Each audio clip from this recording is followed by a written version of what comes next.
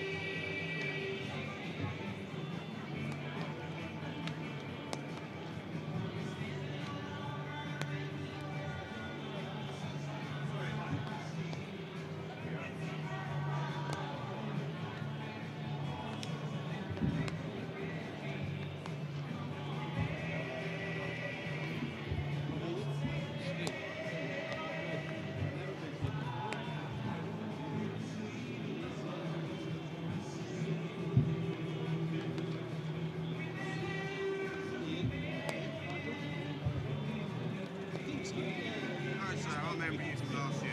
How are you sir? I remember you from last year. And up in it. I had something to say, I forgot my hat for me little spot, but I thought I'd be kicking out the place.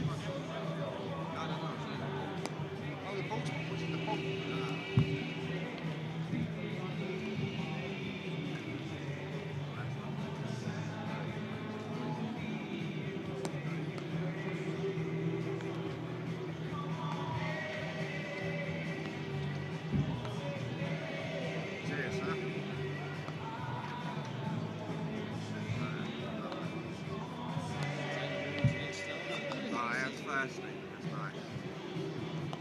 Yeah, that's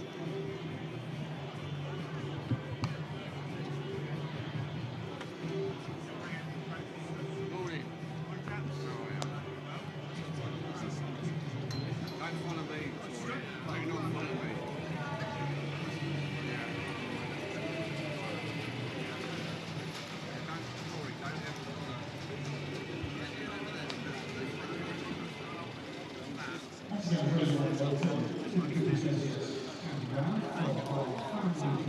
We had breakfast with the opposition as well. I'm trying to follow their tactics.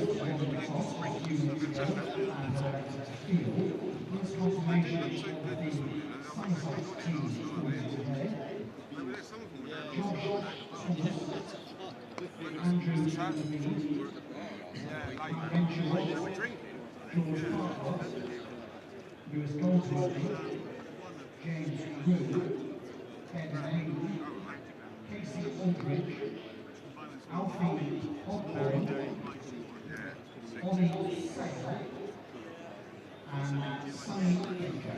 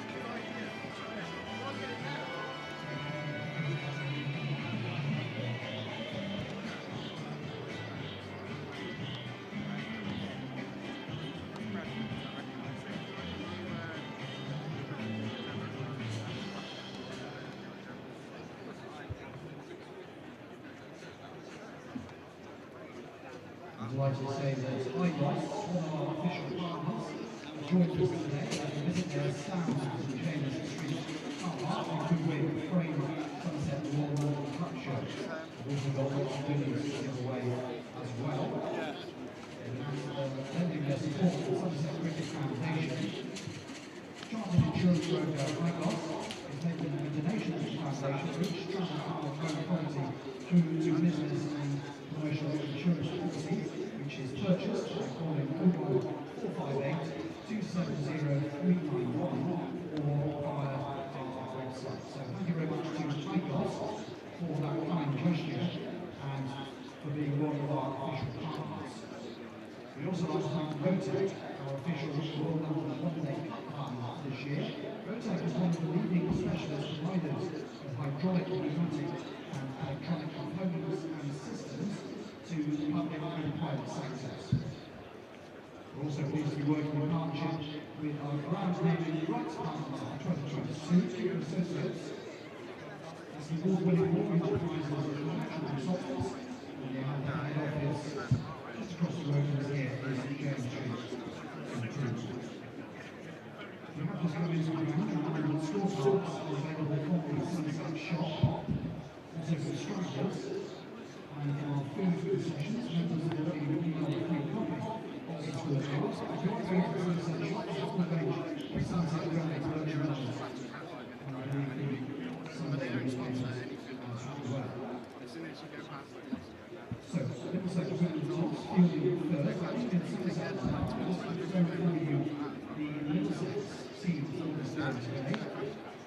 Captain Stevie Russell, Mark Stoneman, Sam Watson, Peter Milan, Max Atlan, Joe Cackmore, Luke Coleman, Martin Anderson, Umesh Yadav, Max Harris, and Toby Gregory.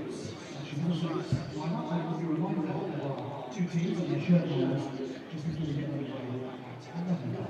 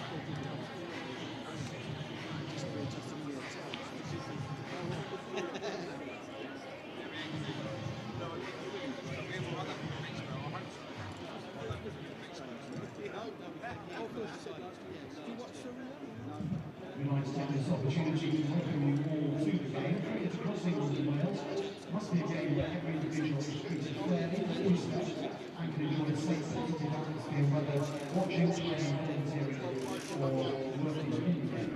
We all welcome fans and local players. If you see or experience inappropriate behaviour or discrimination, please go to the and report it safely and in confidence via the club's official website. Cricket is a game for everyone, so thank you for joining us in raising the game. Now, as part of our partnership with #PerGame2, we're raising awareness and good work by the organisation is carrying out in sport. #PerGame2 is a family voluntary organisation which works to ensure that women and girls are welcome and respected in sport. Discrimination against women and girls is and two organisations working together to support, encourage and inspire women within the game. Members and supporters also encourage and report any incidents of sexism via the official channels. We have some free #PerGame2 stickers and badges available at our Somerset information point in Town Village. You may also know that we have a kids meal deal option available for this match. Just £5. And we go with a strong Somerset information point in Town Village and redeem any of the 12 food concessions within the Cooper Associates ground. So in addition to the normal concessions today, we do have a number of other concessions, food and hot and cold drink outlets for you in our fan village in the St James Street car park. We also have some member-only fast studios today. This is the Showtime bar, which is situated in the Priory Bridge Road side of the ground. We operate on a fast-track priority queuing system, which will enable Somerset members to be served more quickly and efficiently.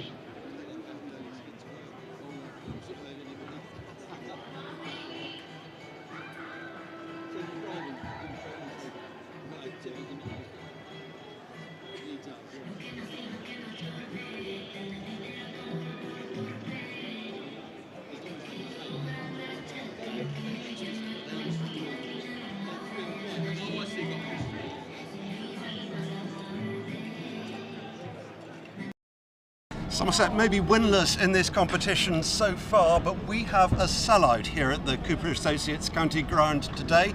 Full house expected and plenty of good cricket to look forward to. And the ground all abuzz, Peter Trigo, with the exploits of Sonny Baker and Ben Green last week. Isn't it just, but not just on the cricket field as we see a football rolling back. We've got football, Yeovil Town are in, the Taunton Muskets, the baseball's in, everything's going on. Family day here at the Cooper Associates County Ground. It's going to be a great day. But yeah, reflecting on Ben Green's innings the other day, it was absolutely phenomenal. I don't think any of us have seen anything like it. 10 runs short of being, I think, the best innings ever played here at Somerset. So hopefully you can take that momentum in as captain. Sonny Baker, as you said, getting 6 for phenomenal.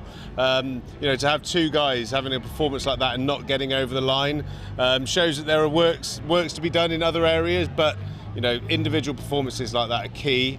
And hopefully we can have a couple more big players, including a debutant today, Josh Thomas. What a day for him. And we've got a local hero here already. Another one coming up to join us in the commentary box. We've got James Hildreth, whose retirement was announced last week. And good friend of yours, I know, Pete, and you'll have plenty to talk about in the commentary box, I'm sure. Yeah, it's a bittersweet moment for me. I think having Hildy in the commentary box, it'd be great to talk to him and reflect on some of his magical moments throughout his career. We played an awful lot of cricket together over the best part of 20 years, so be really interested to get some reflections from James Hildreth. Sad news for all Somerset fans that him scoring runs out on the county ground will be no more, but I'm sure he'll be a big part of the club in the near future. And hoping to have Tom Abel up with us as well, and Steve Kirby. Lots to talk about. I can't wait. And as if by magic, Peter Trigo and I have been transferred up to the commentary box, where we've got a great view of what we hope will be a great game of cricket. Very warm welcome to the Cooper Associates County Ground. Somerset against Middlesex. The news we can give you straight away is that Middlesex have won the toss this morning and they have chosen to field. So we're going to see the Somerset batters coming out, and we've got a debutant for the hosts as well, a 17-year-old Josh Thomas. Pete Trigo, what a day that's going to be for him. Yeah, it certainly is very memorable. Everyone remembers their first game. 17, playing your first game for Somerset. And you reminded me of a 17-year-old earlier, Stephen, with that turn of pace to get up the steps and get up here so fast from the car park. Phenomenal. I struggled to keep up. But yeah, it's going to be a great day, you know, as we're used to at the moment. During this heat wave, it's fantastic conditions. So if you are here in the crowd, make sure you keep the water topped up. And the sunscreen on it is absolutely fantastic. It looks like there's a little bit of a green tinge to the wicket, so you kind of understand why Middlesex maybe opted to make first use of it. But as we know here at Taunton, the pitches are pretty consistent, pretty high scoring, so I'm sure on family day here at the Cooper Associates County Ground we're in for a great day. Yeah, and as I'm sure you'll have seen in that preview we just did, there are lots and lots of activities going on down in the St James Street car park and also around the museum. We've got a walkabout magician, we've got face painters, there's a virtual cow to be milked down there. I don't know how that works, but well, I'll say no more. Milking a virtual cow, that sounds a little bit dodgy for me, but yeah, I'll be warming up. I want to have a go at the Taunton muskets are in. I want to have a go at whacking that baseball. That should be pretty interesting. And yeah, face painting. What was the other one you mentioned? Yeah, walkabout magicians. So keep your hands on your wallets here at the Cooper Associates County Ground tomorrow. All of a sudden it could end up being quite an expensive day if that magician gets hold of your watch and your credit cards. I'm sure he's a legit kind of guy though. Obviously working here for Somerset County Cricket Club, I'm sure he's straight down the line. It's filling up very nicely, the ground here at the moment. We've got a queue of people getting into the Somerset stand over on our left. We've got people out on their balconies in some cases with Somerset flags, and it's all very good to see. Yes. It's going to be a hot play. It's not quite the Donkey Derby from Scarborough Cricket Club that we all used to love watching as players. As soon as those gates opened down the hill, all the patrons came running in, and we used to all pick someone from the first 10 front row to see who get their special seat first. It's amazing, isn't it? Cricket fans, they're so they have so many habits, don't they, and superstitions. There was one chap who only sat on one particular seat, and he was fierce if anyone beat him to it. Were you superstitious like that when you were playing? Did you have one pad on first or anything like that? Well, unfortunately, when I used to bat, I used to sit down quite soon after, quite often. But I always used to put my left pad on first, and I don't know the actual real. I always used to like the buckles in, and I'm not sure if the pads are designed to be the other way around. I've heard contradictory information, but I was always buckles in. See the players warming up down there in front of the dugout, with the Andy Caddick Pavilion behind it. Stumpy's out there with some kids as well. Yeah, I don't think warming up you'll be needing to do too much of that, and say a prayer for Stumpy. You know, 7 foot fleece-lined maroon wyvern. I mean, he is going to be baking. Obviously, he's a mythological creature, so I'm sure he's impervious to the heat, but he's going to be suffering. I know how he feels. I'll tell you, in my BBC days, I had to dress up as Pudsey Bear. Really? On quite a hot day when we had some listeners visit. It was at Radio Gloucestershire, actually. And it was hot in that outfit. I could imagine. I'm quite surprised not to pass out. Yeah, he's going to be warm. Is Stumpy, no doubt about it. I've had a nice morning actually. I came into the ground earlier. I had an opportunity to pet the real fan favourite, Brian the cat, in the Priory Bridge car park on the way into the ground. We obviously had our little catch up in the car park, which was fun. I'm still kind of like, I've got an eye on my first break. I'm not right, Steve. I really fancy the Taunton Muskets to have a go at trying my hand at baseball. Interesting. That could be awesome. It did, absolutely. I know the guys down there. I was having a chat, and they said, "Oh yeah, we've got a couple of club cricketers that play for us, and they're our sort of better batters."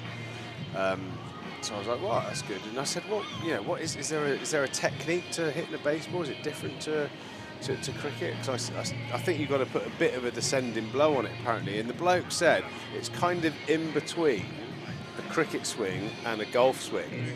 I said, well, I know a guy who has a reasonably decent cricket swing and a golf swing, so I'm definitely going to give that a clue. So if at any stage you see a second white ball fly over the stand onto the ground, you know where it's come from. Indeed, absolutely. Two umpires on their way out. I spotted Brown the cat as well, same entrance, and I was going to pet him a bit, but didn't get the chance because he went off into a shrubbery. Well, do you know what? He's probably fed up of getting petted, I'd have thought. Do you know what I mean? Could be it. Could be it. He's so popular, Isn't and he every just? now and again he wants a bit of shut-eye. Just go somewhere quiet. Yeah, I know. He's got his little house down at the front of the Andy Caddick Pavilion. Donated and built by the marvellous folk at Bradford's Building Supplies. They've made him it looks like a 2 up, 2 down. To be fair, it's not your average cat house. So he does pretty well. As the batters are in the middle. Des Res in feline terms. Good to see here. Andy Mead making his way to the middle. And who is that at the other end? Is that?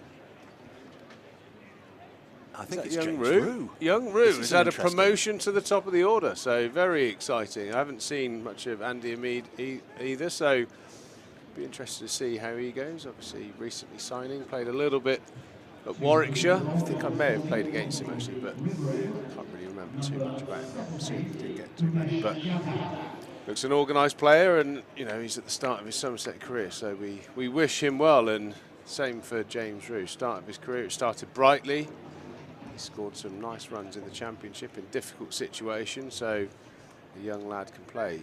He's been jettisoned into the England Lions squad very early on in his career, so be looking to keep up that momentum for some winter selections. It's been quite a month or so for James Rue, hasn't it? Certainly Terrific has. Start. Well, it's the manic world of cricket with all the franchises and this, that, and the other. It does create a lot of opportunities for a lot of players as we get ready for this first ball, which is very calmly knocked into the leg side from Andy Mead, and he's off the mark. Somerset are off and running. Umesh Yadav has the new ball for Middlesex, coming in to bowl from the river end. So James Rue may have been a non-striker at the start of the innings, but earliest possible opportunity now for the left-hander.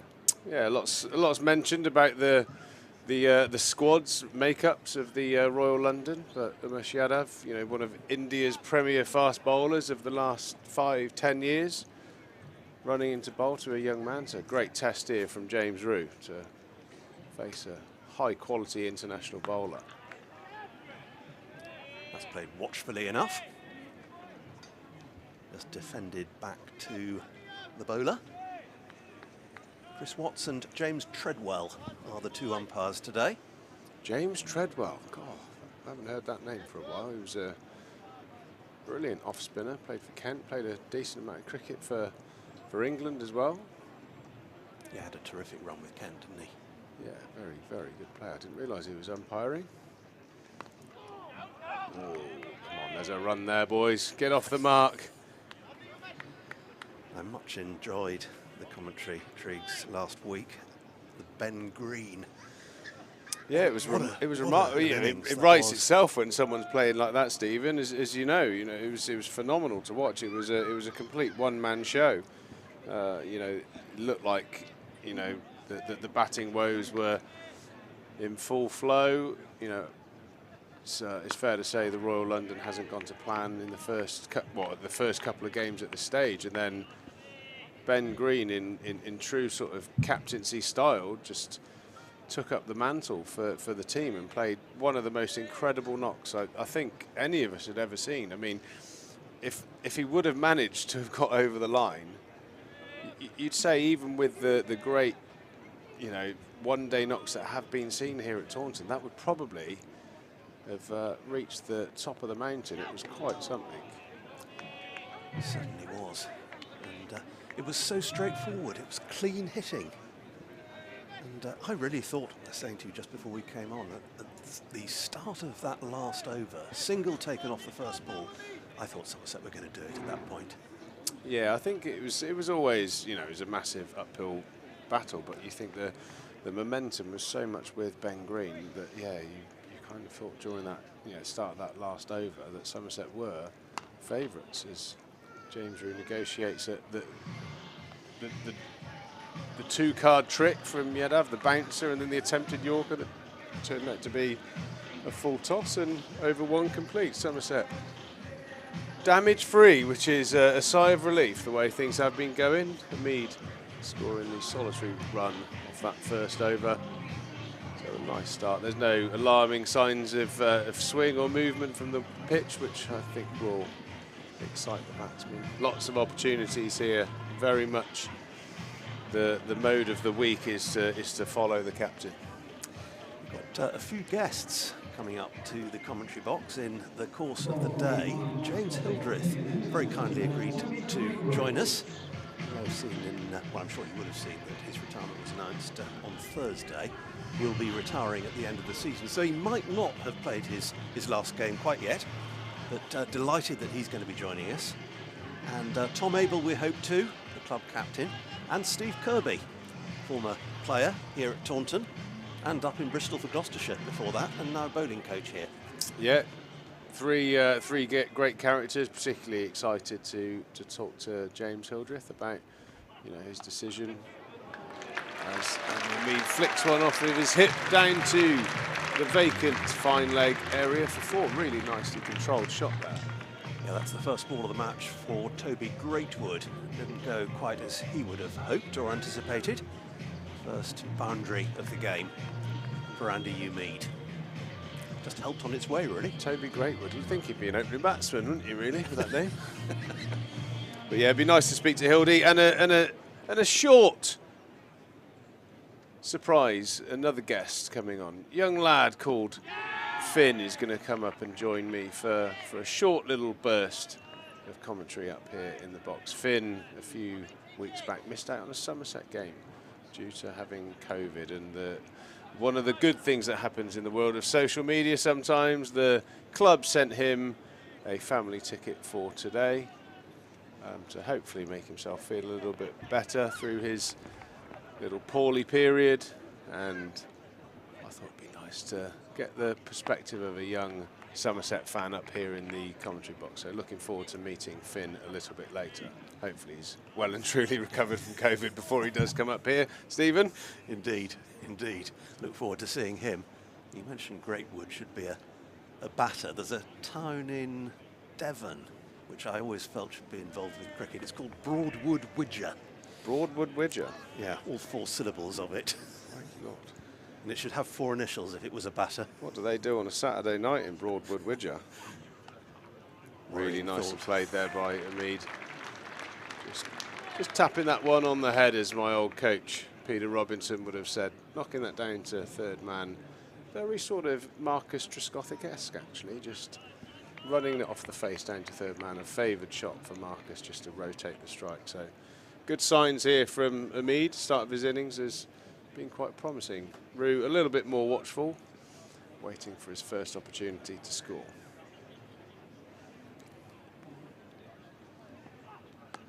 Which he takes.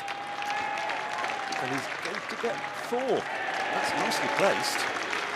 There's a man chasing round from deep square leg, but he was close, but eventually no cigar. So yeah, that's a piece for Rew and Mead. That's a thank you bowler delivery, that on the hip. Most batsmen's bread and butter, to be fair. That is the perfect delivery to get yourself up and running. Somerset motoring along now, 10 for no wicket. Last ball of the second over, through to the keeper. Somerset finished the first 2 overs, 10 for 0. Nice, pleasant, calm start to an innings. Have a 17-year-old and an 18-year-old in the Somerset lineup in this game. James Rue is the latter. Josh Thomas is on debut. We'll be seeing him before long.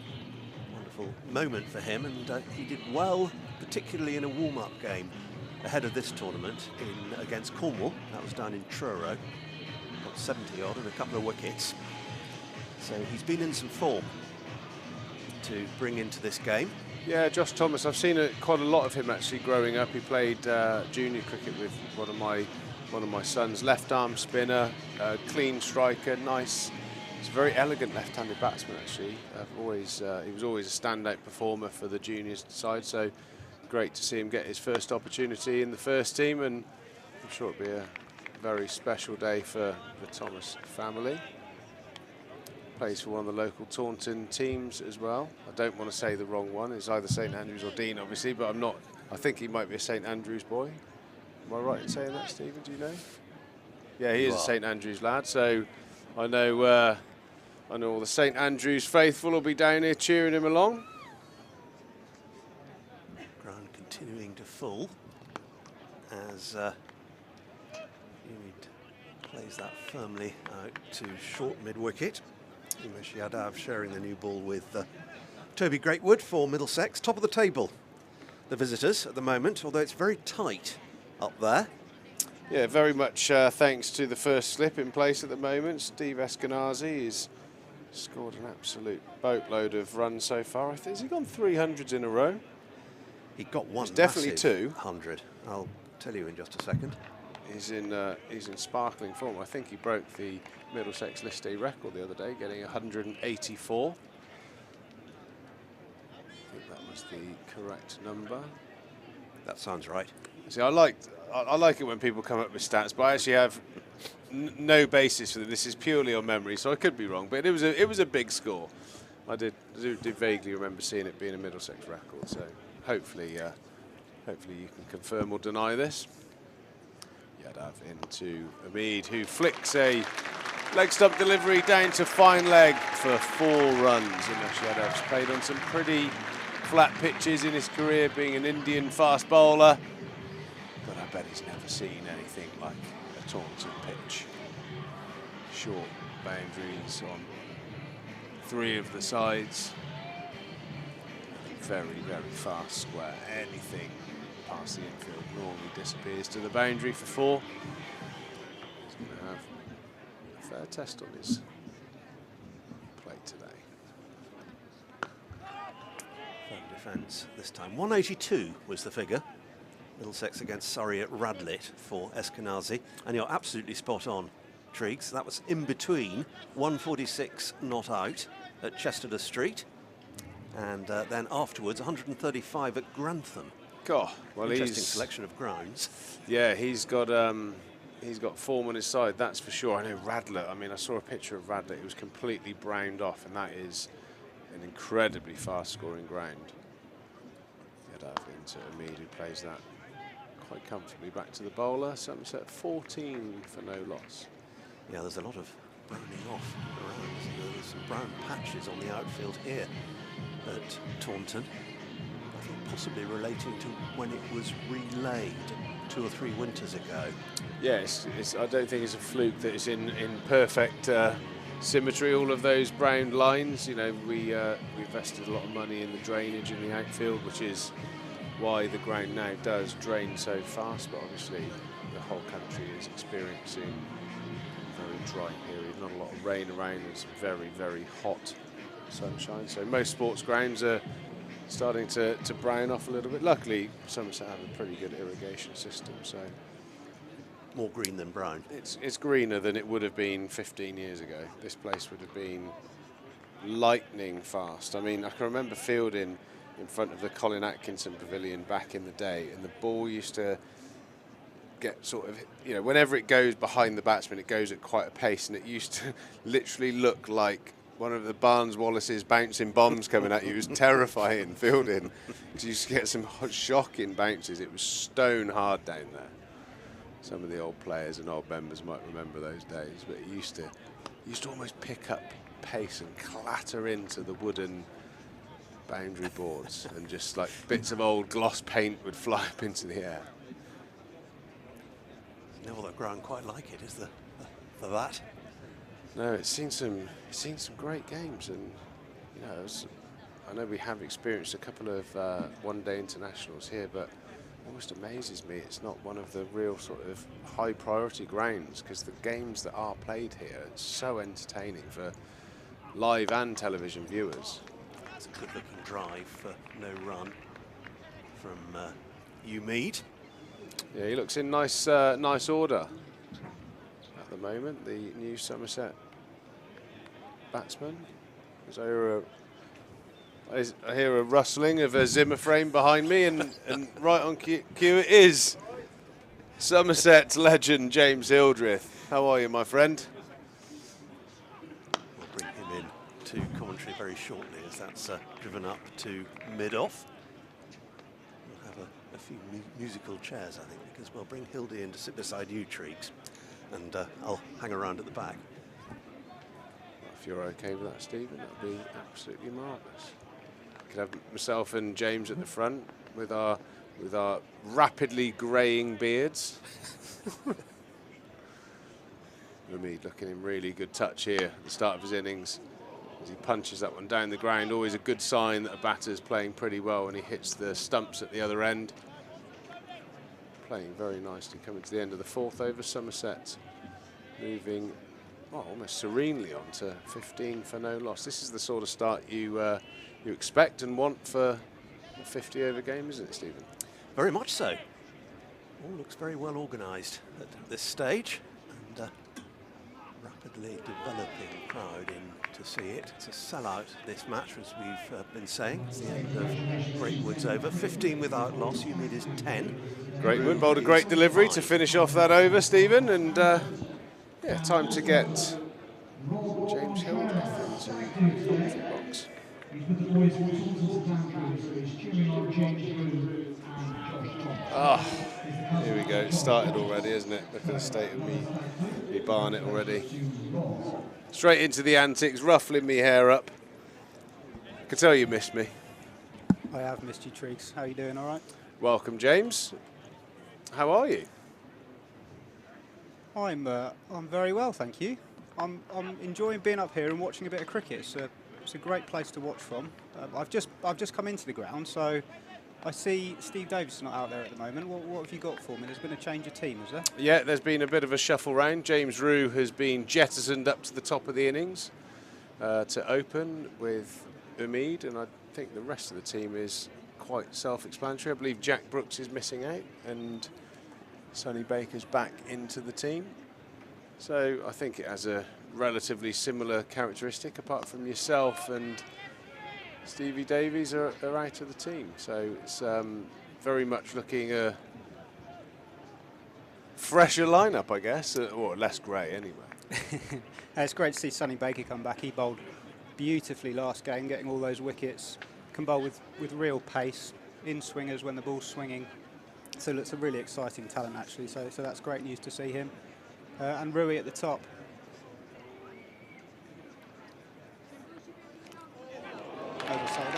As Yadev bowls a beauty there to Umeed, who nicks off to the in-form Steve Eskenazi, and the way he's seeing the ball at the moment, he's not going to drop an opportunity like that. Somerset lose their first wicket, 16 for 1. A shame, it was all going so well, but a pretty good delivery there from Shinav, the Indian superstar bowler.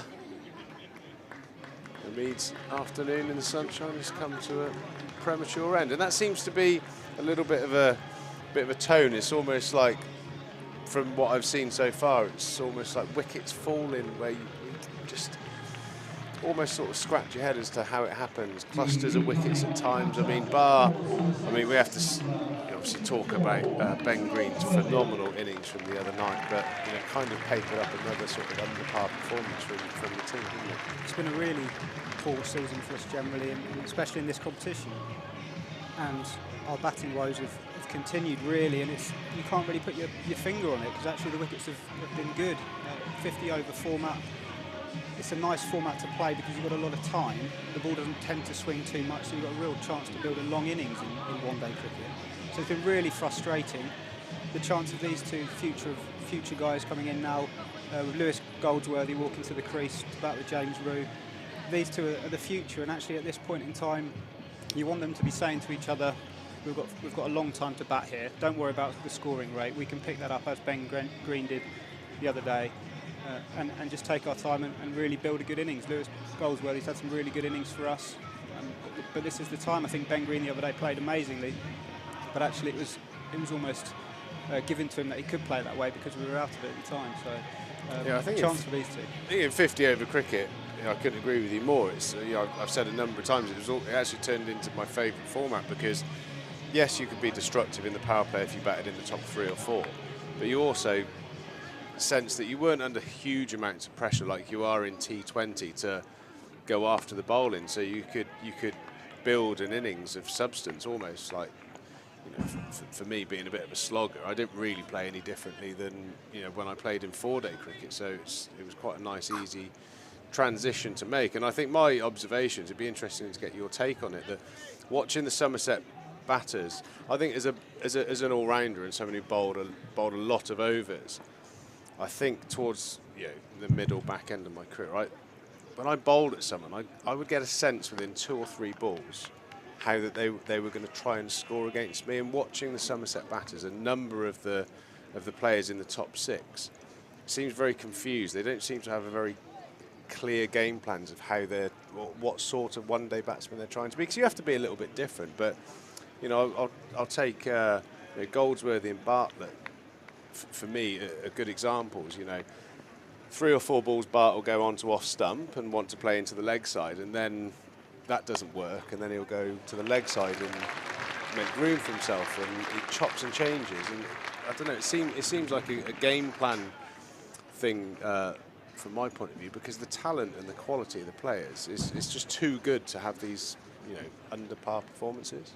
Yeah, definitely. I think there's a few things in what you just said there, and one is that you knew your game really well, so you were an attacking player, played positively, and everyone knew that, and it would have been strange to see you play defensively. I think at the moment in the domestic game, especially at the county level, we're not as good at players as the guys playing international top level cricket. Actually, England are playing a certain way at the moment, and that works really well for them because of the quality of players we've got. Actually, that then feeds down into the county system, and you want to be replicating those kind of guys. And actually, I think at times either players aren't quite at that level yet, or they're not sure of their own game. So that's where the confusion comes. You feel like you want to be scoring really quickly like England do, but actually for the benefit of the team, that's not necessarily what you need to do. So there's that kind of stick or twist sort of mentality in the decision making. But James Roux plays a really nice shot through, backward point, cover point almost, picks up a couple of runs. So that stick or twist, and I suppose when you're not fully sure of how you want to play and what the team requires, you play non-committed shots, don't you? And that's when you kind of get into trouble as a player. If you are attacking, defending, you want to fully commit to the shot, don't you? I suppose that's the art of batting in many ways, and it's heightened in one-day cricket because you are under pressure to get on with it. Especially at Taunton, where you're going to be chasing your 300, 320, 340. You can't hang around for too long, but it'd be interesting to see. I'm sure as a senior player, do you have conversations like that with the younger players, trying to pass on your experience? You try to. I mean, it's the similar kind of conversations you have with a lot of the guys in this format, just knowing that there's so much time. You've seen the way Lewis and Rui are playing here. Actually, in this format, you can afford to just play proper, strong, almost 4-day cricket shots. You don't have to be risking too much, especially as you come into that middle power play and there's an extra man in the ring now, so you've got less men out. And the way the guys strike the ball naturally these days, you can just play some orthodox cricket shots and not worry about playing across the line or trying to hit sixes too early on. You can score and have really high strike rates at the beginning of your innings if you're just playing conventional cricket shots, I believe.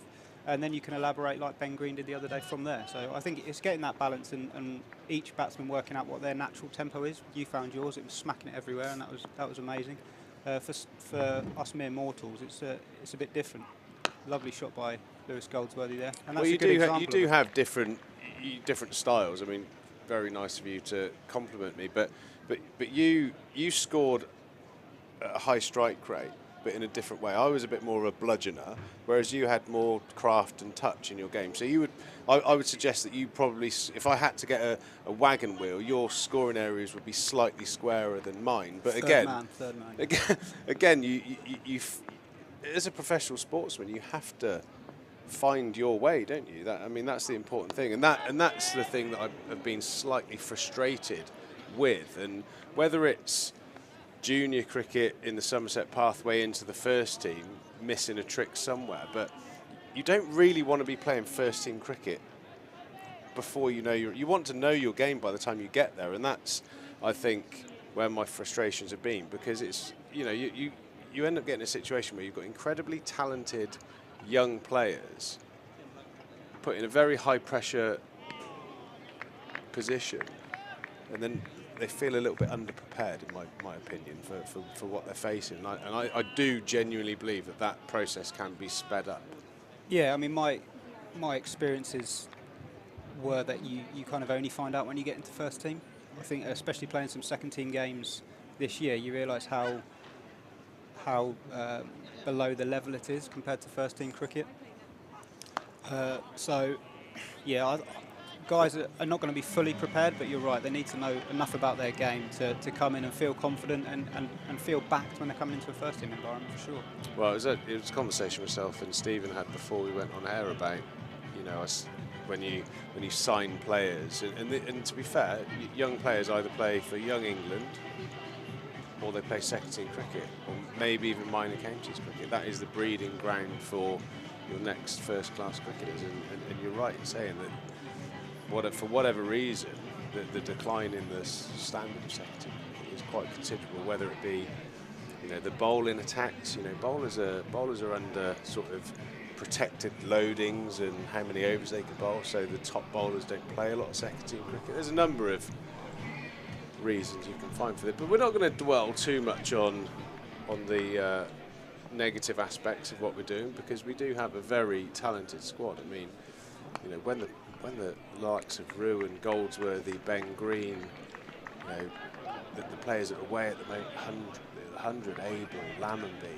so many high quality players in the team. It's a matter of time before it clicks, but would you say that the way things have gone is a bit of a head scratcher, because it feels that way? Yeah, I mean, it's just picking up on that. I think what we were talking about before, actually, what this tournament does is quite clearly give opportunities to guys that potentially wouldn't have had them before. You're signing players for this comp as well. So you see in our lineup with Alfie Ogborn, and we've signed Jack, another left arm seamer, giving guys a go. You've given Rui a chance opening the batting here.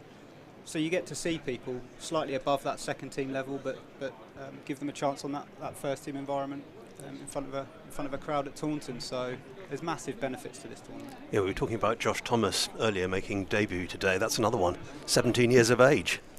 Yeah, and I managed to play a bit with him in the second team this year. He looks a really good cricketer, batting and bowling. He's got runs and wickets, so definitely one to look out for. Looks an impressive guy.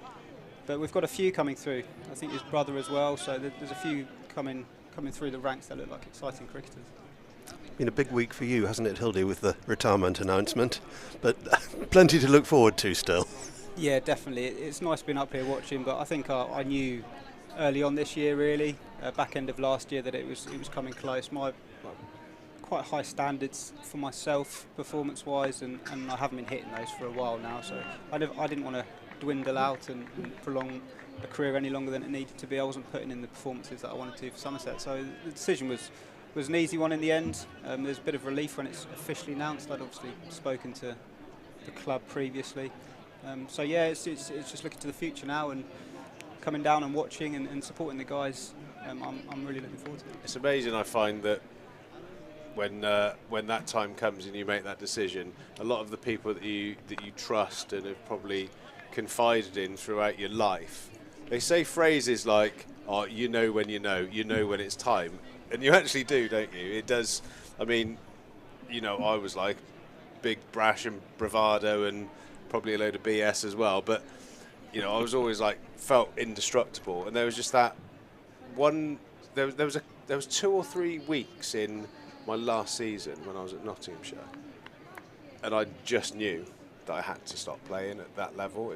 I was just not doing myself justice. I was in pain, and you're right. Yeah, and it is it's comforting to almost make that decision sometimes. But you leave the game when you eventually do at the end of this season, Hild, with a record that you must have only dreamt at as a youngster, that you would come up with the amount of runs that you've scored for the club and the experiences. You scored the winning runs in 2 finals, I believe. It was 2 finals, the 2005 T20 and the winning runs at Lords when we had that great day together. I mean, what a special career it's been.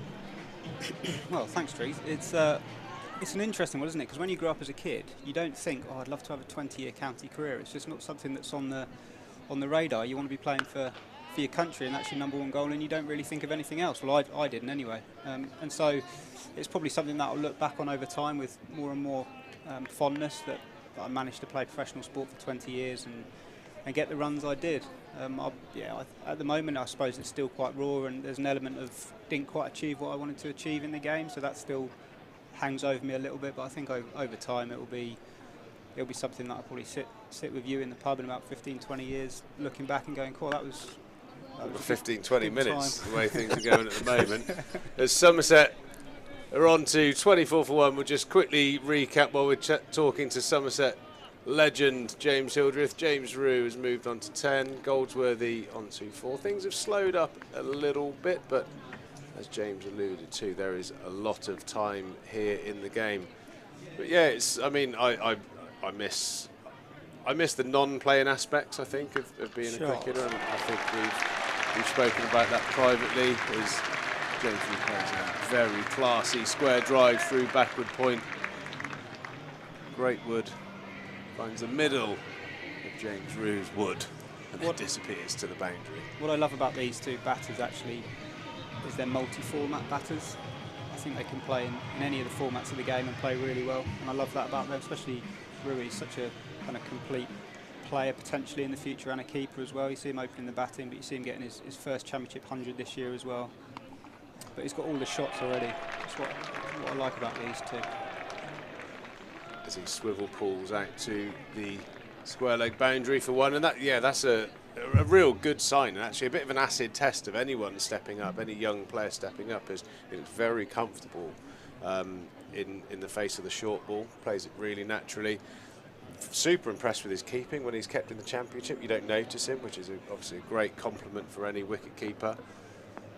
And he looks a superb player, and we'll be following his progress. Hopefully he can be the next James Hildreth.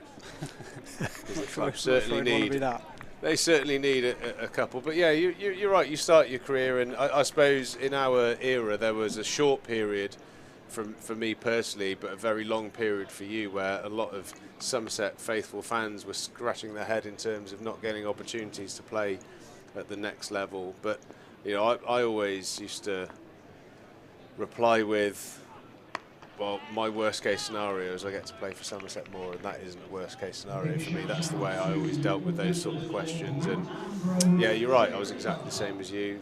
Playing international cricket was my goal. It never happened, but you can only play with what's put in front of you, and your record is quite phenomenal. The amount of hundreds you managed to score in first class cricket. I mean, I think you'd have to go into I would, because I am a stats man, but I don't back the stats up with actual facts. No, yeah. I'm going to throw out there that you've scored probably more first-class hundreds than any other player in world cricket not to have been given an opportunity to play for their country, which I think. I don't think that's going to be true, is it? I mean, just 40. 47. Is someone who loves a stat? Someone work this out for me. Has anybody in world cricket scored 47 first-class hundreds and never represented the country? And I'm not talking about war eras or anything like that where there was no Test cricket. I don't think. I think that is your record. No. What, in this country? I mean, I'm just thinking of Jamie Cox, who played here. He scored more. He didn't play for Australia. Jamie Cox and James Hildreth are the only two batsmen to score 40 odd. How many did he score? Did he score 50? So it could be you and Jamie Cox. Can't be many. Surely no English player. I'm not being funny. You only have to score 400s to get a Test match in England these days as a top order batsman.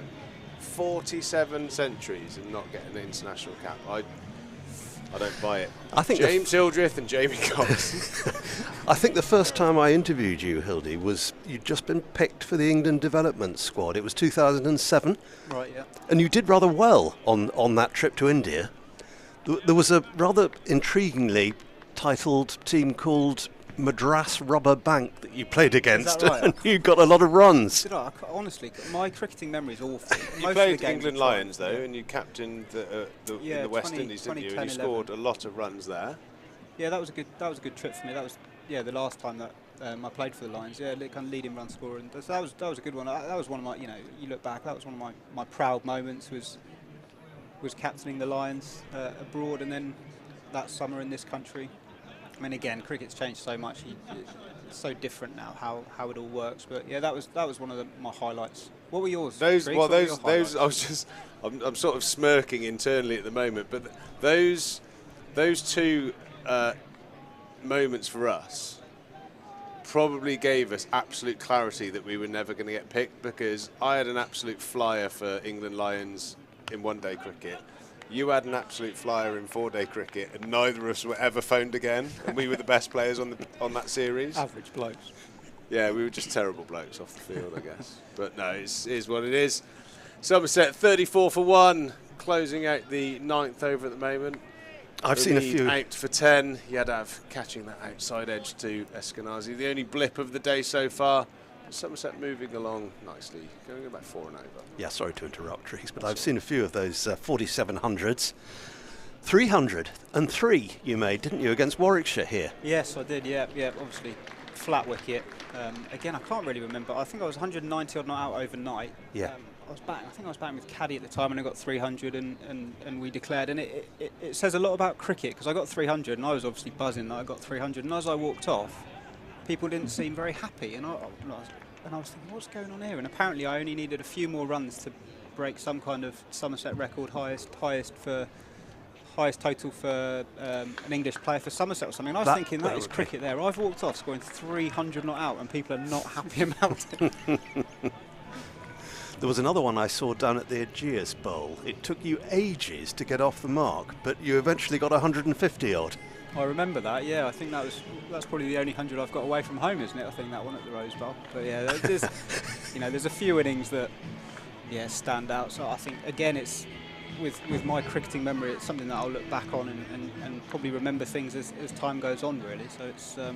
I was always confident you were going to get off the mark and make a big one. I'm glad you were. And one more. Well, it has to be the standout one on one leg here.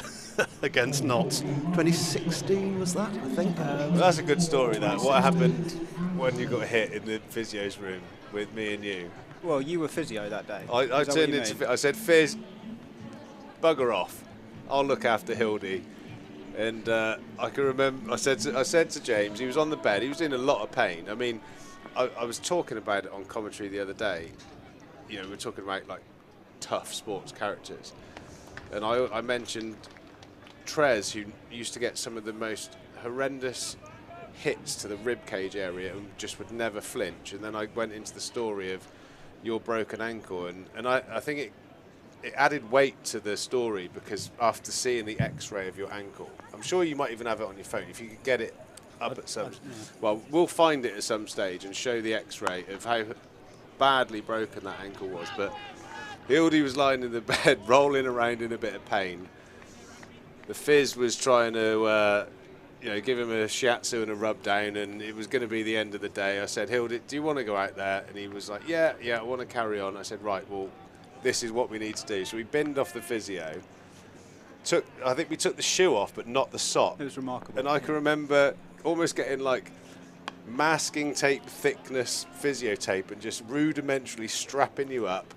I rammed the boot back on, not really understanding how much damage had been done to his ankle. Rammed his boot back on, done his laces up extra tight. He was turning blue and nearly passing out at the time with pain. And I just literally shoved him out the door. Good luck, son. 134 runs later. I've never seen anything like it. I couldn't believe. Oh, another dismissal. Lewis Goldsworthy, a dismissal from nowhere again. The theme is continuing. Somerset looking to rebuild and lay the platform, and Goldsworthy has just chipped one up to point. He'll be bitterly disappointed with that. Somerset now 37 for 2 in a spot of bother. As we're up here, myself and Stephen Lamb, reminiscing with club legend James Hildreth. So yeah, we shoved you out the door, and to be honest, mate, I don't know if this means anything. I was so proud of you that day. I mean, you scored some great runs, but what you did that day, that's proper. That's proper. I thought that was amazing. I think the benefit of our sport is you can still carry on playing while you're injured like that. I mean, going back to the physio, I couldn't believe what I was seeing in that physio room, and the fact that I seemed like I had more trust in your physiotherapy ability than I did our physio. I'm a good salesman. I had a professional practitioner assessing my ankle, trying to work out what's going on, and then you just swan in, move him out of the way, start strapping up my foot. My first thought was, he doesn't want to bat it. He wants me to go back out because he doesn't want to have a hit for some reason. Well, I felt like the game was on a bit of a knife edge, wasn't it? And we needed the master.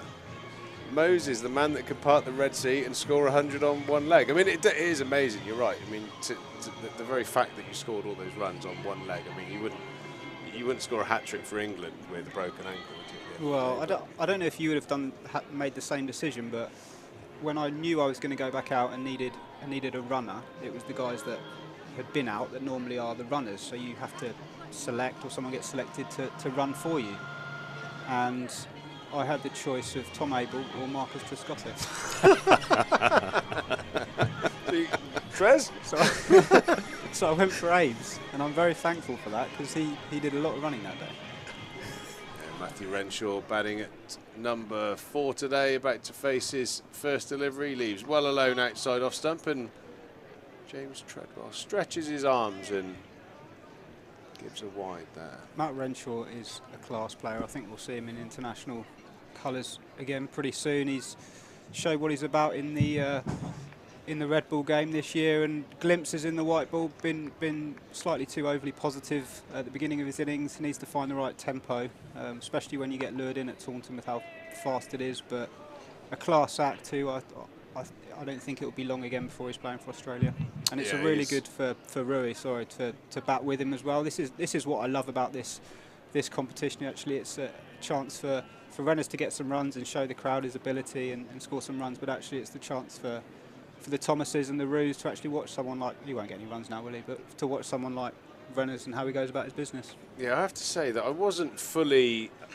believing of the commentator's curse thing, but I assure you, Hild, it is definitely a thing. The amount of times I've said either like got into someone and they've peeled off 100, or I've said they're playing really well and they've nicked off within 2 balls. It's been looking in really good touch. It is Off he unbelievable. goes. So James Rue is looking shocking today. He's not going to get a run, and we'll see what happens. But yeah, Anderson's come in and taken that wicket early as James Rue plays another glorious drive through, I would say, the gully region out to the boundary, picks up another couple of runs. He's looking in fine touch, and I think the tempo of his innings is exactly what we need at the moment. One question I wanted to ask you, Trees, was I've obviously only played for Somerset.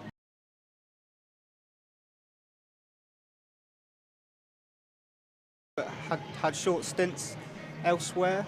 What is it about the club that makes it so special, and is it different from playing for other clubs? Well, I played for 19 seasons at Somerset across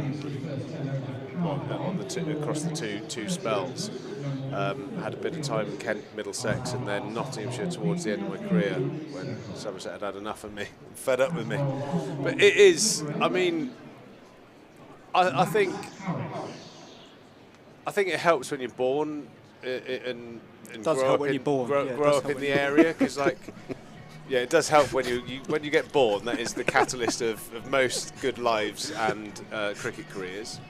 Born is absolutely paramount. It's a prerequisite, I reckon. You can tell why I really like this bloke, can't you? Yes. I don't know. So I mean, I think there's just a long history. I think you end up, if you're interested in cricket in Somerset, you kind of get attracted to the ground. And Somerset used to play at Clarence Park when I was growing up, and I used to have a job litter picking when I was about 13, and in exchange for clearing up at the close of play, I used to get the tickets for the week, and it was a 4-day game and a 1-day game. So you have a very early close relationship. But that's the beautiful thing about county cricket, especially when you used to play those festival games. It was literally like going to watch Mushtaq Ahmed and Andy Caddick, and you talk to them across the boundary rope, because it wasn't set up. They're not protected like footballers are, or maybe even cricketers now. There's no boundary ropes and security guards. It was just like go and watch them down the village green. And this is a true story. So I was 13. I'll take it with a pinch of salt then. 13. Though this is factually backed up by myself. Andy Caddick was warming up with Mushtaq Ahmed at Clarence Park, West-Supermare, and they were bowling at the one stump, doing bowl-throughs, and obviously having no idea what the actual goal was. It was just to get loose. I shouted, because I was, believe it or not, Hildy, quite chopsy as a 13-year-old. I went, "Oi, Caddick, you're rubbish, you can't hit that stump." Right, and this is true. Caddick looked at me, he goes, "All right, you little..." Won't say the next word. You can imagine what it was. I'd imagine there would have been in one. Come on then, mate. Show us how it's done. And he chucked me the ball, and I did it twice in a row. I went, "See, told you," like that, and really carried on. Amazing. And then literally, so 5 years later, I'm opening the bowling with Andy Caddick for Somerset. I mean, that's, yeah. I mean, the club itself, has, from a personal point of view, has a special attachment. I feel like I've gone from, boy to man here, and been a massive part of my upbringing, so there's that personal thing. But the Viv, Joel, Botham era, it feels like in the southwest that it's almost like a bucket list thing to do at least once a year, is to have a day out at Somerset having a couple of ciders. I mean, I know that might sound silly, but it seems to be I think Somerset County Cricket Club is a humongous focal point for the southwest. I think it's bigger than people give it credit for. Well, you're spot on. We're called Somerset. It doesn't represent just Somerset, though, does it? We played a couple of games recently, one-day practice games down in Devon and Cornwall. Such incredible counties, and the support you get down there. We actually represent such a large area. It's such a massive club. It's based in Taunton in Somerset, but actually it represents a lot more than that, I think. Yeah, it certainly does. And I think, the accents. Oh, James Ruse just played an absolutely glorious shot. And talking of accents, picking out the stingers. James Rue threw extra cover off the back foot. Glorious shot there. Yeah, the accent, you go down to Devon or in Cornwall and you play the north of Somerset, all right, Babber, and then here, Trago. People shouting across the boundary boards at you. And, I don't know, it's just a nice feel. And when I have played at other clubs, I finished my career in a very positive fashion, playing at Trent Bridge, which is, as you know, a phenomenal ground, as Rue plays a lovely clip shot off his pads down to fine leg. I'm lucky not to find the boundary there. One of the grounds you scored a championship 100 on for Somerset as well, Trent Bridge. Yeah, it's a good ground for you. Yeah, I used to love playing at Trent, and so I think for me, in a long-winded way, which is great for when you've got an 8-hour day of commentary, answer to your question is what the difference is. Playing for Nottinghamshire at Trent Bridge felt like a big thing, felt very special, but maybe slightly biased because of the England connection with Trent Bridge as well, and how many great Test matches he played. So it felt big for a number of reasons. And Nottinghamshire, I think, part of the pride of playing for Nottinghamshire is the attachment with great Test matches that we played at that ground. And they are, you know, there's no doubt about it. They're one of the biggest clubs in the country. You know, they have those beautiful gold leaf honours boards, and you know, you have a look at some of the players on there, and it's just insane. You know, the history behind it. But I think Somerset have almost got that same sort of feeling when, you know, we're very lucky to be attached to names like Botham, Garner and Richards, and I think that does have a lasting legacy, because he's talking about the creme de la creme of world cricket for almost eternity, those names, and I think that also adds a massive weight to being a Somerset player. One of the first games I covered here, actually, Viv Richards got even more than your 303. He got 322. That was back in 1985, and I was so lucky to be here to see that. He batted, well, there's a lot of similarities between James and Viv Richards. They both had really heavy heads and used to fall over to the offside and flick through the leg side quite well. All right, Sachin. Somerset here, looking to rebuild. Matt Renshaw, James Rew. James Rew's looking in. Brilliant touch. I mean, he is looking shocking today. Somerset 53 for 2 in the 12th over. Maybe a period where you'd be looking, if you hadn't lost wickets, to pick up the tempo. But as James Childress quite rightly said, there is a lot of overs. A whole 39 of them left to play. Lots of time to get yourself in. And I think that is the key thing, you know, when we do delve into stats that are actually backed up by facts. James Rew gets one to, I think, maybe flick off the pad down to fine leg, rightly so. Yep, leg buys. Team runs, as we call them. Somerset to 57 for 2.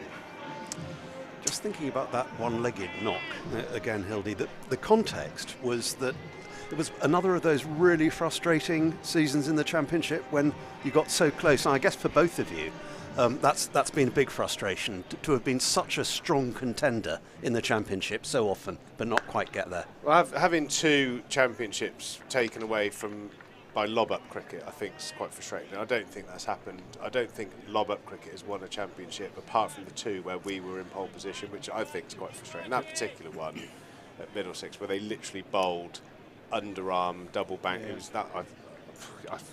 But that was it 2011, that year where we actually finished level on points with, was it Notts? It was Notts again. We were watching it on TV when we were up in Durham, and they needed to get 400 in a day and 3 wickets. When does that ever happen? Yeah, and they managed to do it, and that was incredible. I mean, we had a good year that year, so that was incredibly frustrating. And we've been really close quite a few times. So to not go over the line, and obviously we've never done it in the club's history, was, and one of our big goals myself intrigues us. So it's it's going to be an itch I can't scratch anymore, that I wanted to win that championship. But there we go. Yeah. On to fact-based stats. Jamie Cox, James Hildreth, John Langridge, who played for Sussex in the 1930s. So I did say that I wasn't going to, 30s, 40s. So yeah, pre-war. He scored 73 tons, never played. Do you know what? Did he really? That's a lot. First class tons. 73 tons, never played for England in the 1930s. I blame Andy Flower. It's Andy Flower's fault, mate. James Hildreth never got a game. Go. Big John Langridge. That is some career. It is, isn't it? How good was Coxey? Did he play with Coxey? Yeah. Coxey was my first captain for Somerset. So yeah, he was brilliant to watch play. He's such a class player. He's now running the cricket at the MCC, I believe. Yeah, he's a proper nice job. Him and Guy Lavender, swanning round Lords. Chair, manager, or director of operations, you know, taking control of all the, I don't think that's the exact title, but, you know, facts aren't important, are they, at the end of the day, especially in Trigo hour or whatever we're in at the moment. Had a question for Triegs and Hildy, coming in from Paul and Henry Saunders. My son and I are enjoying listening to the commentary whilst waiting to fly off on holiday somewhere nice, hopefully, at Bristol Airport. The best bowler you face in 50-over cricket during your careers? Best bowler in 50-over cricket? I mean, we've played against a few good bowlers. I think, again, my memory's not great, but I remember really early on facing Mushy, a leggy, and he bowled me what a googly. And it hit my pads, didn't pick it at all, and I just remember thinking I have no idea which way that was going to spin there. So those mystery spinners, I think the thing with 50-over cricket, I was always okay with pace. I didn't mind, you know, we played Australia here, and they had some pretty quick bowlers there, or you play in the Champions League, which is probably another highlight of our careers, and you're facing Brett Lee. So those pace guys I didn't mind too much, but it was the guys that could make something happen. Make you look silly. Yeah, but also actually create movement in white ball cricket, which you don't get a lot of. So those mystery spinners for me. What about yourself? Yeah, yeah, exactly the same. I mean, nobody likes facing very, very fast bowling. It's a great challenge. It gets you going, and it's certainly exciting to do so. And again, I think, providing your heart was there and you got stuck in, you know, you get out, no doubt about it. But I always found like the mystery spinners could make you look silly, and that was almost worse than getting hit, or the physical threat that you get maybe from the fast bowler. Never thought you'd be worried about what you look like. You can actually get tormented by a high quality spinner. So Muralitharan, Shane Warne, Saeed Ajmal, I think they're the guys that spring to mind. Saqlain Mushtaq, when he played for Surrey, was an absolute genius. You know, the Doosra, you know, Surrey used to have this brilliant way of getting sort of a little bit of dirt on the hands and making the ball go quite a dark colour. You know, back in the day when 50-over cricket was one white ball, towards the end it would literally be brown, so you'd have no idea how to pick it. And yeah, that was a particular challenge. I would say Saki was probably the best bowler I'd faced in one-day cricket. Yep. He used to hit me on the back shin for fun. It was like a laughing appeal. It's just when you resort to sweeps then, isn't it? Sweep. And then he'd say stuff like, you can't hit what you can't see, Triegs, and stuff like that. Thanks, mate. Was he from Somerset as well, was he? Yeah. Babber.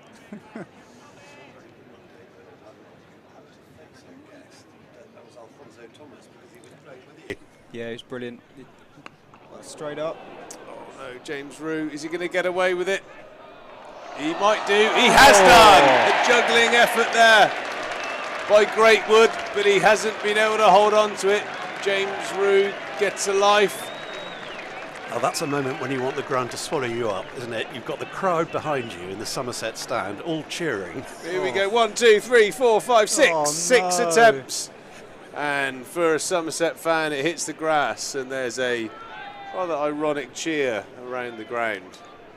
James Rue survives. It's really, it could be what this Somerset batting order needs at the moment, to be honest with you, that little bit of luck. I think often in tennis they talk about unforced errors, and that could have been another one in this game, really. You saw it at the previous wicket and potentially there again, when you don't need to be doing that or taking those risks. There's a man out on the boundary deep on the leg side. So it's just assessing risk assessments, really, and making those unforced errors. So potentially what Somerset need. Yeah, I think Greener got dropped a couple of times during his magnificent 150 odd the other day. I mean, yeah, you do need a bit of luck. I mean, very rarely will you score a big score with it being completely flawless. Always nice to have a catch dropped off you, and hopefully young James Rue, that'll be his little kick up the backside moment. He can say, come on, Rue, and get back to it. Somerset 65 for 2 in the 14th over. Got a little bit of a reprieve there, but James is exactly right. I mean, that would have been almost the 3rd wicket in a row. But it didn't really feel like a wicket was going to go down. But that has been the story of the Royal London season so far. Hopefully today can be a little bit of changes. Greatwood throws the ball miles over the wicket-keeper. Another ironic cheer from the Somerset fans. I'm going to pass over Triggs, if that's all right. Oh, you've had enough of me already, It's James. been an absolute pleasure. My first stint in the commentary box, and depending on how the feedback goes, it could be my last. So, Well, I'm sure it won't be the last time you're up here, James. You know, next time at least bring a Cornetto with you or a Magnum or something nice. always good reminiscing. Good to speak to you, James. Club legend James Hildreth, ladies and gentlemen.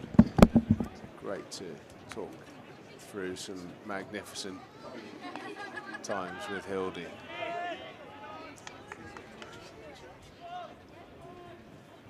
Somerset 66 for 2, James Rue. So had a bit of a life, but he moves on to 28. Long may that continue. First stint for James Hildreth in the commentary box. Well, first of many, I'm sure, It will be. no doubt. Very nice to see him, and some wonderful stories from you both. Yeah, we had some good times. We had some very good times. I mean, he alluded to the Champions League in India, where Somerset took on the world's best, the IPL franchises, took a couple of brilliant scalps with us. I think we beat the Deccan Chargers, that were IPL champions, the Calcutta Knight Riders.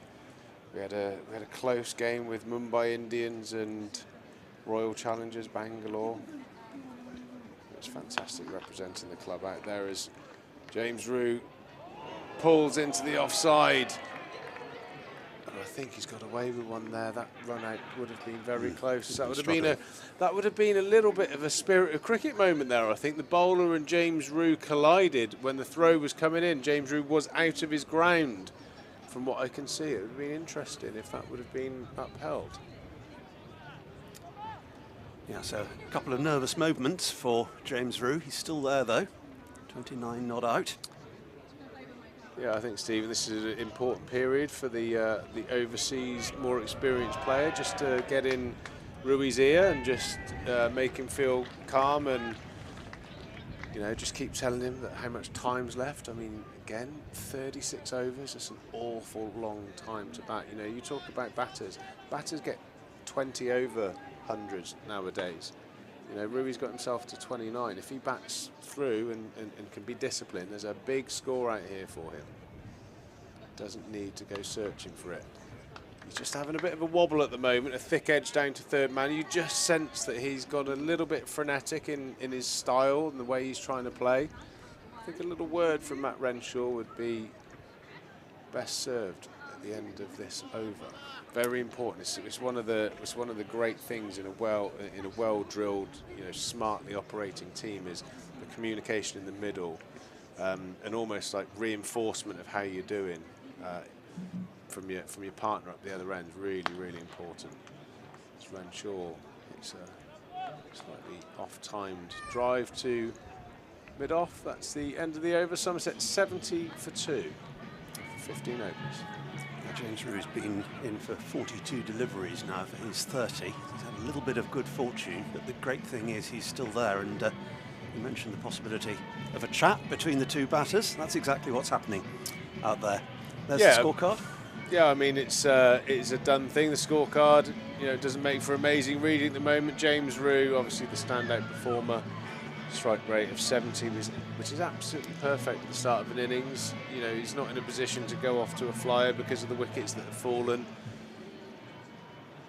I mean, I just don't think, you know, by the makeup of the team, there isn't that destructive influence at the top of the order. Somerset are having to learn to play a new way. There isn't a hitter in the top order, a six hitter. A natural six hitter or boundary hitter. So, you know, Somerset are having to play a slightly reverse game where it's about setting up the 50 overs rather than being powerful at the start, which is probably what the Somerset fans would have been used to with Trescothick and Keyswetter, myself, Hildreth, Butler. You know, I mean, we had a lot of powerful players back then. These players, I think, are more touch players and accumulators, setting up the innings towards the back end, and you see what the results you can have. Ben Green, you know, took his innings into, you know, he got to 50, a good lick, but nothing exceptional, and then all of a sudden his next 100 runs came off, what, 35, 36 balls.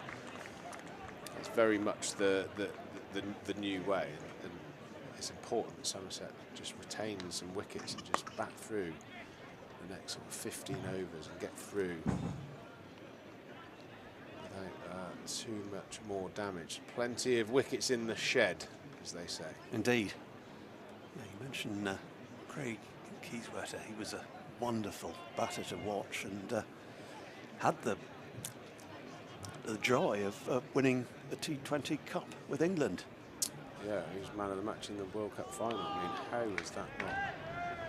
how has that ball not hit something? I mean, that's quite remarkable. Anderson's bowled an absolute beauty there. It's missed the outside edge. It looks like he's gone through middle stump and through to the keeper. I think there's a bit of a wry smile there from Matt Renshaw. Still a little bit of movement out there. He always manages to look quite chilled, Matt Renshaw, whatever has or hasn't happened. Settling down again.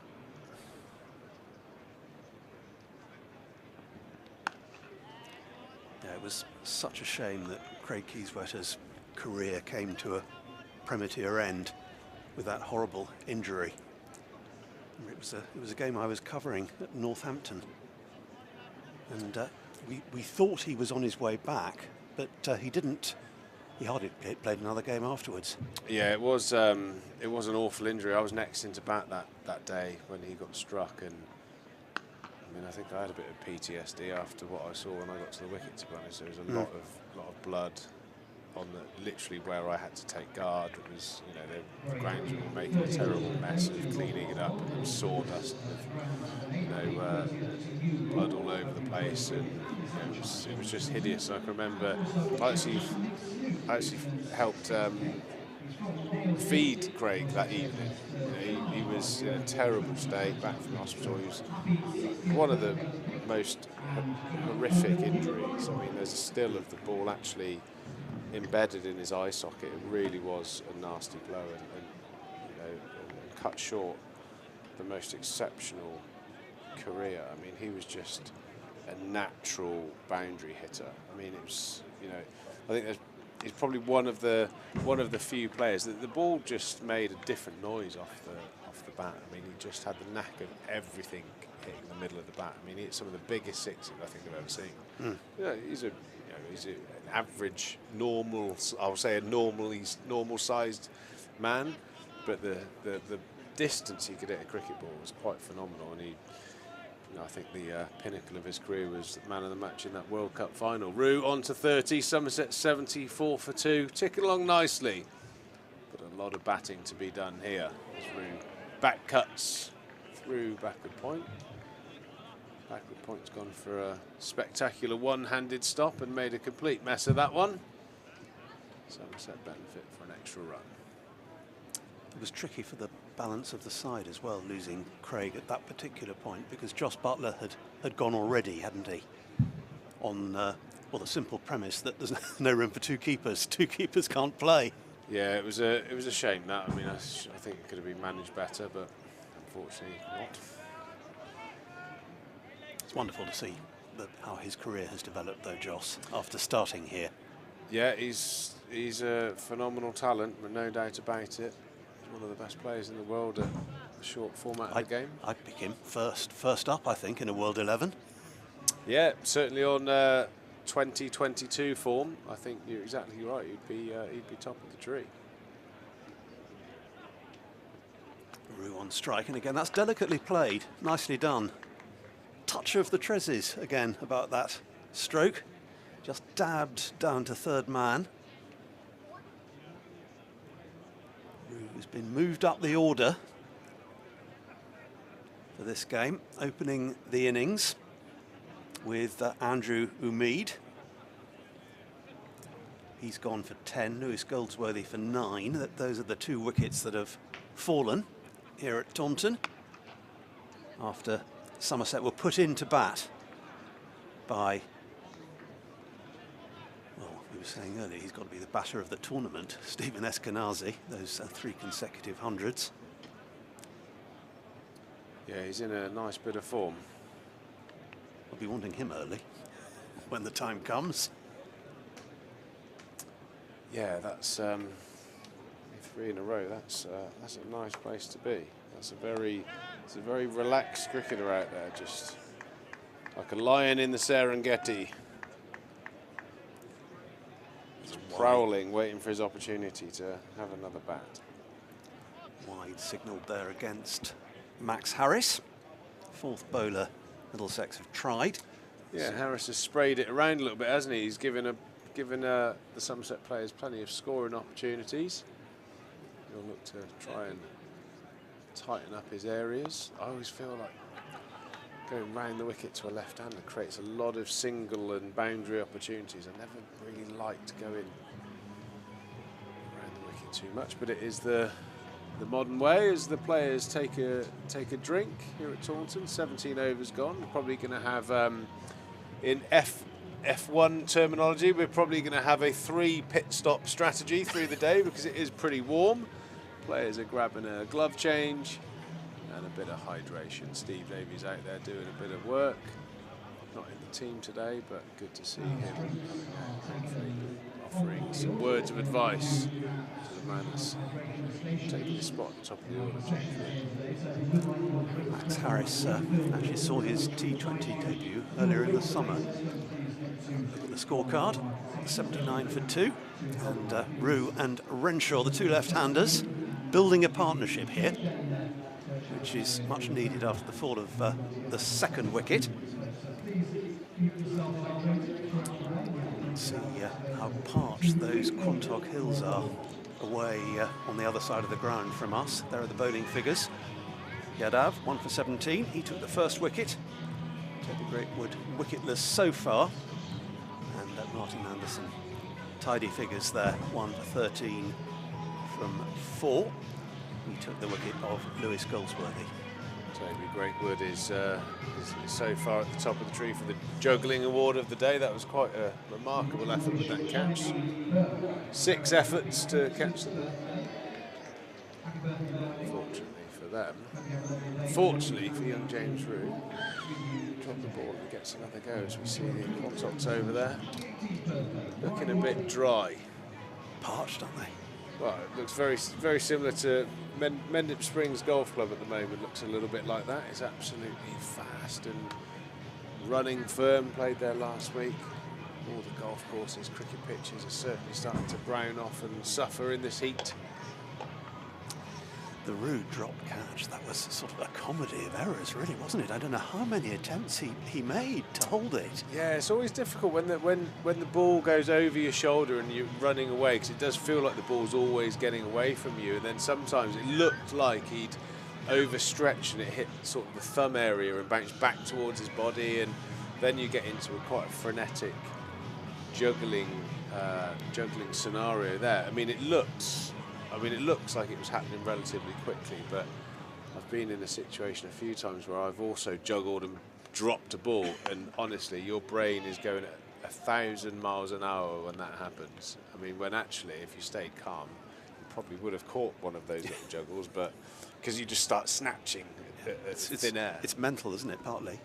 Yeah. It certainly is. Yeah, I mean, you could catches over the shoulder are always probably the most difficult and practiced a lot by the professionals, but you can double that down when you play under lights, when the ball goes into the night sky and then comes back into the floodlit light. That's really difficult. And you then won't be having that problem today, though. If you're playing away from home, you get a roar of approval from the crowd into the bargain. Yeah, you certainly do. Good crowd. Not full as yet, the ground. I don't know whether it'll fill up any further. The game is a sellout. Anderson is bowling, and that's a good-looking drive from Matt Renshaw. He'll get at least 2 for this. Will be pulled up inside the fence by Mark Stoneman. One of the 2 opening batters we'll see for Middlesex in due time. Very experienced operator. Started his career with Durham. Has played for England and then moved from Surrey to Middlesex. Yeah, good play. He's had a good couple of showings for England. One of those, God, I feel like it could have been given a little bit more time. Obviously, there's well reported. There's been a lot of chopping and change at the top of the order. I thought Stoneman was one of the ones that actually did quite well. I think he probably averaged in the high 20s, maybe 30. Don't think that was as bad as people made out for it to be, but it is a particularly tough place to bat. Top of the order in any form of cricket, whether you're playing club cricket or test match cricket. Ball just nipping around a little bit. Yeah, the Middlesex order, when we get to it, those two, Eskenazi and Stoneman, then Sam Robson, another very experienced performer, coming in at 3, Peter Milan at 4, Max Holden 5. Yeah, looking at the actual stats, Mark Stoneman, I think he was just short of a big score. He batted 20 times in test matches for England and made 5 50s and averaged nearly 28.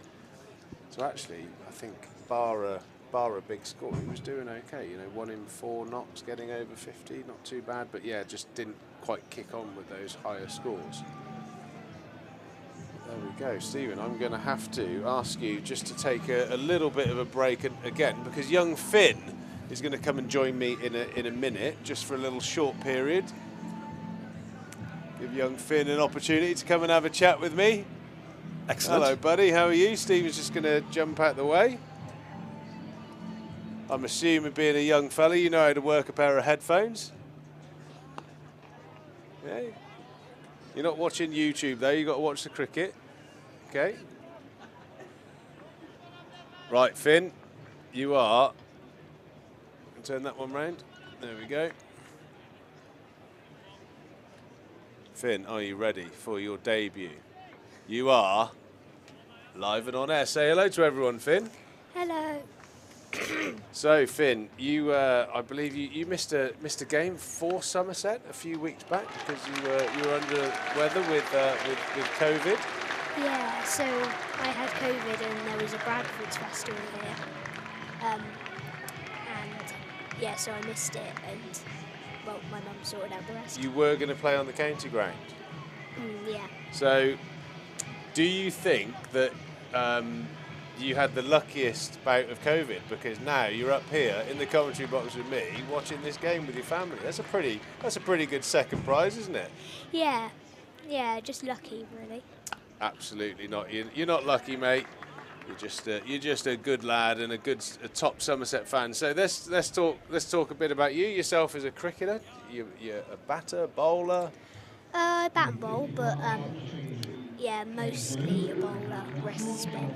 Bit of wrist spin, leg spin. Have you got a googly in your locker? Not really. I haven't really learned all of that, but Well, we'll have to get you a chat with Max Waller. He'll teach you how to bowl a googly. Somerset's highest 2020 wicket taker. I'm sure he'd be happy to show you a few techniques. As Matthew Renshaw picks up a little single there, moves on to 19. Somerset 89 for 2. I'm joined here by Finn.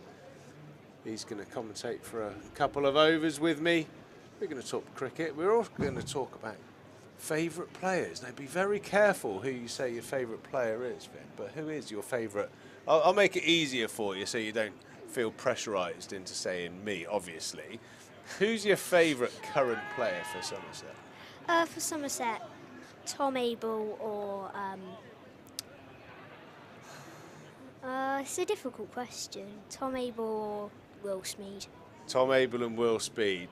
Well, Speed?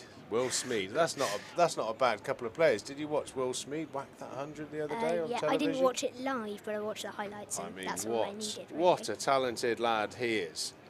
So, do you aspire to one day, when you're big and strong, to play for Somerset one day? Yeah. Excellent. And what club do you play for at the moment? I play for Weston. You play at Weston-super-Mare? Well, what a great place to play that is. Yeah. Weston-super-Mare. What age group are you in at the moment? 11s and 13s. You're in 11s and 13s. That is awesome. Do you know who also plays for Weston-super-Mare? You? Good lad. Weston-super Vegas. What a place to play your cricket. Yeah. So, Finn, over to you. Next couple of balls. Would you like to talk the audience through what you're seeing out there? See if we can get you a budding media career as well. Yeah. So, I'll give you a little bit of help. We'll start the next over is going to be bowled by, oh, we actually have a change of bowling, so that's going to be exciting. You can talk us through the next over. Let's try and identify who is actually bowling the next over. My eyesight's not so good, which is probably why I had to retire. Yes. Peter Milan is bowling. Do you know much about Peter Milan? I haven't got a clue either, mate. I know a Milan who plays for South Africa and England, of course. But Dan Milan and Dawood Milan, he got a load of runs the other night, didn't he, for the Trent Rockets? So Peter Milan is on to bowl. Looks like he's going to bowl some medium pace. James Rue is on strike. Over to you, Finn.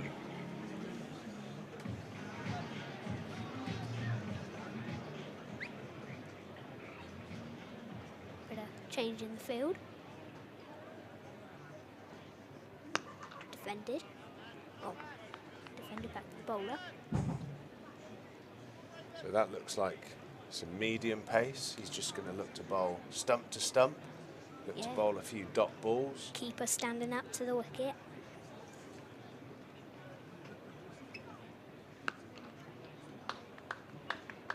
Drived for a single.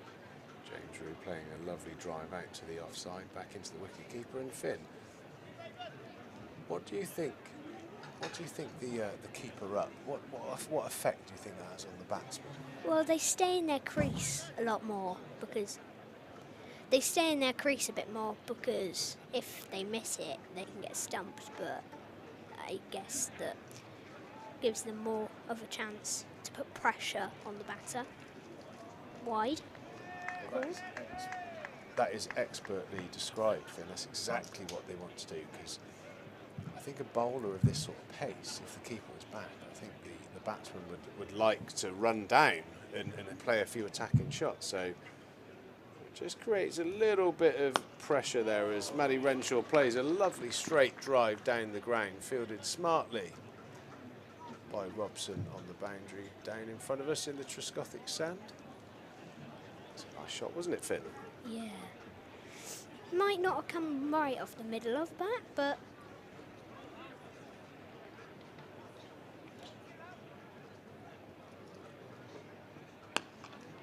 fielded by the bowler again for a dot ball. I think that's the exact plan they're trying to put forward, isn't it? The Middlesex attack, bowl stump to stump. Those fielders, quite straight cover, short mid wicket. The bowler, I think the bowler will do a lot of fielding. Fielded. Right on cue.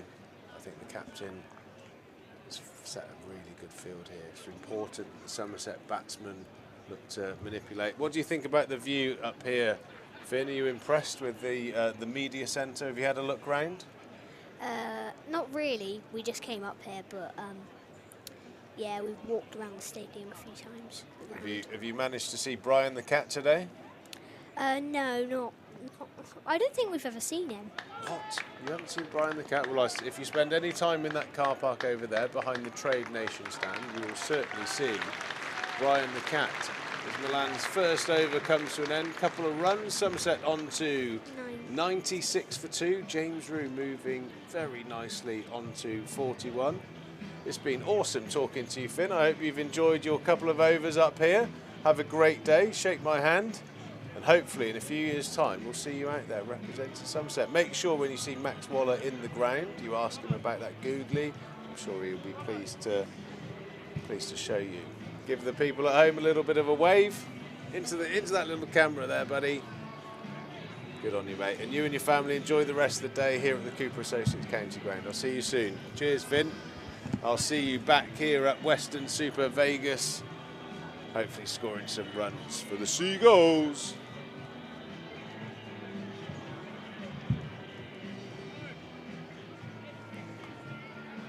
Yeah, if you don't know already, we have a family day here at Somerset. Lots of tickets sold, lots of activities in the car park.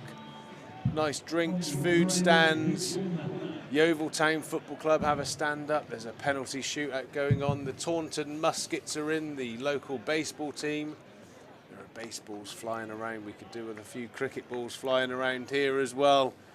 Getting a few sixes and boundaries up on on this total. Great day here. Always a great family feel at the Cooper Associates County Ground. For those in the ground, we hope you're enjoying. For those who haven't made it today, make sure you come to the next one. He did well, didn't he? He did. What a cracking young lad. You know, his parents were reaching out on social media, and like I said, it's one of those times where you think social media is a good thing. Young Finn coming up here, and hopefully that will be a lasting memory for him. So when he's practicing his cricket, passionate about his cricket, maybe a little memory of being up here might be an extra little motivation for him to work a little bit harder on his game. A little bit of leg spin into the attack at the moment. Holman. I'm seeing a lot of a couple of these bowlers actually. That is the beauty of the Royal London. Lots of opportunities, as James Hildreth earlier alluded to. Lots of opportunities for players on the fringes of the first team to get a run in the team. He called the wide as quick as the umpire, I thought. Yeah, he was straight onto that, wasn't he? I think he was brilliant. His summary of I was trying to catch him out with the keeper up question, but he was absolutely spot on. Creating pressure, making sure the batters didn't feel like they could run out of their crease. Creating a bit of pressure with a straight field. So yeah, the lad certainly knows his cricket, that's for sure. 3 figures up for Somerset, 100 for 2 in the 21st. Renshaw picking up a quick single there, completed.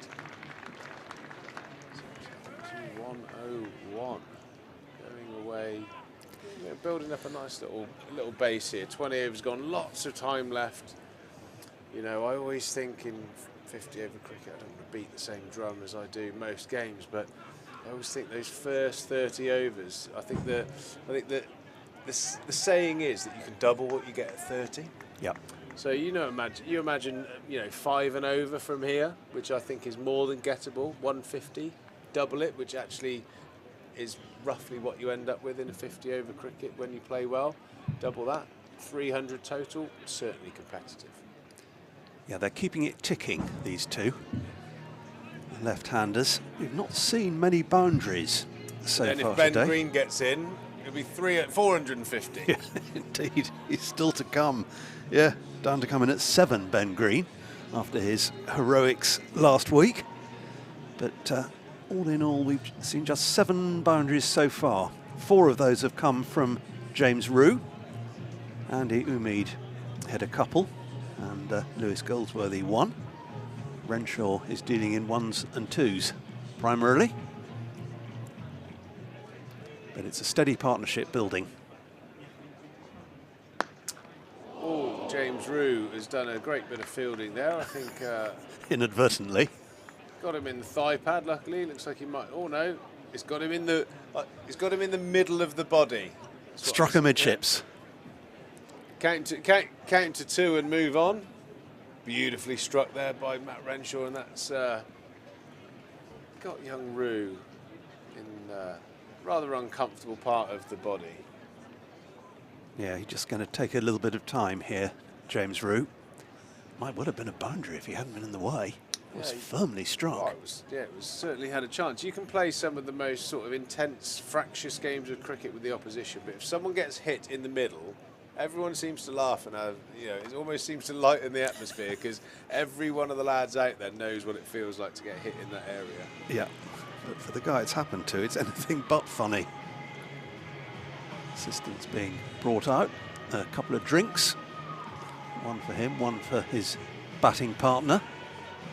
Just taking a moment to settle back down again. James Rue on 43 not out. He's faced 57 deliveries. Closing in on a half century.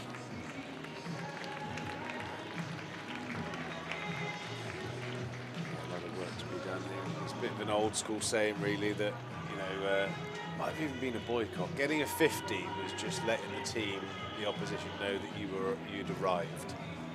It's very much the start of your day getting to 50. Renshaw looking very strong at the crease at the moment. James Rue the same. I mean, both looking terrible. Commentator's curse. I'm going to go reverse psychology today. Somerset desperate for a win to get some momentum in this competition.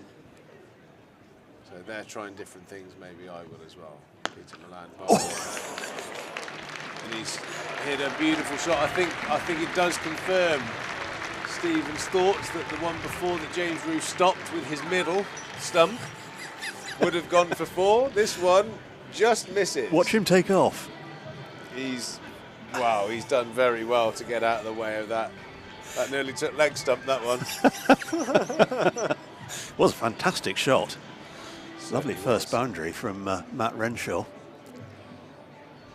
James Roux is 5 off his list A best, which he made against Notts here just a couple of weeks ago. More runs for Renshaw in the meantime. Couple more.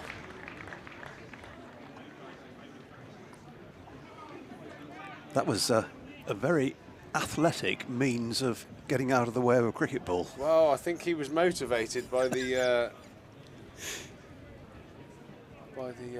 blow to his nether regions. Definitely one to get out of the way of as takes a smart single. Nice bit of momentum here into Somerset's innings, and that is the beauty of digging in, getting in partnership, getting in. A lot of old sayings I seem to be coming out with since I've started commentating, but you kind of almost realise that even in the modern game, the values of cricket don't really change in terms of high performance. You get in, you earn the right to play the big shots. All very, very relevant, even in the shortest of formats.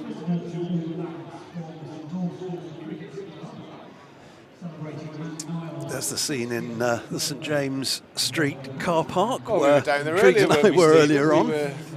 We were enjoying the action, the bats and balls flying everywhere, a bit of Connect 4 going on. Yeah, the Trade Nation, they're the T20 sponsors. Yeah, I think I'd be in the shade, to be honest, but it looks absolutely magnificent. A bit of face painting, so you never know. And there's an armadillo down there, we hear, in a petting zoo, so I mean, that is something. I'm having Don't think trouble I've ever seen pinning an the armadillo. armadillo down, but there we go. Might have another go later. Spin from the river end again. Well, I know I've got the old beard going on. Well, I wonder what sort of design I could have with the face painting for the second half. What do you reckon? A Somerset flag on the cheek, or?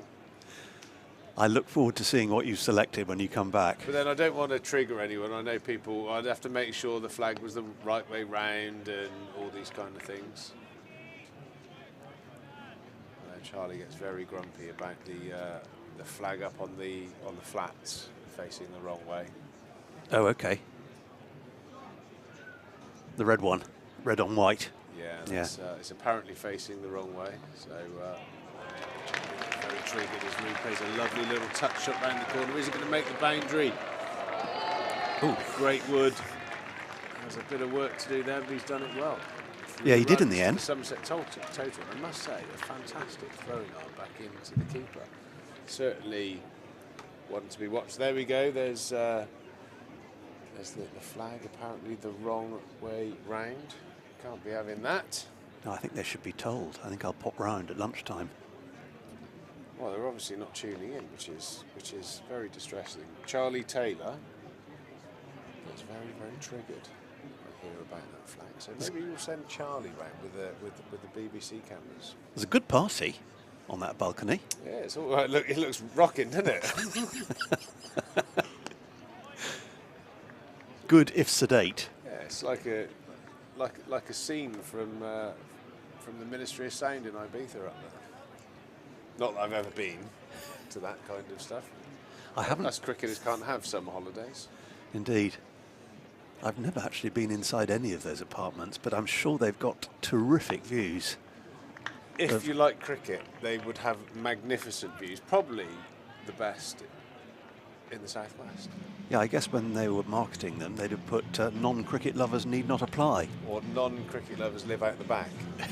Yeah, because there is another group of them, isn't there, at the back? I mean, look at that. I mean, if you are a cricket lover, I believe they are the retirement age flat, so no nonsense going on. Certainly, if life has gone well, you'll be buying one of those penthouse apartments up there. Looks absolutely fantastic. A communal area by the looks of it in the middle, looking out over the Cooper Associates County Road. Any cricket fan with a bit of dosh in the back pocket certainly be looking to buy one of those. Milan continuing from the Marcus Trescothick Pavilion end. It's a more than useful stand, this now.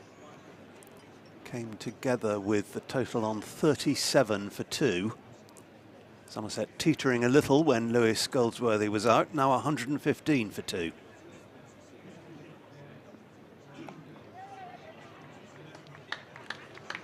Renshaw calling Roux for what turned out to be a comfortable single, and that is now his list A career best. The 18-year-old, 49 not out. Certainly a day to rubber stamp a considerable CB, as they call it, a career best. I remember back in the day you used to have a round of drinks for everyone if you got a career best. And I can't remember who it was, but one of the lads got something like, his first 5 games, got a career best every time. He got something like 5, 7, 9, 15. Every single game he had to go down to the bar in the Colin Atkinson and buy everyone a round.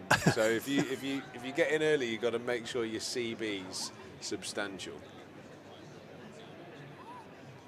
Renshaw facing up to Peter Milan as he drives forcefully down to Greatwood at mid-off.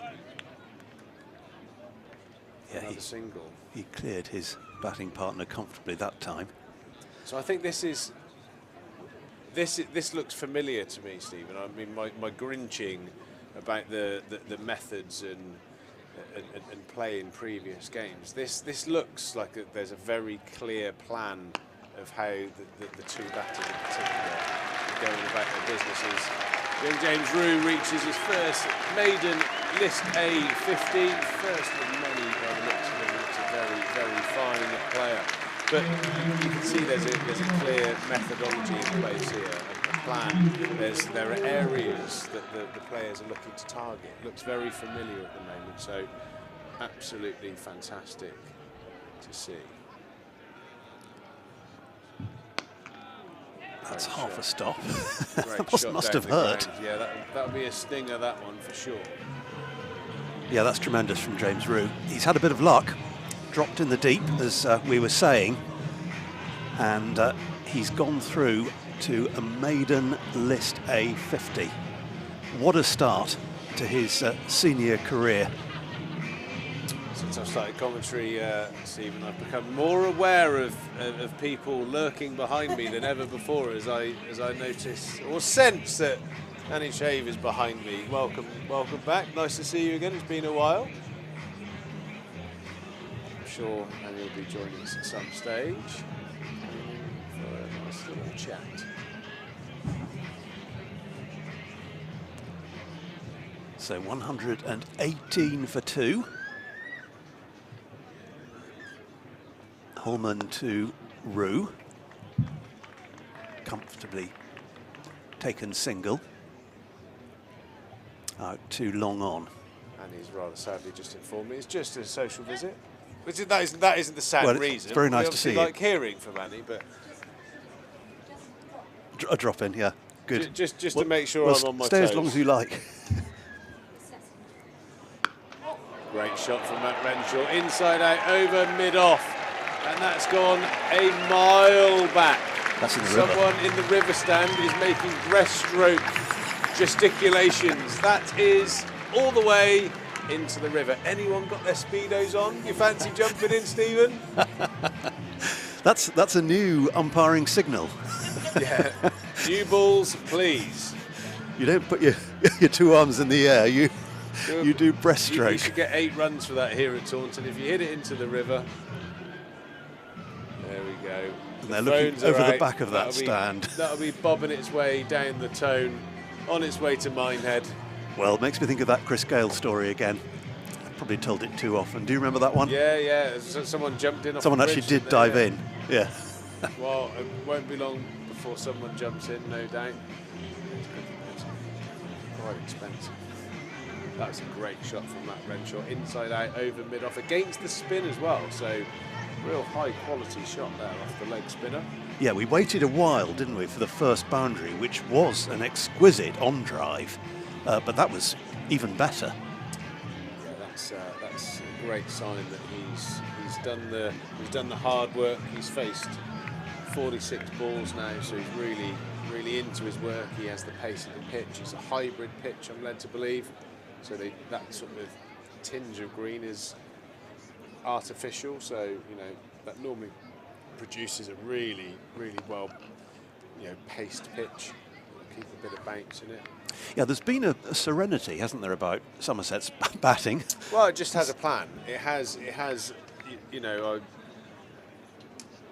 don't want to make too much of it, but like I mentioned with Hildy, you watch the Somerset players, and it seems like they were jumping from plan to plan, theory to theory, method to method, and it didn't look like any of the batters had scoring areas. It's vital that you have your single options, your boundary options. Otherwise, there's too many shots out there, and it gets very confusing. Some of the best players in the world just limit their game to 2 or 3 shots that they're looking to target with a single option, as Roos found his down to fine leg, a lovely little touch shot, little paddle sweep. Good chase by Greatwood. Greatwood does the work. Couple of runs. Somerset to 128. James Roos 53 now, playing really nicely. And the strike rate's really interesting, Stephen. We talked about James Roos had that quite frenetic period when he was on around about 15-20. Probably panicking that his strike rate was low, but he's putting the work in. He's got through that little period with no doubt a bit of help from his senior man down the other end, bit of advice. All of a sudden, the strike rate is creeping up to a runner ball. If he stays in, he will get there. It will end up a runner ball, I have no doubt about it. So, doing a great job here, the young man, and Matt Renshaw also going really nicely, 39 off 48. Yep, it's going along smoothly. Since T-shirts being thrown into the crowd. Favourite colour, purple. There's quite a bit of movement down there. Yeah, ground still filling. There are still people arriving. One of those purple T-shirts all the way up here. Has he got a good enough arm? Try it on. But good acceleration from Matt Renshaw. Came in at the fall of Lewis Goldsworthy's wicket. Yes, that felt a bit neither one thing nor the other, that stroke that Goldsworthy played. Just wasn't really committed. Yeah, well, that does happen, obviously, but these two have got together now, and they're finding their feet. Just then, the T-shirts going into the crowd were from Hygos.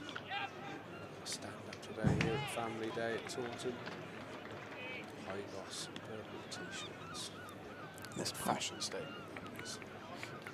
Indeed. This partnership's creeping up towards the 3-figure mark. 129 for 2, Somerset. Halfway stage. We were talking about doubling it after 30. We'll have another look at that, see where they are when we reach that. We're in the 26th at the moment. Nicely pushed. Yeah, too deep mid I wicket. feel a little bit under pressure now. One of my stats that aren't statistically backed up by anything like a fact. Do Somerset end up with double what they have at 30 overs? Well, they might. They've still got 8 wickets in hand. I've heard it's a thing. I don't know where I've heard it's a thing. It is. But It is a thing. It's interesting to see if Somerset achieve that, because I think the way things are going, Somerset will have a really competitive total. It looks like at the 30 over mark, Somerset are going to be somewhere in the region of 150 to 160, I would say. So a 300 to 320 score. As we saw, it took a phenomenal knock from Ben Green to get even close to the 340 that Durham got the other night, 342, I believe. That'd be really interesting. That'd be a very competitive score, and with the likes of Sonny Baker in the team. Young Josh Thomas with his left arm spin. Be a really good test for him on the pitch. It looks like he's offering a little bit of hold, so he'll have something to work with. Ollie Sale back into the team after a very, very long period out. Be interesting to see how he bowls. It's probably quite a big moment for him. Yeah, Sonny Baker, career best for him last week. Looking to build on that, I'm sure. That was good to see. Nice looking off drive this time from Matt Renshaw. Don't need to run. It's too hot to run when you know you're not going to get more than one. Yeah, you need to be slightly economic with your running between the wickets on days like this.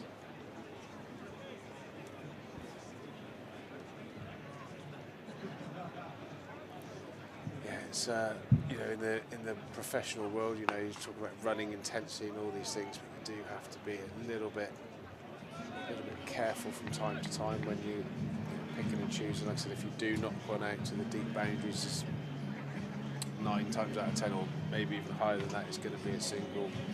Probably got to conserve a little bit of energy. I was playing cricket yesterday, batting in this sort of temperature, and it certainly does wear you down. You fancy a little bit of a break? I do actually. I know Ian's up behind me, lurking around. Like I said, my person behind me radar has gone off. It is time for me to take a little bit of a comfort break. Lengthy spell with the new ball. It is a lengthy spell with a new ball. I've bowled in excess of my allotted 10, and I will be off and back later. See you soon, Steve. Very good. 133 for 2 then. Renshaw 43, Rue 54. 96 these two have put on for the 3rd wicket. And they've done it with little alarm. James Rue has been missed in the outfield. The ball must have been juggled at least half a dozen times. It's quite extraordinary.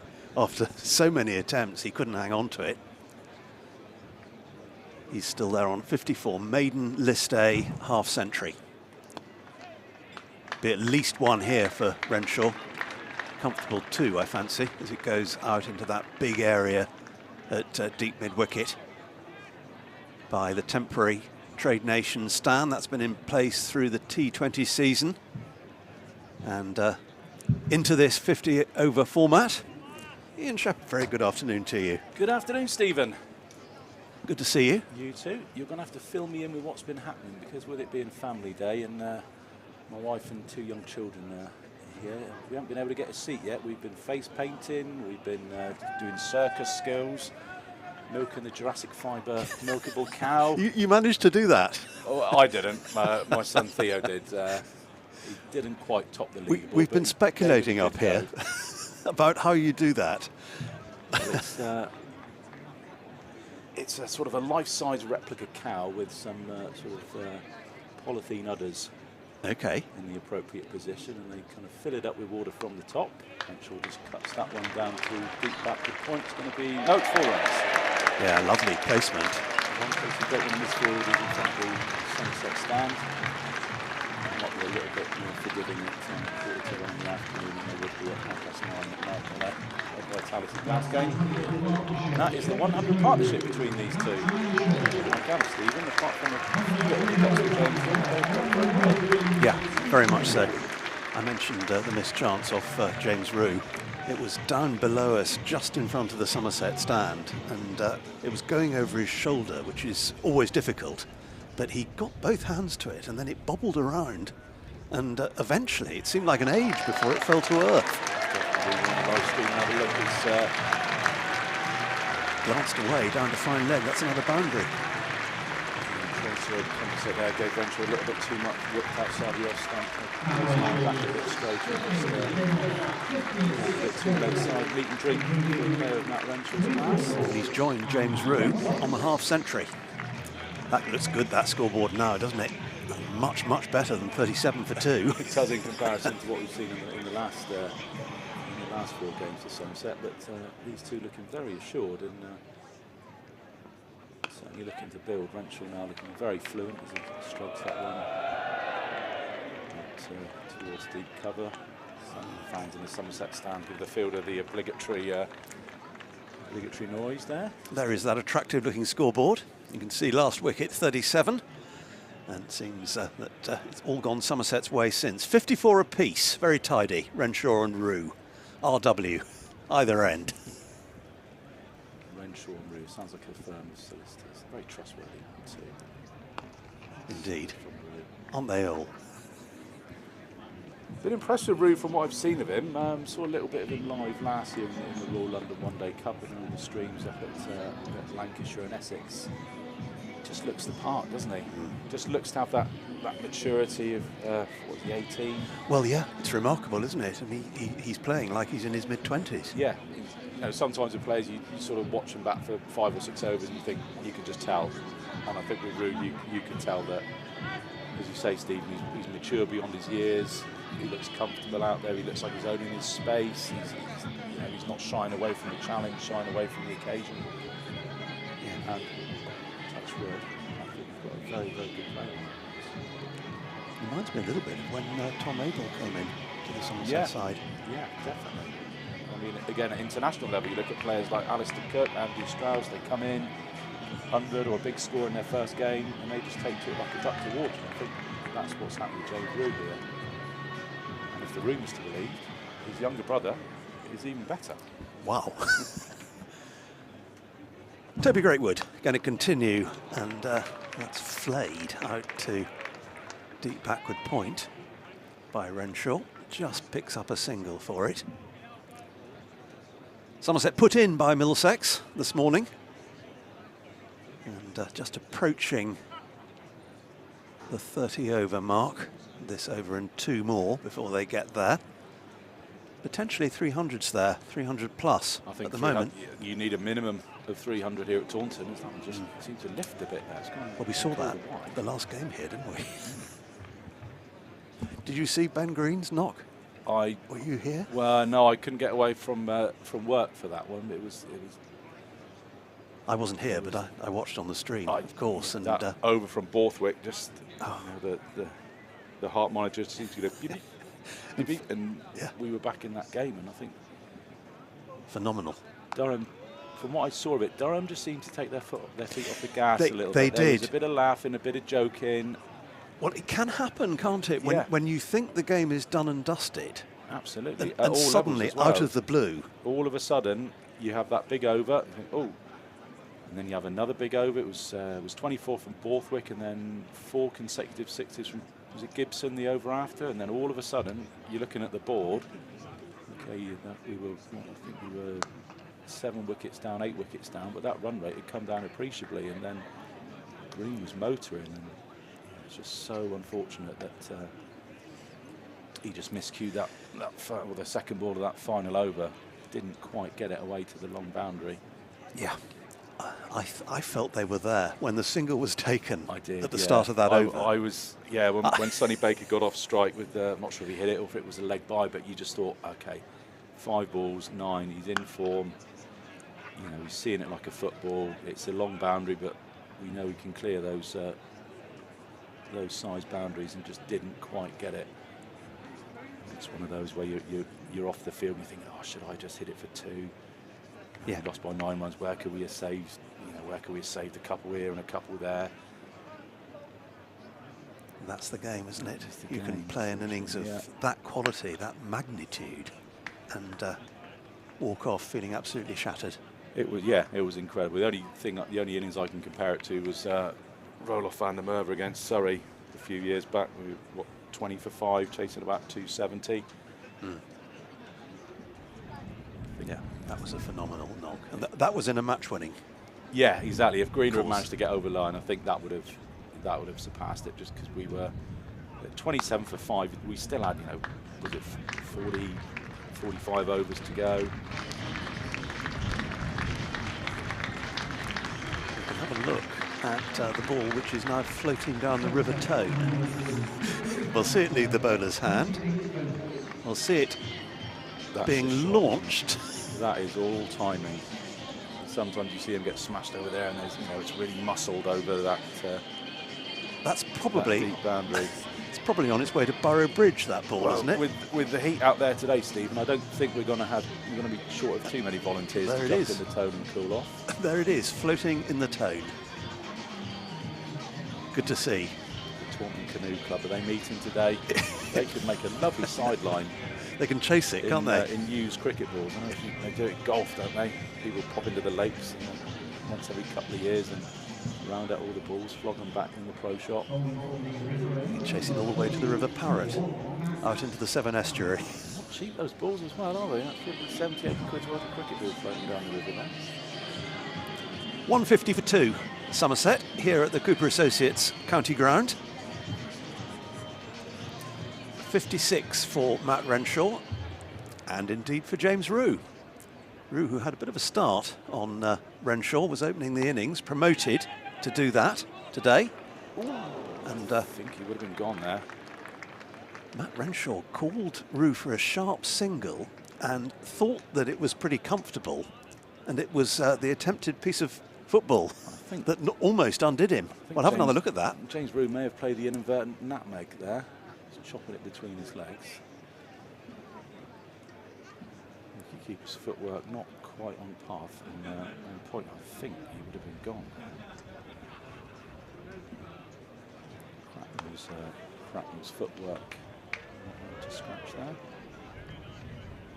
Going to be another single, comfortable one out to deep backward point this time for Matt Renshaw. They're just alongside each other all of the way at the moment, 57 apiece. They keep matching each other for the next 20 odd overs. Somerset could be in for a pretty hefty score here. Lovely shot from Rue, just worked out to point for a single. Yeah, nice follow through to the stroke. That's the challenge now for Rue. He's batted for 28 overs now. It's hot out there. He's going to be tired. He's obviously seeing the ball very well. He's 58 not out, but he's keeping your shape now. Not playing a lazy shot. Really seeing it through and getting the old daddy 100. More runs here, 4 of them. He's found the gap between the 2 outfielders on the leg side. Greatwood chased after it, but you knew from his body language that it was going to be unavailing. That's Shaw just waits for the bad ball. Yeah, that's his 5th boundary. He knows where the gap is and just able to guide it. 4 falls to go with the 1 floating down the river. Southfield's very quick as well. Once it beats that infield, there is no catching it. Bit of width.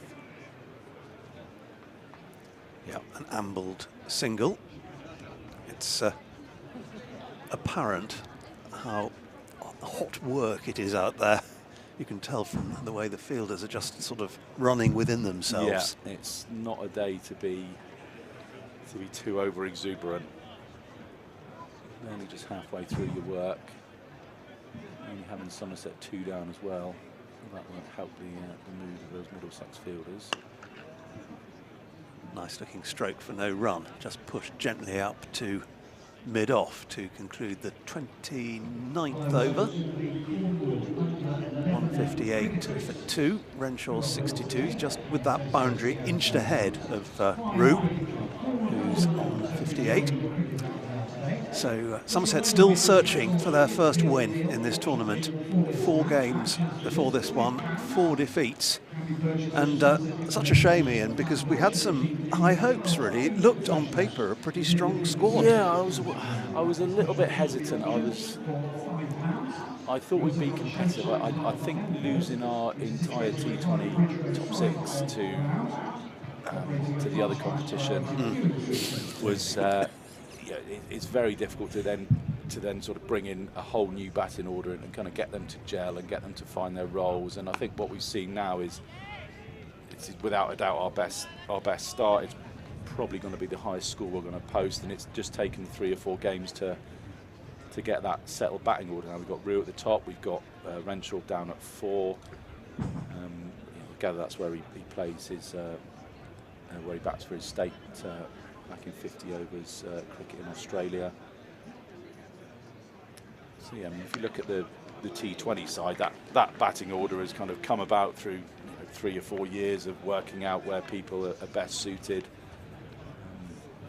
and I think that's just what we're seeing now, is that we've got people batting in the right place. But a little bit too late. A little bit too late, yeah. But they will want to finish the competition on high. They are professionals. Yeah, and especially a good win today with this big crowd that we've got in here would be nice. There's going to be another ambled single. Yeah, all sorts going on downstairs in the car park, in the fan village. Did you meet the Wandering Magician? I saw. I'm not sure if the Wandering Magician was the same guy as the Wandering Balloon Modeller, but my daughter got a nice. Perhaps he's butterfly. multi-skilled.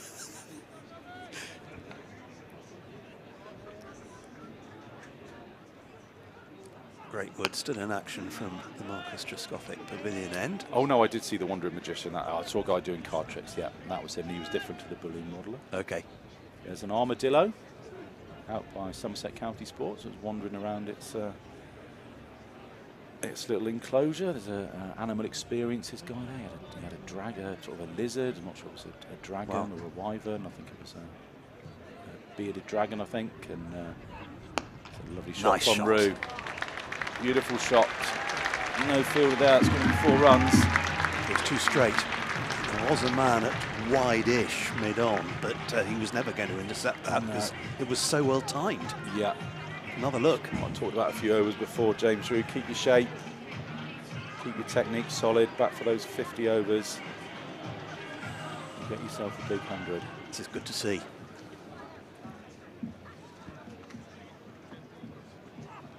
Maybe the gap's a bit shorter. Now this one could be 4 more. Yep, talked about it before. Once it pierces that outfield, pierces that infield, you're not going to pick it up. Back-to-back boundaries for James Rue. Greatwood over pitching the first delivery, drags his length back a little bit. James Rue just able to rock onto a back foot, pierce the field, didn't try to overhit it, picks up back-to-back boundaries. It didn't have quite the classical feel of the previous stroke, that one, but no, it was very firmly struck. Yeah, I think it was a manoeuvre. He was trying to give it the full kitchen sink. James Rue is having a little bit of a breather, helmet off. Chat with his batting partner, always a good thing to keep doing. Yeah, absolutely.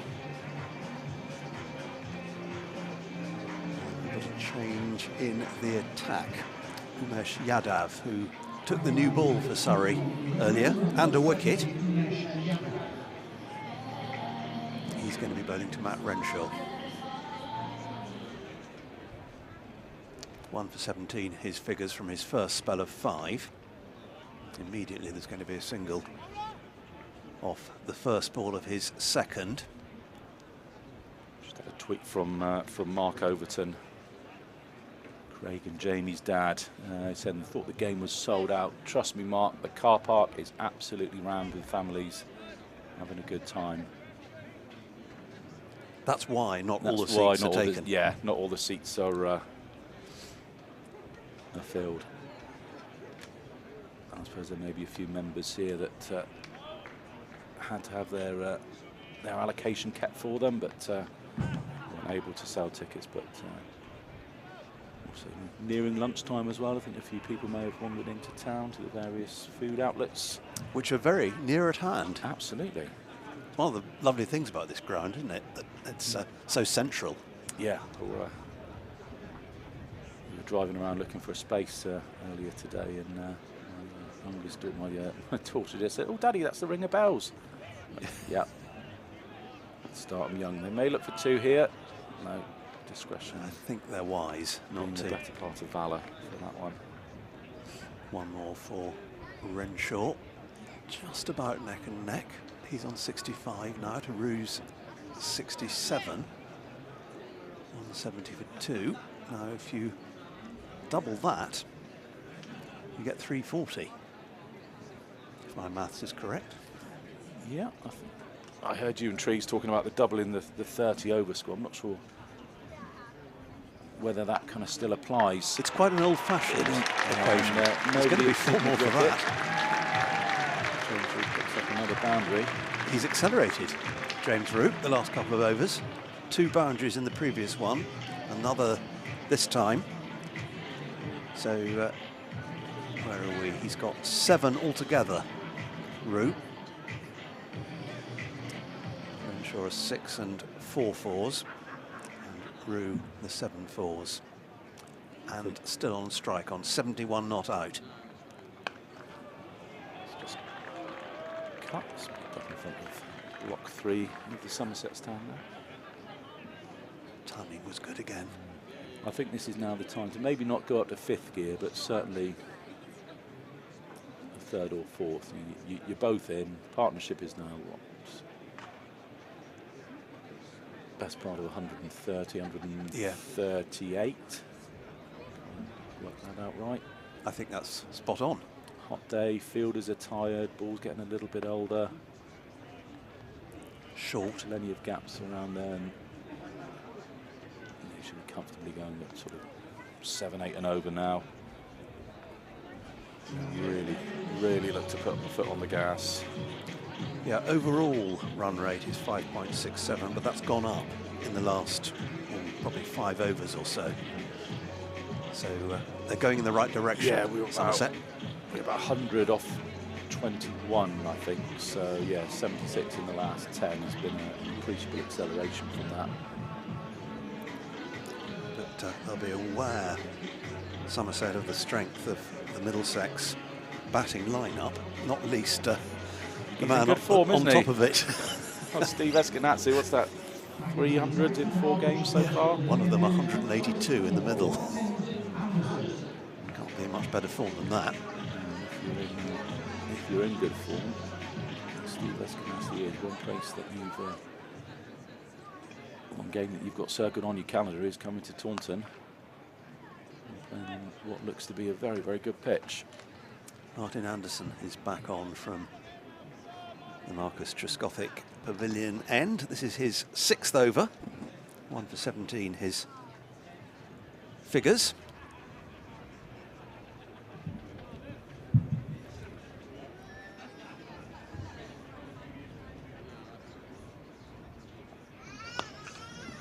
Didn't quite middle that as he would have wished.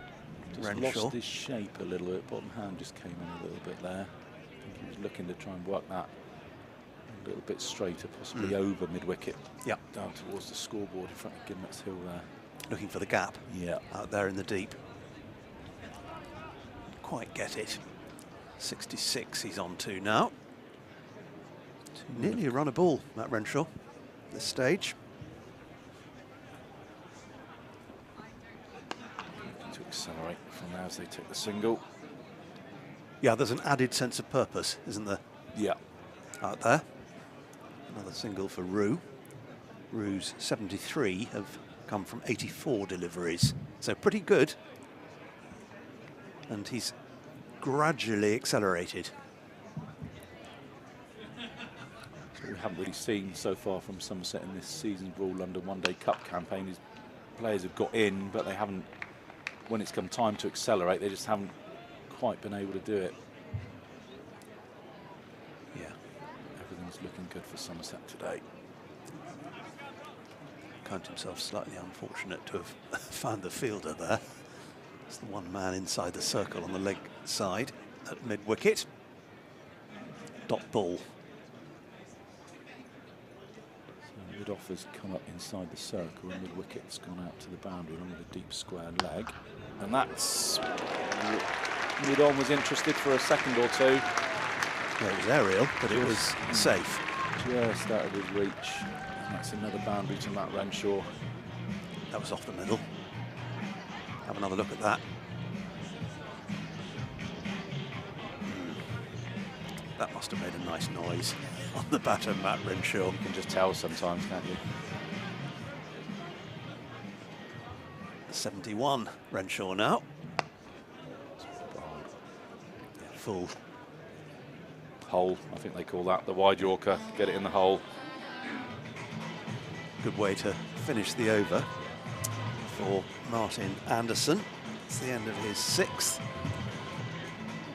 Altogether, 32 have gone now, and Somerset well placed, 182 for 2. They've got wickets in hand, they've got overs in hand, and they're in a position to post a genuinely challenging total.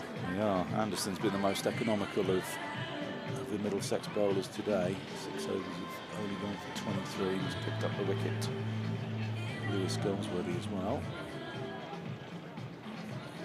And to continue from the river end, James Rue.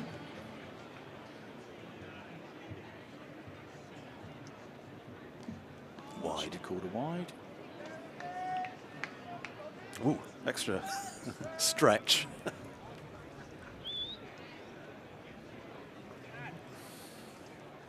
James Treadwell and Chris Watts are the two umpires standing in this game.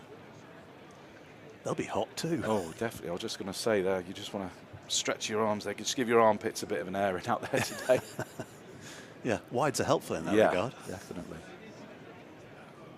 So you'll have to Rue then.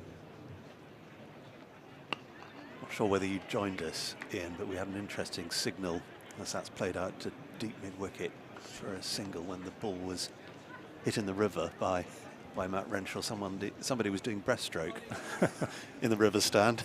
That was a way of signalling it. More orthodox signal from the umpire. Yes, well, I was thinking, yeah, that's probably a pretty universal signal. I don't know if it's in the laws of the game that there's a way of indicating that the ball is on its way down the river, out to sea. And he was winding himself up for a big one there, Renshaw, and decided against it. It's gone out to deep backward point. I think he was looking to hit him back over his head initially. He was looking to give that spectator another opportunity to give his breaststroke signal. But you can choose between disciplines, can't you? Crawl, perhaps, backstroke. Would that get confusing? I don't know. I think let's stick to breaststroke. But yeah, he was aiming to smash that one over the Colin Atkinson pavilion. But a good sign that he still had the wherewithal to change his shot. It's a short ball again to Rue. He's played the short ball well today. Yeah, didn't that first single hard. Didn't try to hit it too hard. That one. Good to see after 30 overs, he's still got 32 and a half overs. He's still got the energy to run that single hard. It's looking. I'm not going to say it. I'm not going to say it. Yeah, I don't want to. Want to put the commentator's curse on. Yeah, Pete Trigo and I have been worrying about that earlier on today as well. Even so Shimmy far from as Renshaw there. that gap. Two here. Yeah, they'll come back for a comfortable two. Yeah, even so far as Pete Trigo is saying, Rue looks in terrible nick. Awful. And it's worked out well. 150 partnership is up. 188 for 2. So well batted, Matt Renshaw and James Rue. They've kept pace with each other almost the whole way after Matt Renshaw gave Rue a bit of a start, coming in at number 4, but he's 74 to Rue's 75. And here's another single, which will put them level. Well run. 189 for 2 after being put in. Somerset got clear blue skies over the Cooper Associates county ground and indeed the rest of Taunton and the Quantock Hills in the distance. The whole of Somerset and the whole of the southwest even. We can expand it to its fullest extent. Roasting, although I gather we've got thunderstorms tomorrow. Tipped away to deep mid-wicket by Rue. Another single, provided they hold off today, that's fine. That's absolutely fine, but the garden could do with it. I think everybody's garden could do with it, certainly. Well, yeah, and you can, watching the stream. Looking at those Quantock Hills, which we can see in the distance, there's not much green, is there, on those fields? A little bit on some of them. Not sure whether that's because that's gone arable, whether it's sort of supposed to be that colour. Anthony Gibson would be the man to let us know that. But put to all sorts of different uses, the fields we can see. Yeah. Always a lovely sight. The outfield is looking pretty good as well, considering the weather that we've been having. Great wood to continue. And immediately Dispatched out to deep square leg for a single. Like he took a little bit of pace off that one.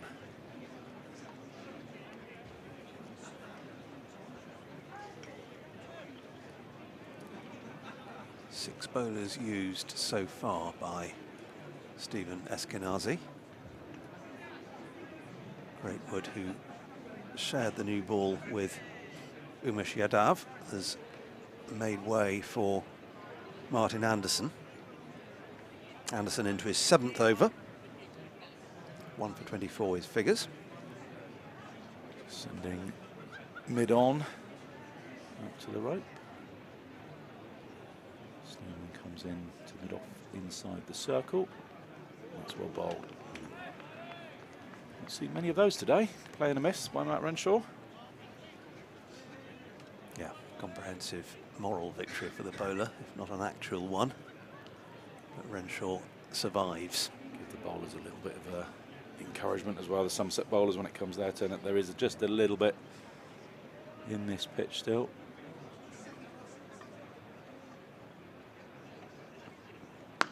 Oh, he's muscled that. Muscled that down to long off. Quite enjoying this. Trudges down to retrieve the ball from a kind spectator who throws it back. Oh, yes. Muscled that one. That was when he hit into the river was a lovely shot, all timing. That was a bit of bottom hand in that.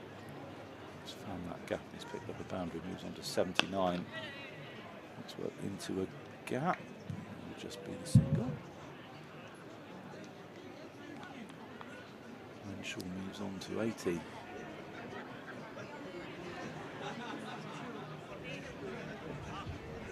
Really has been an excellent partnership, this, between these two batters. The RW factor.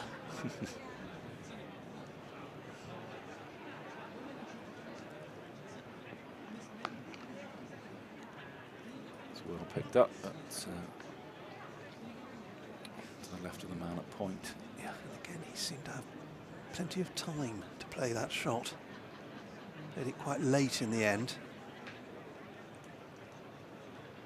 And he's on to 78 now, James Rue. This is his maiden half-century in List A cricket. He's 22 away from going the extra stage. The decision to promote him in the order looks a very good one indeed. He's risen to every challenge that's been thrown his way, isn't he? He looked very, very good. Saw the live stream of the Lancashire game up at Southport a few weeks ago when he made his debut. Just looked the part. Have a drinks break now. 34 overs gone. I think,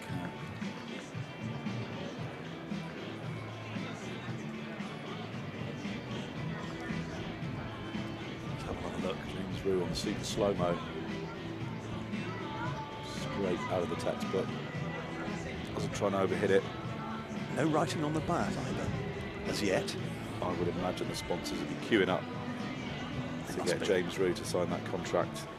They must be soon, mustn't they? There's the Somerset flag atop St James Church, which is just over our left shoulders here in the commentary box. We've seen the ball hit into the graveyard of that church a few times. Many a time. Not much breeze there on that flag. Not much breeze here at all.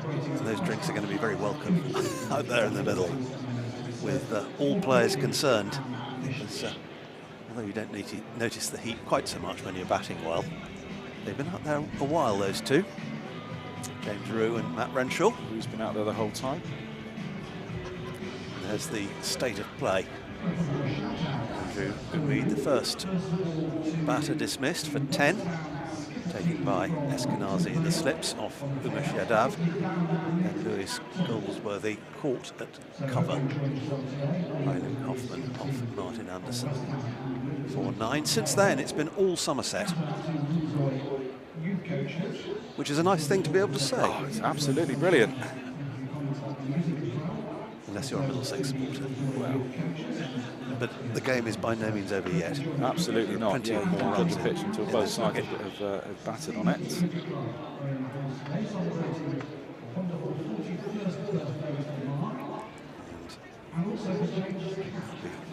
Talk in that cluster of Middlesex fielders about how the strategy is going, where they go for the remaining 16 overs. That's what are left in this innings.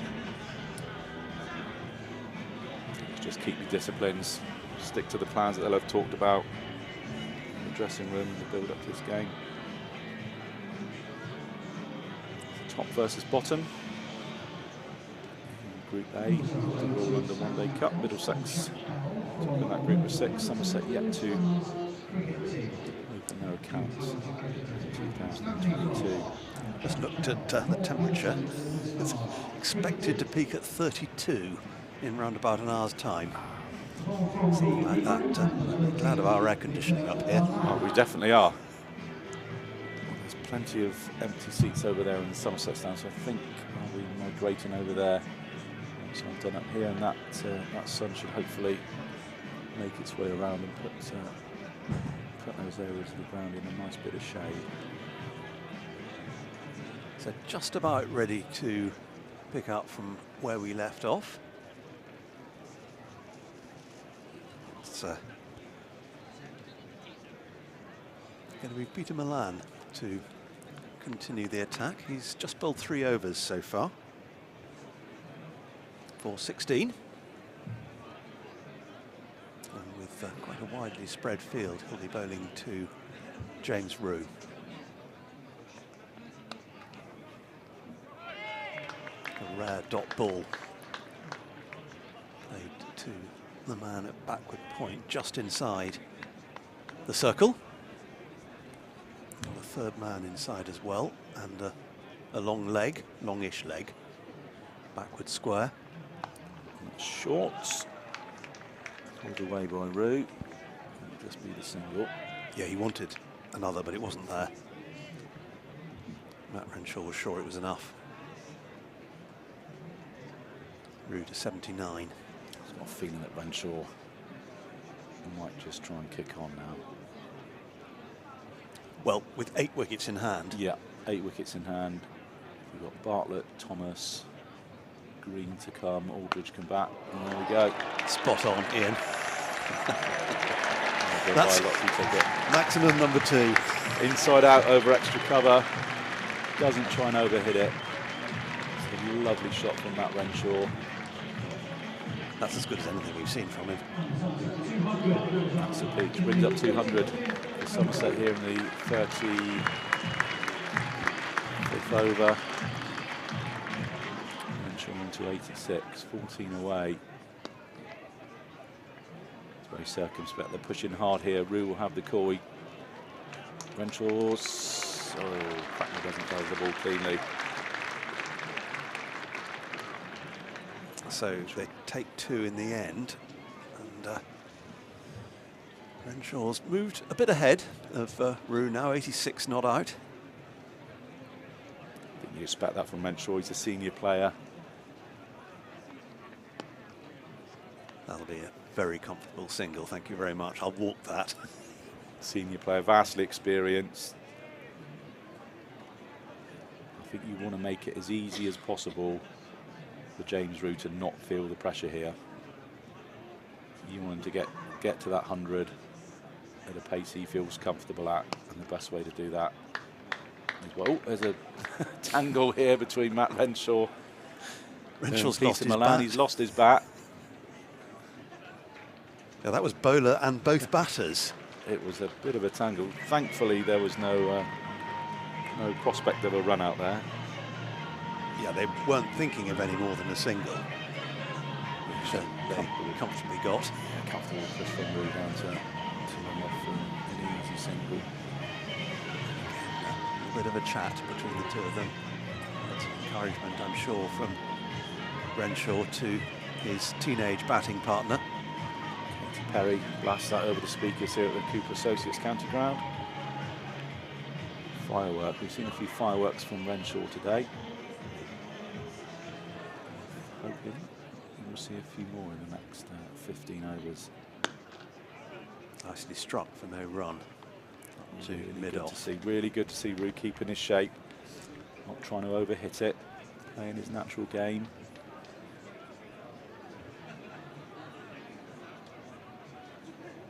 So how old is his brother? Do we know? He's 18. Ooh, well, he's probably 2 or 3 years younger, I think. I think it's younger brother syndrome, isn't it? Playing with your older brother in the garden, you've got to improve quickly. Is that going to find a gap? No, it isn't. After a single there, Roo moves on to 81. I'm sure everybody can think of an example of a pair of brothers down at their local club or that they know through various sports. It's older brother syndrome or younger brother syndrome. You're playing up to the level that your older brother is. He's a couple of years older, so you've just got to push yourself that a little bit more to stay competitive. Well, it's a pleasure to watch this partnership. Contrasting styles. Both batters started circumspectly and have accelerated in just the right way for the circumstances. We're in over number 36. Trying to think of first-class cricketers examples. Like Graham and Alex Swan would be one. Alec was a couple of years older than Graham. Ben and Adam Hollyoake. Ben was, that'll be a wide, well outside the tram lines. I don't think Martin Anderson can have any complaints about that one. Chris and Robin Smith, a few years earlier.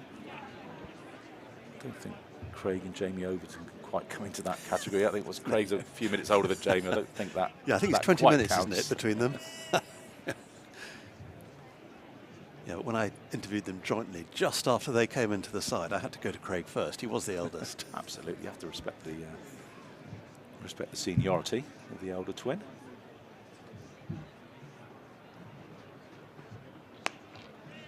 That's beaten. Third coming of those could be tight. No, Renshaw's back.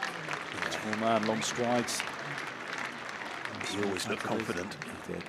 There was a little bit of a chase down there at third man, which just gave them the opportunity to turn the 1 into 2. Yeah, and they're looking so comfortable as well. That's a cliche saying the last thing you want is a run out, but the last thing you want here is a run out. Renshaw into the 90s. In the gap, I don't think there'll be 2 this time. They must have thought about it, because there was a bit of a gap, as you say, with fielders, the 2 fielders converging on it. But discretion was the better part of valour. 2-1, 2 for 2. Yeah, smart cricket from Renshaw as well. There's plenty of gaps all over the field here. If you are pushing it into those gaps and you're picking up 1 or 2 from every ball you face, and is that going to be? Yes, it is. Another single. Mid off. Yeah, if you're scoring off every ball you face, you will get 1 or 2 a ball, and then add your boundaries into that. You're picking up 7, 8, 9 and over minimum without playing risky shots. And we know Renshaw's got the game to find the boundary as well, as has Roo. So I think the question is, don't do anything silly as that one comes off an inside edge. Yes, that's the least elegant shot we've seen from Renshaw. Yeah, it didn't really threaten the stumps, it was quite wide. Went in the opposite direction to the one he had in mind, but it doesn't matter. He's still there. Yep, first false shot that either of these two have played for a good while now. 2-1, 4 for 2 then. Oh yeah, face There we painting go, down face there. painting. My little girl had a unicorn. My son had a Minecraft. Peter Trigo was threatening to come back after the interval, having paid a visit to that marquee. Be interesting to see what happens. I'd love to see what Triggs would come back with. I think that lad in the green top in the top left might actually be my lad. Oh, excellent. Give us a wave, Theo. You're on look, telly. He's in the circus skills. He had great Or on fun stream, in there. I should there say. he is, the grey hat. By no fear, he'll be bossing around that lad. He'll be telling him exactly what to do. This is the way you do it. And back to the cricket. This is Milan then to Renshaw. Stroked that for an easy single to extra cover. The walkabout magician will doubtless still be in action. Sports Village, silent disco. Petting zoo. Yes, I saw the petting to the armadillo. How quick them little armadillos. He was scuttling around his little enclosure. This is aerial, but it's going to be safe. That's well picked up on the boundary. Another comfortable single for Rue. The inflatables behind us in the St James's Street car park for all the different games. There's cricket, there's baseball, there's all sorts down there. I'm going to push for 2 here. No. I think it was there that time. But I'm not out there. Let them be the judge. Yeah. No risks now. No big risks for the next 4 or 5 overs. Don't give them a sniff. And that is Ian Hansen. 1 bounce 4. Not sure if he picked that up in front of the Somerset dugout there. I think it is Max Holden who's collected that. But there's another boundary. And it's that great scoreline, Ian. 222 for 2. 222 for 2. I remember hearing Richie Beno saying that a year or 2 ago now. Yeah. Double Nelson. Yeah. Being called Shepherd, I suppose I should keep my feet off the floor for Indeed. as long as I can. Yeah, one will do. No relation. One's enough. Dear old Shep. Yeah. And let's hope Double Nelson doesn't strike then. That was a lovely shot from Reed. The first reel, obviously goes for the reverse there. It's the first attempt at a reverse sweep that I can recall seeing from Rue in this innings. I've seen him play a couple in previous games. Plays the shot well. Most modern batters do. It's an orthodox shot as a full defensive here for the... Oh, he's dropped! Oh! One of the loudest cheers of the day from the Somerset faithful. Wow. Dropped on 87, James Rue. That's the second time that Middlesex have missed him. Have another look at it. It was straight at the man at extra cover. You expect those to stick. Yeah, it wasn't. He didn't middle it. He didn't get all of it. And it got the customary roar of applause from the crowd, which fielders so enjoy when they've just missed a catch. 224 for 2. Now, Rue is on to 89 with that missed chance. We've got 13 overs left. So Somerset will look to accelerate. A couple of lives there. Just look to accelerate there. Played the big slog sweep over mid-wicket, then he looked for the reverse, and he just looked to play that lofted extra cover drive. I talked earlier about keeping his shape. Just looked to lose it a little bit there. That's when you need your partner just to have a few wise words in your ear. Wide. It must be wide. Yeah, no complaints to that one. Yeah, do that after you've got 100, James Rue. Yeah. He could see it was wide enough not to bother Matt Renshaw. Yeah. Experience coming into play there. You can have a free run, take it. Oh, that would have been another one, I fancy. He'll get a single for it. Renshaw looking to put back to ball then. I don't think there was much difference between the two. I think the first was just a fraction wider from what I could make out up here. And Renshaw within 4 of 3 figures.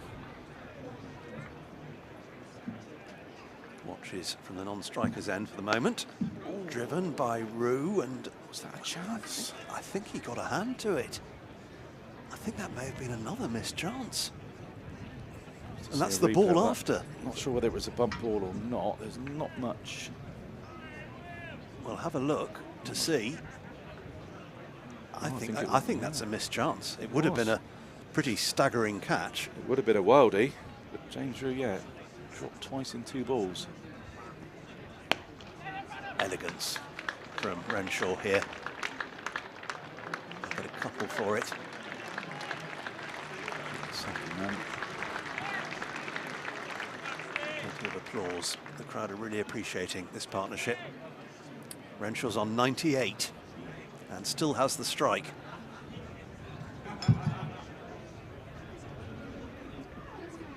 Anderson to bowl to him. Could this be it? It could well be. He wants... Oh no, he's decided against the second. It's gone for 4. It's gone for 4 anyway. So applause for Matt Renshaw. Terrific innings. First to 3 figures, a hug from James Rue. The helmet is off. First of this day, 100. Third, beg your pardon. And he is a delighted man, acknowledging the applause from spectators all around the ground. Well batted, Matt Renshaw. 102 from 92 deliveries, 2 sixes, 7 fours. Brilliant innings from Matt Renshaw. Peppering that mid-off extra cover area now. He's just switched so smoothly up the gears. That's what you want from your overseas, your pro, your quality player. You need him to play these sorts of knocks. 2, 3, 4 for 2. Somerset going strongly. Still more to do though.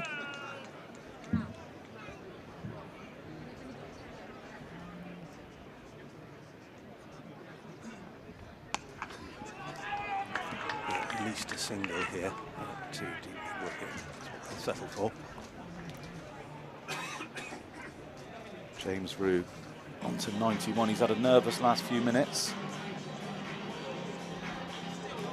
Bear in mind, it was 37 for 2 when these two came together. So the partnership is just too short of a double century. Various landmarks beckoning. Renshaw's seen himself through to 3 figures. Rue is 9 away. 200 partnership, 2 away. Conversation between the umpires and drinks being brought out for the 2 batters, along with some cloths. James Rue in particular was mopping his brow. That's come at quite a good time for James Rue, just a chance to collect his thoughts, work out how he's going to approach these next 12 overs. It's the best way he can navigate his way to these 9 additional runs. Soon through. Maiden list day 100. Indeed, a maiden 100 in all cricket for Somerset. Well, it would be fantastic. This is very, very close now. Some good fortune. Don't worry about that. 2 that should have been checked there. Should have been taken. 1 caught bowled in the last over. It would have been one blinder. Incredible effort to snap on that one. The other 2 should both probably have been held, although the first was awkward. It was an over-the-shoulder job, a juggling effort, which eventually saw the ball fall to ground after about 6 attempts at catching it. Is that Mark Stoneman at cover that dropped the most recent one? You've got to be taking those. Sensible cricket. They'll push for 2 again. I don't think it's there. It's not. Rue to 92.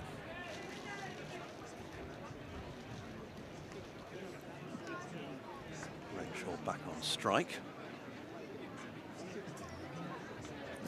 8 balls, James Rue. 8 balls, 8 easy singles. It's there for you. Let runners take on the role of the big hitter to get yourself to 100. Up and over. Speaking of big hitter, well, I don't think that's quite where Matt Renshaw was aiming it. Shades of his dismissal against Knox, a big edge down the 3rd.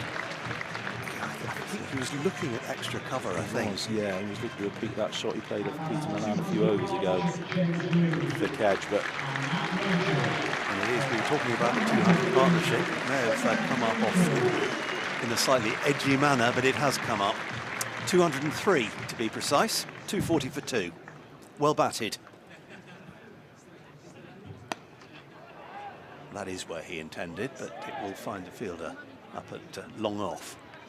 Just the single. I think he was looking to go riverbound again. Just didn't quite get the timing right. Brings Rue back onto strike. 92 then. Yeah, a few more of those. You've got it in you, James Rue. 7 more of those. Just what the shepherd ordered. Absolutely. Don't give it away. Just take 5 minutes. Just be a bit selfish the next 5 minutes, James Rue. Leave it to Renshaw. 241 for 2. Ooh, big heave-ho here, and no connection with the ball. I don't think. A little bit of an edge. I think it might have been toe end of the bat. Yeah, he's rubbing his right thigh. Maybe it was a mixture. Difficult to see here from behind that Renshaw. Imposing individual. Difficult to see what happened with that one. Milan comes in again. I think his bottom hand in that shot will bring in another single. Puts the field in then. 8 runs from that over. Yeah, not as much as Somerset would perhaps have liked, but it's on the board. 243 for 2. Renshaw 109, Rue 93. Renshaw's going to be on strike. 11 overs to go then, 243. 250's got to be par here. With the adverse to Ben Green, put himself up the order. Well, given the form he's in. Session looks like Max Holden's going to take up the attack from the Triscothic Pavilion end. We've got backward point. There's deep extra cover. Mid-off and mid-on are set back. And Harris, not on our scorecard today.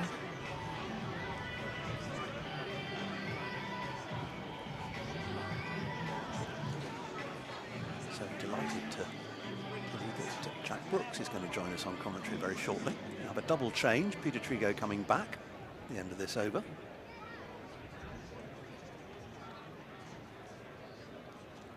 In and one stopped. Well fielded. Yeah, just going back to the point about Ben Green. I think it's a role that he's used to doing in the Blast team, coming in the last few overs of a game and really upping the ante. No disrespect to George Bartlett or Josh Thomas, that's what Green does. As that is huge. That is into the flats. Not quite. Just into the top left-hand corner, I think, of the Somerset stand. I think it might have gone just over and is down onto that concourse, which could have startled an unsuspecting punter or two queuing for a cider. I can't see it re-emerging. No, it is. Oh no, so he's picking something else up. I Just went over the advertising board thing. So they need to go and search for it. Big hit. Either way, it will have had a bit of a bash, that ball. That's 6 number 3 for Matt Renshaw. 115 not out. Just 99 deliveries faced. Players just taking the opportunity to have a well-earned drinks break. Very hot day here at Cooper Associates County Ground. And there are 2 Middlesex fielders rather forlornly going in search of the ball. That's not part of the contract. Welcome to the world of every club cricketer. At least they're not searching for it in a massive brambly bush or stinging nettles or anything like that. I think they found it. They're coming back on anyway. I think that's tracked the driver down there in the white shirt. He was not for moving.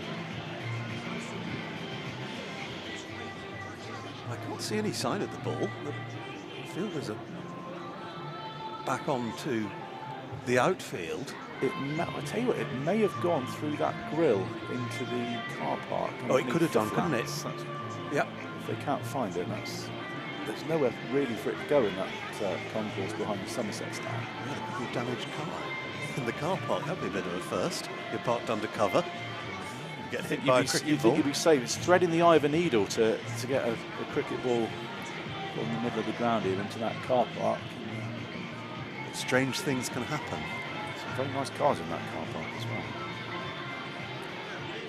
Yes, rather rather as you'd expect. It's premium flats, premium cars.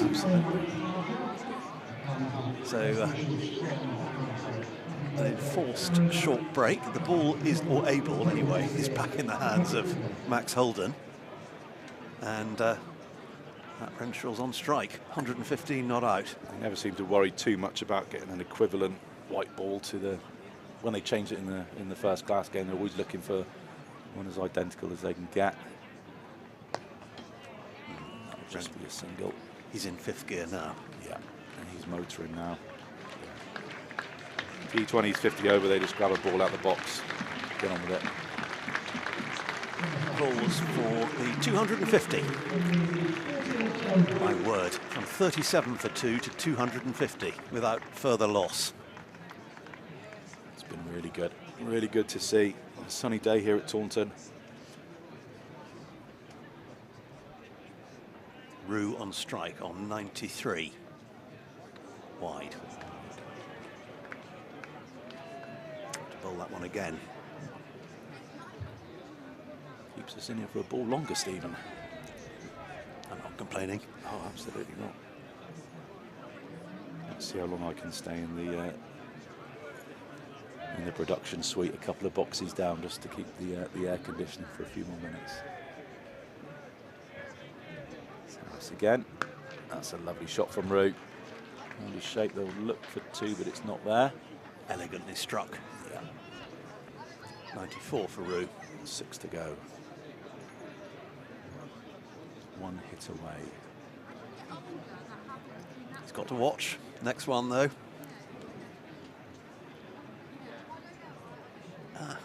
Ballooning is part of young lad's got family a sword day. There. Interesting shapes. Nice then around the wicket. Renshaw muscles this down towards long on. There's a fielder there, but no way he's getting it. No way he's getting that. That feels like lightning here at Taunton today. Chance that's skidded over the outfield. Sam Robson was maybe 10 or 15 metres away, but had no chance of picking that one up at all. Renshaw was given that the treatment. He moves on to 120.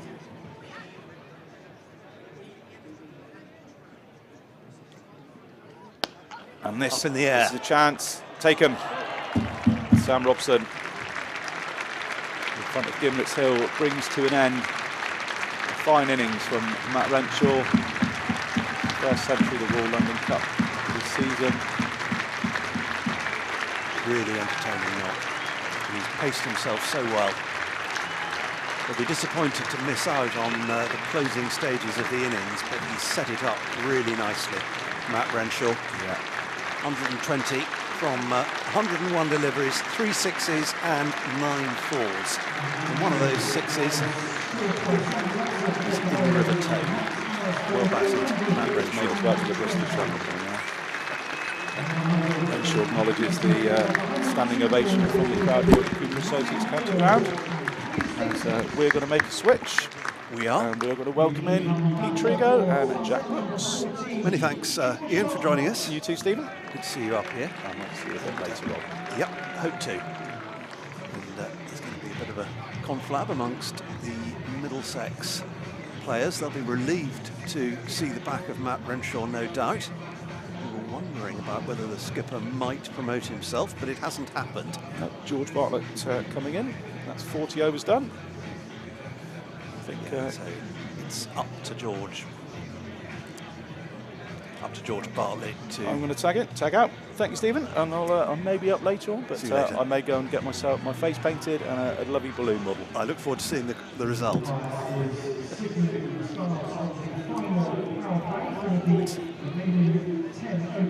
So, Ian Shepherd transmogrifies into Jack Brooks, which is very good to see long you. time no see. Yeah, absolutely. How are we? Nice to have you up here. Thank you for coming. It's a bit cooler up here than it is outside. I'm sure it is. Yeah, the air conditioning is useful. I'm going to make way as well, actually, having said hello, because it's a double change, but hope to chat with you later on. Get Pete the heat in it. Temperature's going up now before he goes getting it.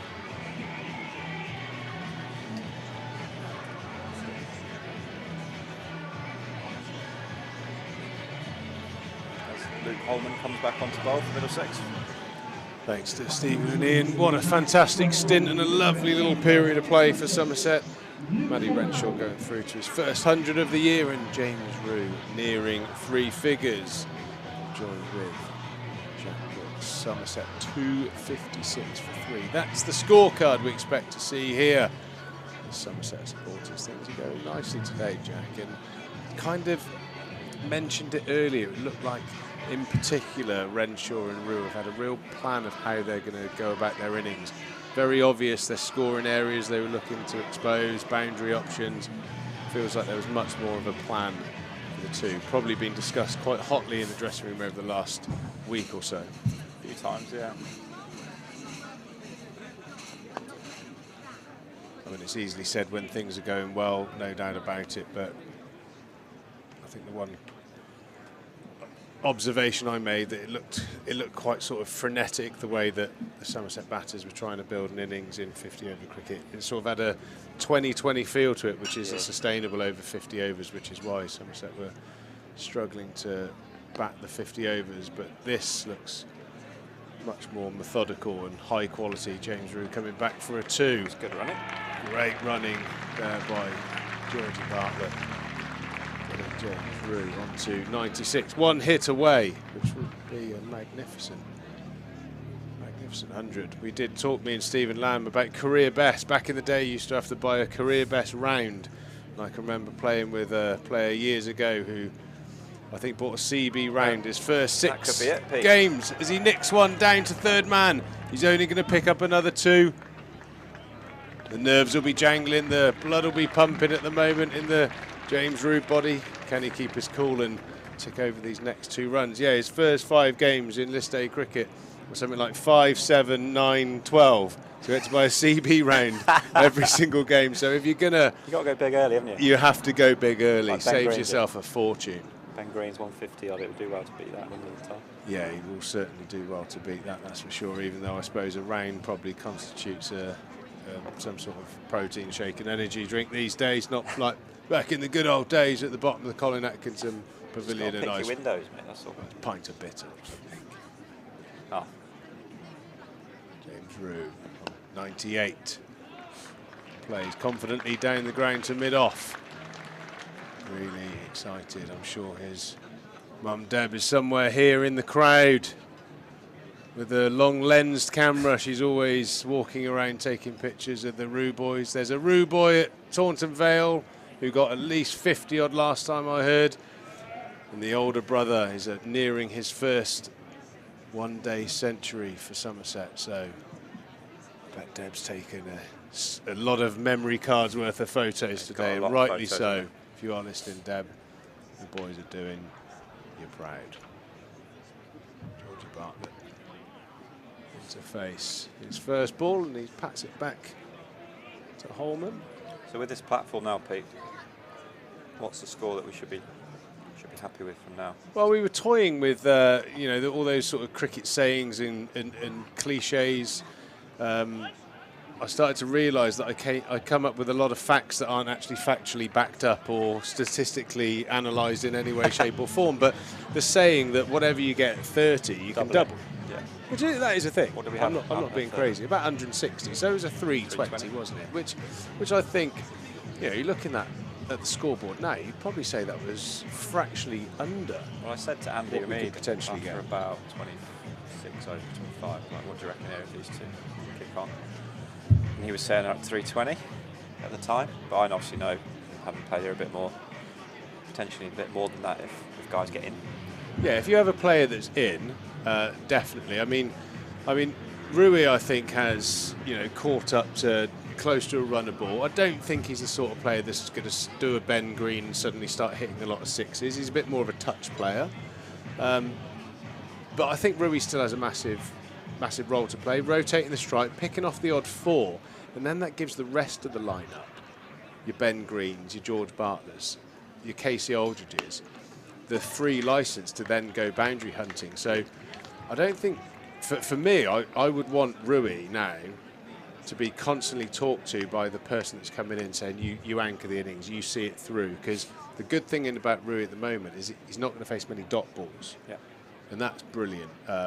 So your minimum 6 and over, get a boundary and over, your 10 and over, all of a sudden 350. So I would say 350 is where we'd want to be. James Rue on 99. Can the young man do it? He certainly can. Beautifully played into the onside. Good boy. A very mature innings for such a young fella. Congratulations, James Rue. List 100, number 1. What a great knock from James Rue. Well, talent. Been dropped twice, but cashed in. Exactly. You can't legislate for what the opposition do. The Somerset faithful are on their feet to the young man. Fantastic knock, James Rue. Well played. But you've still got some work to do. George Bartlett on strike now. Really important that James Rue just lets the dust settle on the 100 and goes back to his work. Still a big 8.5 overs here to bat. Get Somerset to a total they can defend, and hopefully that first win of the Royal London campaign as George Bartlett shuffles down the wicket there. Don't do anything quickly, old George. So, mate, what's the you got the odd Her Game 2 T-shirt on, repping the campaign. Really important that everyone's welcome here at the Cooper Associates County Ground. Yeah, everyone's wearing it. Especially when I'm walking, people from behind see my long hair. Do you know what I mean? I don't want.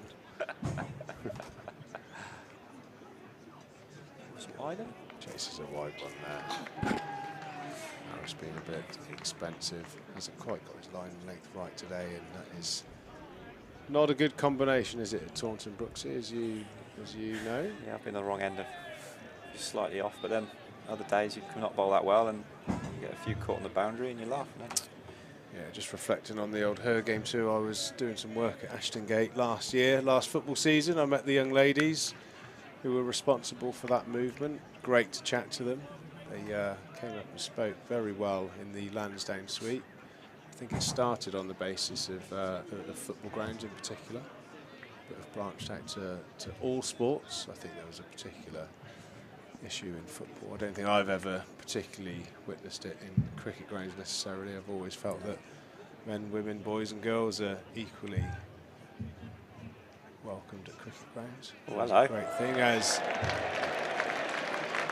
young Harris has one of those AMF bowling moments where he might have to put the old side skirts up for that one. That is a bit of a shocker. He's lost his radar. I think he's gone for a Yorker and got it completely wrong. Yeah, that's the old. Wow, that's the old Harmison to Flintoff ball. That's nearly off the cot strip. Could have been a no ball, nearly. James Treadwell signals 4 wides. James Treadwell stretching the arms. Yeah, that's a wide on wide. That's a bonus. Yeah, if George gives himself time, yeah, knowing how good he is at timing the ball, a short boundary one side, like fancy him today.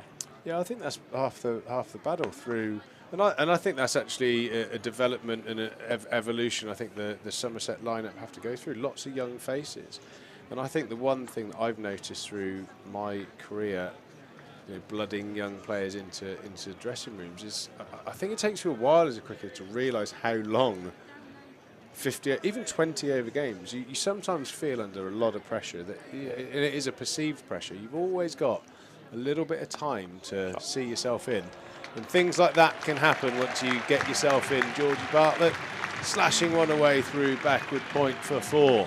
Yeah, I think particularly I've seen a little bit of this year in the batting. Guys are chewing up 2, 3, 4 balls, or getting frustrated hitting one to a point or an extra cover on one, or missing out on a 4 ball and hitting straight to a fielder, and then feeling, you can almost see the body language and tension building. There's absolutely no need for it. They're still 20, 30, 40 overs to go. Plus, there's a lot of balls to go.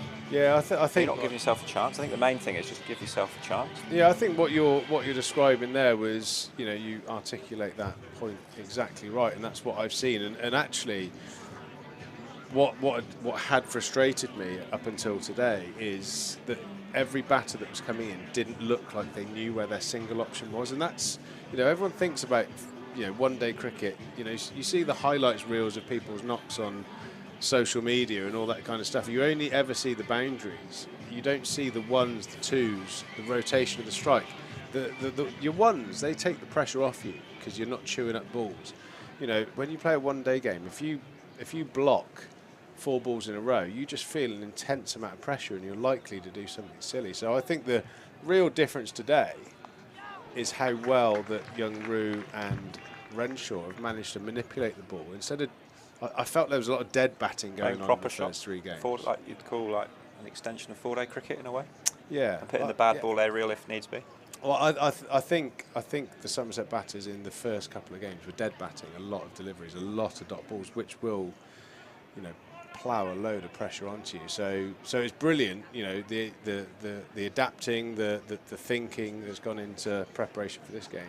I think it's quite clear to see. So still have to execute it as Renshaw and Rue have done, and Bartlett's come in and started really nicely. 8 off his first 7 deliveries. So yeah, that 350 total is certainly in the Somerset sights at the moment. So you're saying you might branch out a little niche market for 1s and 2s highlights packages, yeah?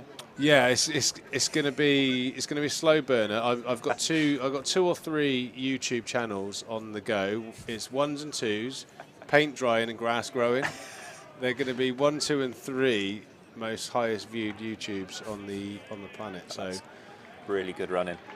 I could see you doing a bit of paint drying and grass growing as well. Ferreting the hours away. You need to find another sport to play like you. Oh, no, mate, how's your golf going? Yeah, it's going right, mate. You touching it much on here? Up and down. It's up and down. Very hard at the moment. Everything's baked out very, very fast. Yep. It's like playing. Last week was like playing the US Open.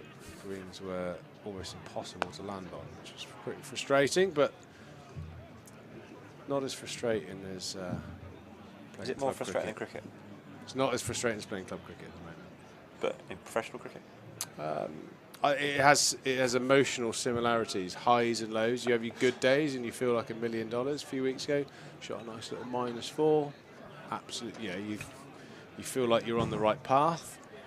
Then the following day, you do all the same preparation. You strike the ball exactly the same, and you shoot 4 the other way. And you're like, well, I can't differentiate between a good innings and a bad innings sometimes. It's just you hold a few putts, make a few chip-ins, and same as batting. Like Rue, you get dropped once. Yeah. You thick edge a couple for 4 instead of thick edging it to a fielder. I mean, so emotionally, it's very, very similar. As James Rue plays a extraordinary shot over backward point, and he's dropped again. Not sure who the culprit is this time. I'm hoping for his sake it's not Greatwood, because he's already shelled one today. I think it might be Anderson. No, it's not Greatwood, because I would have, if that was 2 drops, I would have had to have made some sort of name pun,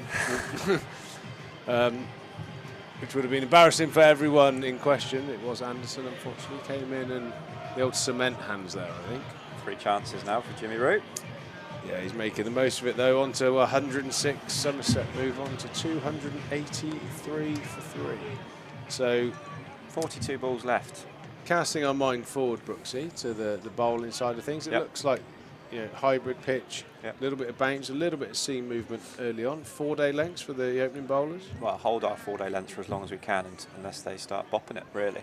And if they're real strong shots off good balls, then maybe still stick with it. I mean, one thing I will say, the way that Middlesex have played, Eskenazi has made 3 quite sizable hundreds in a row. So that means other players haven't had much time at the crease. True. Game 4, there's probably a number of the middle order that haven't really done anything. So probably, low on confidence or low on on actual time at the crease. So Eskenazi, will be obviously going to be a key wicket, but even more so. Be nice to see the back of him early for his recent form. I remember the Somerset's last trophy season. Top 5, 6. Everyone sort of shared the load. Banton played brilliantly, Azza played brilliantly, but there was enough failures at the top as well that Hildy, myself, Buck a few times, a number of contributors. You had a bit of an Indian summer though, didn't you? You always worry, like T20 finals day with what Riley did. Yeah. You lose Riley and it's a double hammer blow, isn't it? Because there are some players that haven't maybe had as much match action. Maybe I'm overthinking. As Anderson comes in again, fresh off. Slight embarrassment of a drop catch. The other bowler looking at you with scorned eyes. It's always a horrible feeling when you're dropping a catch in a match like this. Probably the worst feeling in cricket for me. Getting run out is annoying, but a drop catch is a bit embarrassing. You're affecting someone else as well. Yeah. Letting the team down as well. George Bartlett picking up the length really quickly there, swatting one into mid-wicket. A lot of turf out there on the leg side. Very big boundary for Taunton, that side of the ground. Somerset. Have to be clever in the second half defending the short side, I think, particularly if guys get in. Someone's having an absolute shocker in the river stand with their umbrella. Oh, it's back the right way. Not sure how that's happened. It's not a breath of wind out there today. As Rue hits a really good angle, should scamper back for 2. Exactly as described, James Rue's not a lad that's going to be belting the ball into the stands, but hitting those pockets, hitting those areas, 2s, getting the odd 4. Real valuable contribution here from James Rue, 110, and my advice is make your CB, your career best, a decent one. James Rue again with that beautiful touch. Bit of ingenuity from James Rue, ramping it over. Short, fine leg for 4. Impossible to bowl at these modern day players that hit the ball all over the park. He's certainly cashing in today. Don't necessarily need the power, do you? And if you're in, I mean, you've seen a lot of scoops and ramps over the years, and Joss was here.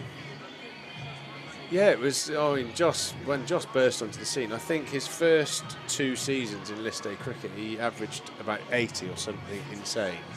And he was finishing a lot, wasn't he? A lot of red inkers. Oh, it was unbelievable. I can remember getting quite a big score here at Taunton and being completely overshadowed when Joss came in. I think I got 147 off about 80 odd balls, and Joss Butler got 90 off 30, and made me look like I was like slowing the innings down. It was just incredible. That was one of his first knocks as well. It was just a whole different level. I can remember speaking to Andrew Davies and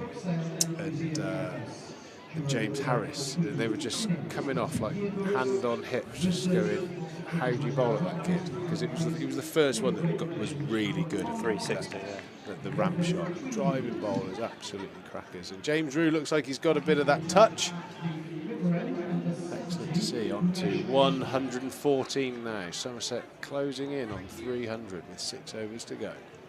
You've got experience of Umesh Yadav back on. The overseas player.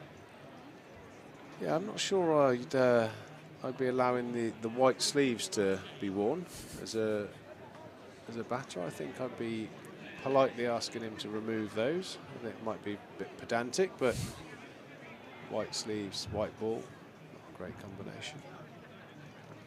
And that request would be upheld by the umpires, they say. 2 runs there. George Bartlett getting a good angle through cover. Yeah, I think he was backing away there with mid-off up and a big space out through extra and sort of wide cover. It's one of George's strengths is hitting through the offside, so I expect him to be targeting that area here. But then when you've got such a cheap side, the leg side. I was going to say, I think my eye would be heavily drawn to that Pegasus building on the leg side, the old southwest hack Down into bowlers, Georgie Bartlett. Thick inside edges, one onto the pad and completes a single. If it Yep, see, it is possible from 150 metres away to see an inside edge onto the pad. One of the things that seems to be not spottable from 22 yards when you play in the Weppel. I knew I'd get it in today. A little dig there, wasn't Had it? to get it in. Absolutely. Just savage. chatting to Peter off air, he's disappointed with the amount of times he's been given out OWW this summer. Yeah, it seems to be. I've taken to batting a foot outside leg stump. You're a scalp, mate. The umpires, you're a scalp. Doesn't seem to be helping, unfortunately. The old Weppel umpires, they like to be involved. He'd have into bowl to James Rue. Steps outside leg stump. Or if that would have hit him on the pad, could have been out, that one. It's very well bowled in. He's brought all the offside up except third man. And it's the short side on the offside. And Well, I think Rui, if Rui stays in his play, that would have been a wide. He's looking to obviously target the back, the heel of the boot, which, you know, to someone who's good at ramping, it's probably quite a dangerous ploy here. So it'd be interesting to see how this plays out. Quite a unique field. Everyone out on the leg side and only third man out on the offside with a ring field. oh, wow. And that is Out. a horror delivery and a quite peculiar shot, but an affected catch. James Rue, was that not a no ball? That looked very high. It was a slower one, so maybe dipping. We'll have a look at the replay. That looked very, very high. I could be wrong. Oh, that's got to be above waist, hasn't it? Marginal, but it's on the way down. I think umpire's thinking it's on the way down. Well, yeah, I think James Rue's a little bit unlucky there, if I'm honest, for that not to have been called a no ball, but there we go. We're talking about interest in umpiring. I think there's a case for that to be put into that category as well. James Rue is out for a magnificent 114. If he does buy the career best round of drinks later on, he'll be a very, very happy man to do so. 114, James Rue's maiden list 100. Congratulations. Fine knock there by Rui. And that brings to the crease big bad Ben Green, fresh off one of the most miraculous knocks ever witnessed here at the Cooper Associates County Ground. Hopefully you can. How was it on repeat. comms for that for you to commentate? It was extraordinary, mate, to be honest. I mean, it came from nowhere, really. It looked like Somerset were going to fall way short of the target, and it, you know, it was a monumental individual performance from Ben Green. It just, you know, went from strength to strength, and you know, the Durham bowlers kept on bowling slot ball after slot ball, and Ben Green was obliging with belting it back over our heads for six. It was, it was a amazing display of clean hitting. I believe it's from 50 to 150. It was 36 balls. It was 10 balls, second 50, I think. That's a remarkable stat, isn't it? 10 balls. Yeah, I mean, that was quite something. So confidence should be high, and you know, great to play a performance like that as captain as well. It does a lot for you, mentally, psychologically. So hopefully you can take that form with him into his bowling as well as his batting. His first 50 was off like 40 balls or so, and he's given himself time. So obviously here, you know, you've only got like 30 balls left in the innings, so you've got. Well, we should get 150 then, isn't it? 10 balls per 50. Shouldn't be any problem. Ben Green facing Yadav, slightly more experienced challenge than what he faced the other day, but he knocks that out into the offside to get off the mark. Yeah, Yadav's going to finish from the bottom end, and you'd think he'd use his experience to keep the two right-handers away from the leg side, but either one of these two get in, you're still looking at 340 around that, maybe more. I think the minimum hit from here should be 330, really. Yeah, it's certainly odd, isn't it? I think that's fair to say. Maybe 5 overs, because 330 is an absolute minimum, I would say. But then I suppose the only sort of slight issue is we've got two relatively new batters at the crease, but shots like that can stay in the locker for me. I think there's many ways to skin a cat, and that would be the blunt spoon option for me. Hopefully that'll be the end of that one.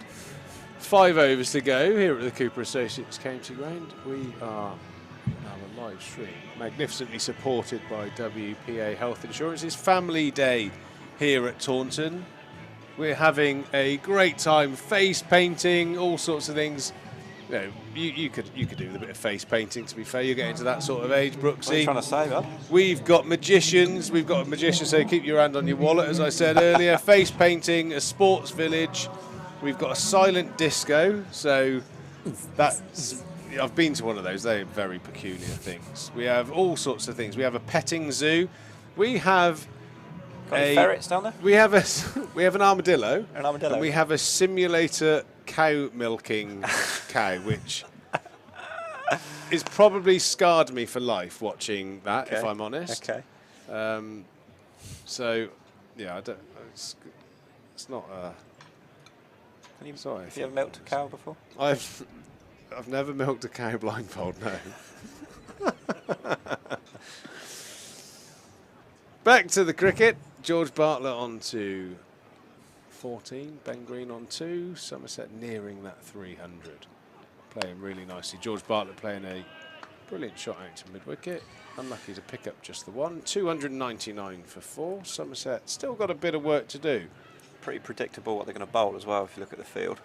Yeah, you've got an enormous bit of turf out there. It's going to be Yorkers and bouncers and slower ball bouncers looking at that field. But I have to say that there's a big gap between the fine leg fielder and the square leg fielder. If you just get the right angle on the shot. One down the oh, ground. God. Gone straight to Ben mid-off. Green's hit an absolute rocket straight to the man at mid-off. Unlucky Ben Green.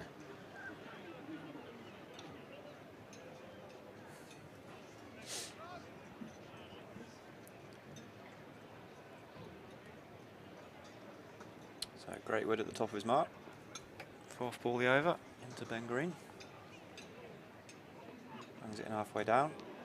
Green's a bit too early on it. He'll run through for a bye. Good stop by the keeper. And Somerset 300 for 4. 46 over. Giving himself a great platform for the last 4 overs here. Certainly have. Good opportunity here for Somerset to put something sizable on the board. I know the bowlers will breathe a sigh of relief if they're looking at defending nearing 7 and over. Certainly a number that you're probably going to need, I would say. Great Wood coming to the end of his spell. He's gone for 40 runs off his near 8 overs, so he's going okay. Dropped that catch early on, which is cost Middlesex. It was James Rue on about 25.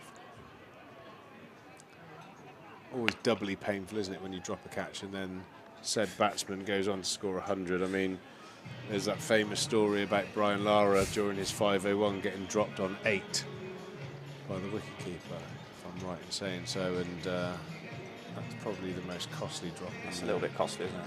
History of. But if he's then not given another chance in 490 runs, it's a decent knock, isn't it? Yeah. Did you ever bowl him?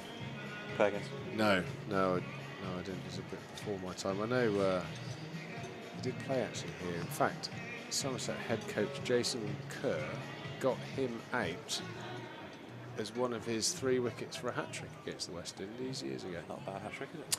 Yeah, I think it was Lara. I'd actually be lying if I tried to reel off the other 2, so I'm not going to. I know Lara was one of them. Get your facts out again, go on. Yeah, my factual facts. Just say 2 West Indians, mate. Everyone will believe you. Ridley Jacobs, I reckon, was one. Okay. Probably wrong. Carl Hooper? Do you know? No. I don't think the other 2 were your sort of GOAT level. Courtney Wall. Middle order. Maybe like Nixon McLean or something like that, possibly. So Yadav in. George Bartlett on strike. Oh, and he's dropped it. Hit it back at the bowler. Clothed it. Wasn't really travelling, but Yadav's not had time to get it in the hands properly. Kind of punched it to the floor. No run though. Get two hands to it. Just tailing away from him. So, Yadav into Bartlett again.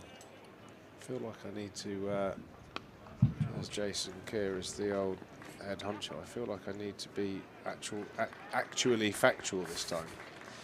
As Bartlett gets out to deep extra for a 2. Run rate sort of slowed a little bit. These two at the crease. Sort of 2 new batters at the crease. And Middlesex, I think, have bowled pretty well the last couple of overs. Yadav, really experienced international bowler. To the crease. To Bartlett once again. Bartlett goes down to ramp. It's Yorker. Toe ended down to short fine leg for a single. You just hold the fort, please, Brooksy. I'm doing a little bit of goggling. I can confirm that the hat-trick, one of them was Brian Lara. So fact number 1 is correct. 1 out of 3. Bear with me for the rest.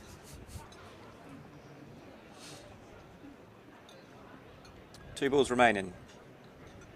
Yadav into Ben Green, the in-form Ben Green, off the back of his 150. Oh, and it's a top edge over the top of the keeper for 4 down to a real fine third man length ball. Any bat on that was always going to be a boundary with the field up behind the keeper, and a welcome boundary for Somerset. 308 for 4.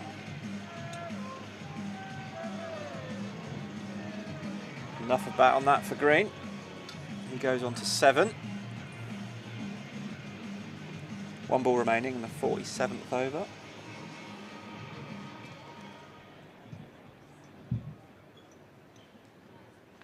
And it's a good Yorker straight through to the keeper for a dot ball. Yadav 2 for 46 off his 9 so far. He's bowled very nicely today. 3 overs remaining. Somerset 308 for 4. Big ask to get up to 340, 350, but only takes 1 big over. 2 overs will probably be bowled by Greatwood, the youngster. Brian Lara. Here we go. Tree goes back in the room. Brian Lara, Nixon McLean. Right, 2 out of 3 you got. Corey Collymore. Corey, okay, so he wasn't renowned for his batting, but a hat-trick's a hat-trick, isn't it? Scorecard from today, we look at that now, dominated by the 2 left-handers. James Rew, 149. Greatwood into Bartlett. Wide down the leg side. Matt Renshaw, the other Centurion. Massive contributors to Somerset's current 308 total, 120 of 102 balls. James Rew was picking up to nearly a run a ball as he was dismissed for 114 off what I would say was quite a no-ball-ish delivery. Quite unlucky in my eyes as Greatwood comes into bowl again, and it's a good George shot Bartlett by Bartlett. Stays leg side and slashes that over backward point for 2 bounces into the boards underneath the Somerset stand. Somerset moving on to 313 for 4, a really sizable, chunky total being amassed here by the Somerset batters. I'm here with Somerset bowler Jack Brooks. Loves spending a little time in the WPA commentary box. Nearly loves the sound of his own voice as much as I do. George Bartlett swatting that into the leg side. Oh, it's going to be too easy. Misfield down at long on by Luke Holman. Yeah, the Middlesex fielding is left a little bit to be desired, let's be honest, Jack. 3, 4 drop catches, a few misfields. Could be very, very different, that scorecard, if they'd have taken their chances, but much to the pleasure of the Somerset faithful here. Family day here at Taunton. Well bowled, straight Yorker. Another couple of dates to make you aware of. The 19th of August, during the Sussex game, the Beer and Cider Festival. 60 ciders, 30 beers. I advise you not to try them all on the same day, but maybe if you do come up and have a little chat with me on the commentary after the your 90th drink, see how you go. Just a wee nip. Brooksy in his heyday could have polished off the 90 drinks. Not sure about that. But again, Green. Greener not finding the middle of the bat. I think he's probably wore the middle of that bat out the other night. A few inside edges. He moves on to 8. Still a valuable contribution as Somerset getting ever nearer that sort of 330, 350 score that we're after. There we go, the Beer and Cider Festival, Friday the 19th. Bouncer, Bartlett can't get anything on it. You know the Somerset fans love coming and supporting these different days put on by the club. We play Sussex that day in a floodlit game, 2 p.m. start. Rather ominous, till late. Might have to see what time the latest Rattler goes back to Weston-super-Mare. I might get myself through 6 sips of pint of cider these days. But and George Bartlett what a beautiful shot. He's picked out the man in the deep and he's managed to hold on to it. George Bartlett falls for 25. It is an enormous boundary out there on the leg side. Any other day at Taunton, that would have been into the stands. It's a good catch.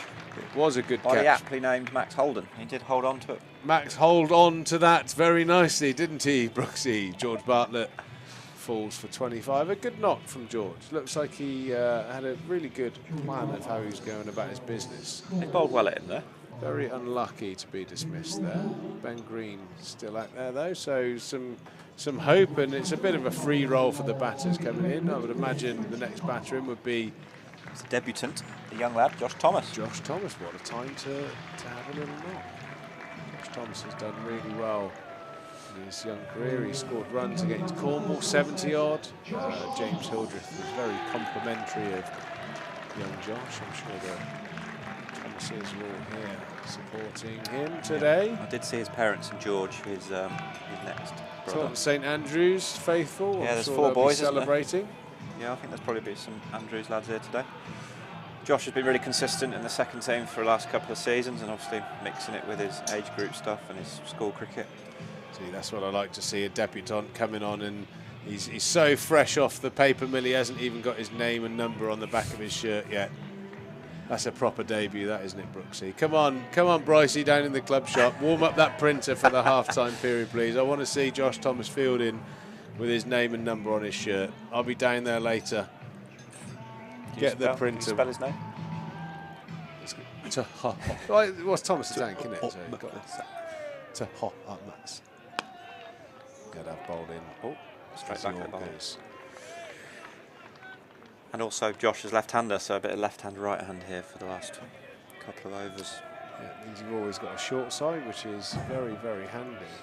I've seen a lot of young Josh, played a bit of cricket with my eldest son, so he was always very dominant in his age group. Nice to see him making his way into the first team.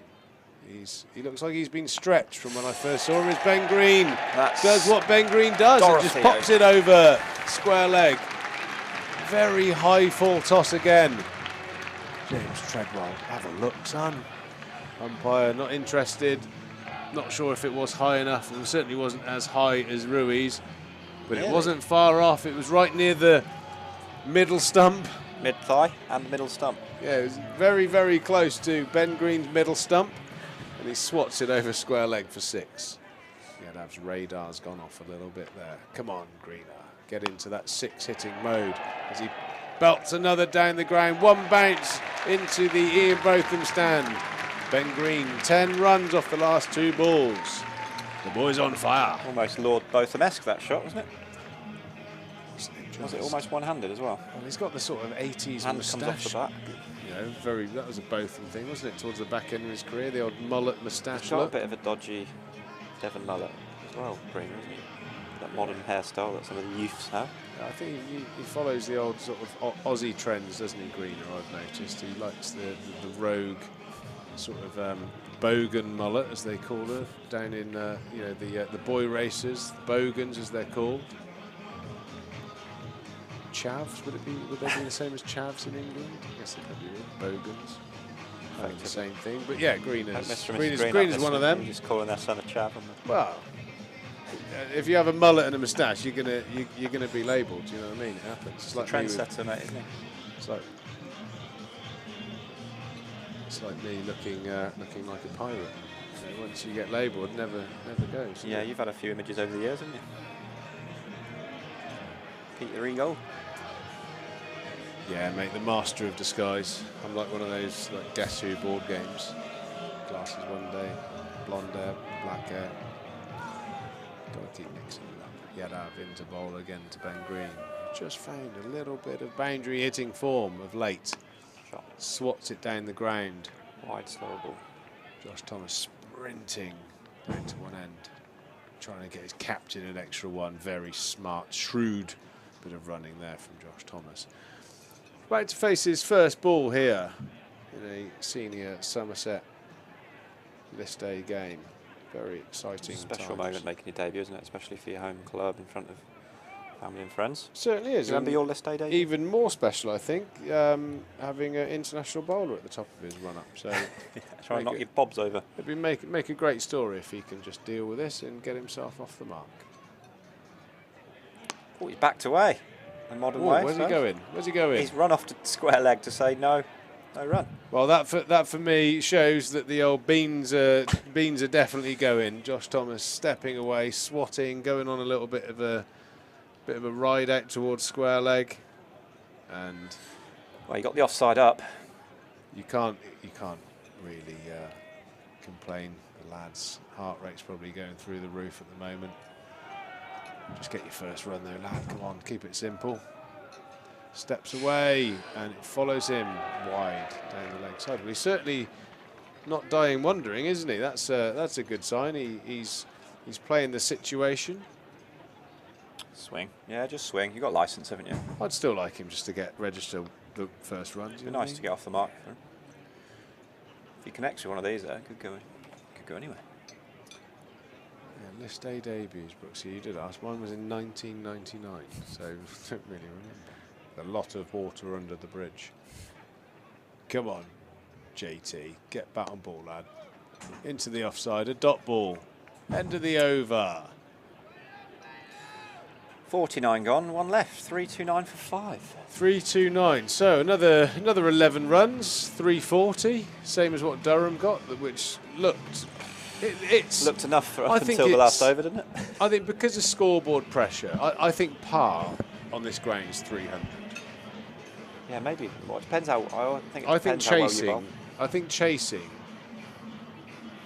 First innings par, I think, is more like 330, 340. But I think with the factor of scoreboard pressure, I think 300 is par. If you chase 300, you've got to play very, very well. And you've got a cheap side as well, though. Yeah, and one or two players have got to play very, very well. It's probably more how you emotionally tackle chasing 340 rather than the actual number. There's no doubt about 6, 7 and over. 7 and over is easily attainable here at Taunton, but like I said, scoreboard pressure does funny things to you. As Ben Green steps away, has a bit of a swat. A couple at least here. Through Green, through the wicket keeper, down to fine leg, and he scampers back. That buys. For 2. Leg buys come off Ben Green's leg. 2 leg buys. James Treadwell showing excellent flexibility with his signal. Greatwood does a bit of stretching, bit of cramp maybe. Brilliant off-spin bowler for Kent and England.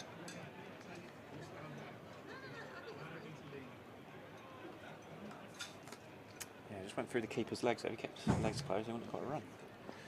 So, Greatwood into Green. Short ball, Green pulls it into the leg side. Deep square comes running in to cut it off, they only score a single. So Thomas on strike to face Greatwood. 4 balls remaining. Be nice to round it up to 340. That'll be a cracking second half run chase as well.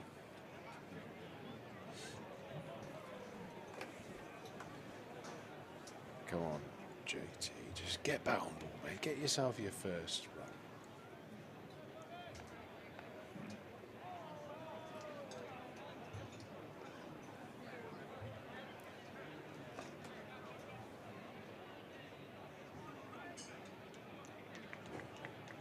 Four balls remaining. Can we get a couple of boundaries out of those last 4? Josh Thomas hitting towards the short boundary, outside off stump. James Treadwell stretches those arms. The bowler gesticulating that Josh Thomas has moved, but you're not going to get one over on James Treadwell. It's a bit of a grey area though, because obviously the blue marks are there as a guide, but it's seen as if a batsman does walk across, then the line will go further with it, and it's almost down to the umpire's discretion until it gets to obviously the cut strip. So Bowler's game, isn't it? Josh Thomas gets bat on ball. There are his first. That's his first run. Runs for Somerset. His first run for Somerset. Well done, Josh Thomas. He's off the mark. Off the mark with a big cow. Leaves the captain with 3 balls to deal with. Again, Greener just continue his form on from Wednesday, where he was dispatching the ball to all parts. If he gets 2 boundaries, that's a very good effort. He's bowled well here, great over this field.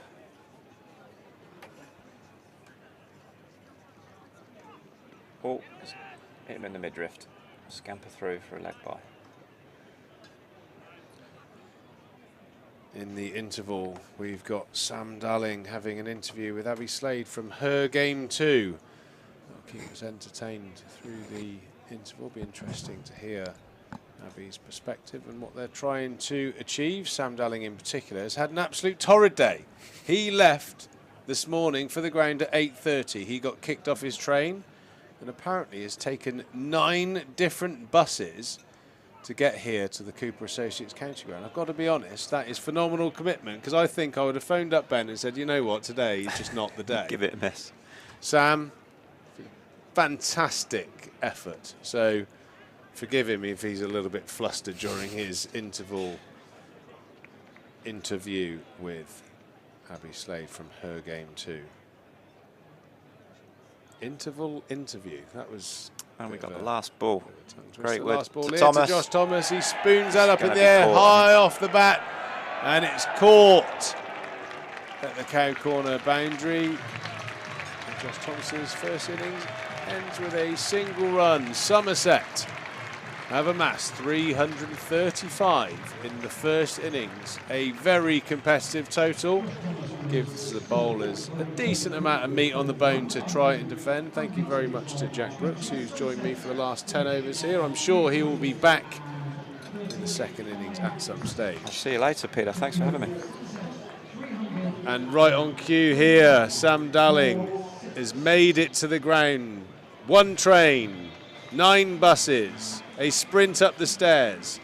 He looks thoroughly underprepared to interview Abby Slade from Her Game 2. It's going to be fascinating to listen to Abby again.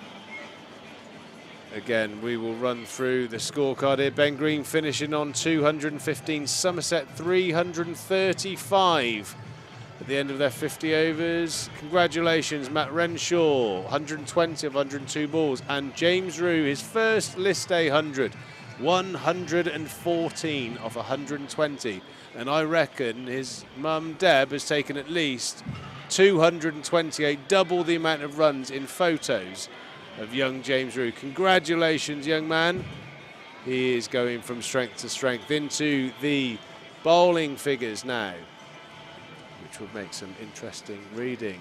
Experienced international bowler Umesh Yadav, 2 for 58. Toby Greatwood, 2 for 52.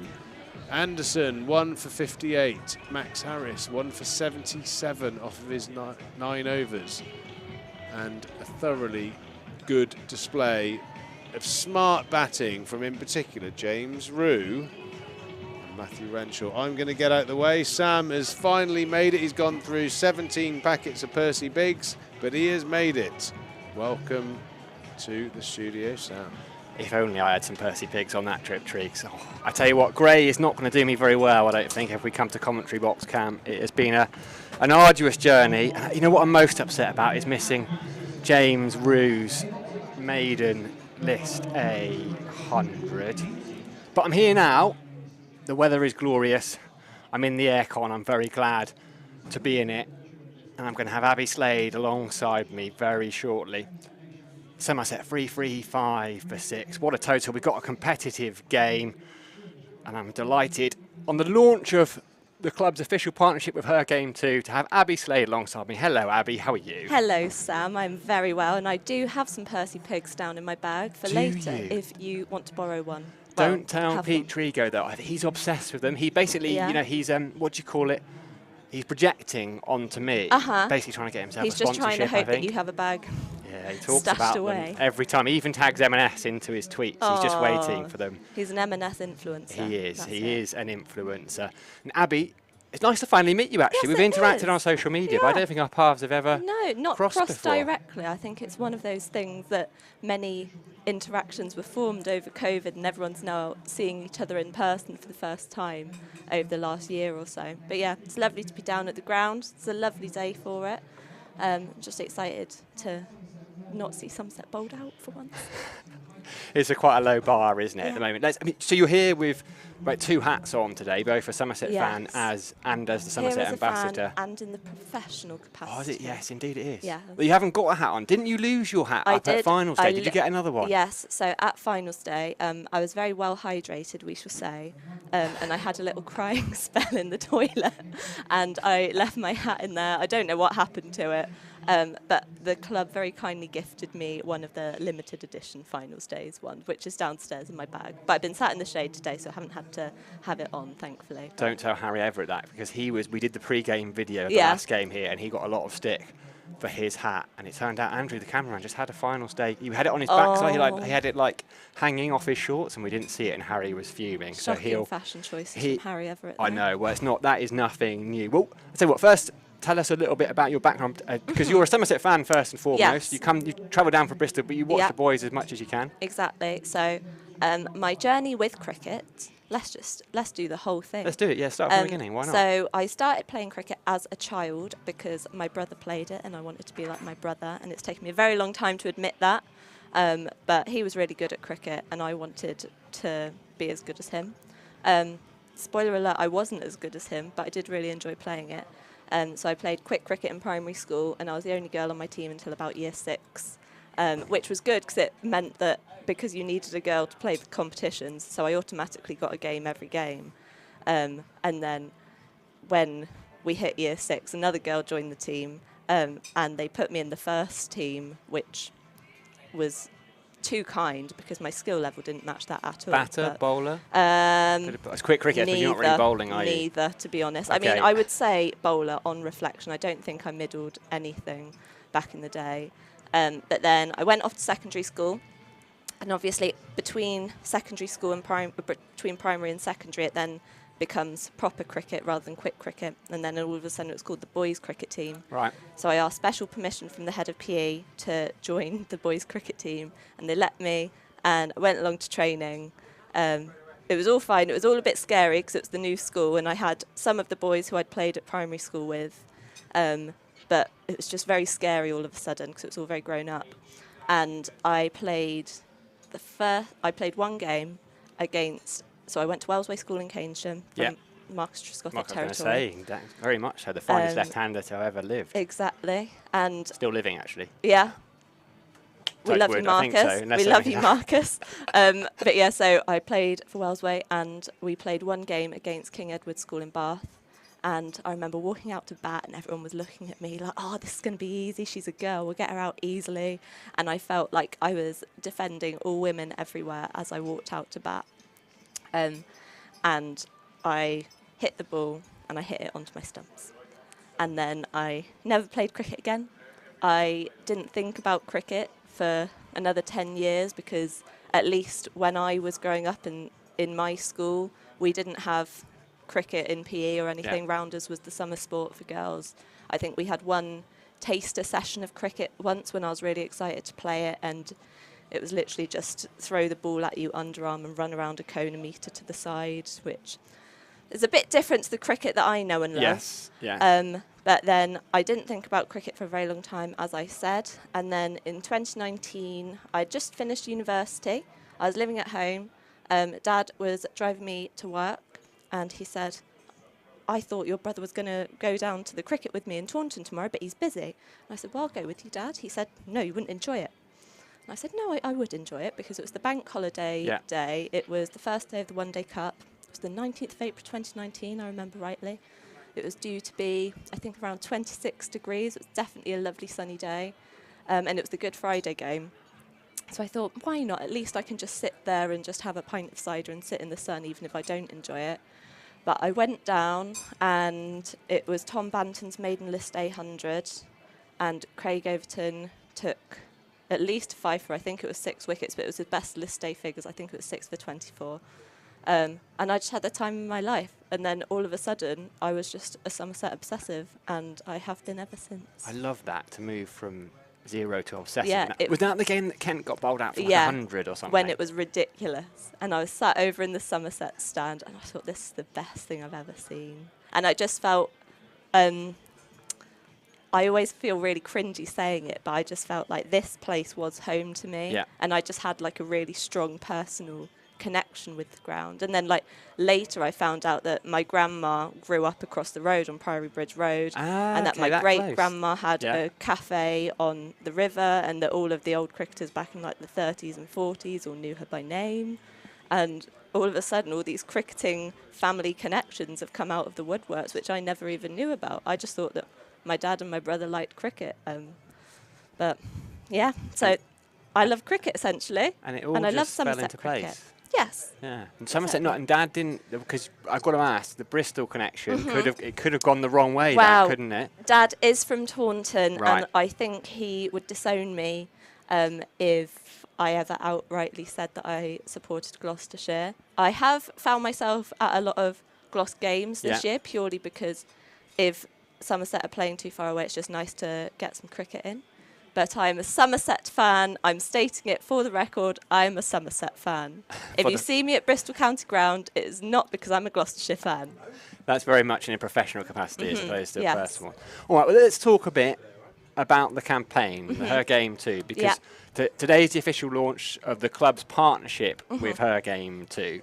So the players were warming up in the T-shirts a little bit earlier on. Yep. I want to go back to the origins of Her Game 2, because it was initially a football-based initiative, wasn't it, in 2021? Yes, so Her Game 2 is a campaign that was formed by 12 football fans who had all received sexist abuse as fans, whether that's online or at a game. And they all just decided to put together a video of their experiences.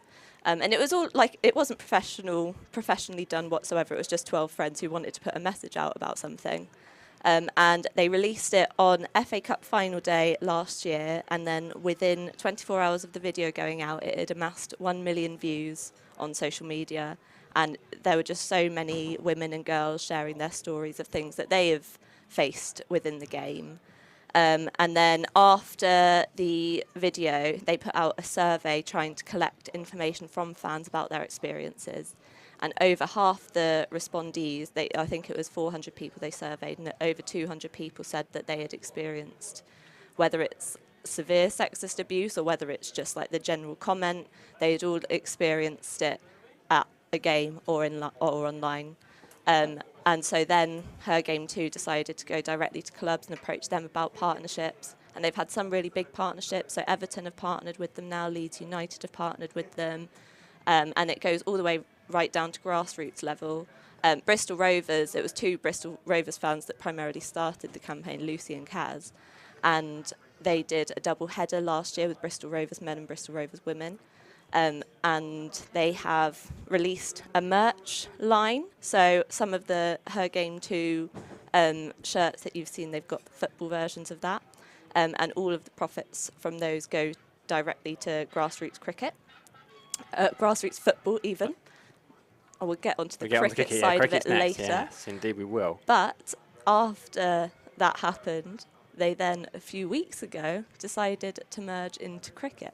So it was, I'll say it again, it was Gloucestershire who approached them. And Gloucestershire and Western Storm approached them about bringing it over to cricket. And they automatically said yes. And then they kind of put out the call for ambassadors. As a dedicated Somerset fan, I put my name forward. And then Somerset were already in talks about partnering by the time I became an ambassador. But the partnership's finally finalised now. So we can officially say that Somerset endorsed the Her Game 2 campaign. And absolutely right too. And there's 10 or 11 counties Yes. with ambassadors. Yes. That's not quite the same as partnership. So currently the only counties that have partnered are Gloucestershire and Somerset, and then Western Storm's obviously partnered with them as well. We have 11 ambassadors. We have more than, I can't remember how many ambassadors we have, but we have 11 counties that have ambassadors. But yeah, so currently we are in the process of getting more partnerships with other counties. We're hoping that in the end it can be an ECB endorsed thing, and we have been in talks with people. There's meetings going on. We're not quite at stages yet where we could say either way. But yeah, hopefully it's just a step towards a better future where women and girls feel welcome in cricket. And we'll talk about the partnership and what it will mean, and what tangible will come out of it in terms of initiatives with Somerset in a second. But if it's all right, I want to ask you about your experiences with sexism as a female cricket fan. Yeah, so my experiences as a female cricket fan, I mean, originally it stems from me playing cricket in primary school, obviously. Yeah. I'm hoping that attitudes have changed nowadays, but at least when I was younger, I was definitely the anomaly on the team, being the only girl on the team. I don't remember it that well, but there were instances where it was just like, you're a girl, you're not good at cricket because you're a girl. And I always kind of felt left out on the team because I didn't have any other girls on the team. And then when I became a proper cricket fan in 2019, there were just gradual instances, first of all. So, for example, I remember one time I was coming to a game and one of the stewards went, I can't remember what ground it was at, I don't think it was here, but they were searching for my ticket and they went, which player are you here with? And I went, what do you mean? And they went, which player's girlfriend are you? And I was like, oh. One of the stewards. Well, that's very kind of you, but no, I am just a fan. And then there was another instance in, I think it was 2020, it was before the pandemic. It was February the 14th. England were playing a T20, I think it was against South Africa, in South Africa. And I went over to the Lord's Tavern pub to watch it. And then a middle-aged guy came up to me and just went, you know, this is cricket you're watching, right? And then he sat down next to me. I didn't invite him to sit down next to me, he just sat down next to me. And then proceeded to explain to me everything that he thought was going to happen in the game. He was like, Jason Roy's going to make this score, Johnny Bairstow's going to do this person's been on form, so this is going to happen. And I had to explain to him that the match had actually started half an hour ago and that none of those things had actually happened. So that was my kind of personal justice. But those are the only real things that I've experienced in person. Online, it is a lot worse. I was going to ask you, because you've got a huge Twitter following. I mean, what are you up at nearly 11,000? And we know basically what a cesspit social media can be. Exactly. It just accentuates everything. Everything that's bad about the world just gets blown out. And I just want to... Yeah, and I used to take it all really personally. Like when I started, because the reason that my Twitter following as such has grown is basically because I tweet about cricket all the time, and when COVID hit, I think online was the only real space that you could use to talk to anyone about cricket, because you couldn't obviously go to games. So I formed a lot of friendships on there, and initially you would just get a lot of comments like, you don't know anything about the game, and I was just like, I don't know whether this is because I'm a new fan or whether it's because I'm a woman. And then there were just more severe instances, like you get a lot of really weird direct messages, and they are from cricket fans, but I know that it's because I'm a woman. The assumption is they feel like they can yeah, message exactly. They just feel like, I don't know what they feel like, to be honest. I don't know what goes through their head. That's very true, yeah. Yeah.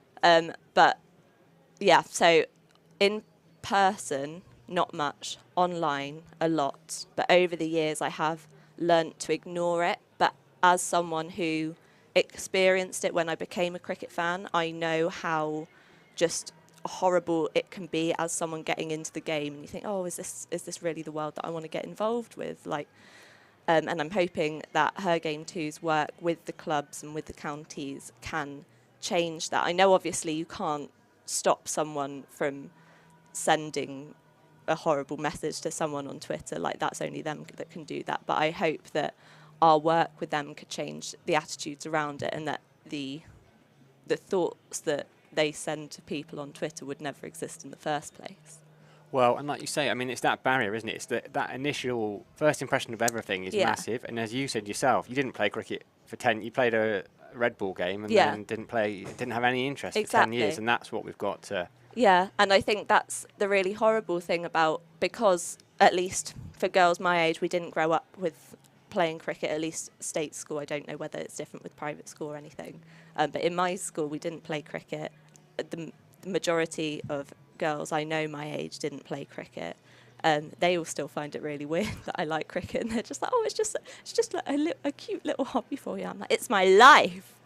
But they haven't grown up with cricket. They don't really know anything about cricket. And then if they start getting into the game, one bad experience, even it's just like a slight comment, can just completely throw them off and they never want to return again. Like, I have a friend who turned up for a game at county, and then just a group of boys made a horrible, like really laddish comment, and that just instantly was like, well, I guess I'm not welcome here. And then she's just finding it really difficult to return. But as I said, I'm hoping that our work with the counties can change those attitudes, and that I just want... It's so easy to capture a cricket fan, but it's difficult to keep them. Yes. And I'm hoping that our work can help keep fans and build a legacy. Because as we can see with women's cricket, it is growing a massive legacy. I am, first and foremost, primarily a Somerset fan, but I support I support Western Storm, I support England Women, and there's less sexism that you receive as a fan of those, but obviously the players, what they receive is horrendous.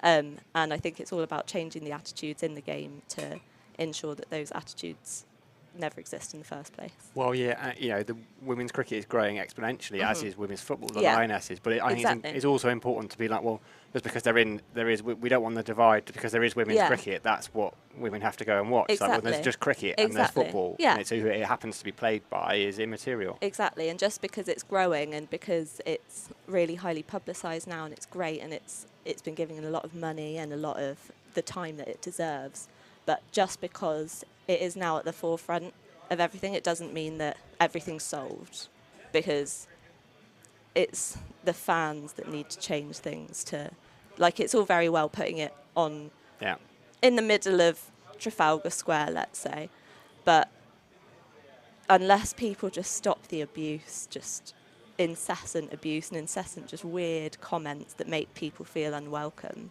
then we're not really going to change anything.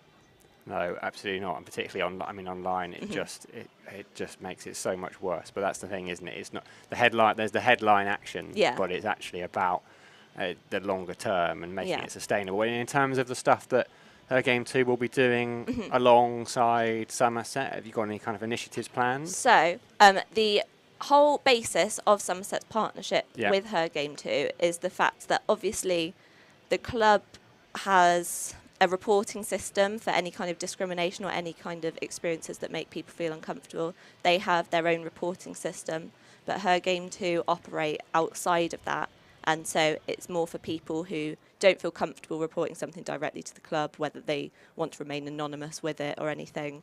But my role as an ambassador is promoting all the grassroots girls stuff within Somerset women and girls cricket.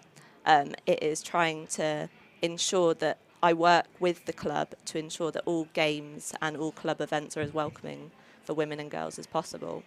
So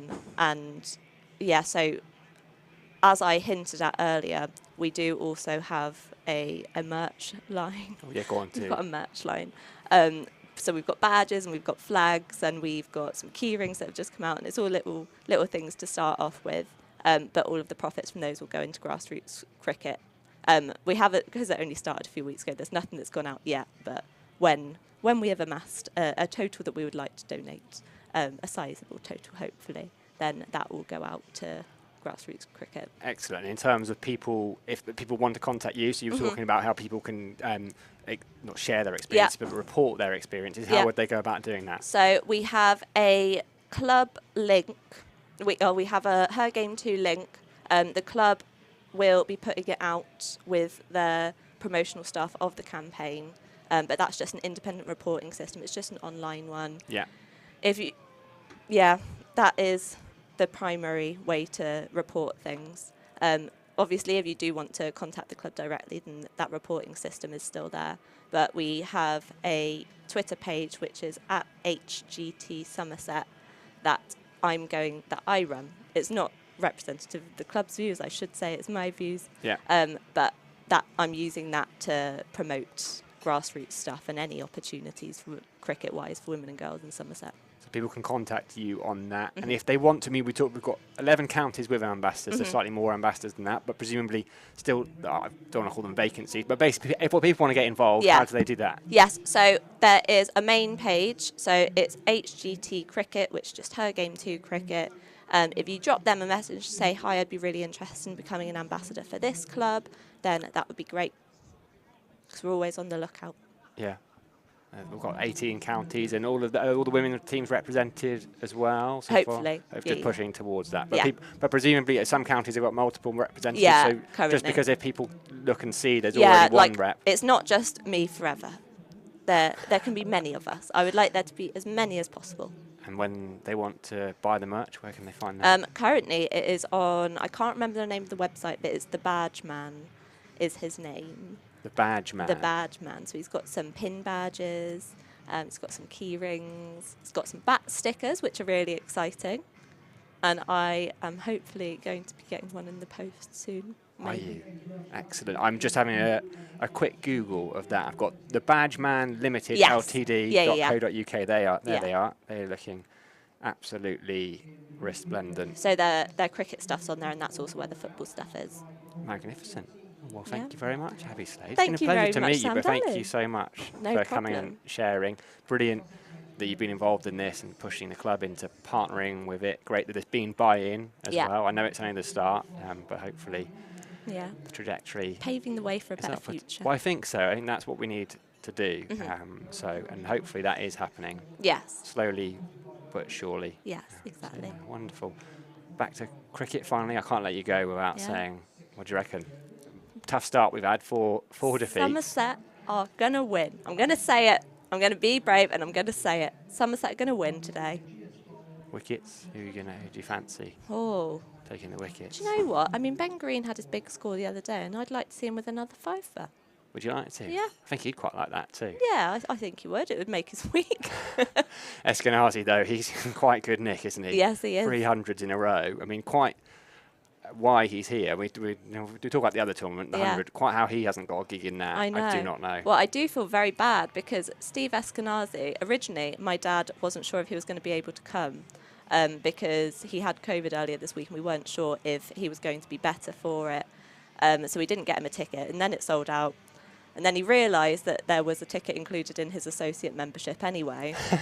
So he was fine for a ticket. But before that, I had put a tweet out asking if anyone had any spares. And then Steve Eskenazi kindly messaged me asking if I wanted to use one of their comps. Fantastic. But I already had the ticket sorted by then. So I feel kind of bad rooting for him to get out for a low score. But well, Somerset have got 330, so you can have 50 as long as his mates don't get too many. Yeah, 50 off like 80 balls maybe, just to use them up. Yeah, well, actually, I like that. Yeah, that's properly thought through. I was just thinking, because he normally makes quick fire half centuries, but 50 off 80. And then Ben Green comes and cleans them up. Yeah, sorted. Absolutely fantastic. Well, Abby Slade, thank you again for coming on. It's been a delight to have you up here. Please do. Absolutely always welcome to come again. Thank you. You're going to go and hide back in the shade. Well, I'm going to go and see if Peter Trigo stole my Percy pigs. Yeah, see that. I've not seen him for a good 5 minutes, so he may well be down trying to beg himself some Percy pigs. Other brands are available. Just snuffling them out. Yeah, he is obsessed with them, Pete Trigo. Well, thank you very much. Thank you very much. Enjoy the rest of your afternoon. I hope your predictions come true. There it was, Abby Slade, social media star, but also, most importantly, Her Game 2 ambassador for Somerset County Cricket Club. Her Game 2, that initiative starting in football, raising awareness and trying to deal with sexism in sport. Delighted that it's moving its way into cricket. and Abbey is very much at the forefront of that. So if you do want to get involved, remember at HGT Cricket, and Abbey will be delighted to hear from you. I've got Stephen Lamb sat next to me, arms folded. I've kind of pressed him into action. I don't think he was wanting to come, he was just coming to sit for the view. But I've talked him back on. I'm kind of saying hello, Stephen. Hello. How are you today? Nice to see you, and I'm full of sympathy for your travails in your travels. Look, I tell you what. Well, I was thinking, I was trying to put it into perspective because there are worse things in life, and I've just glanced down at the pitch, and I've seen Stumpy, and thought, well, at least I'm now back in the aircon. Stumpy's still out there. I was telling Triggs earlier, I had to dress up as Pudsey Bear once when I was with the BBC, and it wasn't as hot as this is today, but it was summer, and I was done. It was like an oven in there. You'd be a magnificent Pudsey Bear. I can't unsee that now, Stephen. He's walking very slowly across the ground at the moment as we speak, Stumpy. Rather laborious, and yes. I don't blame him. No, I don't. It's not going to be. There's no aircon in those suits. Now, Stephen, what upset me most about my journey this morning was I'm looking at the scorecard and watching both James Rue and Matt Renshaw rack up hundreds. That must have been exciting. It was tremendous. It was tremendous, I have to say. Came together at 37 for 2, and that was a monster partnership. If I can give you the exact figure, 37 from 256. Well, it's 220 odd, isn't it? They put on for the third wicket, and they paced themselves so well. They started gently, but gradually developed, and by the time towards the end of Matt Renshaw's innings, 1 6 went into the River Tone, and a couple of others as well. I saw a photo of that being retrieved. I think that is, Pete Trigo talked about it previously, the game plan, I think players are so used to playing 20-over cricket, they're trying to bash every ball out of the ground, but actually both Rue and Renshaw have shown that if you faced 80-90 balls and have got 80-90 runs, your eyes in and you can accelerate towards the end. Yeah, and it's good to see a monster partnership on that scorecard, the 2 3-figure scores. Rue opened the innings, so that looked a good move, didn't it? First time he's done it in professional cricket. You don't want to put too much pressure on a young lad like that, but every time, so you hear about, he's one of those names, right, in sport. His name starts going around the fans a few years before he appears because he's scoring heavily in junior cricket, and players are starting to talk about him. But you never know how they're going to fare when they come straight in. But every challenge that's been thrown at him, debut in that county second select 11 game against the Indian touring side, England under-19 World Cup, first class debut up at Southport, first time opening the batting in a List A match, he makes 100. It won't be the first one he makes. It won't. And there's the Cheltenham effort as well. Chelmsford, I mean. I missed that as first class 100, yeah. Well, exactly. That's like regulation James Rue these days already. Yeah, we got to calling it the RW factor, because Renshaw's a bit longer, but Rue you can write down in a trice. Yes, you can. But you can't tell the story of that innings in a trice. It was 120 deliveries, 9 fours, and Matt Renshaw, I mentioned that 6 into the Tone. There were 2 others, and 9 fours for him. 120, better than a runner ball, and it was a joy to watch. And George Bartlett and Ben Green doing their bit. Late innings, I fancy Somerset from the moment when Renshaw was out, or just before, maybe didn't quite get as much as they were hoping for. Maybe they were looking at 350 plus, not sure. Fetched up with 335, which is a decent total, make no mistake, and we'll have to see. Eskenazi. I've done a lot of the Middlesex T20 commentary this year, and it astounds me that he is not amongst the however many best white ball cricketers. Why he's not got 100 gig, I don't know. He came here for the England Lions and made 50. But for the listeners and viewers who haven't clocked it yet, I'm just going to read back through. Well, it's the 7th of August this starts. A mere 56 on the 4th of August, fine, half century, right? But from the 7th of August onwards, 146 unbeaten, 182, 135. That is a man in form. A wicket Somerset will want to get early. I think you could say that. He's marking out his guard as we speak, Eskenazi. So what can Somerset do about him? We will find out very shortly. They're all out there, and we're just about ready to go. 335 is the total to beat. 336 needed. Run rate at the outset is 6.7. Here we go. First ball of the Middlesex replies, down the leg side and signalled wide. So Sonny Baker, fresh from, we're talking about career bests and the like.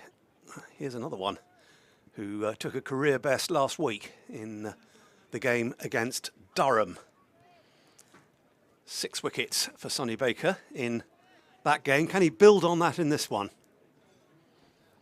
Running in from the river end.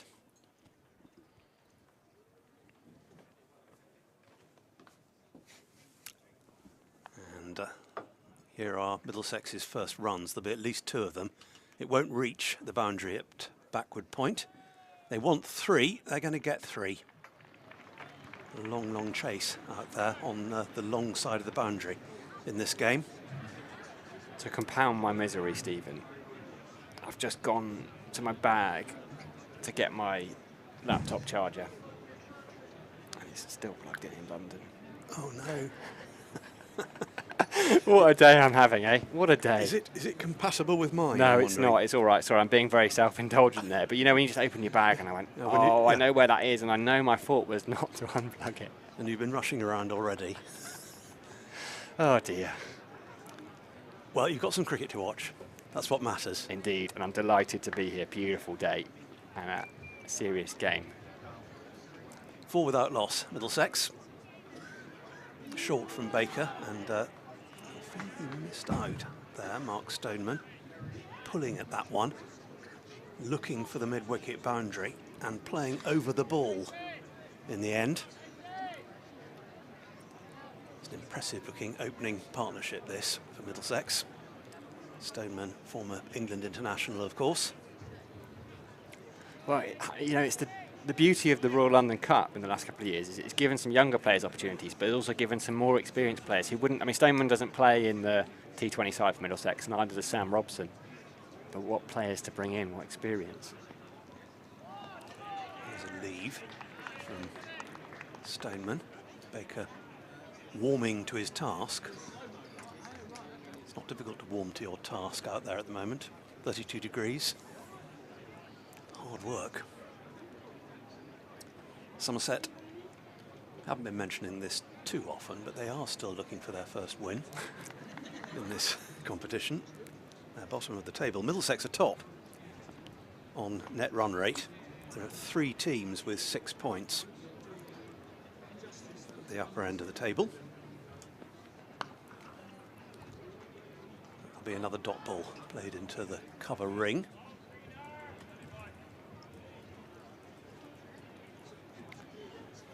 Good to see Sonny Baker back, just being a bit careful with those back injuries had, young quick bowler. 6 for here in the last game. Bowled beautifully as well against Durham, he really did at times. He was unplayable, missed out, just left out of the side basically for Leicestershire just to manage that back, but back in today and with new ball in hand. And the RW factor are at keeper and first slip respectively. The 2 Centurions from earlier today. Another dot ball, settling in well is Baker. That's the end of, or is it? No, one to come. Beg its pardon, there was the wide, wasn't there? But yeah, James Rew behind the stumps for the first time in this comp, replacing Stephen Davies. And Matt Renshaw in a splendidly flamboyant looking maroon sun hat. Brilliant to see him. As soon as he got out, pads off, signing autographs for the kids. I know it's family day, but Matt Renshaw is the type that would do that anyway. He's got him, he's knocked his off stump back.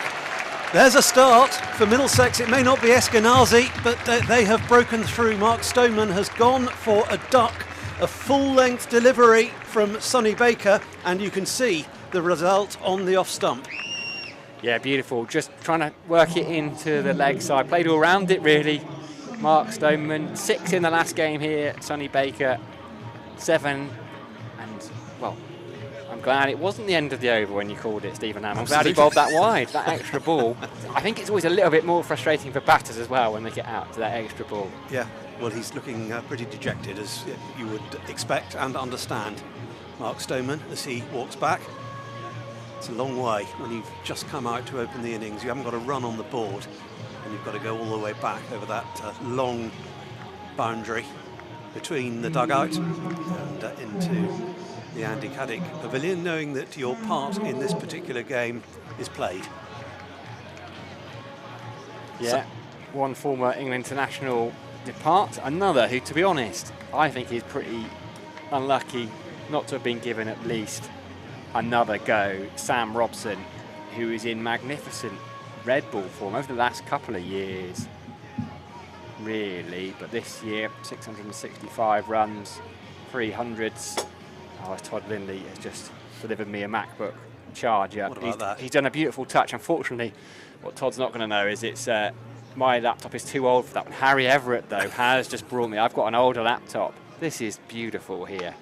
I feel a bit like Pete Trigo, ask and it shall come to you. But thank you, Todd. I massively appreciate the effort. He was straight up. Todd, First class service. Who's directing the comms. Yes, indeed, as he said in my ear, my laptop is just ancient.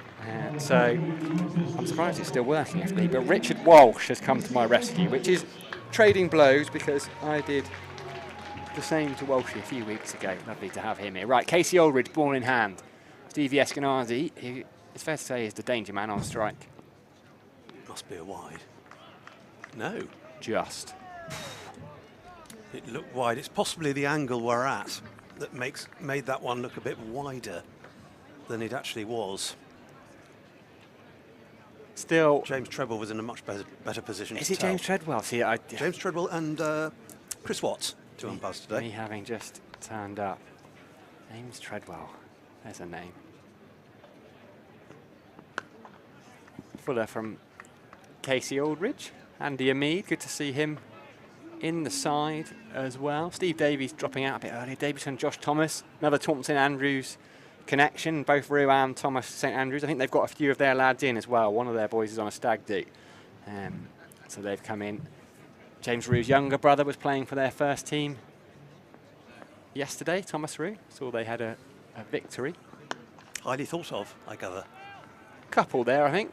Ollie Sale back into the side in the Leicestershire game as well. Brilliant to see him back. I'm a bit like a kid. I'm just marvelling at everything because it's all. I've not been here, and everything's. Oh yes, that. It's wonderful.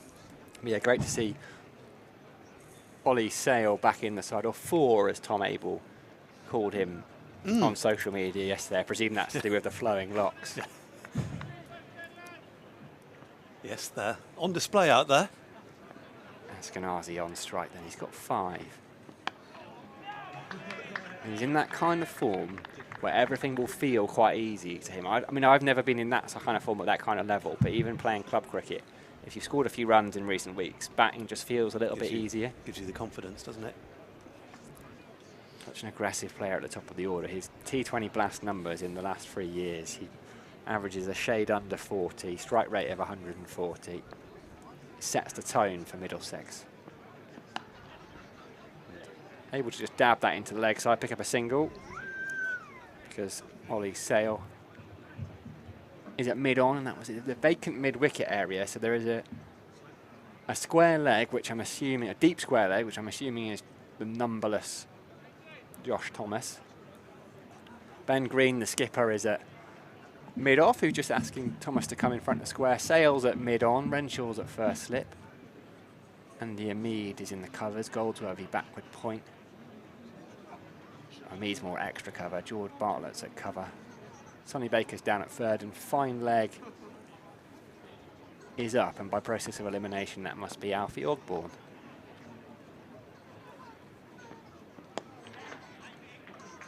Robson off the mark. Comfortably played that to deep mid-wicket. Another look at that Sonny Baker wicket with our super slow-mo camera. Always adds to the picture. slanting in and then just shading away. That's a brilliant delivery. Stoneman will feel unfortunate to have got that. Yeah, he just looks at the pitch, doesn't he? Dabs it, and that has nipped back. That is what Sonny Baker brings. I'll say that 10 times. Sonny Baker brings pace, but also he moves it around. He's quick enough to bowl a back of a length stop ball, but he doesn't really tend to. That is a clear case of the batter being got out by an excellent delivery. Ian Todd Lindley sharing a barber.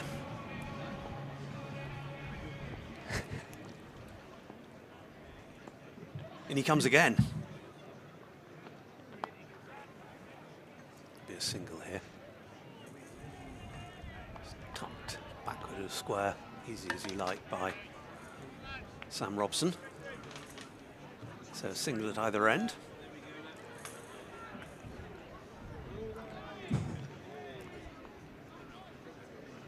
Still blazing sunshine here at Taunton. It's been like it all day. It's been like it for several days. It's going to rain for the first test, apparently. I've seen a lot of people say, would, I've got wouldn't it? Lord's tickets, and it's not rained in London for, well, they always exaggerate it and say years.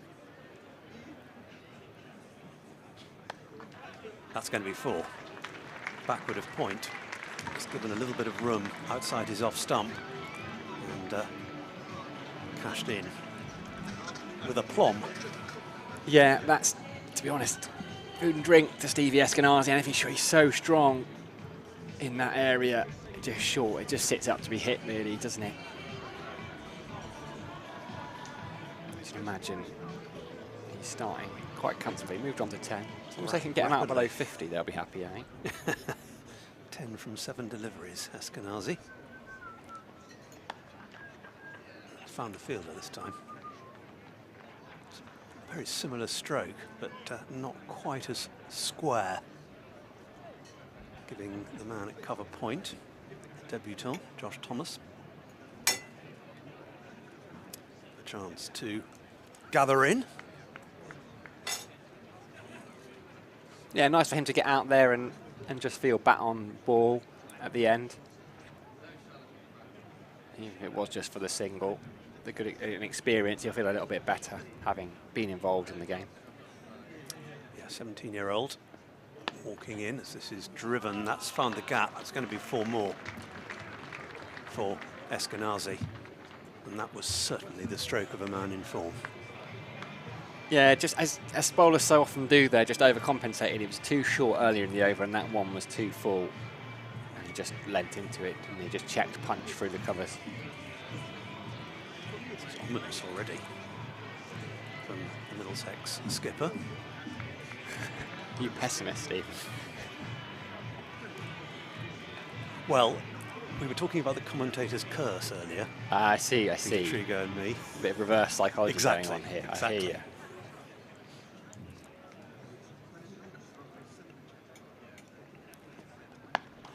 Pulled, and that's going to be 4 more mid-wicket this time. And yeah, just dropped a bit too short on that occasion. Sonny Baker. Yeah, so Peter Trigo was saying James Rew's in terrible form. If I keep saying that often enough, it's going to turn out all right. And look what happened. See, yeah, okay. I hear you. It looks like Renshaw's going to come out of slip. Plug that gap at mid-wicket. It's a good day for a hat like that. Yeah, I like it. It's authentic Somerset. The right shade of maroon.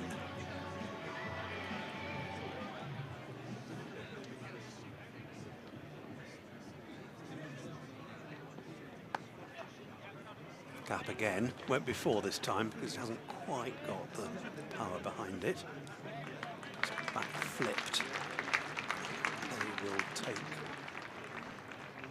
3. So Middlesex going along pretty nicely since that early setback of the dismissal of Mark Stoneman, mainly in the person of their captain, who's on 21 not out, Sam Robson on 2, 24 for 1.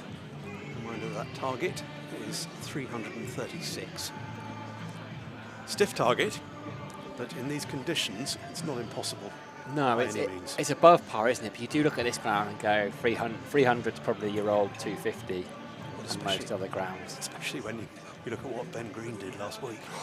I mean, that was magnificent to witness. So really, my dad, like so many other people, said they were just leaving at that point. They'd given up. And fair enough, to be honest. And Casey Aldridge continues to Eskenazi. He's not given him any width yet. And he said they were just walking out. And he said, oh, the spinner came on. It was Borthwick. Hit 1-6. And they thought, oh, OK. Hit the second and went, yeah, all right, we'll wait until Green gets out. And then an hour later, they were still here. But yeah, I feel for the people that called it a day too early to then scramble back, because it was one of the knocks. Oh, yeah. It deserved to be a winning knock, really. Not timed. Yeah. Which is unusual. Well, it looked like was it back of the hand, or did he take a bit of pace off it, Aldridge? But he's bowling really straight, Eskenazi, not giving him that width. Often in T20, he'll even open it up a little bit. He'll take a couple of steps back, almost towards square leg, so he can just slash even the straighter ball through point. But Casey Aldridge has been too good for him so far. Oh, and he attempts to pull, and he's bowled him. Stevie Eskenazi is gone for 21. It wasn't Casey Aldridge's best ball by any stretch. He got a bottom edge. It was outside off stump. Eskenazi was looking to pull it into the leg side. I thought he just pulled it down onto his feet for a second. We see there, he's pulled it down straight onto the stump. Eskenazi looks around befuddled. Casey Aldridge punches the air. And that's a huge breakthrough for Somerset, Stephen. Just enough to disturb the bails. The stumps have barely moved. They look unmoved, those stumps, but the bails are off. And Eskenazi, incredulously, has to go. And we had a glimpse of the kind of form he's in. No wonder Somerset are absolutely cock-a-hoop with that. That is a huge breakthrough. And the form he's in, I mean, that's the only way to get him out, really. You know, he's seeing and timing the ball so well. I don't know, did it hit his foot and then roll back onto the stumps? I don't know, because you said it hit the stump with no pace. He was pulling it from, it was high, it was up around. I think it may have just gone down into that area, sort of between the creases, and just spun back without any pace, but just enough pace to clip the bails off. So unfortunate. That is massive. And it's huge. Casey Aldridge was a little bit sheepish in celebration because he knew it's not your kind of beautiful delivery that kind of leaves the batter unable to play it, but they all count. They're all in the scorebook. Stevie Eskenazi is gone. His fine run of forms, 3 consecutive list A hundreds. It will not be a 4th. He's gone for 21. It does bring out another quality player, though. Pieter Malan, South African international, played the 3 tests. Strong list A record, 2 averages, almost 45 across the sample size of 123 games, 13 list A hundreds. This chap knows how to play a little bit. He got 50 in the first game against Leicestershire, 64 against Radlett. So he's in a little bit of nick, but with both openers now gone, Middlesex need probably a big score from one of their top 4. Slips back in. As Aldridge just back of a length from Milan was looking to turn it into the leg side. Somerset will be so chuffed with that somewhat fortuitous wicket. A huge wicket. Eskenazi back in the pavilion for 21. Aldridge, just a little bit of a spring in his step now. Land off the mark on the back foot. There's that gap at mid-wicket. So Ogborn comes round and does the fielding. So another Middlesex Malan. There's a Malan who went to Yorkshire. And he came in to replace Peter Hanscom, who didn't have the best of times. It was a long time coming, his Middlesex spell, because of COVID, and he just couldn't score a run. I think his top score was 48 or something. Quality player, but just didn't work at Middlesex as Robson turns it off his legs. They'll look for a couple here. Josh Thomas is quick and does really well. Comes around. There probably was 2 there, but just the speed at which Thomas got to the ball stopped them. Yeah, it was good. Very good from the debutant. Hasn't got a number for the back of his shirt yet, Josh Thomas. But Always good to see a debut. And he was pushing. He got runs and wickets, didn't he, in the warm-up game down in Truro. And had a little bit of a sighter with the bat earlier today, and no doubt we'll see him come on to bowl before long. 17-year-old.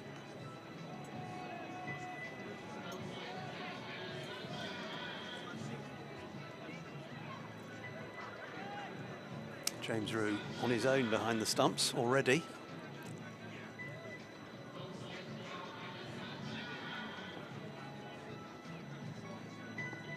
And Baker is ready to start a new over. Full and driven nicely. Will be at least one. They'll get two here. It's a bit of a chase again for Thomas. And rapid though he is over the outfield, even he can't prevent the second run there. Yeah, just a period of reconsolidation now, isn't it? Had a bit of a flying start that Eskenazi gave them, but they've lost a couple of quick wickets. A lot of time left in this game. What you don't want if you're Middlesex is to be 4 or 5 down for 40 or 50. Actually, there's plenty of time left, still 46 overs. That'll be a dot, played straight to backward point. Lewis Goldsworthy in position there.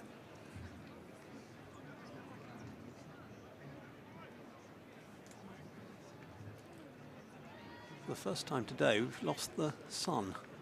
Some cloud intervened. The floodlights on.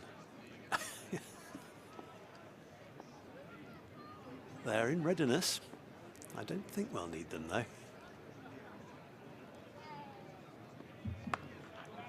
Oh, that's in the gap between the two fielders. It may well go all the way. And it has. It didn't sound like it was quite off the middle from Robson, but as you It just said, always dissected. looked as though it was going to defeat You see all it's three fielders that were Sonny converging Baker's. on it. You can see it in a reaction immediately. He knows as soon as it comes off the bat. Yeah, frustrating when you've got the chase of 3 men and none of them can quite make it. Robson on to 9.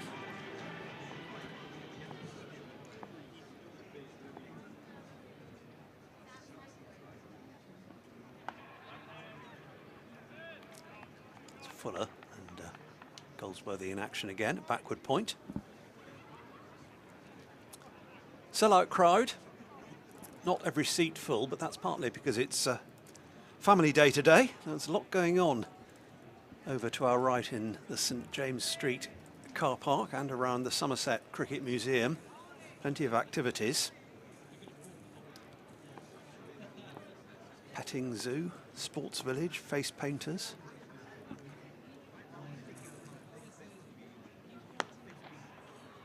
Well bowled, full length, played straight back to Sonny Baker.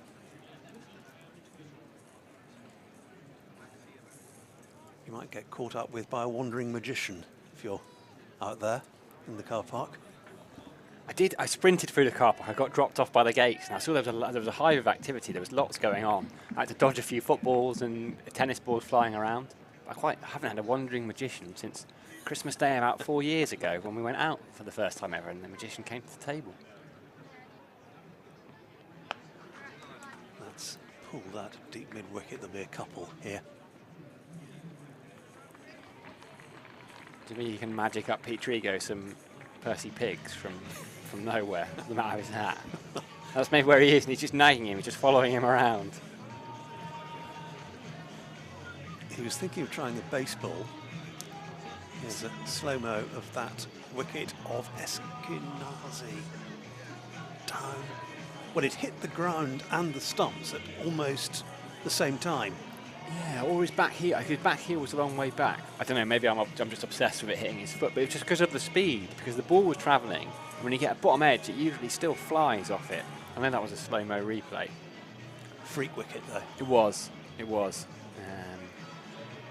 A freak wicket to get a man in freak form, really. Much needed. Just check Middlesex's progress a little bit. 5 overs gone here, 34 for 2, so nothing wrong with their run rate.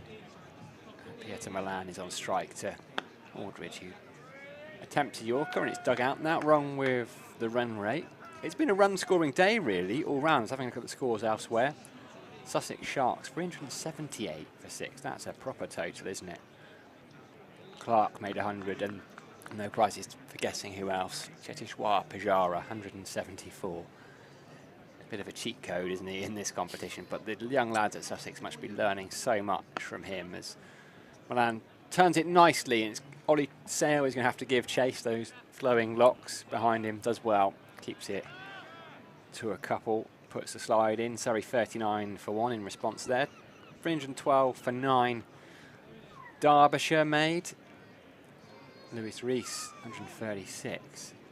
Scoreboard pressure again for Worcestershire Rapids. 13 for 2 they are in reply to that. Both Pollock and Cornell gone already.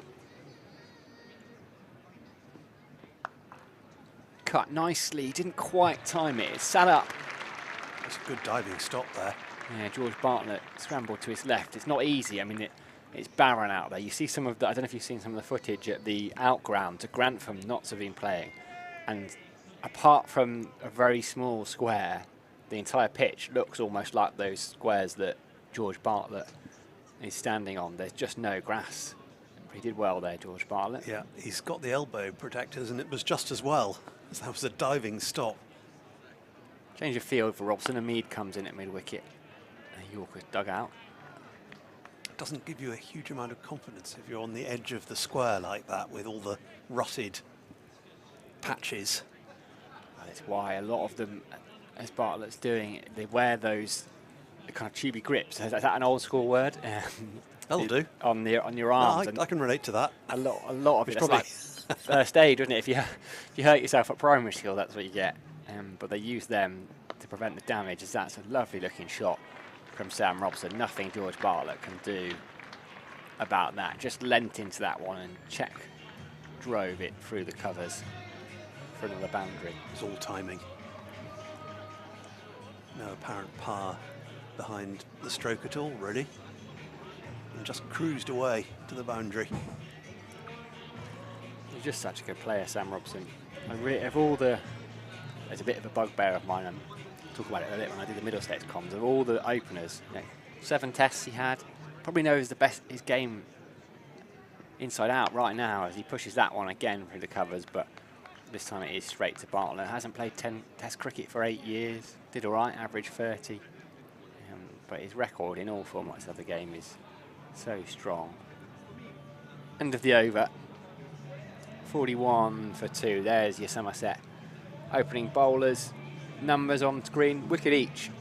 Baker's been a little bit too expensive. Well, that was Eskenazi, wasn't it? It was his 12, brief stay that's messed up those figures to a degree, but he can't add to them. And he's going to continue, I think. Baker, Aldridge has bowled beautifully. He's bowled beautifully in this competition, Casey Aldridge. They have high hopes for him. Him and Rue kind of could be the breakthrough stars, really, of this Royal London Cup. Although Rue had already broken through, and Casey had played a bit of first-team cricket as well. Played in the game at Chelmsford, first-class game in which Rue made 100, took 3 for against Yorkshire here as well. 3 for 40 up at, I'm going to call it Grace Road. I know it's not called that anymore, but last Friday against Leicestershire. It's half a stop at backward point, which has saved a couple of runs, in fact, because I'm sure if Thomas hadn't got a hand to that, it would have gone all the way to the boundary. They have to settle for 2. Must have hurt his left hand, but he's okay. It was worth it. A couple of runs saved. It was a really good bit of work, wasn't it? That was flying. And he just tipped it around the post, but took the sting out of it. This is Sonny Baker's 4th over with the new ball. Defence from Milan this time.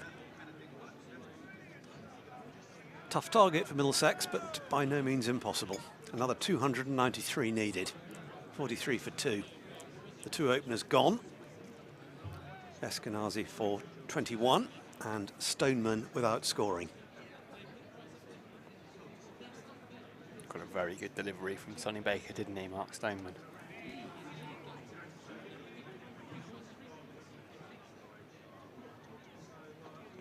Who's in again? That's, well, he may have intended that. It's gone down to fine third man for another boundary. He was looking to play it in that general area. Yeah, I think that's very deliberate, actually. Let's have a look on the replay, but looked to me like a lovely stroke. Just opened the face, guided it. Yeah, I think that is. No one there to cut it off. Milan into double figures. Well, having forced the slips out early, that's is a safer option now, isn't it? You're not just going to guide it into someone's hands and look silly. More runs here as well. This could be 4 more. Is 4 more. Found the gap between the infielder and the outfielder, and neither could intervene. Brace of boundaries for Pieter Milan. Half century up for Middlesex, 51 for 2. And they're racing along. Absolutely motoring. Just not quite got his line of length right. Baker has a beautiful delivery. They got Stoneman. Enjoyed bowling to the left-hander, but to the right-handers, he's just not sure where he needs to be. Or he knows where he needs to be, he's just not quite getting there. Yeah. Sharply taken single here for Milan. At 15.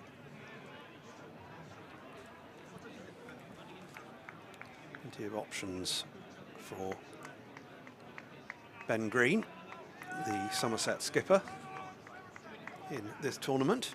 Himself included.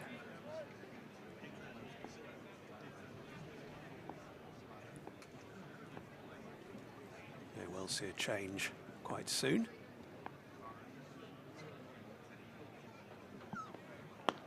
That's full from Baker and driven up to mid-off.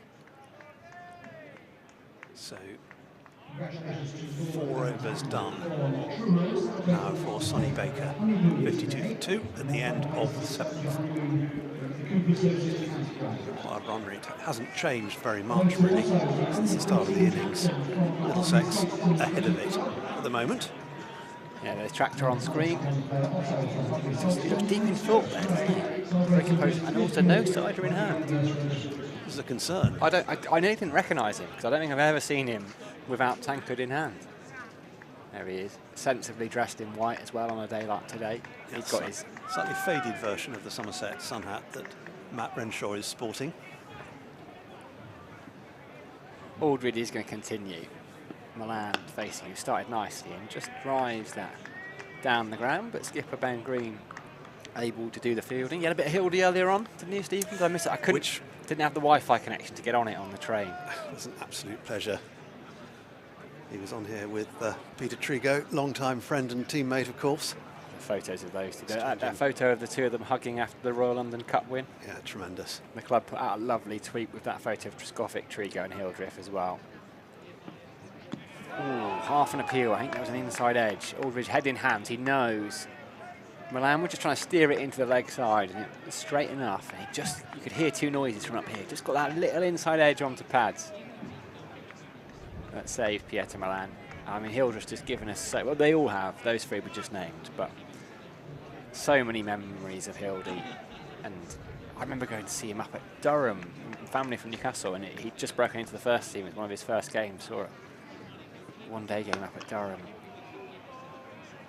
Pushed to mid-on, Ollie Sailors, but it's just going to be so weird. When I started coming, when I was 9 or 10, so when I first started coming, it was people like Graham Rose, Matt Ballbeck, Paul Jarvis, Stephen Jones, those were Rob Turner, those were the kind of autographs I was getting. But for as long as I can remember being able to come down here on my own, Hildreth's been playing. It's been a 20-year fixture, hasn't he? Short and pulled away nicely that by Milan. It's a lovely shot. He looks in really good touch. He just got right on top of that.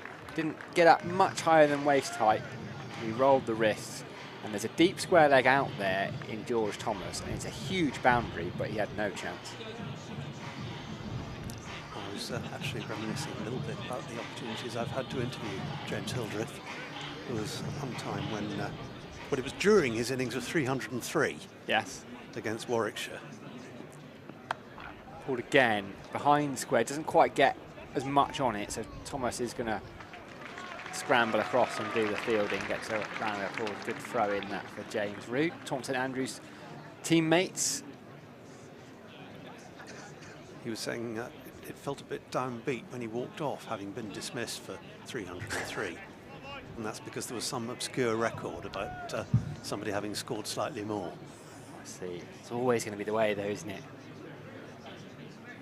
What a way. That was the opening game of the season, wasn't it? It was certainly early. It was in April. Chris Ian Wokes. Bell got a big 100 in that match as well. I think he got it first, and then did Hildreth get them second up?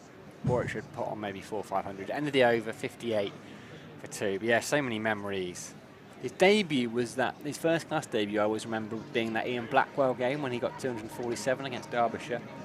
I think, you know, the memories are not always hazy. I think I saw part of the 100 he got against Shoaib Akhtar against Durham, Hildreth. But then again, it's one of those you never quite know. You talked about it so much and you kind of tricked yourself into thinking you were there.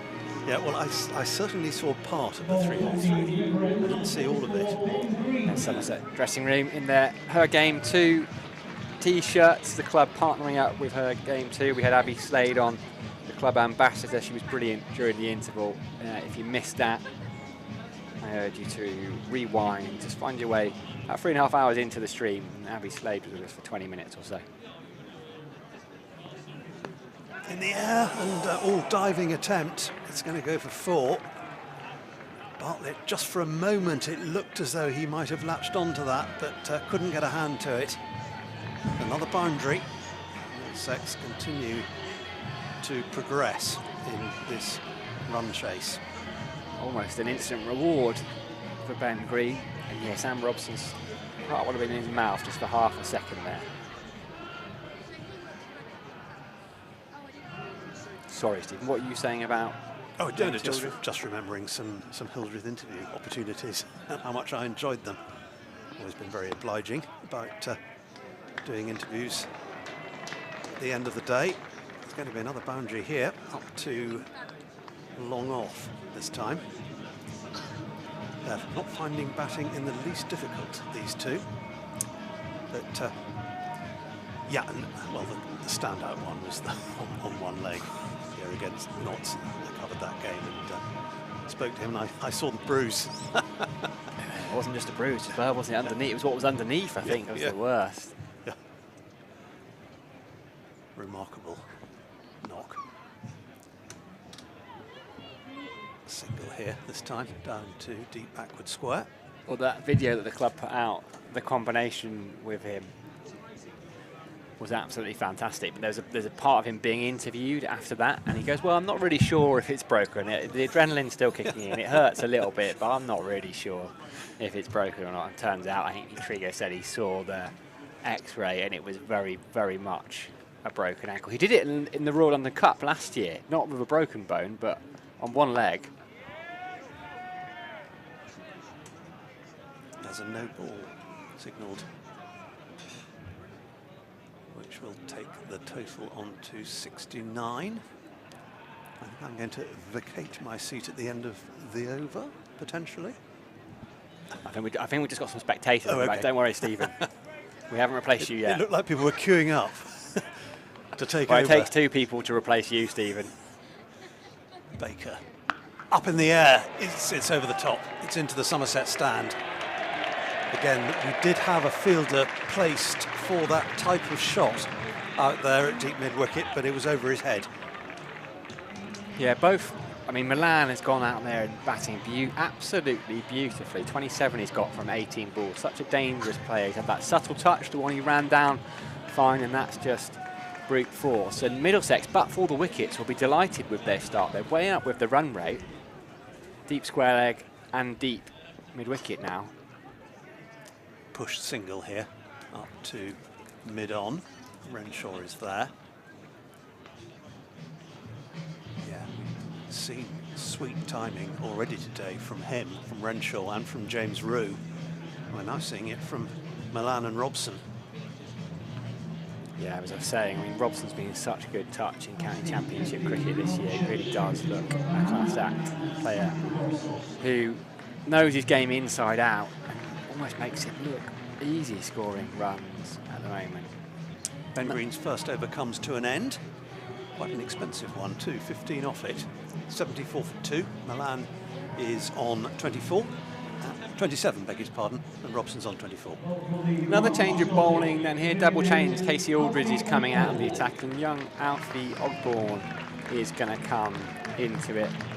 Left arm seamer worked his way through the academy, made his debut in the game here against Durham last week, played up at Leicestershire too as well, with some success up at Leicestershire. His first wicket, didn't he? 3 for 49, yeah, bowled beautifully. Left arm seam, he's going to bowl at Milan, who clips him, I was going to say free mid-wicket, but it was almost just to Andy Hamid's left. He got down well and did the fielding. Yeah, so I had the opportunity to interview Hildy once, and unfortunately it was during COVID, so it wasn't in person. But the thing that struck me, I talked to him, I asked him about a few things. I asked him about his cap. Did he know that Somerset fans always he's very easily identifiable because his cap is basically grey now. As indeed Peter Trigo was in the latter part of his time here. 20 years of it. Tickled. I went between flicked and tickled and did a combination. A tickled edge. It was tucked around the corner. Sonny Baker had no chance. 4 more. Milan really is motoring here. It's looked in a splendid touch. A couple of 50s already in the tournament at Radlett. Middlesex's outground, which is a lot of fun to go down to Radlett on there next weekend, I think, next Sunday. Batter's paradise in many ways. A bit like here then. Yeah, a bit smaller than here though, even smaller still. Lovely place to play cricket though. Well done, well bowled. That's in the block hole. Better from Ogborn. And the other thing that struck me, I asked, said, do you watch any of your stuff back? You know, because Somerset fans, ask any Somerset fan, any county cricket fan, they actually say you're kind of a joy to watch, the way you make your runs. He said, oh no, I don't like that. I think it looks ugly. Whenever I see video clips of myself, I think it looks ugly. I said, oh, like really? Like you? He's like, yeah, I do. And I said, okay. Just to most of us, it looks quite the opposite. But yeah, he's just such a humble human being, isn't he? Yeah, strikes the pad there. Doesn't escape James Rue though. He's going to play club cricket somewhere. They announced it. What a signing. I should know this. It's his old club up in Milton. He's a Milton Keynes boy. So he's going to play club cricket next year. But saying in that retirement statement that he's looking forward to maintaining contact with Somerset and bringing his family along here, which is very good to hear.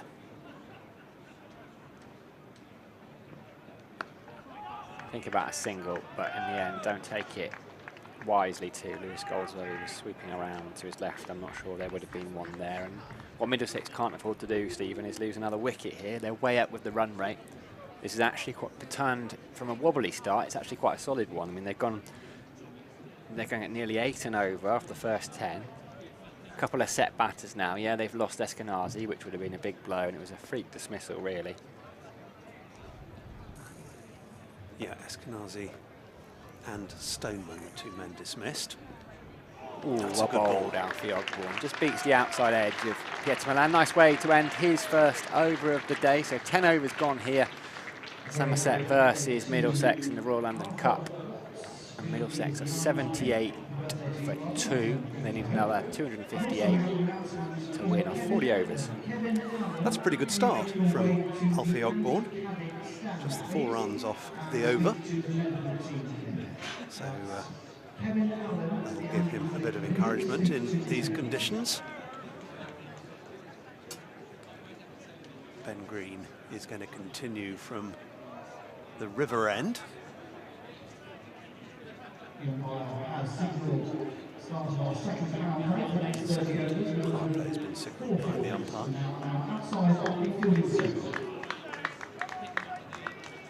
10 overs gone.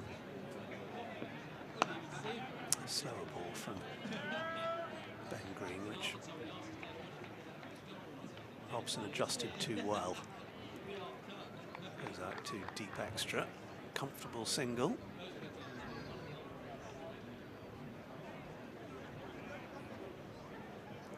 Put on 55 for the 3rd wicket so far. It was the third wicket partnership that was Somerset's strength.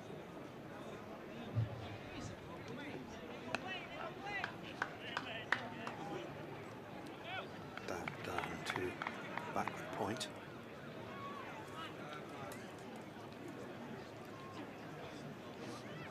Yeah, Somerset just have to remain patient really here. There's always going to be partnerships in a game like this. They have those couple of early breakthroughs. And it's now Middlesex's turn to put on a partnership.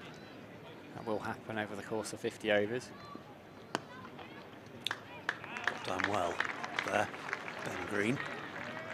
Stop that. Made an unbeaten 20 at the back end of the Somerset innings earlier.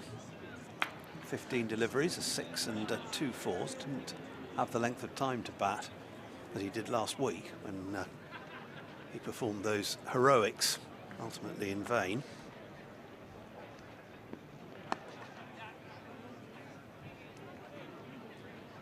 This will be a single to deep mid-wicket. The way he was batting, it was such that when he eventually got out, it was a really good catch under pressure as well. Yeah. Long on, but when he was on strike with 10 needed off 5 balls, because of the way he'd be going, you're thinking Somerset are favourites here. Yeah, I thought that. Because of just the way he was striking the ball so cleanly. I thought exactly that, Sam. I was watching on the live stream, I'm glad to be able to tell you. Well, who wouldn't? I mean, I think the numbers just skyrocketed. I text Harry and I was a bit conscious. I said, look, I've done a lot. Do you want to do another spell? He said, oh, no, it'll be over soon. And I said, well, okay, up to you. And he did eventually come back. Yeah. And it went the distance. But yeah, the numbers just climbed, didn't God. they? 7,000, I think, at one stage, watching it concurrently. And that second 50 of the innings, what, the 50 to 100, that was 14 balls? Extraordinary. And if you think in the context, Marcus Scofitt made a 13-ball half-century here in a T20, and that's one of the record 50s. To do it in 14, but I think the second 100, I had it written down because I wrote a piece about it. I think was it 36 balls or something? The 50 to 150 was basically a 36-ball century because he slowed down and showed a bit of mercy between 100 and 150. End of Ben Green's second over. Middlesex going along quite nicely. They may have lost their 2 openers, including the form batter of the competition, really, Stephen Eskenazi. But Sam Robson and Pieter Milan going well, 26 and 33 respectively. 11 overs gone, still another 255 needed. What a spectacle this could turn out to be on Family Day. Sold out crowd. All the day tickets were sold. You've got to account for members a little bit as well, so you never know how many of them are going to turn up. As Ogburn starts with one that just tempts Sam Robson, beats the outside edge. Robson plays through the shot, maybe one who wants to be leaving it alone. Let's have another look at that one from Ogburn. Just pushed it up there and shaped. Didn't really swing, it just held its line. And slanting across the right-hander as well. That's the left-hander, the point of difference that Somerset have got in young Alfie Ogburn. That'd be so useful onto the change of angle. Lovely shot there from Robson. It will just be a single. Thomas is out there at deep square leg, just turned into the leg side nicely by Robson. You get into the stage where you're starting to feel Somerset need a wicket. These two are making batting look very easy. And as we know, I wasn't here. So what was Renshaw and Rue like? Rue dropped a couple of times, you say? 4 times. 4 times in all. Okay. But you make the most of it, don't you? Yeah, there are a couple of reasonably straightforward chances. There was one very difficult, caught and bowled, where the bowler just stuck a hand out and either it sticks or it doesn't. Saving runs almost, rather than... Yeah. Pick up a single there, just open face from Pieter Milan. We saw earlier on in his innings, he's got the ability to play that shot. No slips in. Haven't been any slips in since the early couple of overs, actually. Almost that little Eskenazi 12 runs. Was it 4 boundaries? No, in fact, it was 16, wasn't it? 4 boundaries in the over off Baker. Just led to the withdrawal of the slips as Robson pushes that one into the covers. Alfie Ogborn, good start here. 1.4 overs in, just gone for the 6 runs so far.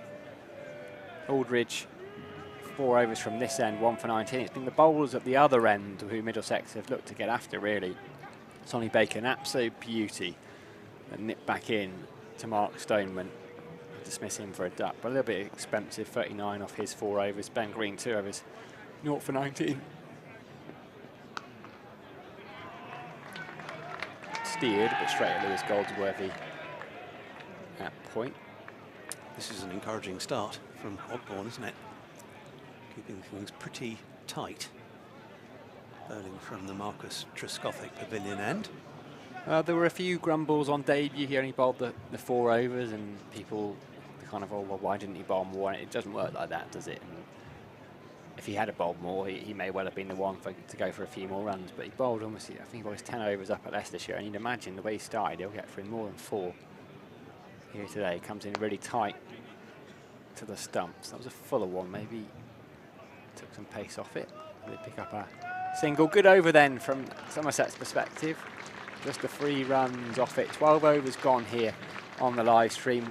Good crowd in. There's the sensible ones in the shade in the Somerset stand, those retirement flats in behind them. I certainly wouldn't be someone that would sit out in the sun on a day like today, Stephen. It's the sort of day when the Somerset stand is very much the place to be, isn't it? Sometimes it's a bit of an inconvenience when the shade comes in early, because the sun sort of descends behind that apartment block, behind those stands. But on a day like today, that is a great place to be, and it's very well populated, as you see.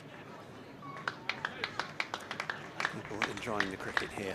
But that side of the ground is far more densely populated than the other. Not too many people at all in the Ondarchie stand. There are a few in the temporary one on the other side of the Andy Caddick Pavilion, but on the whole, people are staying out of the sun.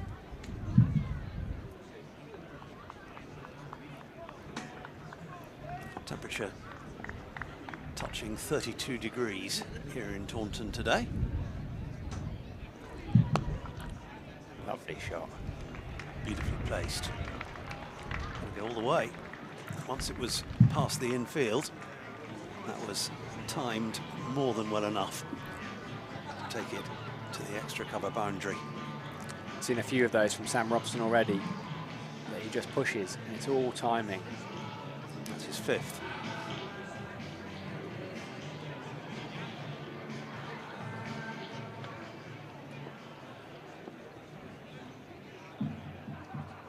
Green tries again, and just a single this time.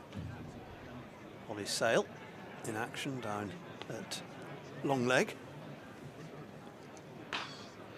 So have you been down there and had a go at any of the family stuff? Did you and Triggs take it on this morning? Bit of football? We did the preview down there. I saw that. And enjoyed that. Windswept.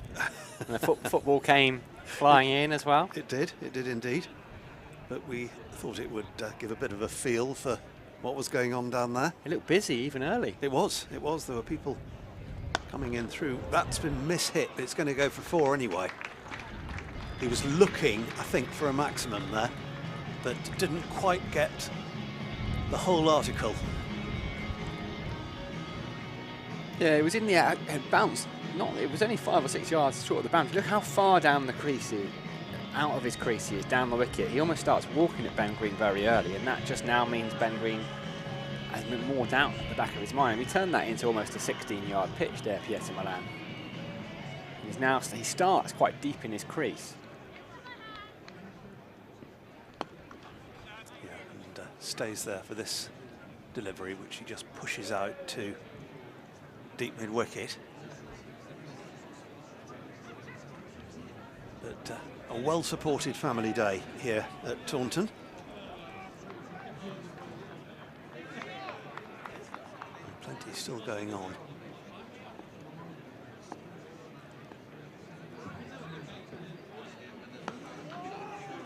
Good defence.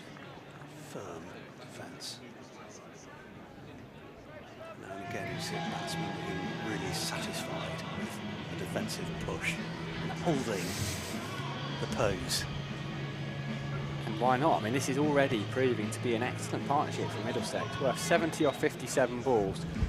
And when Eskenazi goes, and with the form he's been in, Somerset start to think, okay, we're on top of this game. At that point, Middlesex 24 for 2. Mark Stoneman also falling. But these two, Robson and Milan, both with strike rates about 120, so scoring relatively quickly for quite early in their innings as well, even in a List A game. Yeah, they're keeping Middlesex in the hunt, basically. Well, that run rate required now is 6.5 and over. Odd ball's going to continue. Nice straight bat. And one almost tries to, I think they teach it these days, don't you? If you're fielding off your own bowling, you're not necessarily trying to stop the ball. You're actually just trying to divert it. You're just trying to get a tip and divert it on to the stumps for that freak run out at the non-striker's end. Oddborn was just trying to flick that round the corner.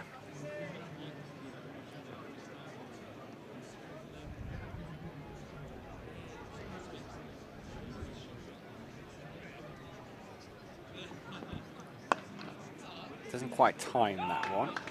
Ollie Sayer will collect at mid-on. 2,500 viewers on the live stream. Brilliant to have you with us. Remember, we're here courtesy of WPA Health Insurance, club's principal live stream sponsor for this Royal London Cup tournament. Somerset looking for their first victory. Started with 4 straight losses. Not an ideal start. They've got a chance today.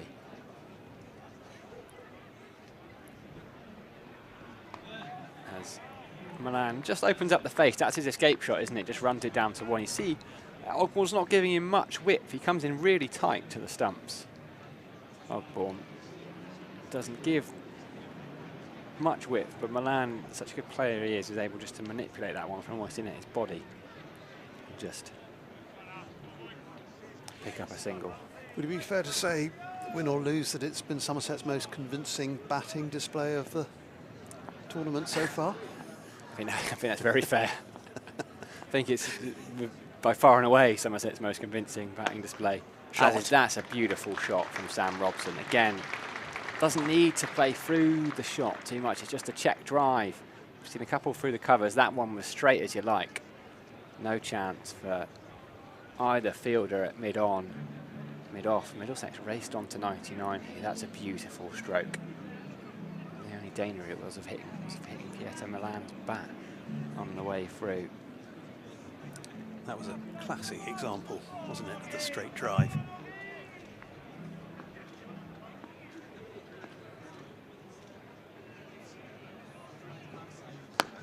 Driven again, but this time not quite as sweetly hit, and Ben Green takes a couple of steps to his right, a tumble, fields it, so they just pick up the single, and that's the 100. 100 for 2, Middlesex inside 14 overs, having been 24 for 2 after 4. This has been some effort from these two, just making batting look very, very easy at the moment.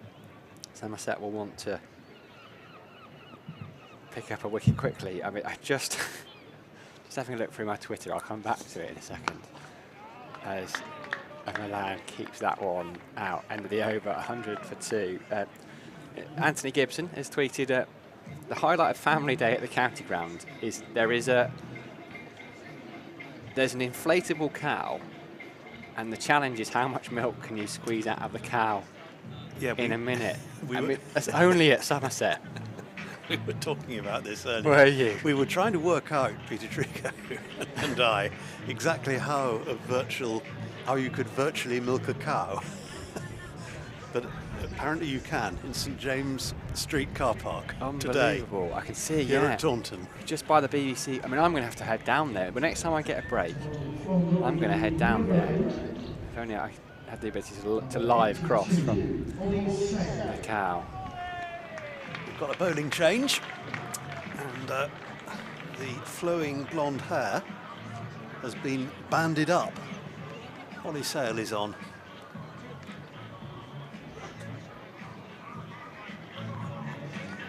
So Ben Green deciding to take himself off after 3 overs for 29.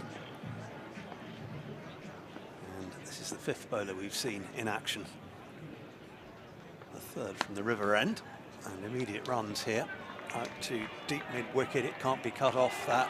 It's good placement. Chase out there, but the ball just can't be pulled in. So Ollie Sale's first ball goes for 4.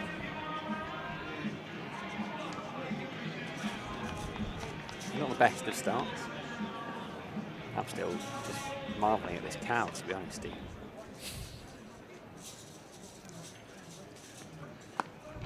That's played in a more defensive mindset by Sam Robson. Went into the 40s with that boundary.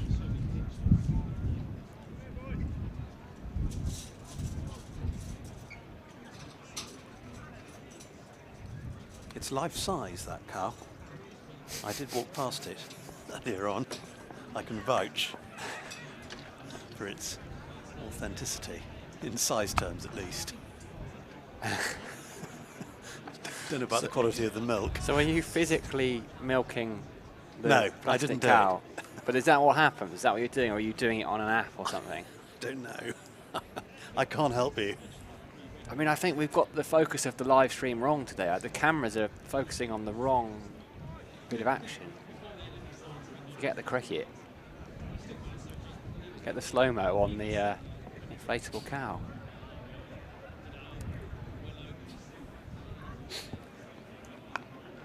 Defence again, this time from Milan. There's an armadillo as well. It's an armadillo. Just what? An inflatable one? That floats around. I'm reliably informed. I don't think the cow floats. No, I would hope it's stationary. The cow. It is stationary. Just to add a little bit of extra jeopardy to the challenge.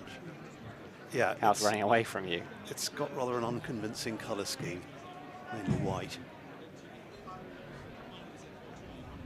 Sale racing in towards us. We will have footage, I understand, of both the armadillo and the cow. But bear with us, give us some time, and we'll see what we can come up with. Have we sent out the breaking news reporters, have we? Our roving cameraman Yeah. is headed for St James Street car park as we speak.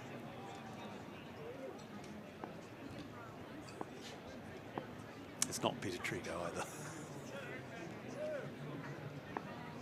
Sale then into Robson, delicately struck and not cleanly stopped. Mix up, but it's ended happily from the batter's point of view. Single results. Goldsworthy not able to field that cleanly. It was sweetly struck again by Sam Robson and travelling. Yeah, and there was, I mean, they often say don't run on the misfield, but actually it had gone 5 or 6 yards behind him. There was a single there. It was the way they both got about a third of the way down, looked at each other for what felt like a second or two, and then eventually decided that there was a run there. Safe enough, but that's about the only moment between these two where there's been any kind of alarm. They batted superbly, 107 for 2 off 15 overs, matching each other almost stroke for stroke. Robson's got 44 off 33 balls. Yet Milan 41 off 38. Partnerships worth 83 now off 69. There's Alfie Ogborn, who's bowled beautifully first. Up, continues. Robson presses forward and just pushes it to Ben Green. At mid-off. Again, it shows the value of partnerships, doesn't it? As we saw with Somerset earlier today. Rue and Renshaw. Now it's Milan and Robson for Middlesex. Still a long way to go, though, in this chase. Another 229 needed. 35 overs, including this one, to get them.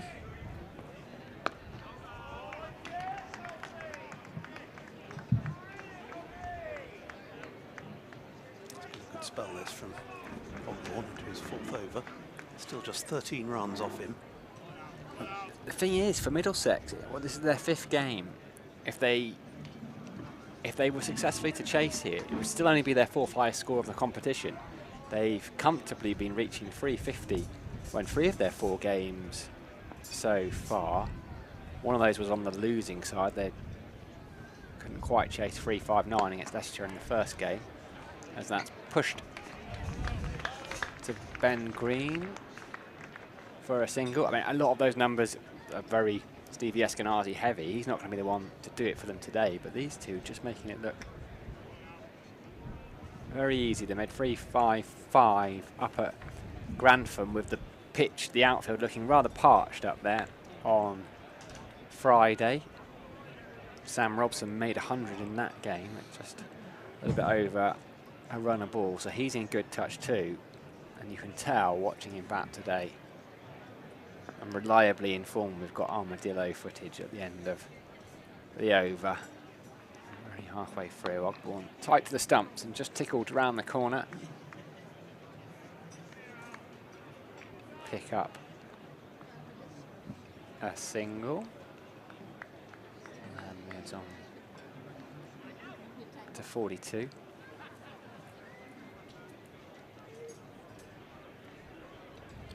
Keeping the lid on things well, Alfie Ogborn. He's been excellent, hasn't he? Just gone for the 15 off his 3.4 overs, which in the context of the scoreboard has been very frugal. Now the dot ball just flicked to Hamid, who does misfield, but I think everyone had just assumed he was going to pick it up cleanly. Don't think there would have been one there anyway.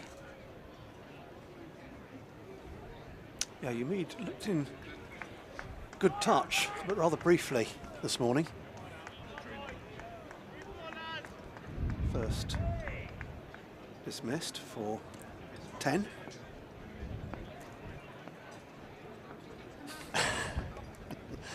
Ogborn. It's a $64 million question we've just been asked here. Ogborn to Robson, who just drives that beautifully. It's another boundary for him. He will move on to 49. Tucks the bat under the arm. Let's have another look at that one. Again, just lent into it, Sam Robson. Doesn't have to flourish. Or did flourish, in fact, with that one. Fielder out there, but couldn't do anything about it. Right, well, I've just been asked whether I preferred floating armadillo or inflatable cow. Oh, it's a real armadillo. I didn't realise that. There's footage of the actual armadillo. Nothing inflatable about that. Oh, I love it. Scuttling around. I want to take it home. Now I'm promised inflatable cow footage. I'm sure it's coming imminently. Pieter Milan would not like that as a description of himself. In fairness to the cow, I'm not sure that it's inflatable. I've got a feeling it may be a slightly different construction. But is it? Okay. We'll probably see more. In fairness to there's so many sentences I didn't think I'd hear in the last 10 minutes. Great bit of work by Gold to have it back to point. Yeah, good stop. Turn that into a dot ball. I don't think that's inflatable. I've never seen a real cow look exactly that colour. No, the green's a little bit. I like it though. What's it? Jurassic fibre. Extraordinary.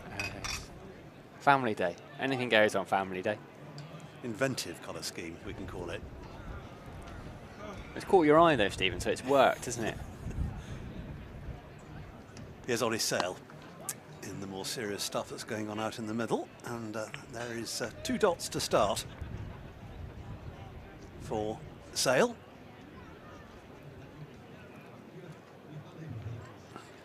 Crowd engaged with this game. Very good crowd it is too.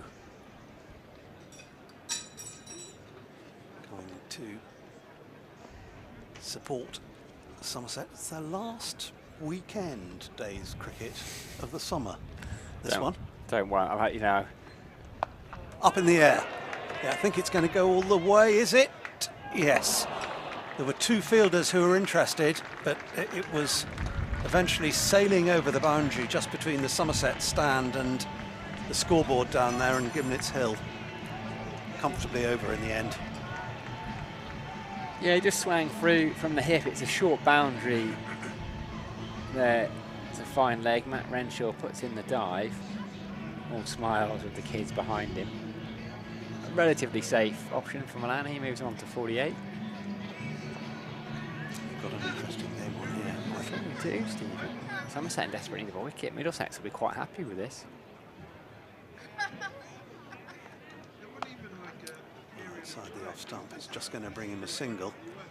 But once you've hit a 6, then the pressure's off really for the rest of the over. You know you're up with the rate or ahead of it. Well, that run rate required is just 6.5 and over. It's been hovering around that all innings, and Middlesex having no problem keeping up with it. They dropped it because it would have been almost 7.5 at the start, really. 3.35, 7.3, 7.4. These two are just scoring runs freely, but also quite quickly. This time, Middlesex top of the table, of course. Only on net run rate. They've got Gloucestershire and Leicestershire. Also on 6 points, all 3 of them. Then Warwickshire with 5. Now I've got Dan Whiting, a very good friend of mine, does the County Cricket Natters podcast as well. He's a huge Middlesex fan, but he also does the Gloucestershire live stream, so he's torn about who he wants. So because he wants Gloucestershire to stay in the tournament, so really could do with Somerset picking up a win. But then as a Middlesex fan, he's rooting for them. More runs here, out to deep mid wicket. Just a single, in fact it was so well timed. I thought they were going to get at least a couple there, but just the single eventuated. There's a big match in this group coming up on Wednesday as they head off for drinks. That single brought up Sam Robson's 50, 40 balls it took him. 8 fours, he hid the celebration. It looked like he was waving for a drink. Helmet and bat down, and he goes over for a well-earned drink. Yep, 50 not out. 121 for 2 Middlesex. But yeah, Gloucestershire playing Leicestershire on Wednesday in Bristol. So that's going to be quite a big game in the context of this group. Somerset out of it, of course. Yeah, they are. Who knows what mathematical possibilities there might be. We don't really know. No one knows how net run rate works. But yes, I think that's a fair assessment. Middlesex very much not, though. Group leaders, as Stephen was just saying, and put themselves in a really good position here. 215 they need still, so still a lot of runs, 33 overs remaining, but Sam Robson's batted beautifully. He's just reached 50. Yes, Milan's only 1 run behind him. You still pop up to Bristol a little bit. I know you used to do a fair bit of. Yeah, I'm actually going. I'm going completely for pleasure to see that game. It's quite nice to go and watch some sport for pleasure, though, isn't it? Yeah. Looking forward to it. It always adds a bit of flavour, doesn't it, when it's a top of the table or near top of the table clash. Yeah, lovely ground. One of the 8-seat unique stadiums or whatever it is. It's been called all sorts. There's a few. Not much shade there. That's the one thing at Gloucestershire. There really isn't a lot of shade. For a while it was called the Brightside Stadium, so that was quite appropriate. No, quite right. There's not too much. Not quite exposed there in most parts of the ground, unless you're in the pavilion. Leicestershire look like they'll be heading up there with, down there will be with another win. 338 for 8 they made. Watcher 86 for 2 in response. Rob Yates 25, Dom Sibley 10. The 2 batters to 4, Will Rhodes and Michael Burgess, who's having a fine season. Michael Burgess, he's unbeaten on 19. Leicestershire's runs were shared around, really. Louis Kimber, who I think made 100 against Somerset, didn't he, on Friday? Followed that up with 78. Rian Mulder as well, South African, is scoring lots and lots of runs, taking wickets. He made 68. Harry Swindles with a half-century. But yeah, they look good in this competition, Leicester, and I hope they can do well and get into knockout stages, because we all know what happened in the Blast, where they earned enough points to qualify, but were deducted a couple. Yeah, it would go some way to making up for that. Sam Robson's 50 and 40 deliveries with 8 fours, and all the fours watchable. Very watchable, wasn't it? Aesthetically very pleasing. Essex, another side to pass 300 in this round of games. 341 they made. They were bowled out in the last over against Glamorgan. Tom Wesley, another 100 for him in the tournament, 104 for his Cushy, 104 as well for him. Wolofsson, South African overseas, who had been playing club cricket in and around Chelmsford. He made 69 unbeaten. We're going to see a change of bowling.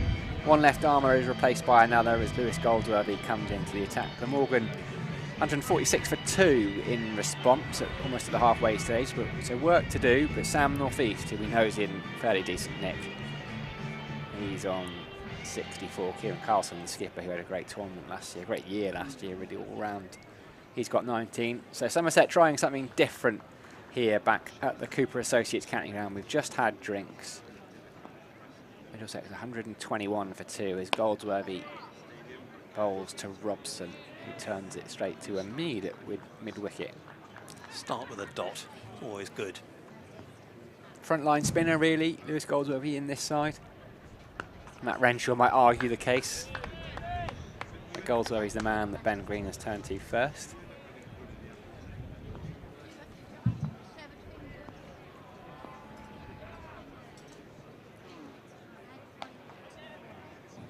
Three dots.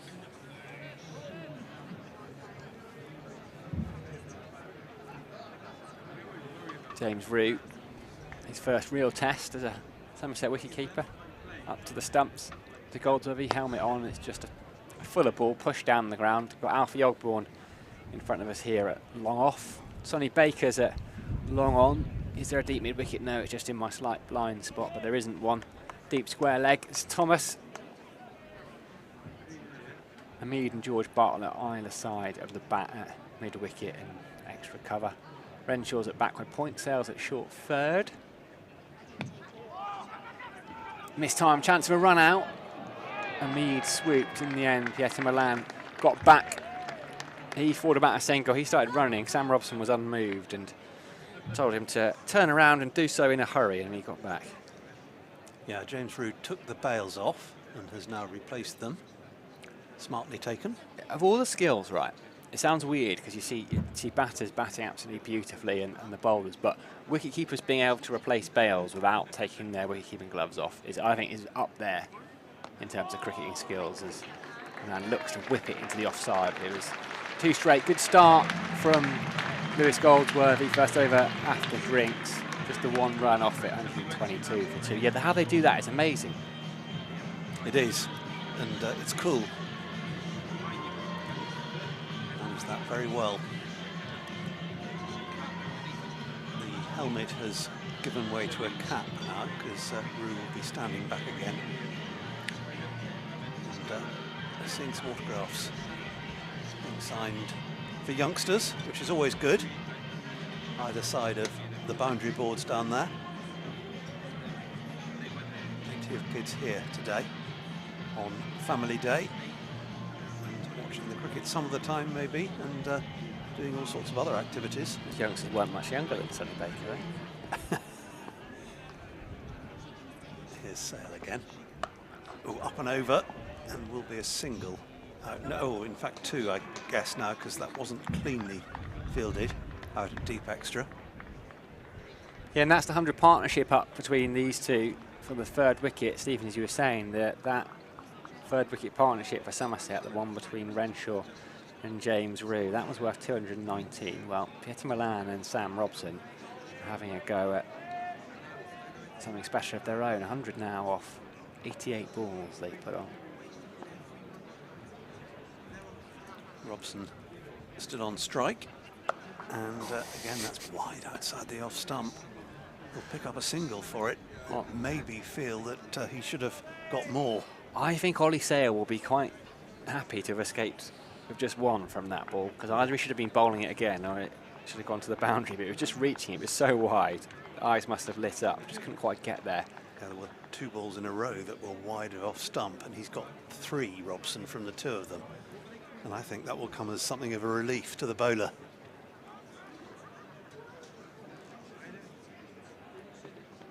It's a bit fuller. It's going to be another single. Thomas is out there. And that's Pieter Milan's half century comes up as well. 46 balls it's taken him. 5 4s, 2 6s. He's looked in brilliant touch right from that shot where he just opened the face and ran it down very fine to third. You thought, okay, yeah, this guy is in decent touch. He's looked brilliant. Him and Robson sharing the runs fairly evenly. Yep. Very similar to the partnership between Rue and Renshaw earlier on. Down the leg side and wide. Yeah, they kept pace with each other very well, those two, and these two are doing just the same. It's really quite similar. Josh Thomas has had a lot to do this over out there at deep extra. It's a big area he's to patrol, isn't it? It's a lot of running to do.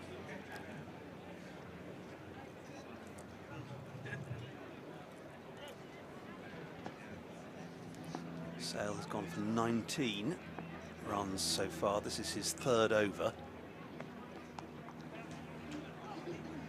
Not a single here for Robson.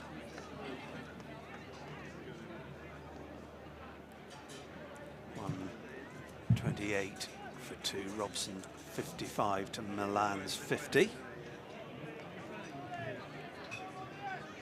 And Middlesex really just cruising along pretty comfortably at the moment.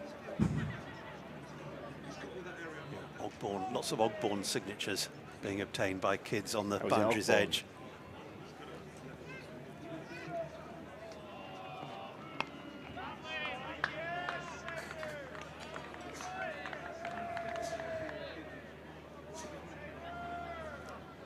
$128 for 2 then. Middlesex another 208 needed to win. Shaping up for a very interesting finish this game in the Royal London Cup.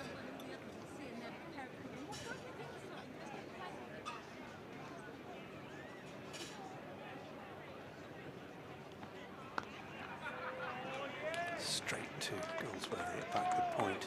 Frustration at the end of the over for Pieter Milan.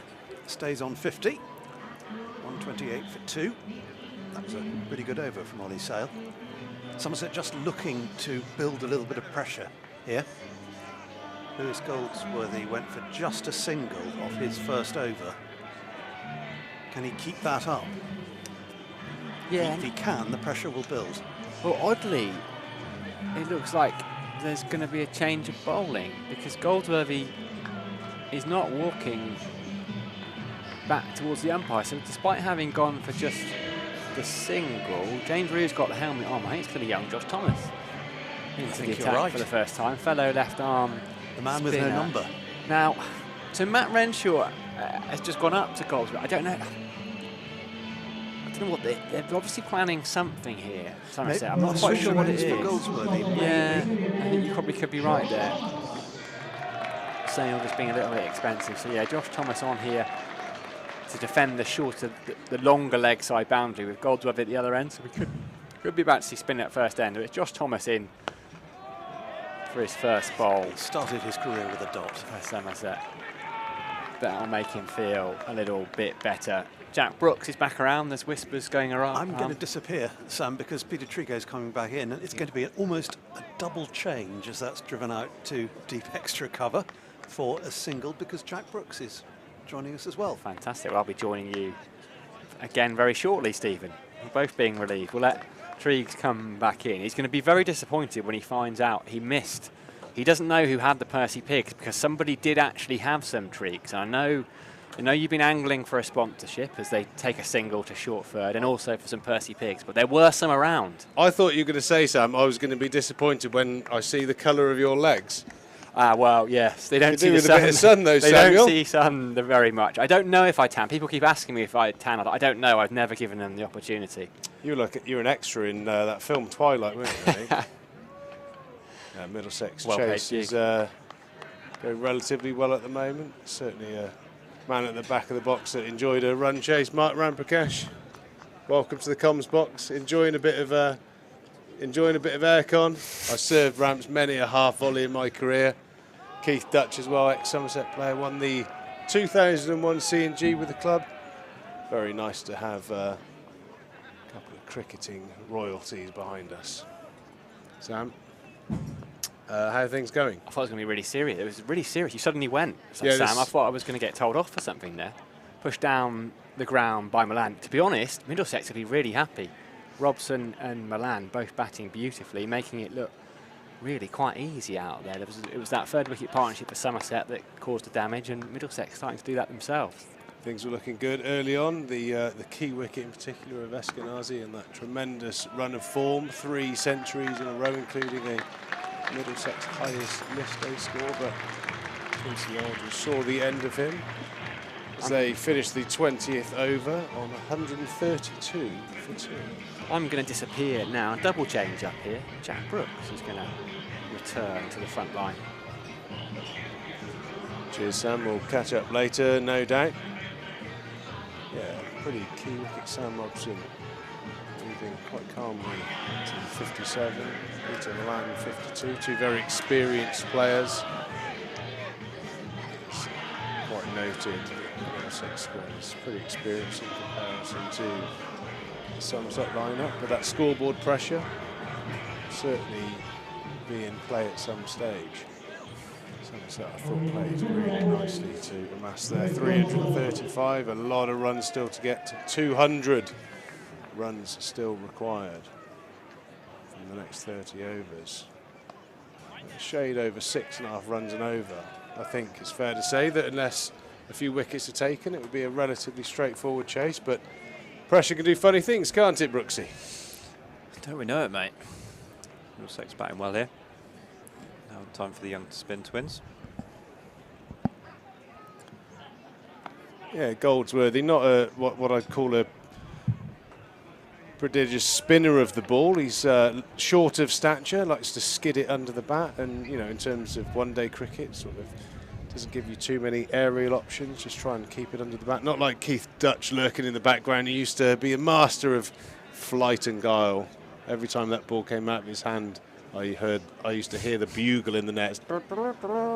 Run, swing and a miss. Trigo out stumped. Goldsworthy dropping one slightly short there, out to the offside.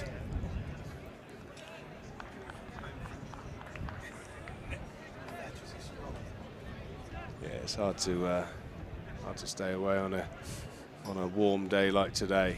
We've got a full house here. Some would think that the company up in the WPA commentary box is fascinating. It's full of facts that are actually facts and good banter, but the reality is it's the only part of the building with the working air conditioning.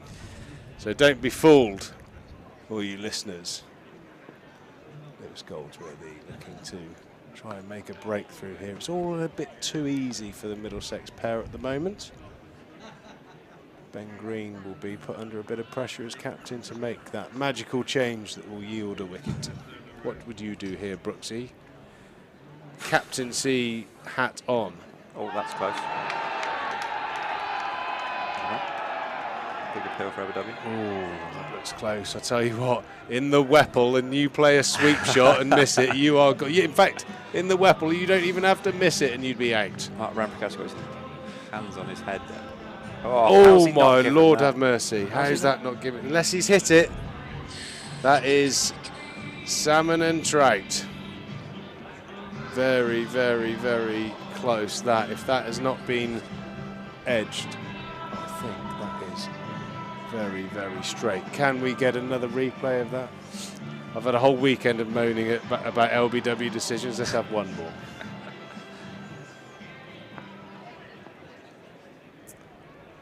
Josh Thomas Interball making his debut today, 17 years of age. Local lad. Sweep's a big shot against these two as well. Yeah, both sort of quite skiddy and short, aren't they? Both look nice bowlers. It's a proper debut, this Brooksy. No name and number on the shirt yet. Brycey obviously didn't heat up the printing machine out the back. Hopefully by the end of the week he'll have his shirt with his name proudly splattered across the back. Do you remember that, mate, when you were given your first set of kit with your name on? Always a nice moment, that, wasn't it? That's 4. As Milan steps back and pulls away. Got the sense that he was kind of sweating on a short ball at some stage. That's the experienced player.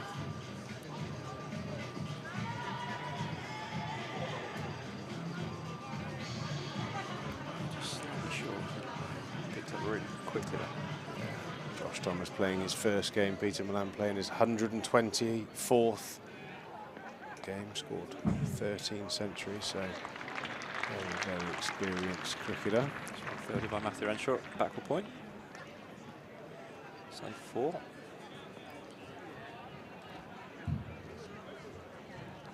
Still plenty of energy in Matthew Renshaw even after his 100.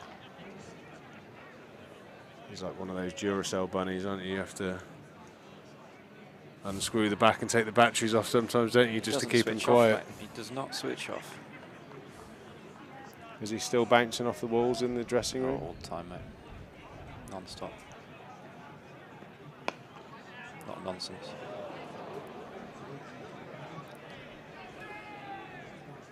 So, captaincy hat back on. Yeah.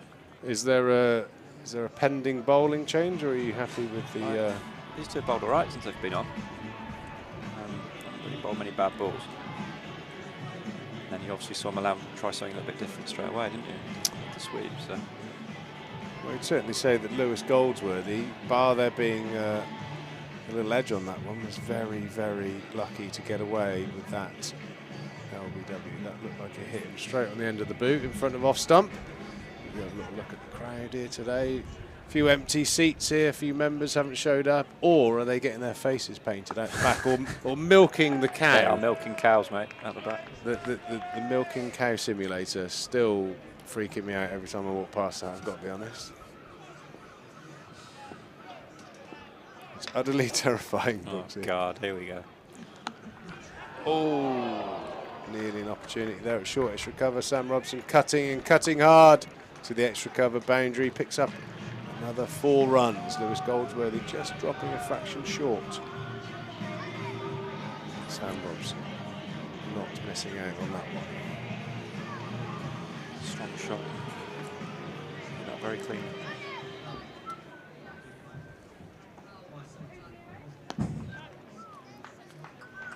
I was kind of hanging my hat on the potential that some of the Middlesex batters were a little bit undercooked because of the recent exploits of Eskenazi in the first 3 games. These two look in, Nick. Yeah, I think Robson's already peeled off 100, so he's in a nice rich vein of form as Milan slogs one down the ground. Kind of a bit fortunate that he didn't get a hold of that one, actually. It was a bit of a tired shot, that. We'll have a little scope out of that LBW appeal in a minute, see if we can pick up any sign of an edge. Lewis Goldsworthy doing a good job there, just needs to make sure he keeps full of length. It's a bit slow, the pitch, for a spin, so it's giving them opportunities to score off the back foot. Both batters look like they're just pressing back on that right leg a little bit so they can make the most of anything short into the pitch, as displayed there as Robson punches down the ground for a single. Here we have the replay of the Milan LBW appeal. Oh, it's just Howick, hasn't it? Oh, he's intimated there that he has got an under edge on that, but I'm not convinced.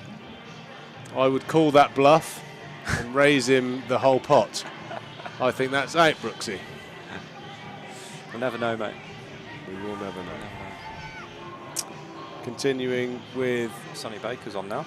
We are not continuing with spin. Sonny Baker, fresh from the barbers this morning by the looks of it, is coming on for a bit of a spell, and this is a real positive move here from the skipper, bringing the strike bowler back on. Maybe he's put a bit of sun cream on that skin fade. That'll be very exposed to the elements today. Sonny Baker, Real sharp. 6 wickets in his last game.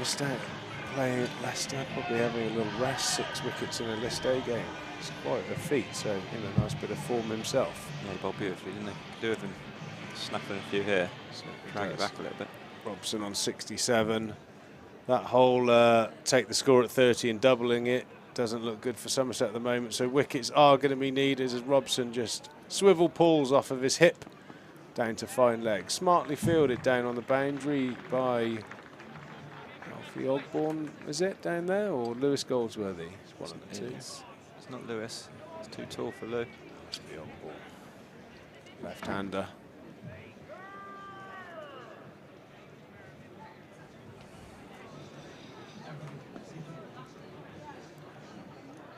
Robson looking in real good touch here. Had a number of games for England, and since being dropped has scored a vast amount of runs for Middlesex. He had a little bit of a reported issue around off stump. He had a slightly unusual technique for a while, but he certainly looks to have put the work in and scored a lot of runs over the last couple of years.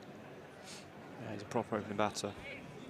Batting 3 today, but certainly is. He got off to a flyer in his at the start of his England career, didn't he? He just had a little dry period, and as often happens, the media get on the case of a young batter, and pressure took its toll, but did score a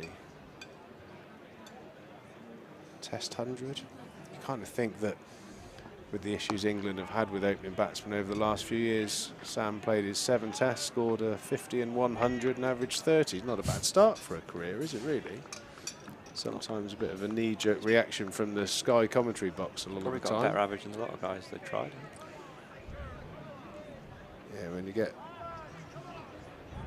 the old ex-players in the Sky box starting to pick apart your technique in ultra slow motion, things get a bit hot under the collar.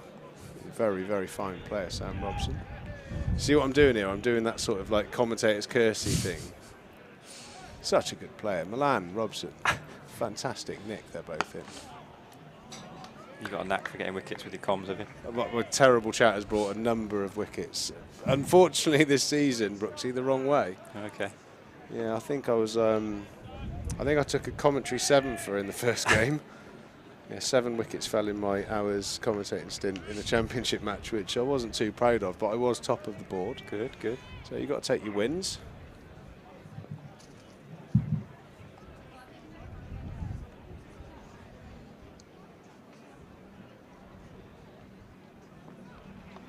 Bowled by Sonny, who uses bouncers. He can be quite sharp when he gets his rhythm going. Certainly one to watch for the future, old Sonny. Yeah, he's doing very, very well. 1 ball remaining in the 24th over. Middlesex 155 for 2.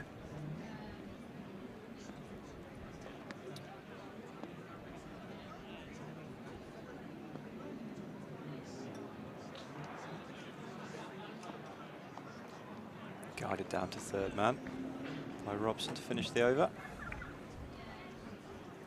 Just doing a bit of research at the moment, Brooksy.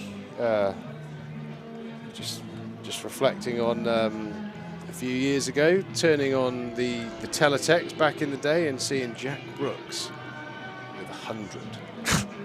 I was just thinking, teletext. Has the Somerset commentary box ever had 4 people in it that've all scored first-class hundreds? Someone at the back of the ring has scored a few more than the rest of us, to be fair. About 120 odd of them. I'm gonna do my research, but Brooksy's would have had I think mine were hit in different areas to where he was hitting the ball, I reckon. A cacophony of very eclectic-looking thick edges. Eyes closed. And then the occasional, like, perfectly posed, lofted drive over cover, I'd imagine. I can remember at Headingley dispatching me over cover a couple of times, and I was absolutely fuming. You've got me out plenty of times, mate. Yeah, I'm sure. Do you reckon we've evened up? You didn't nick me off plenty, didn't you? Yeah, comfortably.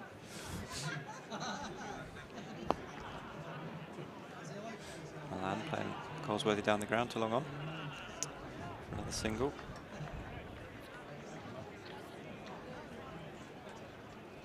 Looking very easy for Milan and Robson here at the minute. No need for any risks. That's a good shot over. Wide, long off for 4, 1 bounce for. It's a really strong shot from Peter Milan. To the pitch of the ball and just guides it over extra cover.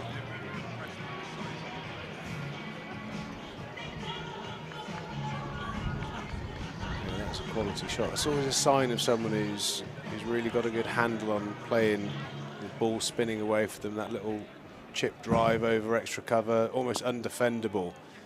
It really does put the skids up the game plan of any left-arm spinner if you can get them over extra cover, because you have to then have the point man very straight or your mid-off a lot wider. Poses a lot of problems and creates some extra single areas. Goldsworthy's coming back, not being deterred by that one shot. I think it would become a problem if he did it a number of times.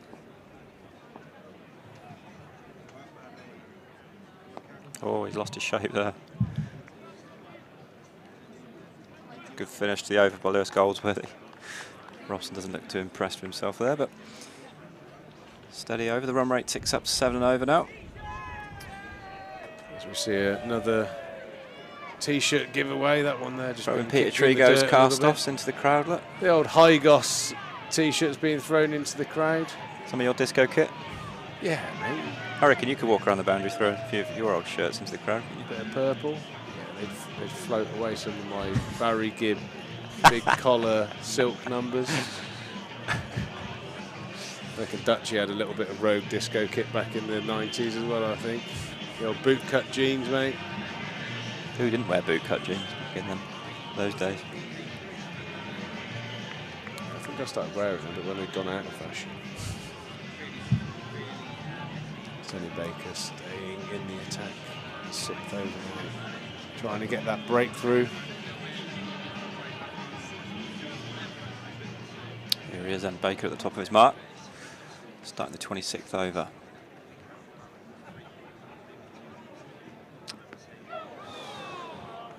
Lamb trying to hit him square through mid-wicket. Good pace from Baker, trying to hit the top of the stumps. Yeah, it's that stage of a 50 over game. I think for a captain, you know, you kind of feel almost a little bit helpless when you've got that period where you've got to protect the boundaries, and by doing so you create a lot of single opportunities, and you kind of feel like you're waiting for a mistake almost, aren't you, from the batter? Yeah. You know, there's no catches in place bar the wicket keeper. You're thinking bar a top edge shot down to third. Oh, fine leg. Top edge pull. See, that's the mistake you're talking about, Pete, with Sonny's extra pace. Good bouncer. Yeah, you're kind of limited to probably trying to get a court extra cover or a top edge out on the big boundary. That's kind of the mode of dismissal, bar a mistake.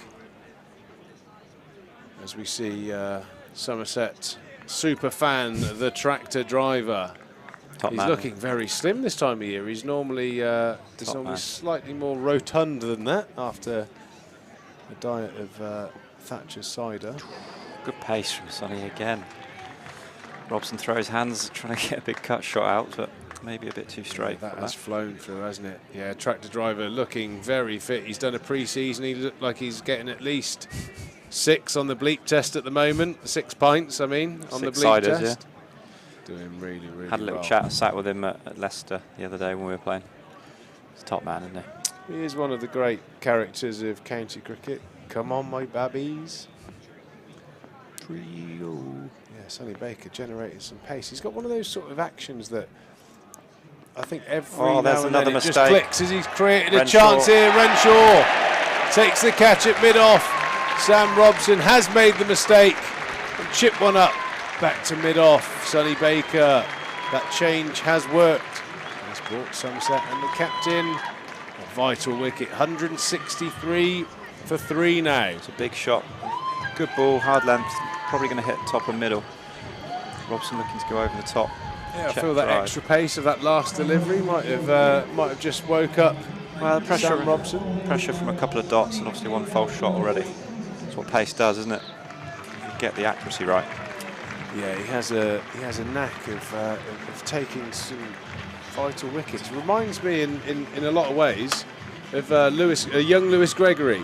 Lewis Gregory just had a knack of getting key wickets as 115 first-class centuries leave the room. Keith Dutch amassing a whole one of them. Great to see Mark Ramprakash. And certainly wasn't a great sight when you were 22 yards away from him, was it, Brooksy? Geez, that guy could bat for months. He scored a double 100, or maybe a 250 against me at the Oval. Just you? Very early in my career, yeah, it was just me running around. And he just made batting look easy. I just thought, I'm not at this level. Yeah, I'm he's just not at this level. Absolutely stunning player, that's for sure. I can remember playing a couple of games against him. He was on 99 first class hundreds for a while, and you just thought, he'll be fine. And it was the first time I sensed that he was a little bit sort of thinking about it. You know, there was a bit of anxiety there, but as soon as he got that 100th 100, he just started motoring again. Unbelievable players. You know, you've probably got over the last 30 years, you know, Lehman, Ramprakash, Hick, Trez. Although he didn't score 100 hundreds, he was prolific, wasn't he? He was very prolific, but I think, to be honest, Hick and Ramps, you know, we obviously, and rightly so, celebrate Trez, and he got just over 50 hundreds. To put it into perspective, Ramps scored 114 hundreds, and Graham Hick, I think, was 147, wasn't he? I mean, it's just staggering to think he could score that many hundreds. Scored a quadruple 100 here, didn't he, in the late 80s? Yeah, 405. Remember playing a miss first ball. Previous groundsman Phil Frost used to have an away player's highest score board in his dressing room. He used to love away players peeling off massive scores. Yeah, old Frosty's honours board. Old school Taunton pitches. Yeah, 405 he got, obviously surpassed recently by Sam Northeast of Glamorgan. I mean, what a tremendous feat that is to bat for that long. Sonny Baker generating some awesome amounts of pace at the moment. Max Holden in. Another good Under ball. a bit of Finished pressure. the over. Really good over that from Sonny. The breakthrough, but also just caused a bit of havoc with two set batters, two international batters. Yeah, he's bowled brilliantly there, Sonny Baker. He's obviously off the back of a 6 where he looks like he's enjoying his work out there as well. Yep. Good lad. He had a bit of a layoff with injury, so you know, he's looked super motivated to pick up where he left off early on this season. Had a stress fracture of his back, but he's back and firing on all cylinders. Goldsworthy to continue. Puts a lot of pressure now on Peter Milan. You know, 3 down, relatively inexperienced batter at the other end, so he is now under the pump. You've got to remember, I always like to, you know, find a little bit of solace in the fact that Somerset got 2 people to 100 to get up to that total.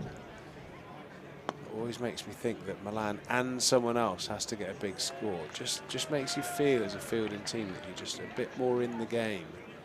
And that run rate is starting to creep up higher than it has been at any stage in the game at 7.2. 2 overs ago it was 6.8, now it's 7.2 with a wicket and no boundaries. So I had a private flutter with someone, naming no names, that this person in question felt that Middlesex were going to chase this easy, and I just had a feeling that Somerset have got enough, and I put a whole £10. You know how frugal I am with my cash these days, Brooksy. That is a pretty confident step for me. So I fully believe that Somerset are going to defend this 3-3-5. Well, if we can bowl as well as we have the last couple of overs, we've got a sniff. We've taken a couple of wickets, so if we can get Milan out in the next few overs, then it's a big ask for Middlesex to rebuild again. We'll see how they play. Holden, the new man to face Goldsworthy.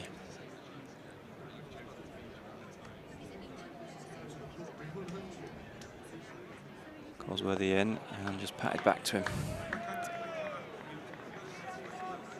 Hopefully squeeze some dots here for Somerset boys. On the 27th over, so Goldsworthy, short approach to the crease.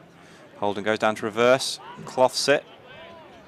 And Alfie Ogborn runs around and saves any chance of a single. If it gets past Ogborn down to the short boundary, that's likely to be 4.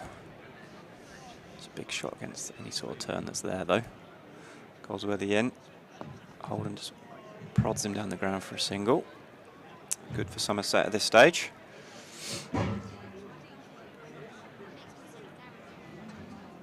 Field changes for the right-handed Milan, who's on 64 from 65 deliveries. Goldsworthy in. Poke to extra cover where Andrew Amee cleans up. Yeah, really important little period here. 7.2 7.2 becomes 7.4 very quickly. It's amazing how that scoreboard pressure could just mount up when you get to this stage of the game. So if Somerset can just get through 4, 5, 6 single to finish the over. Miserly overs, it could change things quite dramatically. Yeah, and taking wickets I think is key as well, because if Middlesex have got wickets in the bank come the last 10, when they do need sort of 7, 8, 9 and over, it's still quite easy at Taunton if you get in, especially with that short boundary one side.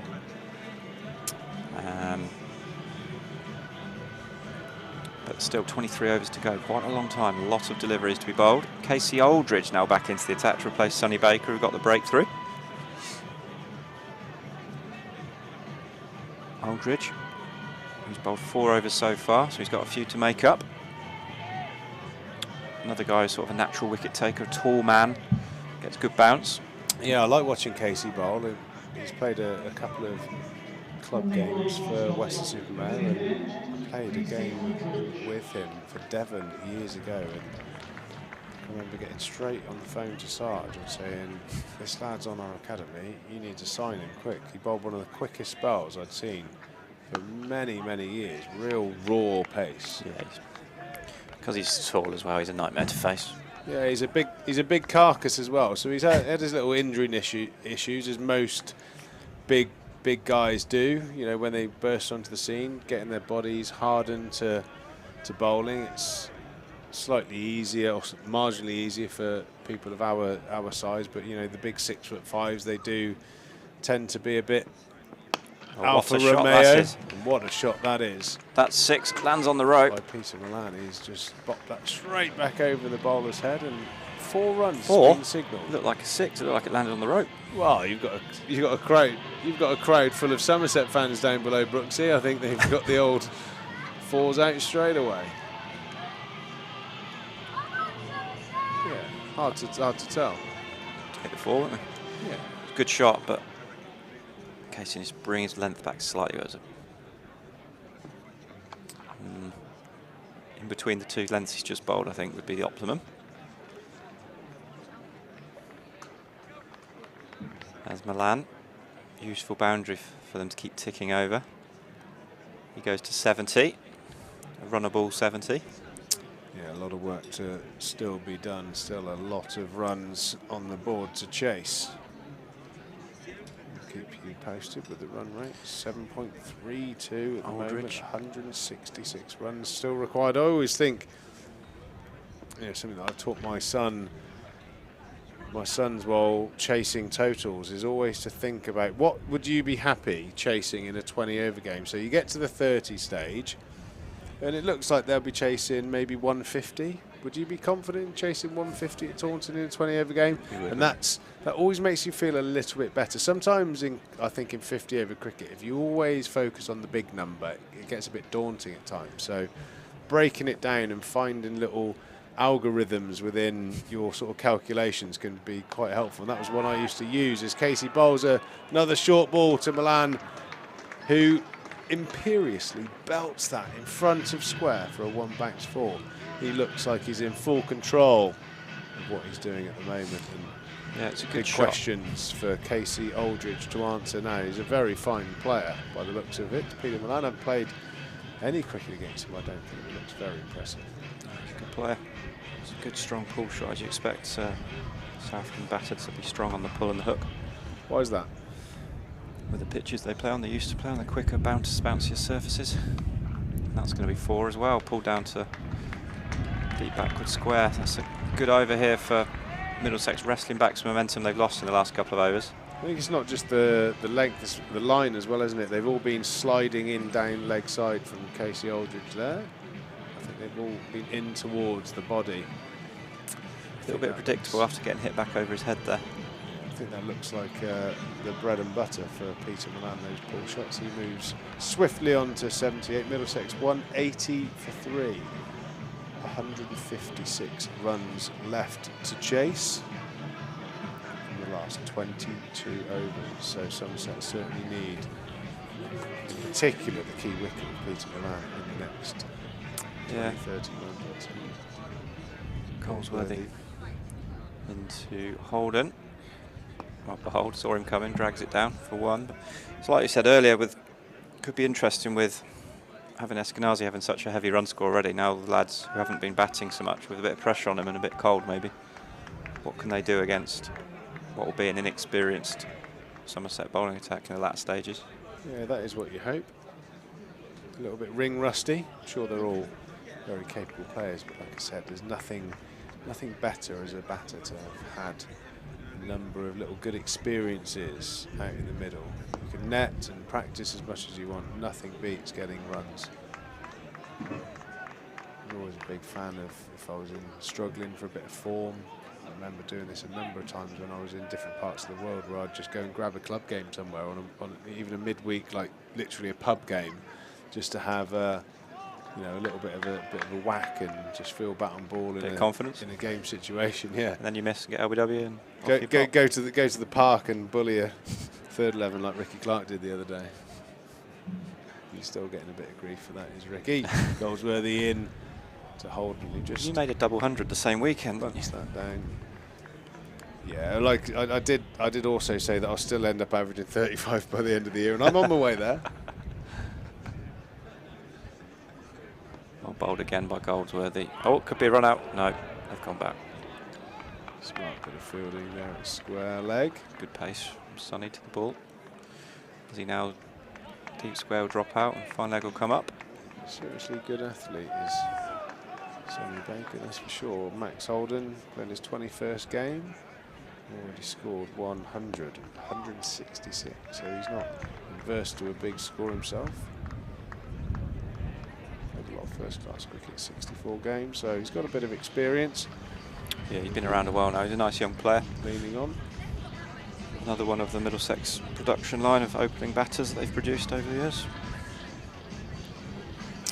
Yeah, I mean, that's what a man to learn from in terms of the way to go about an innings. Mark Ramprakash, having him as a mentor around the club, that must be quite a feather in the cap for Middlesex to have that level of experience and quality.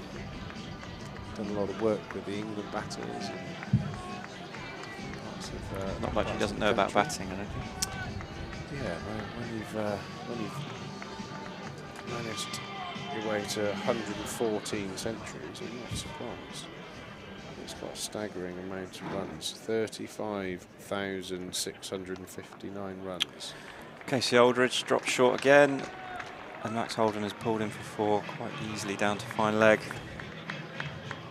Well, Casey needs to work this one out a little bit. There's an optimum length, as you mentioned, and it's certainly not where he's bowling at the moment. He's gone for that sort of impact delivery, and he's bowling that belly button height, which batters love. You know, it's either got to be around the helmet or into hard length like that. So a good comeback from Casey Aldridge, who's kind of in the process of spoiling his figures a little bit here.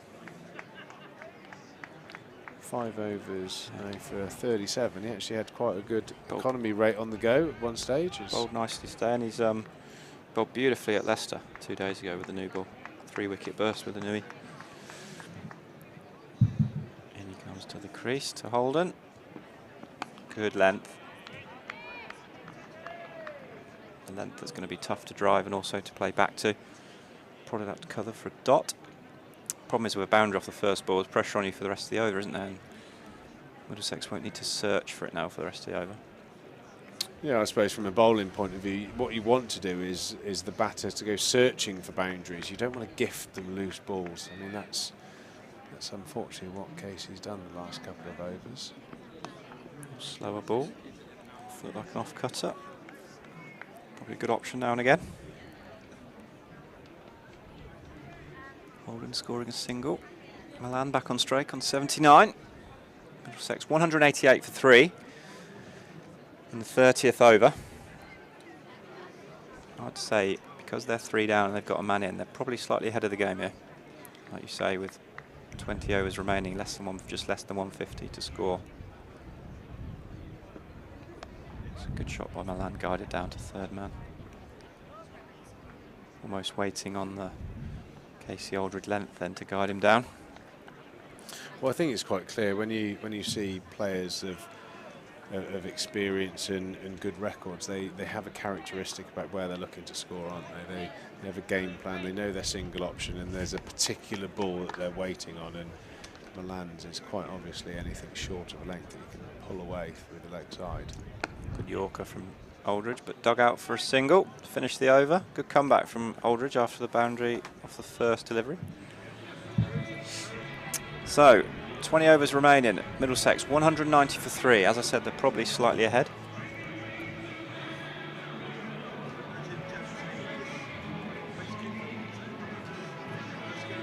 Lewis Goldie with continue. Plenty of bowling options out there for Ben Green. We have a look on the balcony there. James Allway making I can't hear signals to someone. Having a little chat in the stand.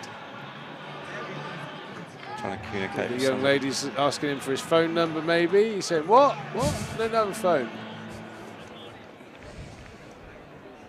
Who knows? Lewis Goldsworthy continuing from the river end. It's well bowled and well played out by Holden. Single for Middlesex. Yeah, Ben Green's Sam got plenty. Dalling lurking around in the background there. I'm not sure if he's looking for a drink or trying to find another bus to get to another part of the country. Had a torrid time, Sam, but got to say, Sam, I credit your commitment. I think the 7th or 8th bus, I would have just said, go home. Have you got to go back to London tonight, Sam? Fair play to me. In the morning. You're better off walking, aren't you? Commitment levels. Goldsworthy into Holden. Goes for a reverse sweep. Straight to Aldridge. It's nothing for his run. There seems to be a bit of a trend in the Somerset bowling lineup of the one sleeve, the sleeveless things, whatever they're called. Like I think it was a bit of a basketball thing, wasn't it? Tuba grips. Sonny Baker looks like he's got a basketball version. Your compression bandages for one arm. Dual purpose, I suppose, a bit of support if you've got a sore elbow, but also a bit of protection against this arid land that they're diving on at the moment, especially if you field at point. It always used to be an absolute bugbear for me as Milan waits for the almost inevitable short delivery that Somerset are serving up at the moment, and that's been dispatched into the Somerset stand for a maximum. Quite clear that he's waiting on those sort of deliveries. Yeah, too short, way too short and easy for Milan to hoik into the crowd there. Yeah, it was always in one-day cricket, whenever the captain used to get me to field at that short extra cover region where you'd always be on a wicket end and you'd have to dive from time to time into the old footholes, and in the middle of the summer it was like diving on the car park. It was You end up with knee and elbow scabs for about 3 months. Yeah, once you get one scab, that's it for the rest of the year, isn't it? You keep on knocking it off every time you dive. Looks like Ollie Sale's into the attack, Peter. Yeah, Ollie Sale coming back on. Looks like his first 3 overs didn't go exactly to plan, but it's really important for him now to prove his worth in this Somerset team, back from a very, very long layoff with injury. Great to see him put in a performance of note. This is his opportunity. Yeah, near enough 2 years out. Mainly shoulder issues. 2 surgeries last year and a few niggles this year with other niggles, but he's a great man to have around the squad. Sounds very niggly. Yeah, some people just sometimes their bodies just don't want to bowl, do they? But he can bowl when he gets it. When he gets on the Steve park. Kirby used to call it the niggle worm. Niggle worm. Works his way through. T, I've got the niggle worm. It was in my ankle yesterday, it's in my hamstring now. Where is Tango? We need a bit of Tango time up Well, here. he had a cold shower about an hour ago when I last saw him because he was overheating earlier. Oh, was he bright purple? Yeah, bless him. Yeah, I think he would definitely. Well, Ian Blackwell used to call it the Purple Pip 11, and it used to. Ian Blackwell was in it. Kevin Dean, Steve Kirby. Can't think of any others, but there was certainly a few redhead types around the country that used to make the purple Pip 11. I think David Sales was the opening batsman on number 3. He used to go a little bit rouge when he was batting in the heat. Oh, he liked a glass of rouge. Sale coming in now from the Trescothic stand end. Wind down the leg side, rattled around the thigh pad, nearly back onto the stumps. That would have been a lovely bit of luck for Somerset, but not to be. Holden aware of where the ball was and just managed to scoop it away with his boot. As we have a look at the highlight of that. Yeah, rattle, rattle, rattle. A lovely, nice touch there, but lovely touch there. It's almost like De Gea's goalkeeper yesterday, kicking it into his own net. Wouldn't see Peter Trigo doing that, would you, for Weston-super-Mare Town? Yeah, lad. Barn door.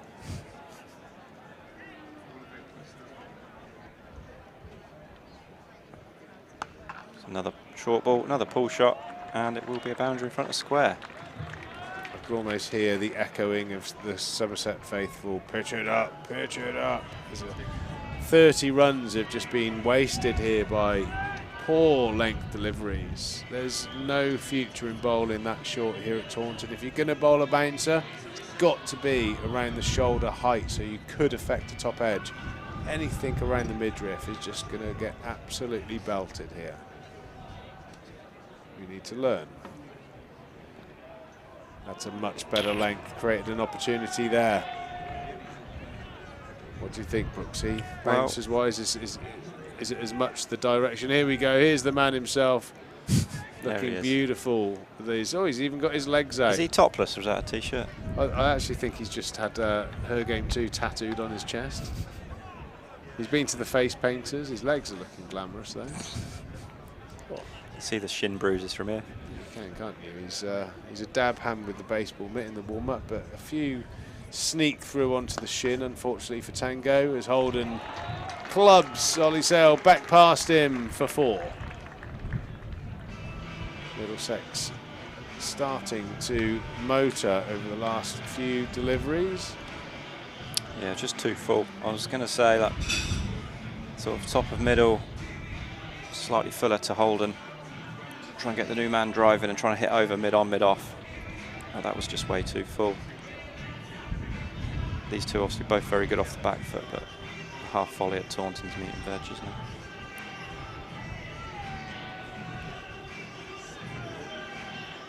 Good over for Middlesex here, 2 boundaries, 9 off the over. Round the wicket, Sale, and it finishes with a dot ball. So 32 gone, Middlesex 205 for 3. Better delivery, 209 for 3. I don't think the scoreboard is updated for that boundary by the looks of it.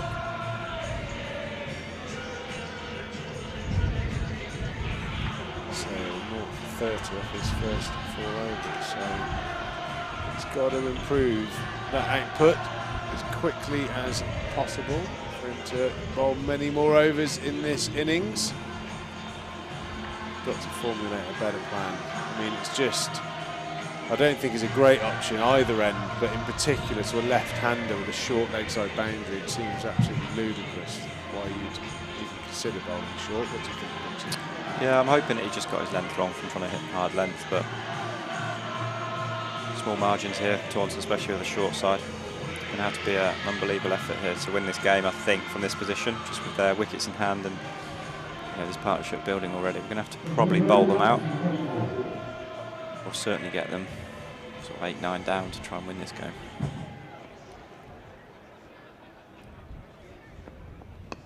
Oh, good start from Alfie Ogborn. It's a good length. Dragging Milan forward. One good bit of news today. I did actually have a brief conversation with Debbie Rue.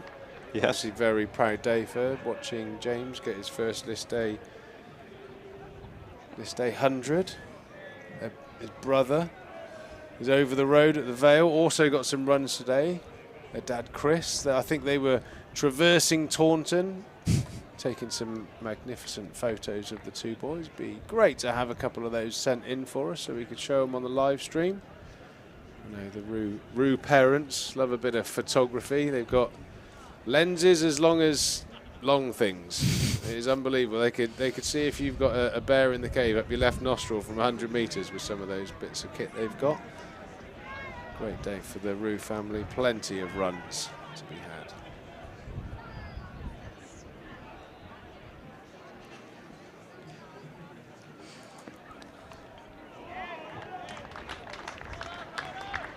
It's amazing being involved in such a production. The Somerset live stream goes out to many people, actually more than you think. It's absolutely fantastic. We just had a message from a mutual friend, Dom Bess, saying he can't believe he's spending his afternoon listening to stories of Jack Brooks scoring first-class hundreds, but it happened, Bessie.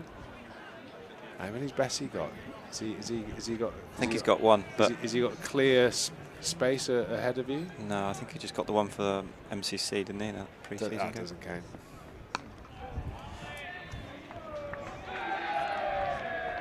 He is still listening. Confirmation. Hello, Bessie. That's brilliant, excellent, great to know. I'm just, you know, because every now and then I like to back up my stats with some facts. Yep, I am seeing one first-class 100, so it's the same amount of hundreds as you, Jack Brooks. So that's awesome. Bessie's had a great time over the last few years, making his England debut, making all of his Devon supporters, Somerset supporters very proud, seeing him do so well for England. No. Good stop by Goldsworthy at backward point. Save certain fought. But you've got to say, obviously, if what you're saying is right, how many championship hundreds? Well, it wasn't a championship 100, and now he plays for Yorkshire, my former club. He should be churning them out. He bats a lot higher than I do. Yeah, well, Bessie, I think you need to get back in your box, lad. Give us a shout next year when you've peeled off 2 or 3, really. It's that heavy head of his. He keeps falling over again, LBW, doesn't he? What a great lad, what a great bowler, and he's having a super time. Be nice to see him back in an England shirt soon. Single to finish the over. Good set from Ogborn, that young lad. Yeah, left arm bowler, creating a bit of point of difference there. Always really useful to have one in your squad for one-day cricket in particular. Alfie Ogborn, very fresh-faced Alfie Ogborn, but doing a good job. Picked up his first few wickets, Leicester. Yeah, he ended up with a 3-fer, but he got his first one there. Saw a few celebrations on the social media channel from the club. Looked like he was really buzzing about getting his first few wickets. So great to see a bit of passion. Nice to see Ollie Sale do the same, picking up a few wickets. It's been a long time since Ollie Sale has taken a wicket in the first team.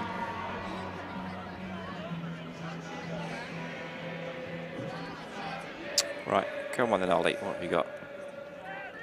Ooh, slight down leg side, wide ball.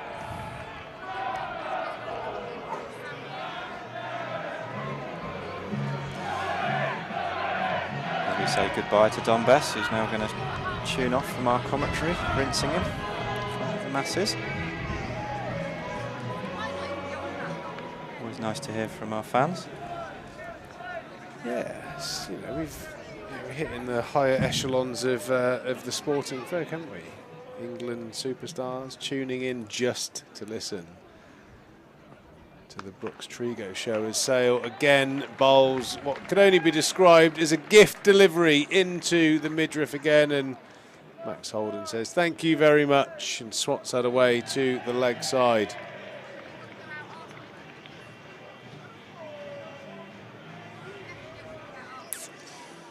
Yeah, it's just his radar's not quite on here. That is a gift, like you said, for Holden. 216 for 3. Come on, Sailor. It's a much better length. Oh, much better length. That's the one to focus on. When you're right, a lot of people who watch Inside the Wyvern and they get to see the character of Ollie Sale. He's a cracking lad off the field. A lot of people want him to do well, and he will do well if he bowls more deliveries in that area as opposed to the previous ball.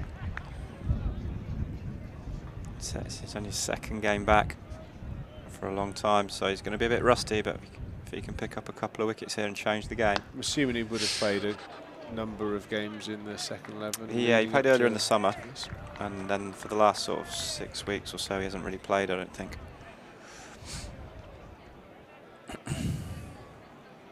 A full-time cameraman then. With the old beyond the Wyvern, behind the Wyvern. In the T20 comp he was our cameraman, yeah.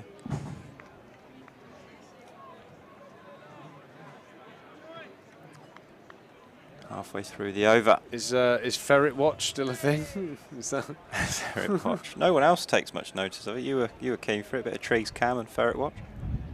Yeah, I think we had a good thing going. Just trying to stitch each other up with horrendous pictures of us eating stuff on the team bus. Yeah, a little bit of a buzzer there. Matty Renshaw throwing one. James Rew not being able throw to and collect. Yeah, there's an all-round average bit of cricket there from Somerset. Middlesex 216 for 3. That run rate is hovering around the 7 and over mark. It doesn't seem to be coming down below that, so Somerset are only a wicket away from really having a decent hold on this game. You'd say it's probably quite honours even. 7 and over if you bowl really well, I think is defendable, but another poor bit of fielding, but they were going to get 2 anyway. It's going to take something special. Definitely the dismissal of Milan is something that's needed. If he bats all the way through, I don't think the game's going to go to... If Milan bats another 8 or 9 overs, I imagine it will be game over, especially if they don't lose anyone else. But 1 or 2 wickets in the next couple of overs really would hurt them and change the tide of the game, but it's a good pitch. 2 guys are in.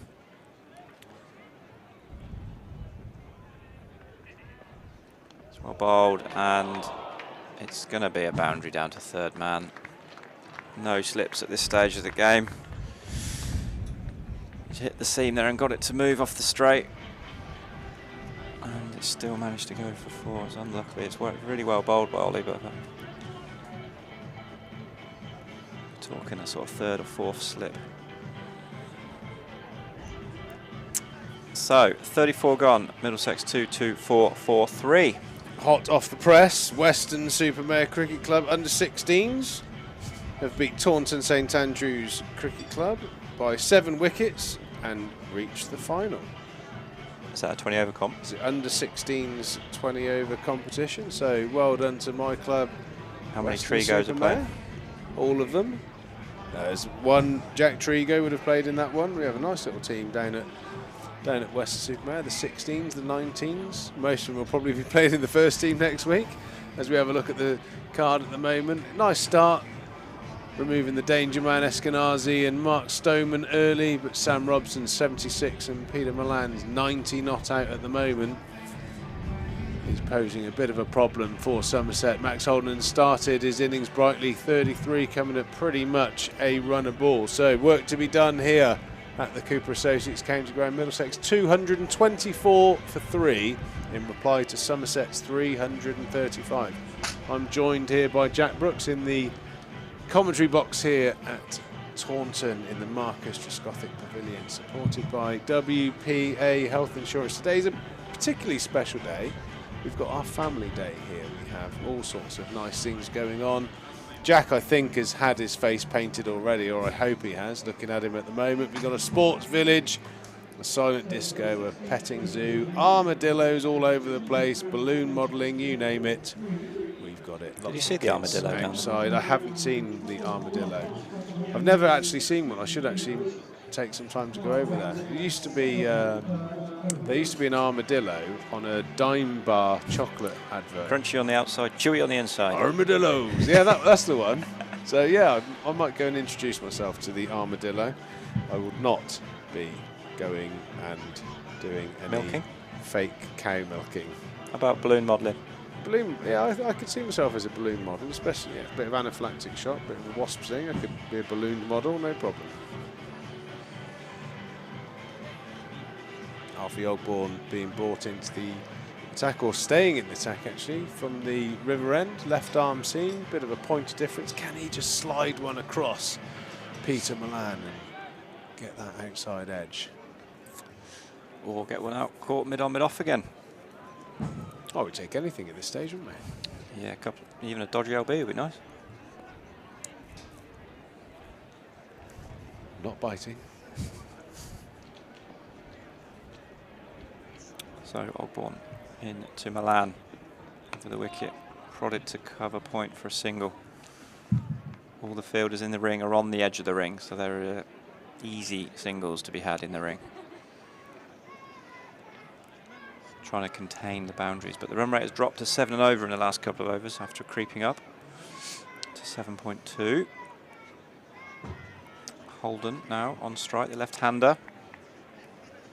I think I actually got my information wrong earlier. It was actually a 100-ball competition that the Somerset Foundation are playing at under 16s level. So down.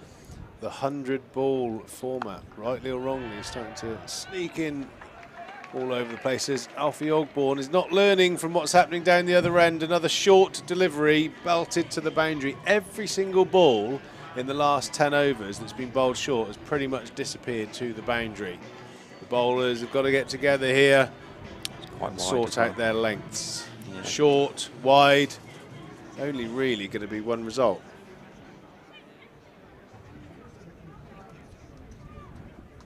Ogborn, it's a good line of length. Came down the wicket, but I think he just took the pace off.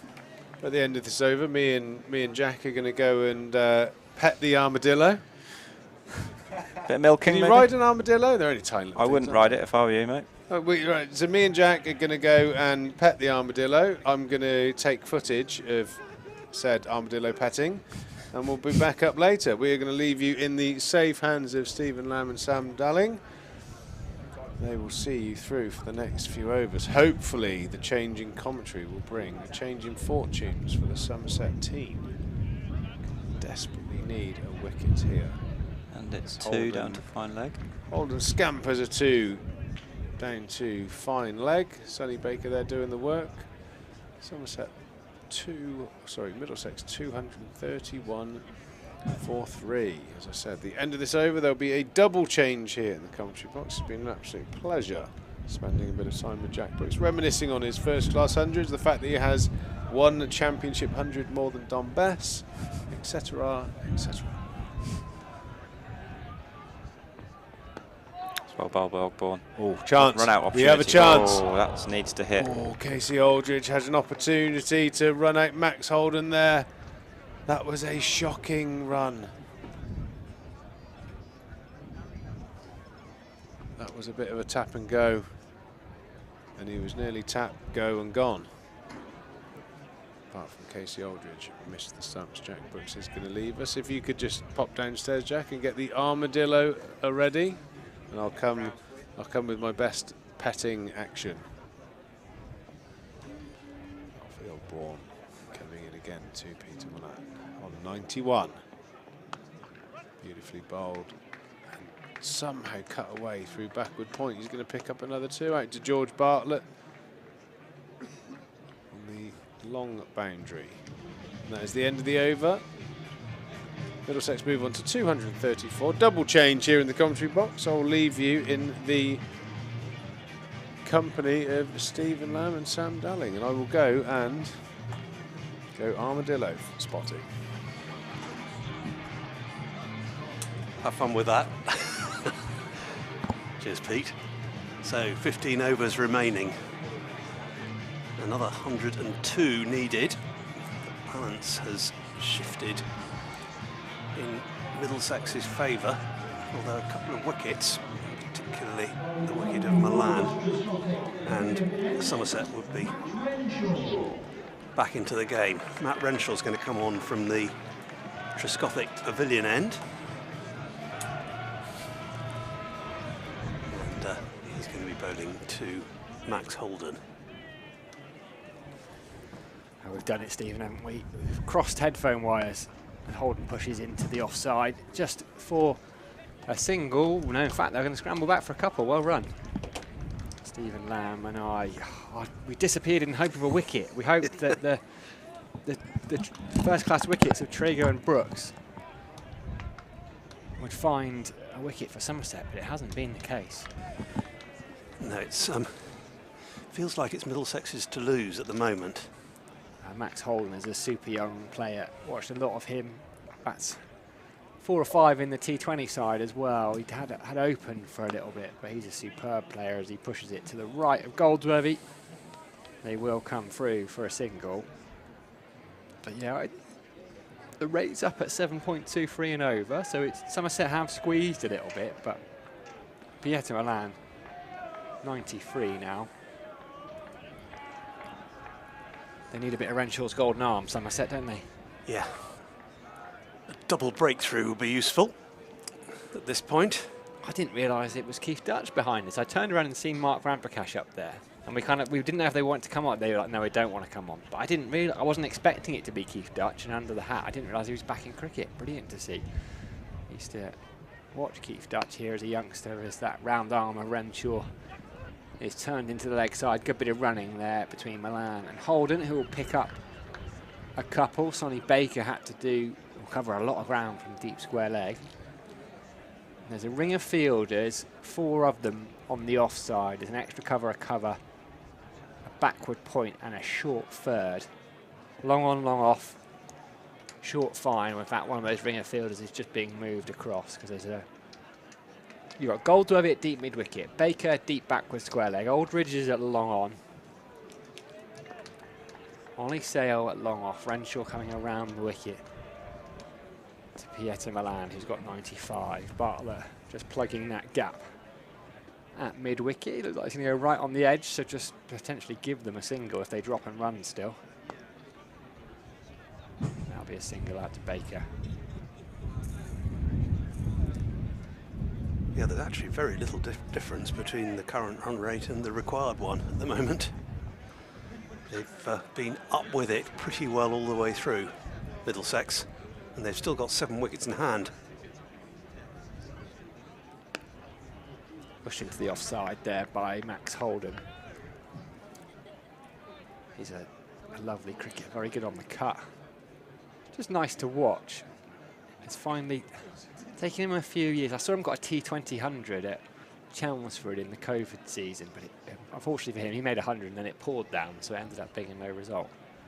But he's just starting to show signs of being a first-team player, as Pieter Milan, who is absolutely a first-team player, has reached a century for Middlesex. A couple of 50s in the Royal London Cup before. That's 3 figures for him. A beautiful sweep shot. Renshaw coming around the wicket. Pieter Milan, who looks an absolutely superb touch. He's made batting look not easy, really. 85 balls it took him, 10 fours, 3 sixes. And if Somerset had to have any chance to winning this game, Stephen, Pieter Milan needs to be heading back off the pitch relatively soon, doesn't he? Yep, it's down to double figures now. That runs to win figure at the bottom of the scoreboard, and you can see it on your screen as well. Trail by 90. There's 1 more than that needed for victory.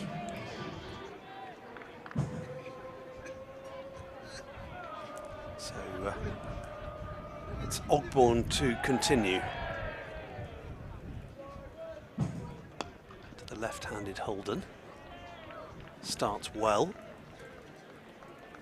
but this has been a pretty composed chase thus far from Middlesex.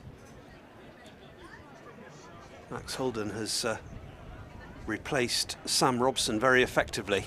He's on 44 from just 41 deliveries. He's already hit 6 boundaries.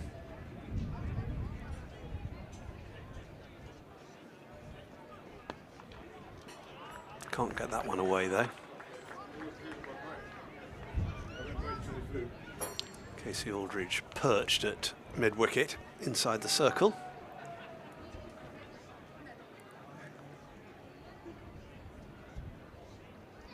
James Rue's been good behind the stumps.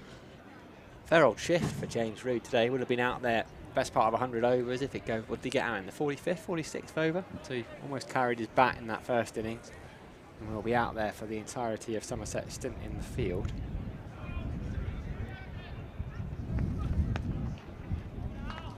This is a better over for Ogbourne than its predecessor.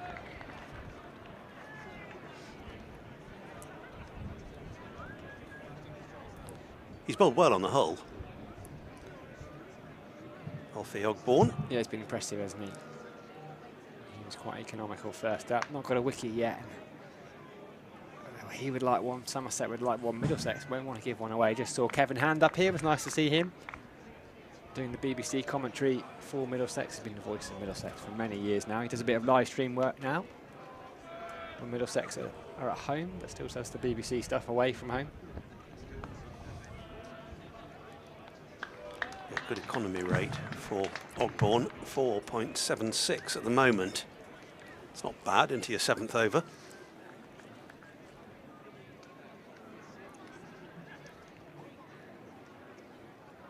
Well, no, particularly in a game where it's looking like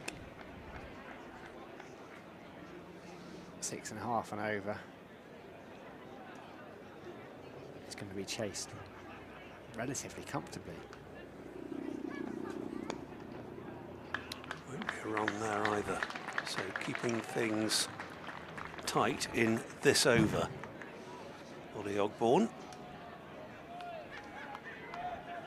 Ollie Ogborn. Beg his pardon. Is that a TV character? It rolls off the tongue well. James Rew was out in the 45th over. So, yeah, he has pretty well, hasn't he? That's just 5 overs. He hasn't been out there. Alfie Ogborn on his way. Pushed up to long on.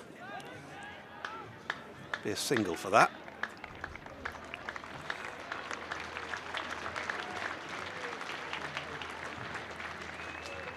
That's a good over. Just that one run off it, the last. So well done, Alfie Ogborn. Can potentially bowl 3 more overs. But he's had a pretty useful day out.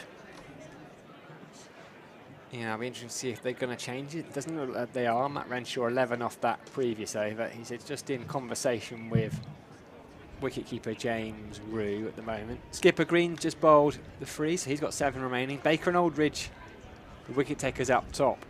They've both got 4 each left. Ollie Sale's got 5, Goldsworthy 3. Josh Thomas has got 8 left. There's plenty of options. Somerset having used 8 bowlers. Ben Green's got his pick really as to who he goes to. But whoever it is, yeah, the problem is they've only taken 3 wickets between them, which when the innings is 37 overs old isn't really enough. it's Holden just pushes that one down the ground and he'll become the 3rd Middlesex player to raise his bat aloft to acknowledge the applause of his teammates and of the Cooper Associates counting round, because he's got 50 not out of 49 balls for Max Holden. 7 boundaries for him. It's been a composed innings really since they were in a little bit of trouble early. 20 odd for 2 Middlesex, 24 for 2 in fact when Stevie Eskenazi got out. They've made batting look very easy as Milan happy to take the single down the ground off Matt Renshaw. If you're just joining us, Somerset versus Middlesex here at the Cooper Associates County Ground in the Royal London Cup. Somerset looking to get off the mark points-wise in the tournament as Max Holden drives into the ground, and it's a precious dot ball. 85 Middlesex require now, 12.5 overs remaining. The wicket in hand column is healthy though. Only 3 down as that's a lovely punch drive from Max Holden. They think about a couple, but they don't take it. Casey Aldridge very, very quick on that. Well, Tom Abel on the stream the other day said Casey Aldridge is a far better fielder than he is, and I know Tom Abel is very deferential, and he would say that Armadillo was a far better fielder than he is. That's how Tom works. But still, that's high praise. As Milan flicks it into the leg side, or they can come back for 2. It looked like they were just walking a single, but actually the Somerset fielders were a little bit slow. Baker and Goldsworthy, and they turned and came back for a second, and Matt Renshaw, who's usually got a beaming grin on his face, gives a bit of a glare to the fielders. He's got a long pair of legs, Casey Aldridge, and he lopes around, covers the ground very quickly. I didn't think I put him above Tom Abel. Only passing on the message, Stephen. I mean, I've not seen enough of him, the sample size, to know. That was a good effort, though, because he was well alert to the possibility of the second and cut it off. 2.55 for 3.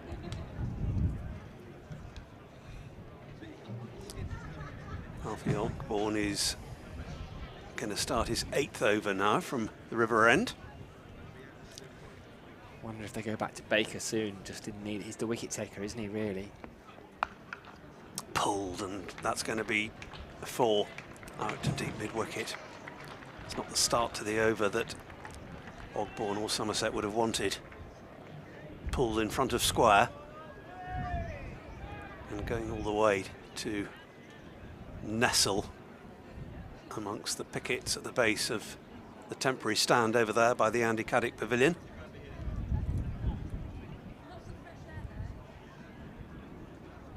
.259 for 3.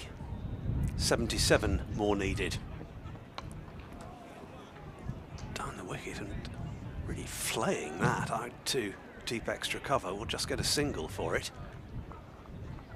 That wasn't out of the textbook.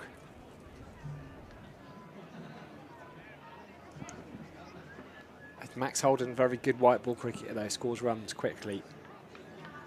His white ball record really are better than his red ball numbers at the moment. Had a torrid season last year, but has bounced back.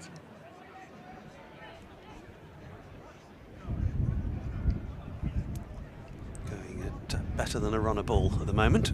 Max Holden. Another single here for Milan. To extra cover. And they've just kept their composure well, Middlesex, in this run chase. 335, a decent total posted by Somerset, but it looks as though it might not be enough.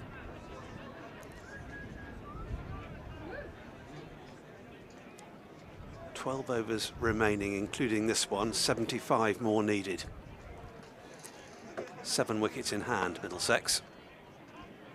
Well stopped. It's Aldridge again at mid wicket.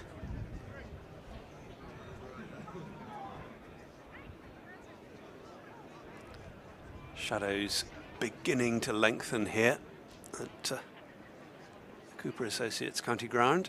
It's still very warm out there.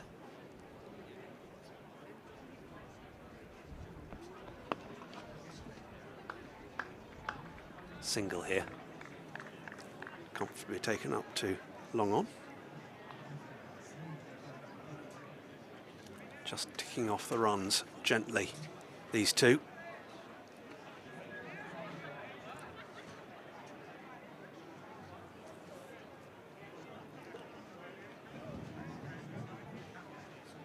Milan on 104 from 88 deliveries.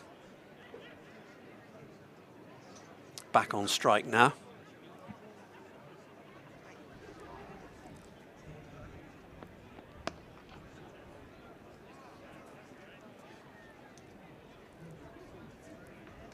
Again, just pushed gently up to long off for a comfortable single.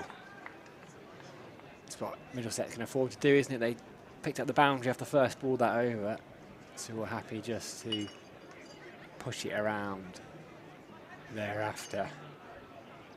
I was wondering, yeah, I wonder what happened there. So Pierre Milan was just waving at Matt Renshaw down at long on a second ago, and I was thinking, I didn't know if he was trying to say, oh, I'm not, I didn't know if he was telling him off for talking, basically, but I think what he was trying to tell him was that he was coming on, could he have a drink? Does that mean Ben Green's gone off? Have I missed that? I don't think Ben Green's out there. Because I just realised Milan's gone and had a drink, so presumably he was asking Renshaw. And I can't see Ben Green out there, the Somerset skipper, and it very much looks like Renshaw is in charge out there at the moment. He's the man at mid-off. I wonder whether he may have done something while bowling, Ben Green. He's only bowled the 3 overs. Maybe there's a niggle. Ollie Sale back into the attack then. 5 overs for 43 so far. Starts with a short one and it's swatted by Pierre Milan. For a man of his talent, in his form, that was just a forehand bunt really. Raced away. to the boundary. Ollie Sale started his first spell of the day by conceding a boundary. He's done exactly the same second time around. It's very short. Too short, too easy. The fielder goes back to deep mid-wicket, coming together with Matt Renshaw and Ollie Sale. We had Abby Slade on earlier. Ollie Sale is bowling. Alfie Sale and Ollie Ogborn, there we go. George Bartlett's gone to deep mid-wicket. That's what I was trying to say all along. Slower ball, pace off. Better. Well bowled. Just into the body. Saw Milan give himself some room. That was much fuller from Sale. There's encouragement from tractor driver.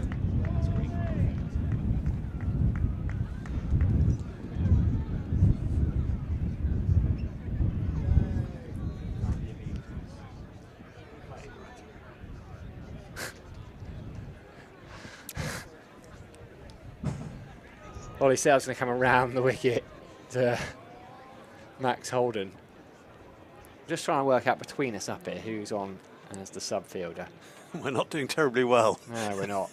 Around the wicket. Gets that one wrong, but it's swept. Has he got a wicket? No, not quite. It was going to be a wide. It was another slower ball, and Max Holden waits and sweeps, and he just has a look at the toe of his bat because that's what it came off, and it was, I think it's Josh Thomas out there in front of the Somerset stand. It would have been a wide, and James Ree would have done well to stop it. But it fell just short of the fielder. I'm afraid I'm still struggling to identify who the 12th man is out there. Is that Josh Thomas out there? Or is that the sub fielder? That's better from Ollie Sale. That one whizzed through outside off stump. But we do know that Ben Green's off the field at the moment. That's the one thing we can confirm.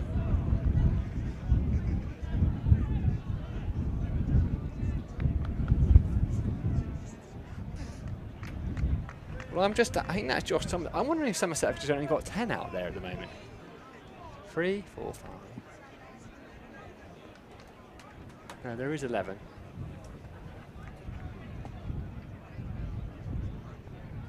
Slow ball, pace off. It's in the air, there's a fielder there, steadies himself, takes the catch. They needed a wicket, Somerset, and Ollie Sale is the man to get it. It's been a mixture of slower balls, of quicker balls. And Pierre to Milan, who's batted beautifully for 110, just rocked onto the back foot, tried to take on that long, long boundary, and went straight down the fielder's throat to deep square leg. Sonny Baker, I think that is under the cap, holding on to the catch. Needed it, Stephen Lamb needed it. Yeah, they did indeed. And again, as you say, that long boundary has claimed a victim. Happened with George Bartlett earlier. And it's happened to Milan this time. That's an excellent knock, though, from him. He's been the linchpin. That big stand with Sam Robson came to an end with Robson's dismissal for 75, but Milan going through to 3 figures. And that is a very timely wicket for Somerset, as this game was slipping away from them. It may still be, but they've given themselves a chink of light. Yeah, they have. They were just making it look very easy, as they have done all the way through, really. 67 required.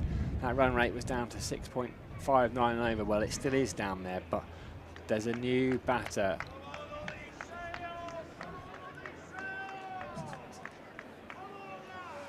Jack Harding, we're being told, is the sub fielder. He's got a number on his back. He was in the squads for the Devon and Cornwall games, also a left arm seamer. Jack Harding, he's down at fine leg. He's got his double sleeve protectors on down there in front of the Colin Atkinson pavilion. The skipper Ben Green isn't out there. Matt Renshaw has taken on those reins. And Joe Cracknell. There he is, Jack Harding. Is the new batter on strike. Short one. Probably going to be a wide there. Yes, it is. Just happy to watch it over his shoulders. Lovely moment there for Jack Harding to be out there on the field for Somerset.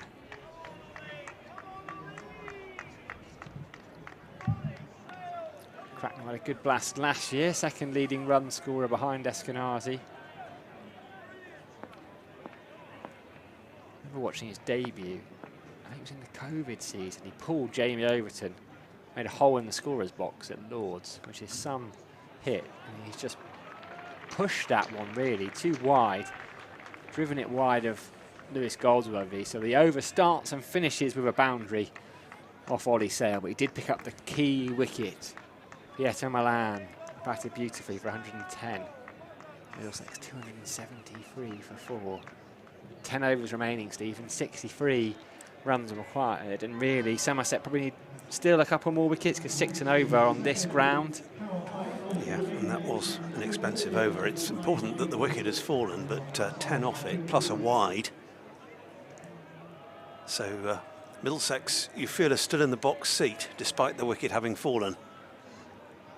Somerset still needs 6 more, and just 62 runs required.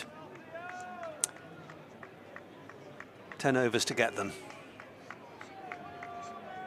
Middlesex favourites at the moment, but we know how quickly it can change.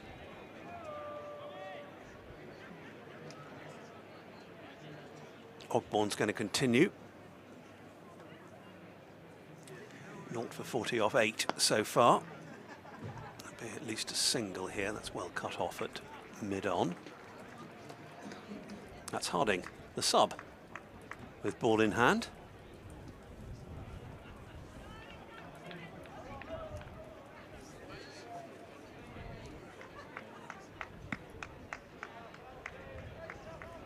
So, something of a run fest, we can safely say, here at the county ground, as we had a week ago, when Somerset so nearly brought off a highly improbable victory. Couldn't quite get that. Are they going to fall short again today? Feels a bit like that.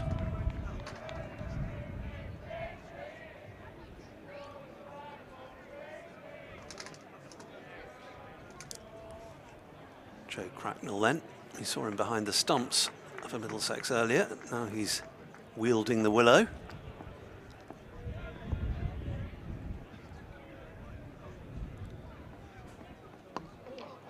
Good full-length ball from Ogbourne, keeping Cracknell quiet.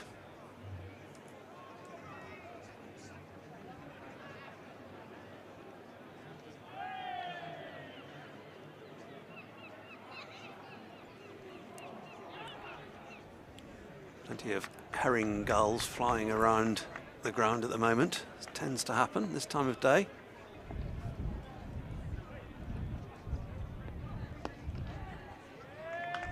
Full, and again, damage limitation. There's a man at mid-wicket to prevent the single.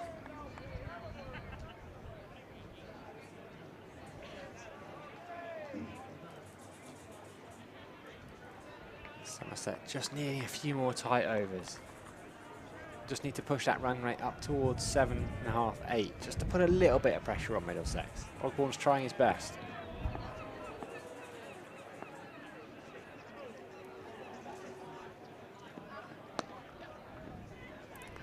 A single here, not really worth a shot at the stumps, because Cracknell would have been safely home.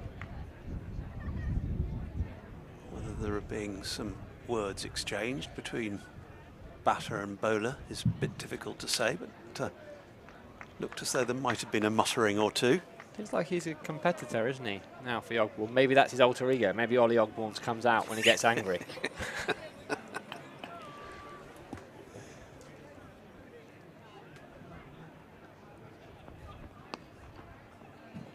Be another single here.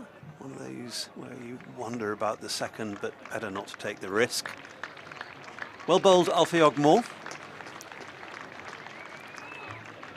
0 for 43, his figures from 9. And the economy rate of 4.75 is none too shabby. He's got one left. I wonder if he'll have it. Matt Renshaw, the skipper, in Ben Green's absence. Now, isn't it interesting? He's out there chatting to James Rue, already a very senior player. We've seen James Rue's temperament, seen how he thinks about the game. I wouldn't be surprised if he's also involved in the conversations with Matt Renshaw about who might be bowling and when, or maybe he was just asking him if what Ogborn was doing with it. Well, it certainly looked like it. It's good to see already a senior player as Renshaw ambles down to long on. Big tall man, you often have your tallest fielders these days at long on, long off, just to get that extra bit of height. Sales to come around the wicket. It's a wide and it's passed by James Rue as well. He did get a hand on it.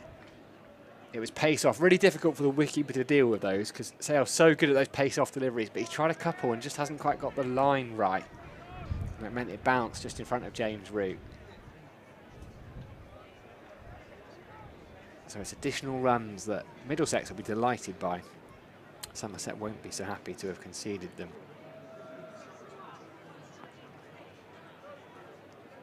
A couple there to the total without a ball passing.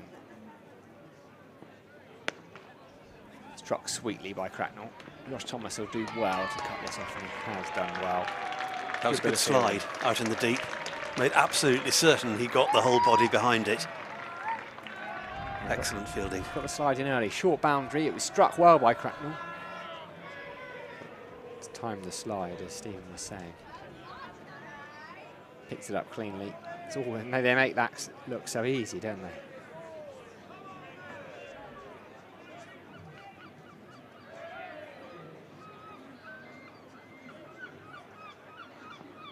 Around the wicket, slow ball. This one crashes into the pads. Ollie Sale asked the question. I don't think there was ever going to be the answer he wanted there. Ultimately spearing down the leg side, and Middlesex take a leg by. Yeah, it was angling across him. Never going to get that.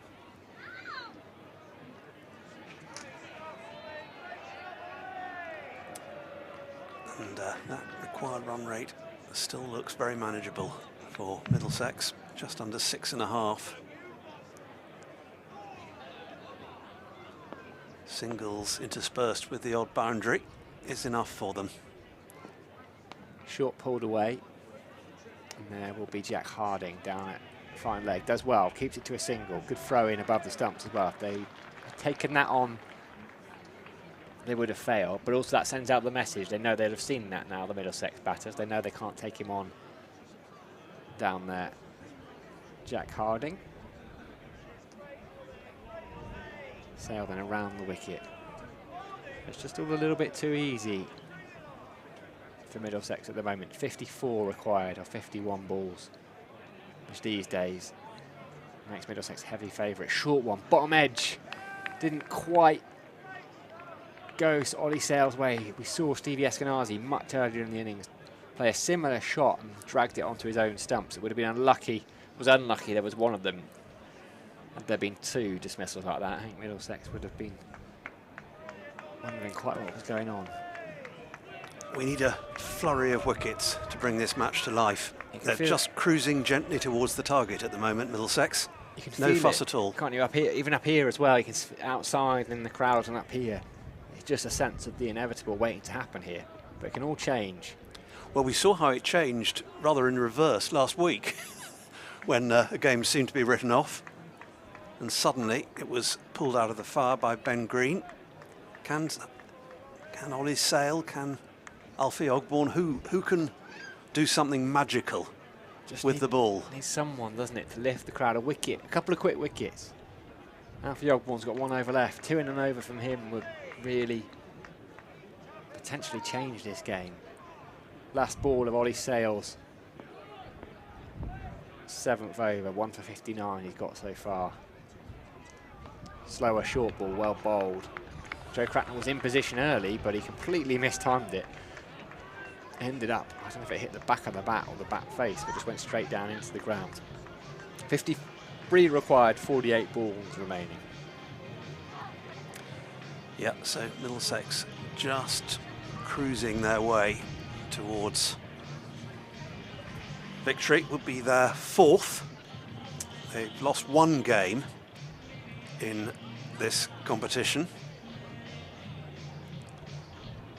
So they would take their points tally up to 8 with a win here. And Somerset, should they lose this, they're going to be firmly rooted at the bottom of the table. Pointless, as they were after 4. And looks possible that it's going to be the same after 5.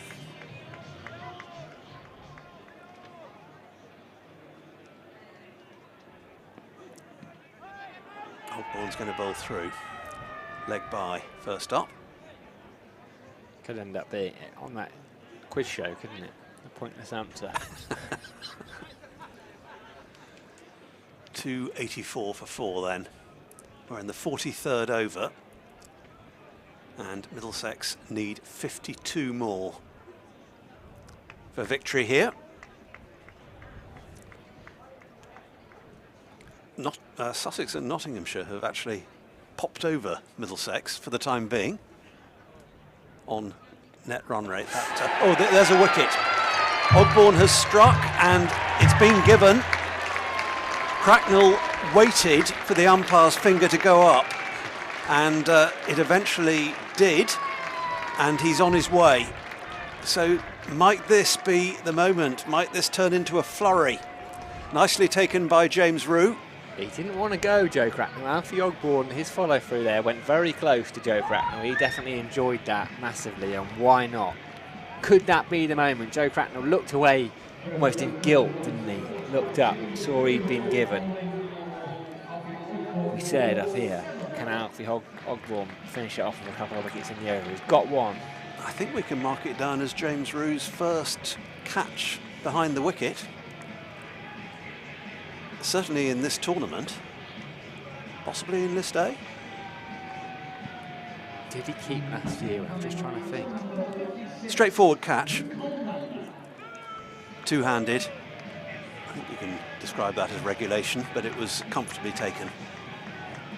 Yeah, it's going to bring Coleman to the crease. Another one of Middlesex is so good at the moment. They've got so many players that have come through their academy and are now starting to become first-team players. Leg spinner Luke Coleman bowled a couple of overs a bit early on. He's someone like Nathan Salter, who everyone was a little bit surprised that Middlesex let go on loan to Durham. It was because they've been stung a few times in the years. I know Ryan Higgins has gone back there, but they had a slew of academy players, graduates leaving because they weren't getting the first-team opportunities, and that's what they're trying to do now.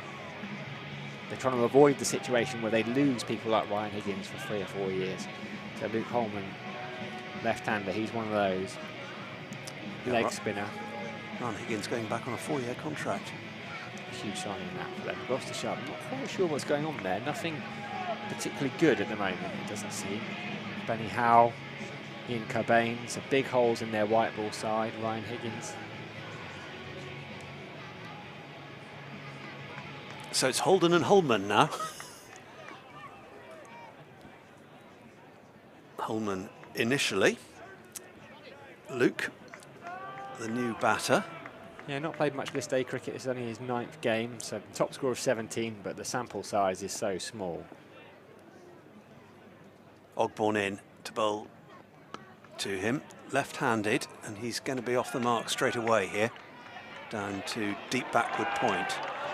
Oh, there's an appeal for a run out here. I think he's home. The finger stays down. It's quite tight.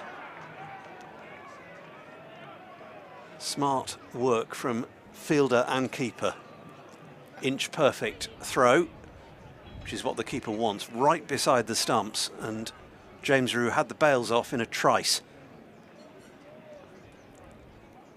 But not out was the verdict. That's elegantly driven out to deep extra. Well, I think it was good running as well. Well, they immediately realised that the man out there, Josh Thomas, was a left-hander, so actually moving to his right. It just gave them that extra half second because they knew Thomas would have to move to his right, gather, but then would have to shift his body around to throw, and I think that's what encouraged them to take 2, and they timed it perfectly. So he's on 3, Luke Holman, and Max Holden now on strike. Picks up a couple here. Down to long leg, 2 left-handers in together. as was the case for much of the first innings with James Rue and Matt Renshaw.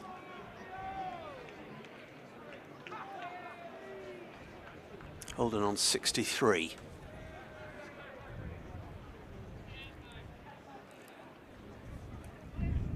Pretty much a runner ball. Be another single here. And that is the end of Alfie Ogborn's 10 overs. Been the pick of the Somerset bowlers, isn't he? 1 for 49 off 10 overs. Yep. Superb effort. And economy rate below 5. 6 over It's spell, impressive he's just stuff. bowled, but he's come back against set batters and bowled 6 overs, 1 for 30. Yeah, that shows a lot of potential. 1 for 49 he finishes with. And he's made the most of his early opportunities. Has Alfie Ogborn. Yeah, is it going to be enough? 46 off 42 as we see a Spider-Man octopus balloon on the screen there. And that's a product Probably of is. the family day. Probably is, probably just a spider, isn't it? Rather than an octopus. It's being straight Spider-Man. up, straight I out of I the should- balloon modelling section. I should ignore Todd Lindley in my ear, just feeding me lines.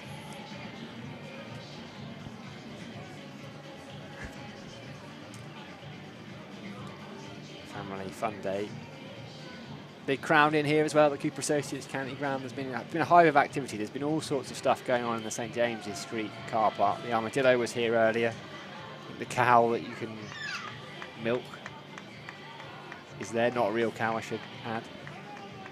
It's a competition, but the competition back on the field is going to be between Sonny Baker and Max Holden now. Middlesex 46 required, 7 overs remaining, so that run rate is well within Middlesex's grasp. 6.6 and over. Somerset need wickets. Baker is the wicket taker.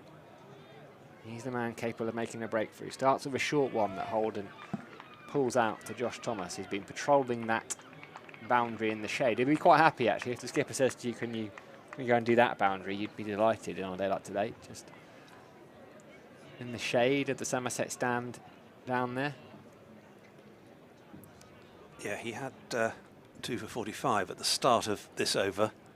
And the 2 brilliant ball which defeated Mark Stoneman.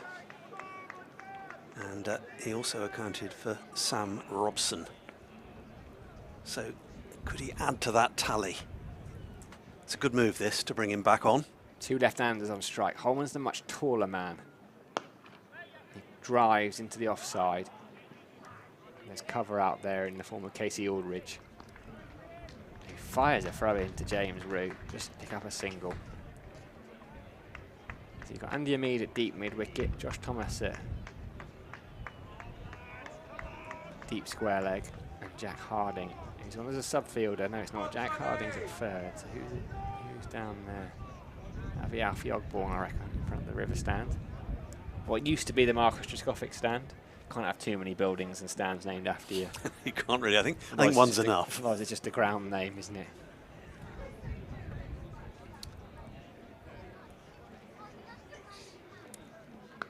Cut away by Holden. But Aldridge is there quickly. They take on a second and they get there. It's a long, long boundary and Aldridge wasn't able to gather cleanly. They did well to get there. And that was travelling at some pace. Sonny Baker could conceivably bowl through to the conclusion of this match. He's got 3 overs in hand after this one, just 7 remaining altogether. Around the wicket, Baker comes then to Holden. He's on 67. He pulls away just as Baker starts his run up. Somebody crowd. moved. Sonny Baker's not that happy about it, but there's not much the batter can do if someone moves down there.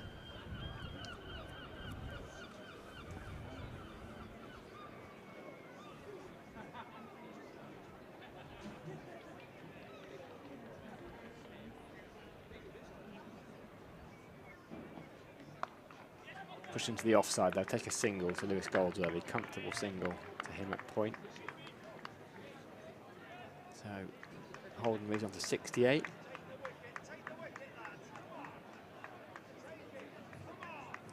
Matt Renshaw very much involved with captaincy, field placing, having a word with the bowler. Yeah, just trying to find out what's up with Ben Green.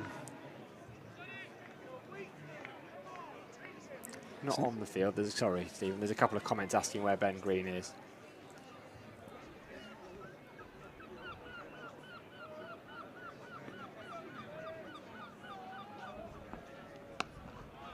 A bolt followed the batter there. Sonny Baker, taller man. Luke Holman, which sometimes means not as comfortable with the short ball, and Sonny Baker just speared it in towards his body, really, and on a precious dot ball. He's got an intriguing routine, Sonny Baker, hasn't he, before he actually runs into bowl. Just does a little jig on the spot, as it were. And then he is on his way. Wide the crease, driven. This one's fuller. Lewis Goldsworthy gets a hand on it, and that's actually helped them there. Pushed it a little bit squarer, enabled Casey Aldridge to come in and do the fielding. So they just pick up a single to end the over. 295 for 5 now. Middlesex 41-40 required off 36 balls. It's looking like a bit of a stroll towards victory here, Steve. It is. Ben Green, we do know that he has only bowled 3 overs. He came on first change, so a fair assumption there may be some kind of niggle that has forced him off. We don't know exactly what, but that's the reason Matt Renshaw is leading Somerset at the moment, out there in the middle, having another conversation with James Rue behind the stumps.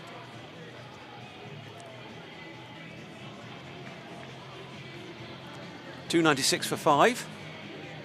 There's an enforced bowling change.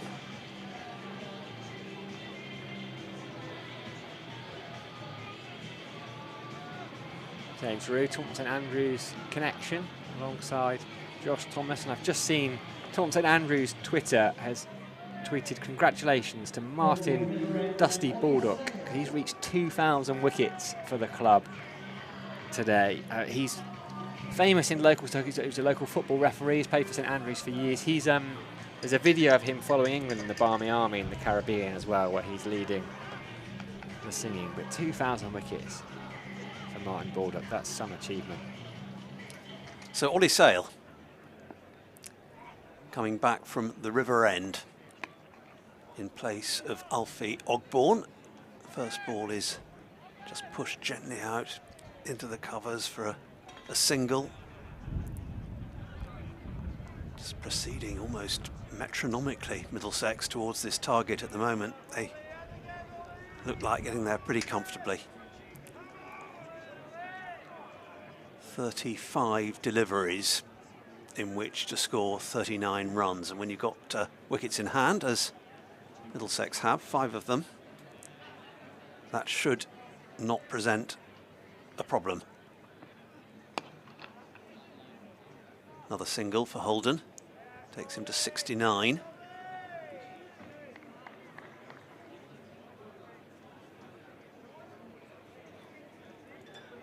Just feels like it's lacking a bit of sparkle, this game at the moment. Exactly, that wicket wasn't quite enough to change it up. It's just a little bit of a stroll really towards victory, as it stands, that is, for Middlesex. Up in the air, but over the top. That's going to be 4. Not the most elegant of strokes, but they're all effective. And he got the middle of the bat on it. Yeah, Bit of was a a close tight shot, wasn't it? Just a topspin forehand. It just sat up to be hit, really. 34 needed. Midway through the 45th.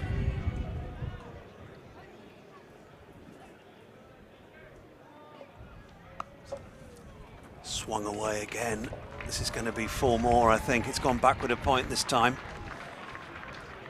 I wonder whether Middlesex have decided that 300 is up, that this is the moment to go into overdrive. Consecutive boundaries off Ollie Sale. Yes. Feels a bit like they're a bowler light today, Somerset. Despite having used 8 bowlers, Alfie Ogborn's been superb. Ben Green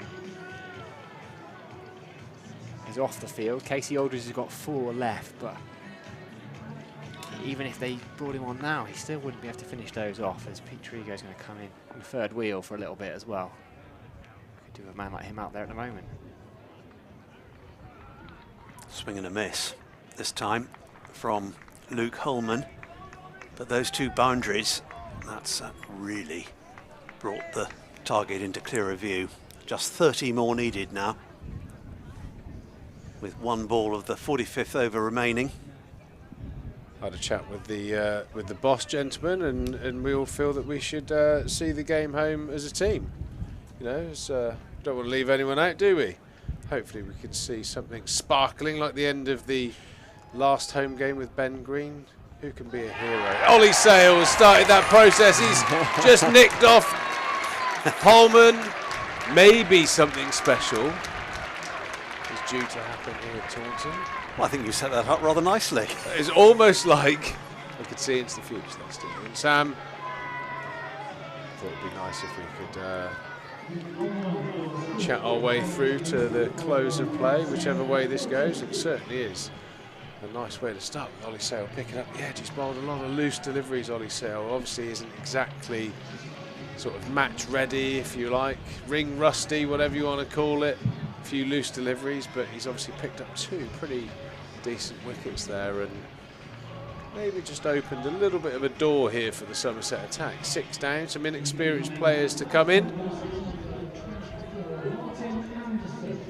Martin Anderson heads out into the middle, batting relatively low really, batting a little bit higher in the T20 at time. He can certainly strike a long ball. It's a strong Middlesex side this. So what do you reckon then? I was kind of hoping that Great Wood would come in at some stage, just for pun potential, but I think he's maybe he might be next. Who knows? What do you reckon then?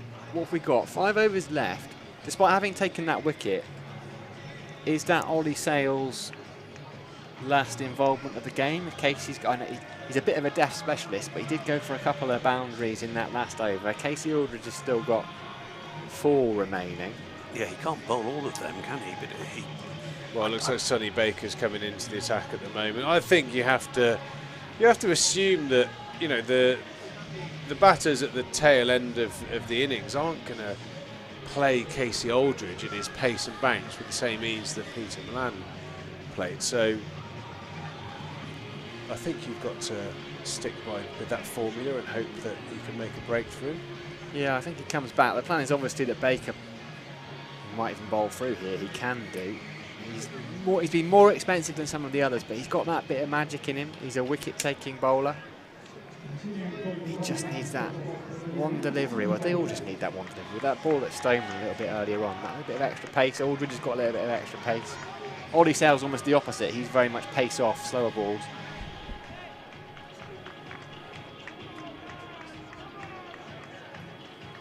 Sonny Baker. Sonny Baker certainly has the skills, no doubt about it. Field spread. Max Holden waits on 69. You almost want to get him off strike, and he is off strike. Pushes it to Bartlett at cover, who does the fielding.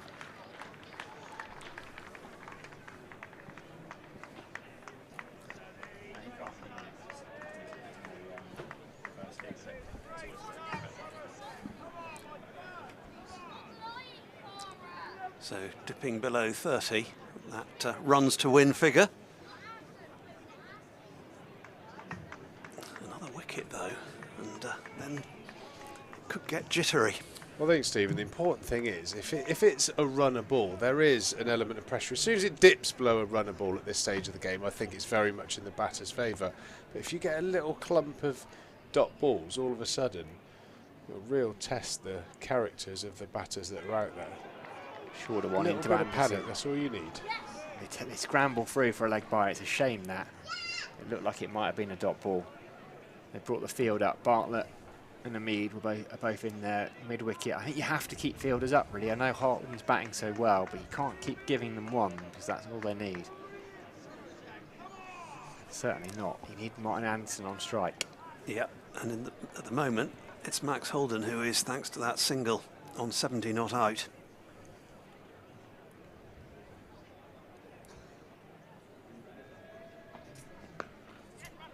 Into the offside. Lewis Goldsworthy at point can't stop it, but Casey Aldridge is there, fizzing it in to James Rue. I just would like to see Aldridge back into the attack at the river end. And No Sale picked up the wicket with that last ball, but it wasn't the best over. A couple of boundaries off it. Don't you think as a bowler, if you've just got a wicket and you get taken off, that's a licence to throw a tantrum? It is. But if you've just gone for 10, just bowled 2 short long hops, the previous 2 deliveries, that's the problem. I think the acting captain's got to weigh up what's the most important thing at the moment. Is it getting a few wickets or is it bowling under 6 runs and over? Because I think it's fair to say that the majority of the Somerset seam attack has a tendency to go for a few runs. It's just is the premium on actually taking a couple of wickets. You know, if you've got Holden out now, 2 new batters at the crease, I mean, it's still very much in the balance as it is at the moment, but I think Holden out really does change this game. So there's still a bit of hope here for Somerset. And we should learn after the Ben Green game last week, which we'll call it. In the air, Aldridge is underneath it, steadies himself, and Holden is out. I think Trigo said there's hope. There'd be more hope if Holden went. And he's come on, 2 wickets in 6 balls since Peter Trigo returned. There it is. Well, you know what? I shouldn't have been sniffing around the old scones, the leftover scones at the back of the room. I should have come on a bit earlier.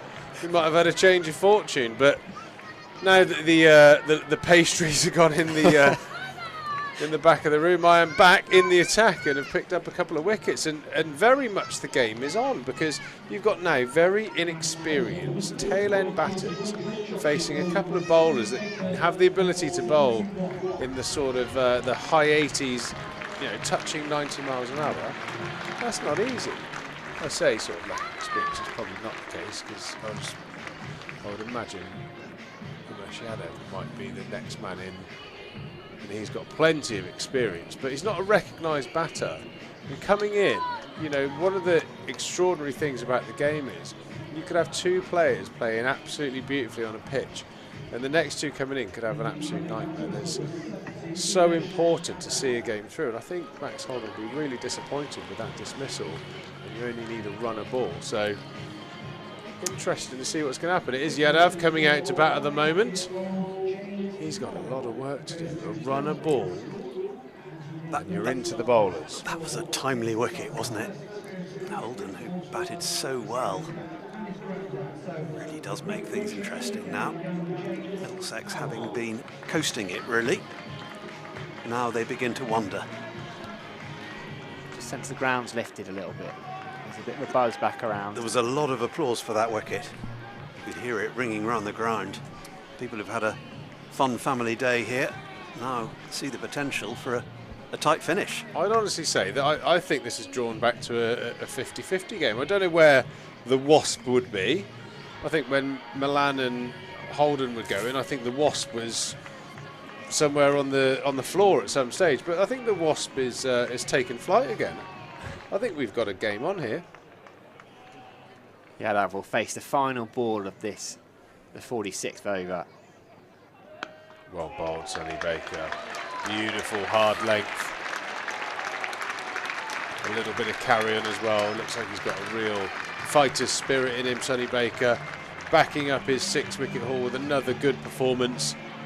Really important now that the next man to bowl the over at the river end does a job. Ollie Sale bowled a few poor deliveries but picked up that vital wicket, and he's earned the trust of the acting captain. He's getting another over.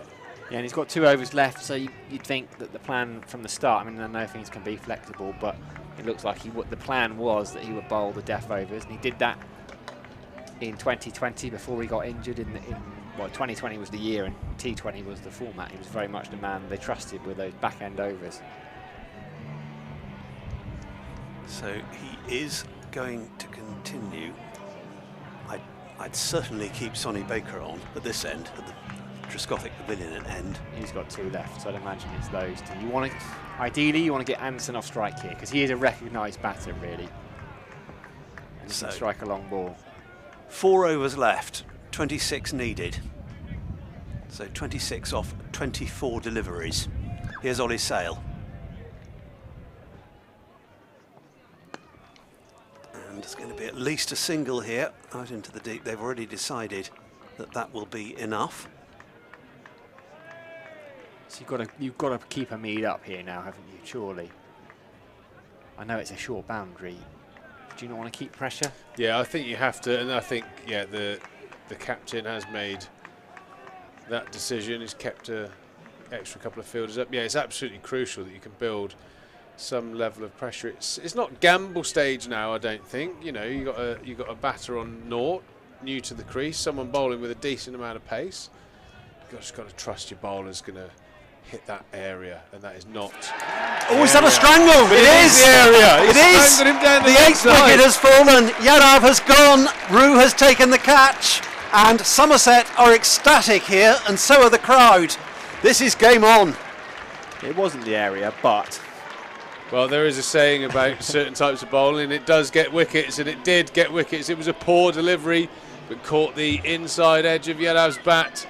A real smart catch from James Rue. Enjoying a magnificent day. That's the best of the 3 he's taken. Taunton. Yeah, really good catch. Fleet of foot as he should be at his age, but still had to do the glove work. And all of a sudden, Middlesex are looking like they might be snatching defeat out of the jaws of victory. And you're going to get your wish, I fancy. Well, it's important as well, because I have a tenner on the line. I don't like gambling normally, but someone coaxed me into backing Somerset defending this, and I couldn't help myself. So it could be a free takeaway on the way home tonight. I thought I could see the sweat patches just starting to appear under the blue. Well, that was actually the. I've got that blue dye in my wallet that burst when I actually went in it to get the tenner out to put it on the table. So yeah, it could be interesting now. It's very much game on, and the important thing is every single dot ball, that run rate will creep up and creep up and creep up.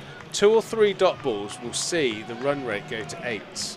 It'll go up probably 0.3, 0.4 per dot ball at the moment at this stage of the game, and all of a sudden that will get into the psyche of the batters. It looks like Max Harris to me is coming out. You're going to have to wait for Greatwood for a couple more balls potentially. Yeah, it is indeed Max Harris who's coming at number 10. And here is Sale bowling to him up in the air. Is this going to be caught? It's fallen short of the man out at deep mid-wicket. God, that was heart in mouth moment. Tell you what, Stephen, I know I complimented you on your turn of pace getting up the stairs earlier, but you just leapt up rapidly there to see the flight of that ball. Slightly obscured our view from this side of the commentary box, but Stephen Lamb was like the Flash. I blame the man whose name's on the door for that pillar in the way. Terrible designing, isn't it? Well, it just couldn't get in time, so it fell well short. That's flat batted out to deep mid-wicket. There'll be another single there. Sale kicks the turf. Well, you can hardly call it turf. It's some brown earth, really, at that far end of the ground. You and I saw Max Harris make his T20 debut for Middlesex Stephen against at Somerset, Lords. And here he is making his List A debut against the same side. Back on strike with a single to his name. 23 needed as Sale is in again, swing and a miss. That didn't look terribly confident from Max Harris, and there's applause around the ground for a dot ball. Atmosphere's developed just in the last 3 or 4 overs. 6 and overs turned into 7.3 during this over. dramatic change straight away. All of a sudden, the tail enders are now under pressure to probably try and find a couple of boundaries at some stage, and that really does change the complexion of the game from being able to knock singles to requiring to hit the ball to the ropes a couple of times. And again, Ollie Sale, there's going to be a single taken here, which won't worry Somerset too much, I don't think, because it will mean that Harris keeps the strike. He goes to 2, 312 for 8 at the end of Ollie Sale's over. So that was a good call, as it turned out, to keep him on. Down now 2, 22 needed off 18 deliveries.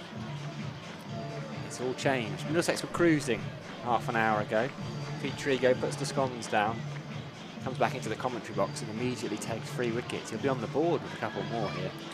Yeah, Ollie Sale, expensive, but he's done a bit of damage there. 3 for 73 now off of his 9 overs, I think, on reflection, no matter what happens in this game.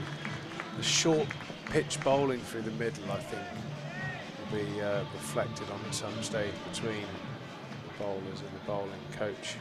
A lot of boundaries scored square of the wicket here at Taunton. Sonny Baker into the attack, who bowls what can be only described as a flat one. It's clipped off the hip. It's a no ball. It will be a free hit. Very well fielded down there. That was a long chase. Jack Harding on a subfielder for Ben Green has done superbly there. A few apologies from Sonny Baker. An accidental full toss. I think it looked like he slipped.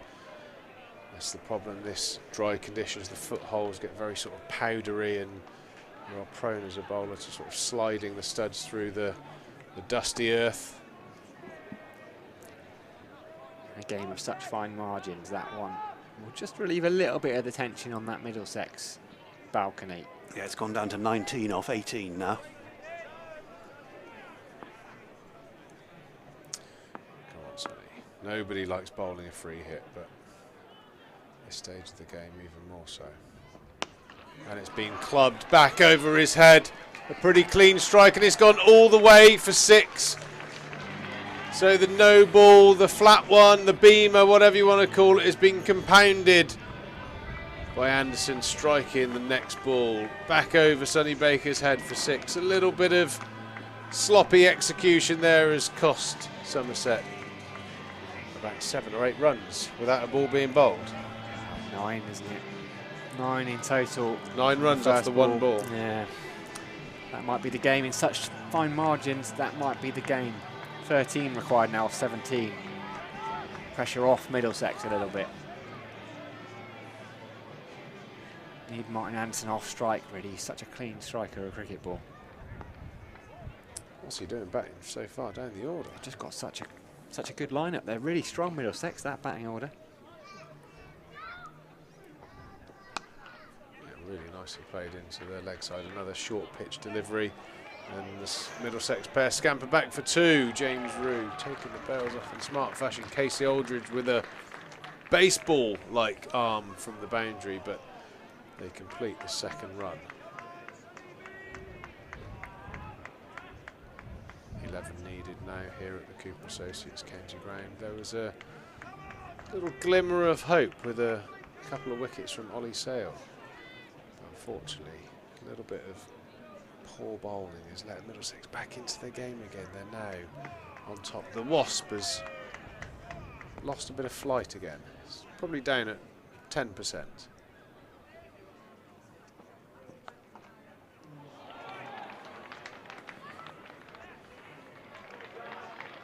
Yeah, it just kind of crashed into a window, didn't it, really, the Wasp?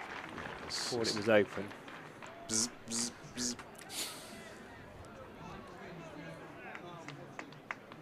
Another short and wide delivery from Sonny Baker. I think that's definitely a thing to look at from a Somerset perspective. The amount of runs scored square of the wicket, which normally tells you you've got your length wrong and your line wrong on the offside if you're being cut and pulled. I think is so hard to defend as a captain if your bowlers are being cut and pulled. Long conversation between Sonny Baker and Ollie Sale. Matt Renshaw involved as well. No visible change to the field.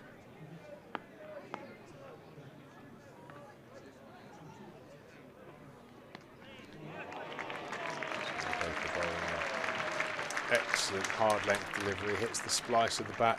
Probably the length he's been searching for, or most of the bowlers have been searching for all day. Excellent piece of bowling there. If only Somerset could have bowled 20, 30 more in that sort of length, rather than 10, 12 inches shorter than that. Could have been very, very different. But we are where we are. 9 runs to win now. Towards the back end of the 48th over. So 14 runs, 9 runs required.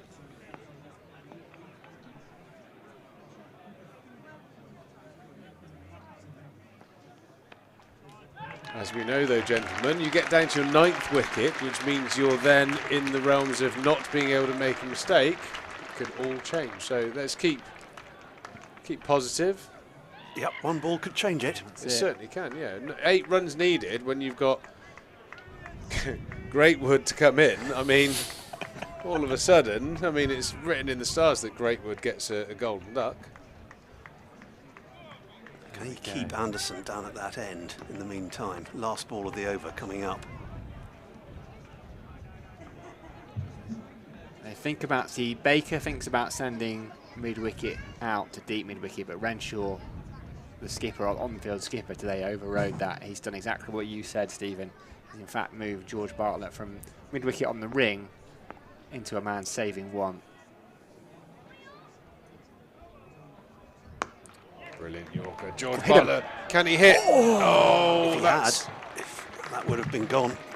Poor technique there, an underarm flick throw. He had time to steady himself and get a proper throw away. Not great fielding there from George Bartlett. Slow to the ball and a poor throw from about 5 or 6 yards. That could have been the moment.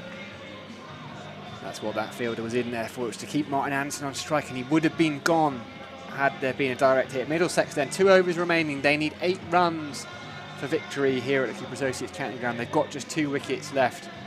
However this game goes, 6,500 watching on the live stream. It's been a sellout family fun day. We've had armadillos, we've had cows being milked, and Pete Trigo, Stephen Lamb and myself. We had Abby Slade up during the interval to launch Somerset's partnership with her game 2. Abby spoke brilliantly, worth a listen to that. We've had Jax Brooks, we've had James Hildreth. It's been a wonderful day, all in all. And an excellent array of leftover patisseries at the back of the room. Which are no longer left over, I don't think. We're well fed. There is a reason why we... 150,000 views on the stream, I'm hearing. Sail in to Anderson, gets in behind it. Well, that little bit of fielding there, that last passage of play, I instantly think back to a Justin Langer death stare. If you were brought into that position with the sole purpose of saving one, the ball got hit straight at you and they got a 1, I think I would go straight to the car and drive straight. I wouldn't even go back to the dressing room with fear of Do you have nightmares over that? Is that image ingrained into the back of your mind? Do you wake up in a cold sweat with Justin Langer's stare? I think Sail again. That moment up in the air briefly. It's gone for 4, out to deep mid-wicket. 4 more for Middlesex. So frustrating watching at times. You know, you feel like you get a handle on the game and then just another poor delivery. I mean, it's very frustrating to watch. That's an intentional short pitch delivery to the in batsman. It's just a free hit. He's just not quick enough to bowl that length. Nearly there now, Middlesex. Just 4 more needed for victory. You've seen too many of those. Half the boundaries have scored behind square, but there's been so many pull shots in front of square as well, which the analysts will look at. He'll get more runs here. He probably won't get 4 of them, but there should be at least a couple out to deep extra. Anderson doing what his team wanted him to do. Goes on to 20 with that. And just 2 more runs needed now. That's a shame. Ollie's done a great job picking up those couple of wickets. Unfortunately, just not backed it up with some smart bowling. Middlesex a couple of runs away now. He had that opportunity in the back end of the last over to effect a run out. Unfortunately, George was just caught napping a little bit. Fine margin, isn't it? All of a sudden, number 11 is in on strike. Definitely changes things. certainly with such a small amount of balls left in the game. But I think that's been a bit indicative of, you know, I think it's the classic 1%er. I mean, throughout a lot of my career, you heard that new phrase in sport, the 1%er, but you certainly get a sense of what those sort of small margins in the game are. And I always felt over the last sort of 3 or 4 games that I've watched Somerset play, they've just lost those little percenters, little smart bits of cricket or the little bits of magic. They've just not quite been at their best. Scores are level now, so fielders will come up, you would imagine. Yep, with potentially 8 deliveries remaining. I don't think we're going to need them with just 1 run required. Could still get a tie though. We could. We could still get a wicket. Still on. I'm going to leave straight. If it's a short ball, I'm just going to take my microphone off and go straight away, okay? Because that would... We want a Yorker. I think my head would go. A Yorker. Little We're stump very passionate Yorker. about Somerset cricket here in the comms box. In fact, it is short, but he gets underneath it, and it goes through to James Rue. Still not a fan of that ball. Well, you know, he has picked up a couple of wickets, and it is awesome, but he's gone for 80 runs, and I reckon about 60 of them have been down to bowling short, and it was a gamble delivery, I suppose. The horse is bolted, unfortunately, but hopefully there's a bit of reflection. You have to be better in your plans, really. Like I said, there's no value to bowling short here at Taunton on a wicket as easy paced as this. He bowls another good length delivery and beats the bat again. So frustrating. Just persevere with that good area. Just You can see the evidence out there. So 6 deliveries remaining, and just the 1 run. Scores tied at the moment. So it looks like it will be Middlesex's this match, but I don't know. First ball wicket of the over. It's been close. Look, Somerset, they've not had a good tournament. I think that's being kind. 4 defeats on the spin. This has been actually much more competitive, because even in the Ben Green game, yes, they were competitive at the end, but they were actually, up until about the 35th, 36th over of the second innings, they'd shown not an awful lot. You look at Rue's 100 today. Before that, the best score by an opener in 4 innings was 38. 50 over cricket for Somerset this season. So there's been a little bit more out there. Ollie Sale back on the pitch after a couple of years out. Sonny Bacon, the only way you can learn to bowl at the death is by bowling at the death. Yeah, I think they've put up a good fight. I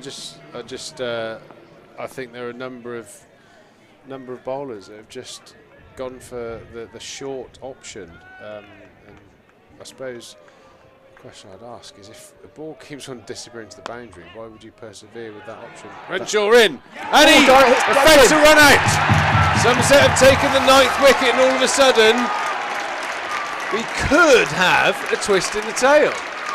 He didn't need to run that one. It wasn't an easy one. It was risky. I mean, it was a good bit of fielding by Renshaw, but there's still 6 balls, 5 balls remaining. It was now. exactly the same in essence to the George Bartlett one, but Renshaw was on the money, he was switched on and fielded it with good technique. That's the difference. It could have happened 10 runs ago. We'd have a completely different game. But is there half a chance here that my tenner could be saved? There is. It's well, Toby Greatwood. He's going to come out. Where did Toby you go Greatwood with that, will though? be here at last. It's kind of red or black, but you basically green. The tie is green. So what happens? Does the Right, house win? It means I win. I keep my tenner, and I'll be over me. So Toby Greatwood, who would probably have been hoping that he wouldn't be needed, is on his way out. Running out to the middle. I could have understood it more if it was Max Harris on strike and maybe didn't back himself to face the full over, but it was Martin Anderson on there. If he just stands there, he's going to get one of the balls through the outfield, surely. But that's the thing. The infield. Pressure does funny things. Pressure does funny things. Unfortunately, every time Somerset have got themselves in a position where they have applied pressure, they've then backed it up with 2 or 3 short balls that have been clubbed to the boundary for 4. Somerset can't win, remember, scores are level, but they can pick up their first point in the competition. And a tie, it'll be a point each. Middlesex will kick themselves if they don't go on to win this. They look to be cruising. Pieter Milan's fine 100, 110 he made. Sam Robson 76, Max Holden 71, but a slew of late wickets including that one off the previous ball. Score's already tied. Martin Anderson, who was looking good on 21, just needs to find one. He pushed it to acting skipper Matt Renshaw at mid-on, who picked it up, swooped, dove forward, direct hit, and suddenly Middlesex are 9 down. Sonny Baker, what can you do? A little bit of magic, Sonny. Max Harris is on strike. They crossed. He's unbeaten on 3. Full, driven. Will they try and take a single? They'll think about it. They will. And they will get through Middlesex. It was a difficult one for Ollie Sale to deal with. He was driven into the floor and it was up above his head. He had very little chance, really, of getting around. And there's hugs from Toby Greatwood to Max Harris. Middlesex have crept home by 1 wicket, gents. Yeah, and it was more excitement than we expected, really. Since you arrived, Triggs, that flurry of wickets. I think, Sam, Stephen, I think the last 2 home games have been fantastic games of cricket.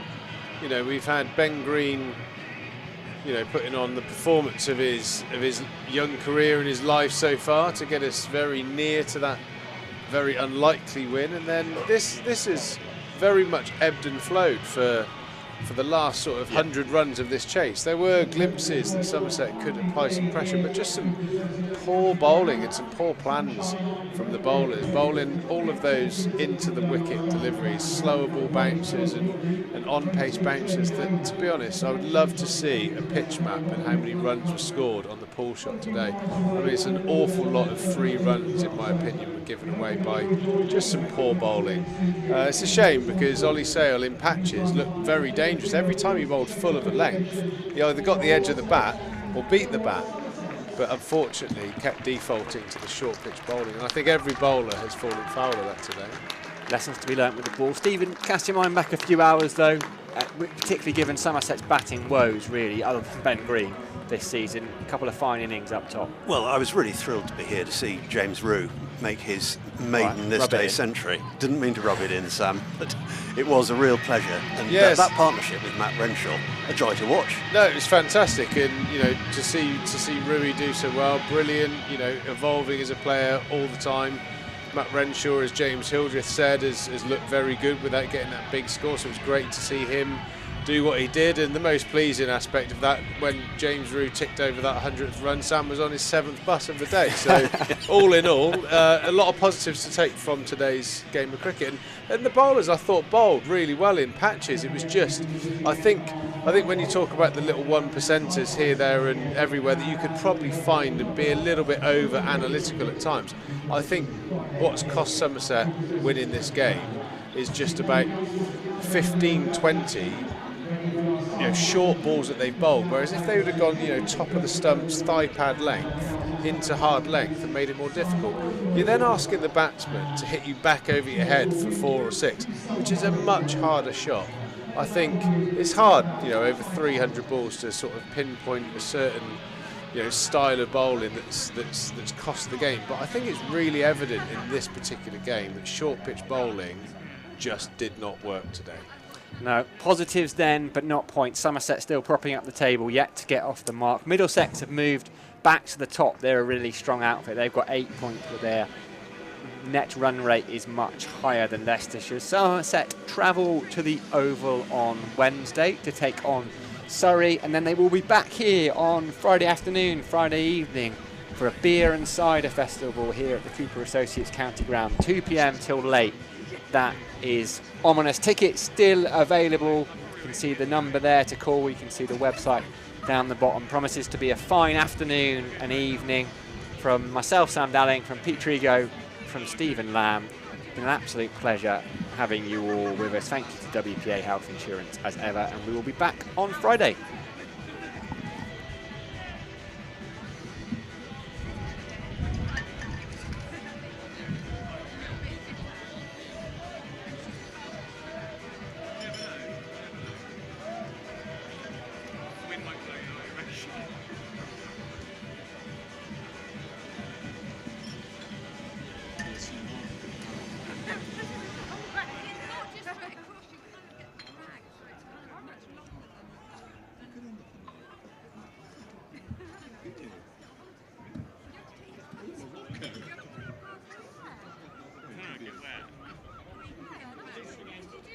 think so. We're not going to make it.